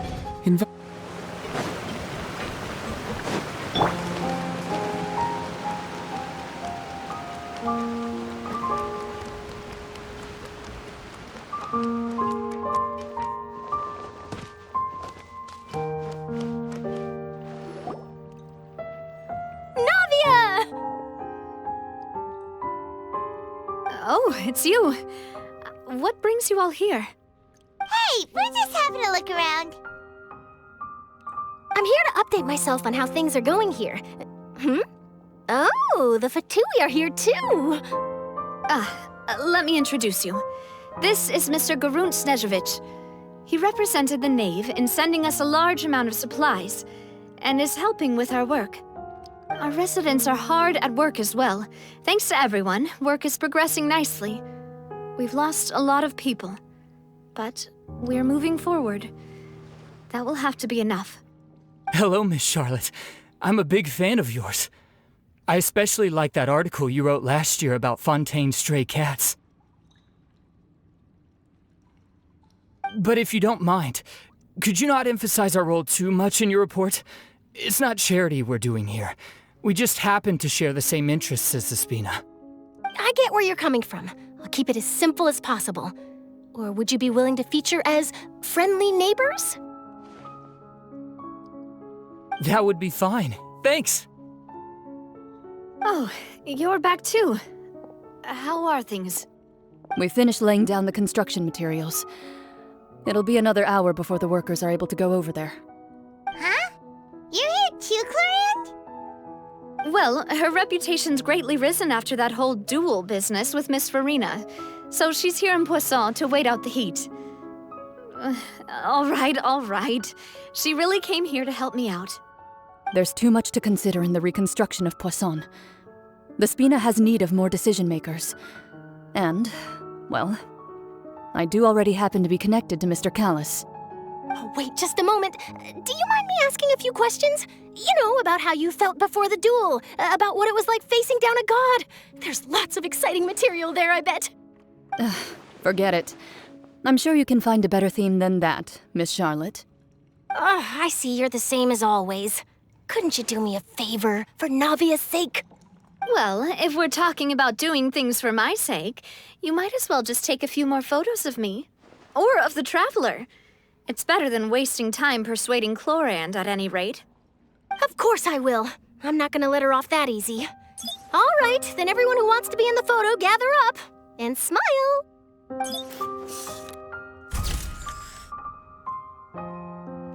How did it go? Was it a good shot? Did Paimon look cute in it? Not bad. Your addition really helped the composition of the picture. All right, hang on a moment. Let me snap a few more shots.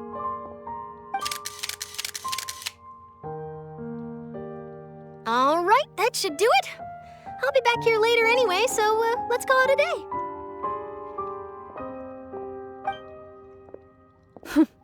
You're very quick. Speed is of the essence when it comes to the news, and freshness is the key. Also, not to brag, but I'm pretty good at building connections. Who knows? I might eventually get that interview with you after all, Miss Clorinde. Wow, you really do have that never say die spirit. I'm impressed. I'll hazard a guess that this is how you got that interview at the Fortress of Meripede.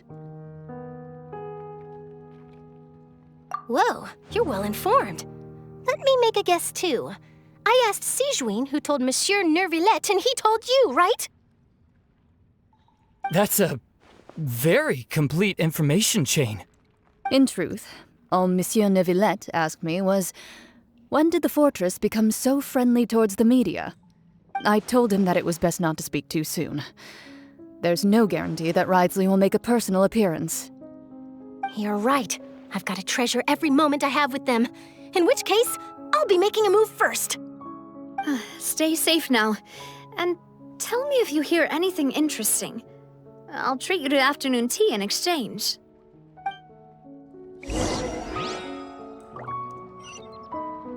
You seem curious about the fortress. Of course. That Wriothesley. I still remember going down to the fortress to grill him for information on my father's case. Boy, did he take me for a ride. Without telling me anything, of course. But he did invite you to tea, didn't he? 2 large pots of it, in fact. It was good tea, though. I have to agree. The tea there is very good. Ah, speaking of that, would you like to have some today? I mean, you've got time, right? Well, I'd be partial to some shortbread. Wow, it's like we've got a menu or something. Sure. Good. What flavor of biscuits would you like, Mr. Snezhevich? Me? I'm fine with anything. But I would prefer chocolate, should you have it. All right. Leave it to me. I'll go over the newly arrived supplies with you later, Mr. Snezhevich. We should be able to finish the preparatory work today. That works great for me. Huh. Is it just me, or did you get a new lipstick? I did. It was a gift from Sijuin. Want to give it a try? I think the color would suit you, too.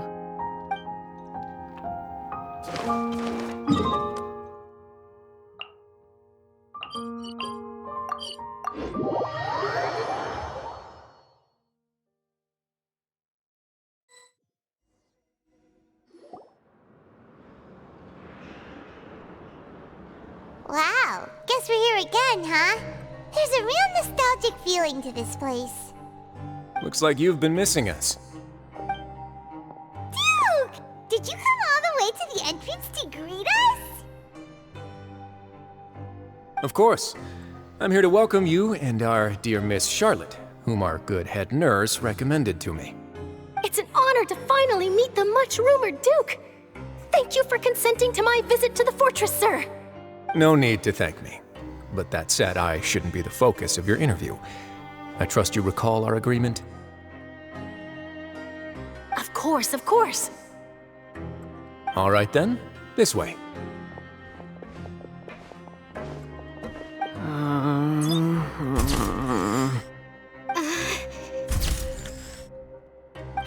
Hey, no need to be so nervous. I've already taken all the photos we need. Miss Charlotte, do these pictures really need to be published on the cover of the Steambird? It would seem that Miss Lorvine doesn't want her face to appear beside that of Mr. Jurier, Sir, please don't say things like that. But it looks like dear Mr. Jurier denies it. Might this interview be very important to you then? No, I just... This is my first time being interviewed, and I'm very thankful to the Steambird for... Now, I might not look it, but I actually did meet Mr. Edwin once. And I'll be honest, I enjoyed chatting with you more. You've definitely got more of that genius vibe going on. The boat that brought about a miracle, the ark that saved the people. Why, you recreated a myth back there, like an emissary of legend. Still, if I might ask, where's that flying ship now? Huh!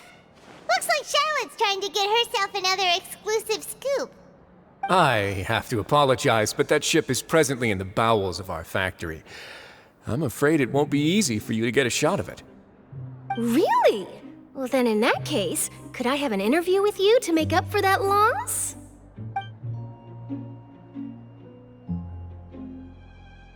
You already know my answer, I'm afraid. Best you interview our head nurse instead. Or perhaps you'd like to take another photo of this couple of researchers? Did you really have to use the word couple? Well, then, 2 solo photos will do. Is my hair messed up? Please, someone help me have a look. Things sure are getting pretty lively here. We've seen this kind of thing before. Oh, seems like everyone's here. Would any of you like to try this new drink I came up with? Ah, Sijuin. Hey, Miss Charlotte. Why don't you, take some pretty photos of our head nurse? Sure. Come on, Miss Sijuin. Over this way. Let's find a brighter spot. Sure. Do I have to smile? So, how have things been at the fortress?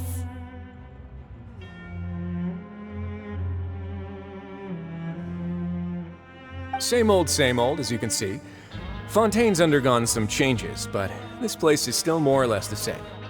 Other than that flying ship, it got a tad too much attention, I think. That's why I decided to let the interview go through. We should direct more public opinions toward the behind-the-scenes heroes. Am I right, Mr. Jurier? Miss Lurvine? You're too kind, sir. I believe that you too should have your day in the sun. Not that you would want that, which is a pity. I'll just leave the spotlight to you two.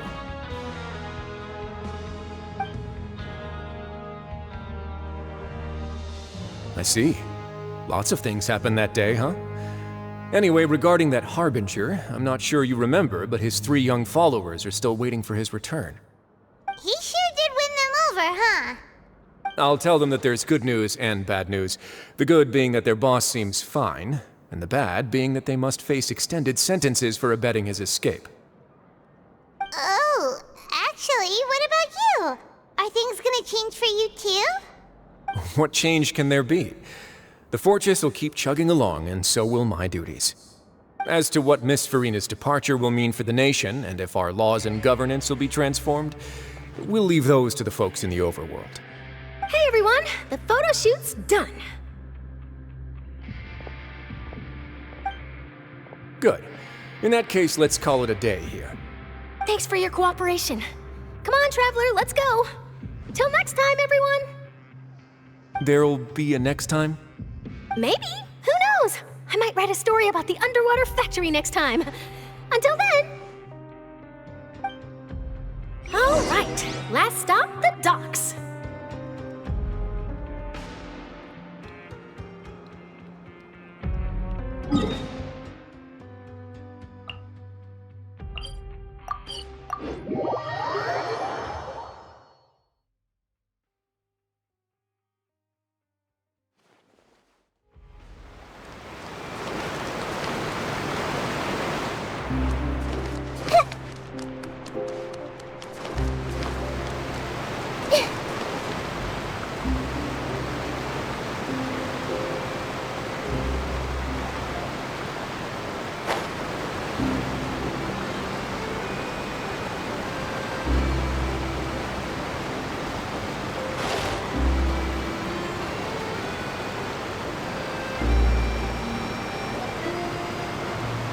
I didn't see them! They really are here! How did you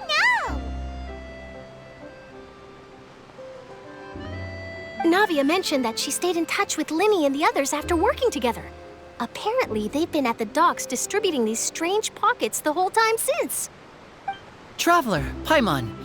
Ah, and Miss Charlotte, too. Would you like a magic pocket? What sort of gadget is it? It's a wondrous bag that can be used to carry many things. The water level has returned to normal, but if you see any of your things floating around, you can use this to carry them. Or you could trick a friend into doing it for you. Trick a friend? I wonder which of my friends would fall for that.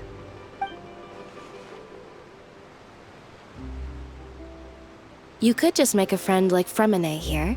Isn't that right, Fremine? Is this what you meant by, I'll help you make some more friends? To be honest, that sounds pretty sweet. Could I have your contact, please? Sure. Please, write down my address. You sure are working hard to help Fremine socialize. He was the one who proposed doing this. He even wants to assist in our magic shows. Yes, I was planning to first introduce Per as an assistant, and later Fremine himself. In the future, I think we can leave underwater escape magic to him too. That said, would anyone want to see a diver escape underwater? Oh, it'll work out. Every journey begins with the first step. He'll become a part of our show eventually. Lynette, could you come over? Miss Charlotte says she wants to take a picture of us. Got it. My, that Charlotte is rather perceptive. She got rid of everyone the moment she realized I had something to say to you. So, how have things been, Traveler? Father says that you did a great deal during the latest events. She's very grateful for your contributions to Fontaine. That's all right. We were more than happy to help. So, what's she doing now? Oh, I guess you haven't heard. Well, after Lady Farina left, Father and Monsieur Neuvillette opened negotiations, during which he gave Fontaine's gnosis to her as a diplomatic gift. A diplomatic gift? A gnosis? Yes, I was quite surprised at first myself. But when I thought it over, there were actually a number of things going for it. It could have been done as an apology for the incident with Lord Child, or as thanks for his help in tying the all-devouring narwhal down. Furthermore, Father did also lend significant aid to Fontaine and Poisson. Well, that's true, but this is a gnosis we're talking about. Doesn't this seem a bit irresponsible? I would agree, but I've also heard that it seems that Monsieur Neuvillette has had a significant change of heart regarding the matter. So there's some reason for this that only Neuvillette knows about? I suspect you'll have to ask him about that yourself. Ah, yes, speaking of which, I did see him strolling around the entrance to the Fortress of Meripede a while back. Isn't he real busy and stuff? Paimon didn't think he'd have the time for that. But back to the topic. The gnosis was given to the knave, right? What about Child? They say that he's returned to Snezhnaya to recover from his wounds. I hear that the recent disaster really did a number on his health. That's true. When you think about it, we've had loads of run-ins with the Fatui. To think we'd be allied with them this time. So shocked by such a simple switching of sides?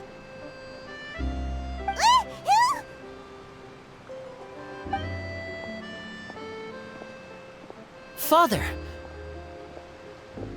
Well, what do you know?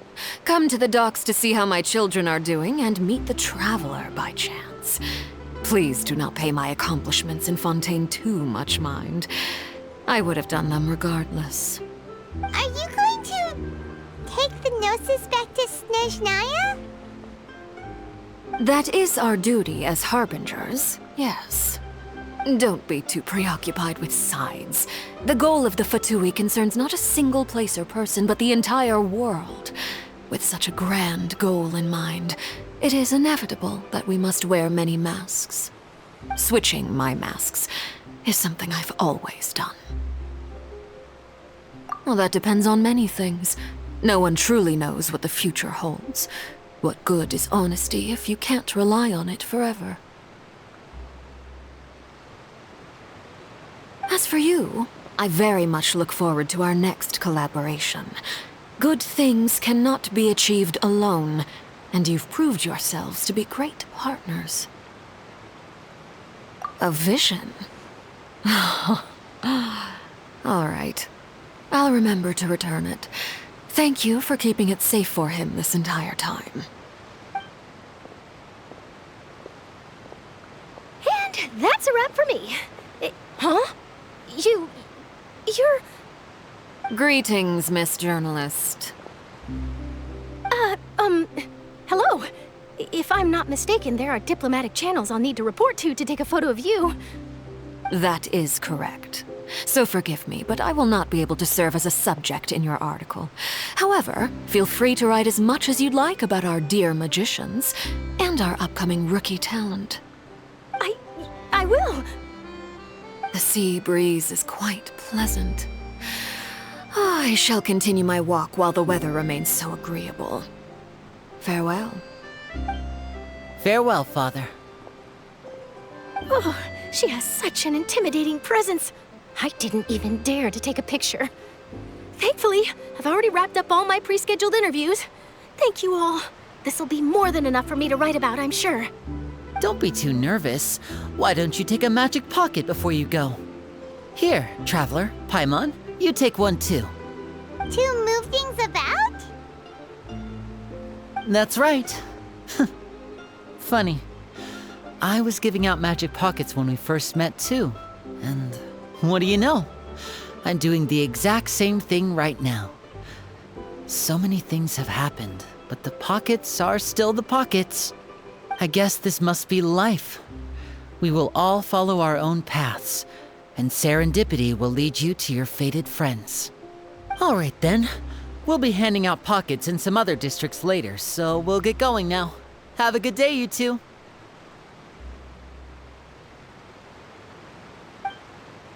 Well, guess we sent Charlotte off. Shall we go see what Neverlette's doing?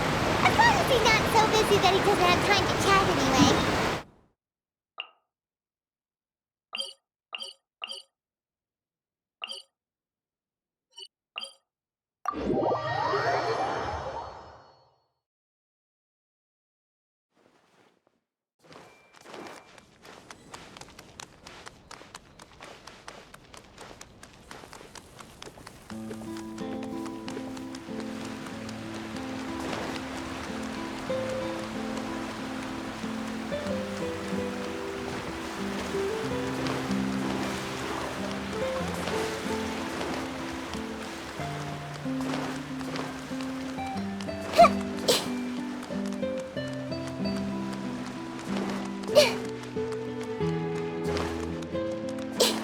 The entrance to the fortress! Ooh, he really is there!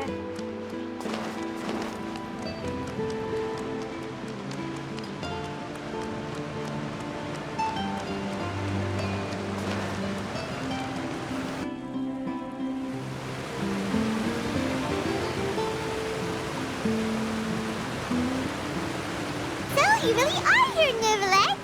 Paimon didn't think you were going to have free time this hour of the day. Really? Oh, I suppose you must have met Mr. Linney. He took the time to greet me earlier when he passed this way. In any case, you came at a good time.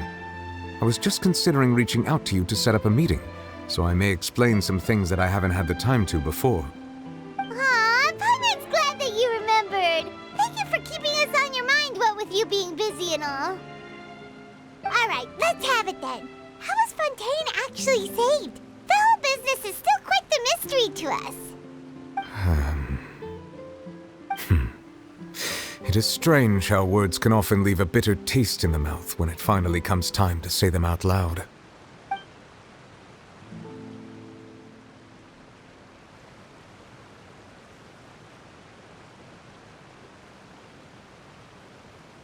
Whoa. So that's what happened? Focalor destroyed the divine throne of the Hydro Archon and restored your power to you, transforming you into a fully fledged elemental dragon sovereign. But Paimon still doesn't quite get what you did to save the Fontainians from dissolving. For me, the authority of the ancient dragons refers to absolute control over the hydro element. Fontainians were incomplete humans born of Egeria's use of the power of the primordial sea, with constitutions similar to that of mimics. But so long as those primordial energies remain within them, I could use the ancient dragon's authority to grant them true blood, after the fashion in which life was first brought into being on this planet. In other words, when I gave my verdict, Fontainians became true humans, and thus would naturally no longer be dissolved by water from the primordial sea. Focalor must have counted on you to make that decision as well. Your verdict was the key to making the prophecy appear to have come true while saving everyone. Yeah, and in a manner of speaking, Focalor finally managed to fulfill the original Hydro Archon's wish to turn Oceanids into real people too! It seems from your expressions that you still have more things you wish to ask. Ask away. I will tell you the truth as I know it. I have investigated his case along many avenues, and I have learned that he once fell into an unknown chasm when he was young. There, by chance, he awakened the all-devouring narwhal. But whether it be by sentiment or reason, that should not have been enough to consider him the root cause of the disaster. At most, he would have had tangential liability. As for the judgment passed by the oratrice during the trial, Whether it was due to that liability by association, or Focalor deliberately using him to buy time for us on the assumption that he would be able to hold the creature off, I cannot say. Guess Focalor had Fontainians in mind the whole time. In the end, it was thanks to her that they finally became real humans. Hang on a second. Paimon suddenly got another question. Back when Fontainians hadn't yet become real humans, were the children they had also transformed Oceanids? Life has always flowed like water. Do you recall how Fontainians would often come to the Fountain of Lucine to pray for children?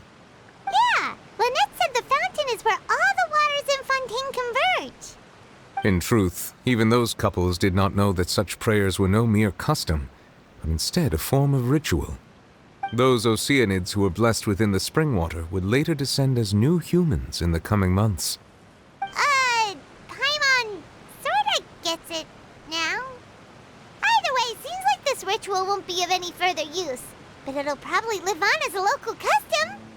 Ask away. I will tell you the truth as I know it. Yeah, about that. Risley said Farina has already left. What's that all about? Ah, Lady Farina. The people are only aware that her death sentence has not been carried out. She abdicated the post of Hydro Archon and left affairs related to that title to me, before leaving the Opera House. I related Focalor's words to her faithfully and completely.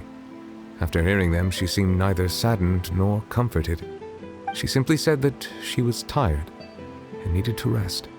Having said that, she then packed her things and moved out of the Opera House, not unlike how an ordinary person might. But she's still got a place to stay, right? You need not worry. I will make arrangements to ensure that she will not want for food, clothing, board, or travel. In truth, I am somewhat happy for her. The wear and tear on her spirit will, of course, take time to heal. But now that she no longer has to play the role of Focalor the Hydro Archon, she can finally lay down her burdens and lead a normal life. What about you then? What are your plans now that you've regained your full powers as the Hydro Dragon? After Focalor passed on, the Oratrice also ceased to function. This matter will directly affect our trials. After much careful consideration, I've decided to take over its role in our courts. From now on, I shall hear cases and pass verdicts by myself. Looks like you're still considering stuff from the perspective of the Udex, huh? As an elemental dragon, there are indeed many things that I must do. But this power and this duty, in a manner of speaking, you could say that both were granted to me. As such, before I attend to my other responsibilities, I must first and foremost continue to serve Fontaine as its highest judge. The duty of the Hydro Sovereign and the duty of the Udex shall coexist within my person. Additionally, the Hydro Archon's departure has brought about another problem, which is that the Opera House shall no longer produce indemnitium. That's true. That power was derived from the people's faith in the Hydro Archon, wasn't it? Wait, but the various mechs and machines in the city are all still okay. Where are they getting their energy from? As I am now, I have full command over New Musia, and it can serve as a complete substitute. Another reason why I cannot quite leave Fontaine immediately. Wow. This ancient dragon's authority stuff is really quite useful, huh? Ask away. I will tell you the truth as I know it. Oh, that's right! They say you've given it to the knave as a diplomatic gift or something! Leaving aside their intentionality, the two Fatui Harbingers have indeed done much for us during this crisis. Their sole remaining goal in Fontaine, at least at this point, would seem to be the Gnosis. The Oratrice has ceased to function. The Hydro Archon's divine throne is now no more, and I do not need the Gnosis's power. As such, it has lost all meaning for Fontaine. If the Fatui have impure designs, then we might as well accede to their request now, and avoid unnecessary conflict. What complicated considerations! Paimon thought you were just giving it to them out of gratitude to the knave and as an apology to Child. Ask away. I will tell you the truth as I know it. You will soon be heading to Natlan, I presume? I'm afraid that I have little talent as a travel guide, so all I can do is tell you what I know about that land. As far as I'm aware, Natlan can be said to be a nation of dragons. A nation of dragons? You mean like you? No, I suspect that I would not find myself welcome there. Unlike ancient dragons such as myself, the dragons of Natlan have undergone long years of development and evolution. Large numbers of them have entered a form of coexistence with humanity. Natlan is also the nation of war. War ravages those lands like an undying flame. There is one other piece of information I got incidentally from my negotiations with the Knave that I believe may be useful to you. The Harbinger known as the Captain has thrown his hat into the endless ring of war. The Captain. Sounds like a real tough customer. Seriously, everywhere you look, there's a Fatui Harbinger doing their thing. I suggest that you fully prepare yourself before going to Natlan. In the meantime, Fontaine's doors will always be open to you. Ask away. I will tell you the truth as I know it. Hang on a sec. Paimon's still got a question about the Gnosis. When we spoke to Linny earlier, he mentioned that your attitude towards giving away the Gnosis had clearly changed. We guessed that there might be some reason for it that only you were aware of. No wonder the House of the Hearth is the Fatui's intelligence division. They are certainly sharp. So regarding this specific issue, I was just getting ready to share something with you. What is it? In truth, I exchanged some further words with that lady named Skirk after sending you two back to the surface. It went something like this.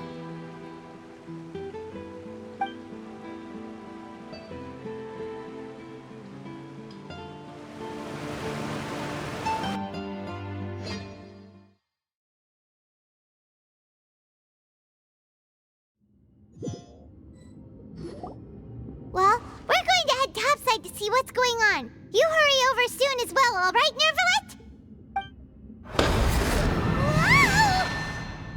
What next? The all-devouring narwhal isn't here, so I'm no longer getting any interference. I can finally catch the scent of your power, what it's made of. It is the authority of the planet's primordial dragons, but with something very similar to a god's curse mixed in. It's quite a novel blend. I'm sure I've encountered something like this before. What was it again? I do not know what you speak of. Of course. How could I forget? You should have the remains of the third descender on your person, yes? Remains? I've never heard of any such thing. According to your parlance, I believe it may be called a gnosis. Well, that much is true. After Focalor's divinity faded, she handed her gnosis to me. But I fear I have never heard of it described in the manner that you just did. I've been training with my master, the Foul, ever since I was young, and I have never returned to the surface since. So most of the information I possess, I got from him. It is only natural for those who are greater than humanity to possess a different sort of common sense, which is why there are so many problems in our attempts to communicate with humans. Regardless, you should probably get rid of objects of misfortune to prevent any disasters from befalling you. To live in itself is a blessing. But once a person dies, the bonds he once had with this world shall all turn to curses. What do you mean by that? No need to fret. These are just my personal thoughts, and my reason for no longer wishing to return to the surface.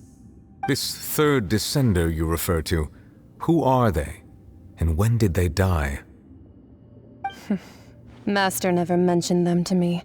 Perhaps it just wasn't that important for me to know. If you're interested, though, I could ask him. I'll be sure to pass the answer on to you next time. Next time? You believe we will meet again? I do. Wait. I have a disciple of my own, don't I? He can be the messenger then.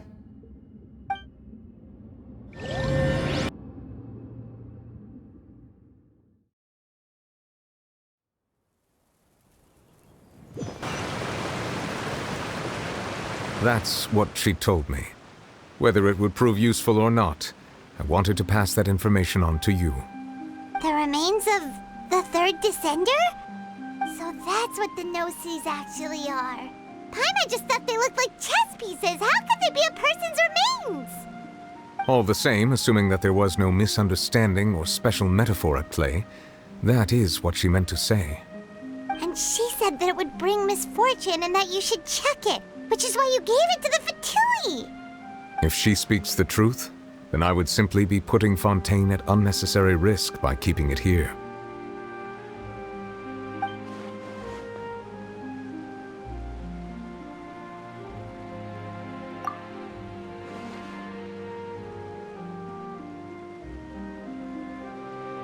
I had guessed that you might already be familiar with this concept, but I did not expect you to be one of them. That means that the no-sees, which are exceedingly element-compatible and can even enhance elemental abilities, do indeed come from the third descender. I wonder, does your body also possess similar properties? Like being able to use elemental powers without a vision! That does sort of count as special compatibility, right? No, let's not think about this stuff right now. It just feels creepy. Comparing the Traveler to the dead third descender and all. That's what you say, but this topic still feels like bad luck. Once Child recovers, let's get some more answers out of him. Or go look for his master and get the answers that way. I too believe it unwise to make too many blind guesses when information is lacking. The same is true of being at court. All right. Whatever the case, it seems like the crisis here in Fontaine's over for now. Yes. All of Focalor's efforts were for this moment as well. But she sacrificed herself in the end as a god, and she suffered through all those years as a human. Was that really what she wanted? I suppose that would be the mystery of a god's will. I suspect not. But once in a while I too would guess that if wishes were like the clouds in the sky, they will one day return to the earth as raindrops. Life flows like water, and rain is the final answer. The water levels may sometimes tilt one way or another, but the rain falls fairly upon all. And what, ultimately, is the difference between the rains that fall upon all of us?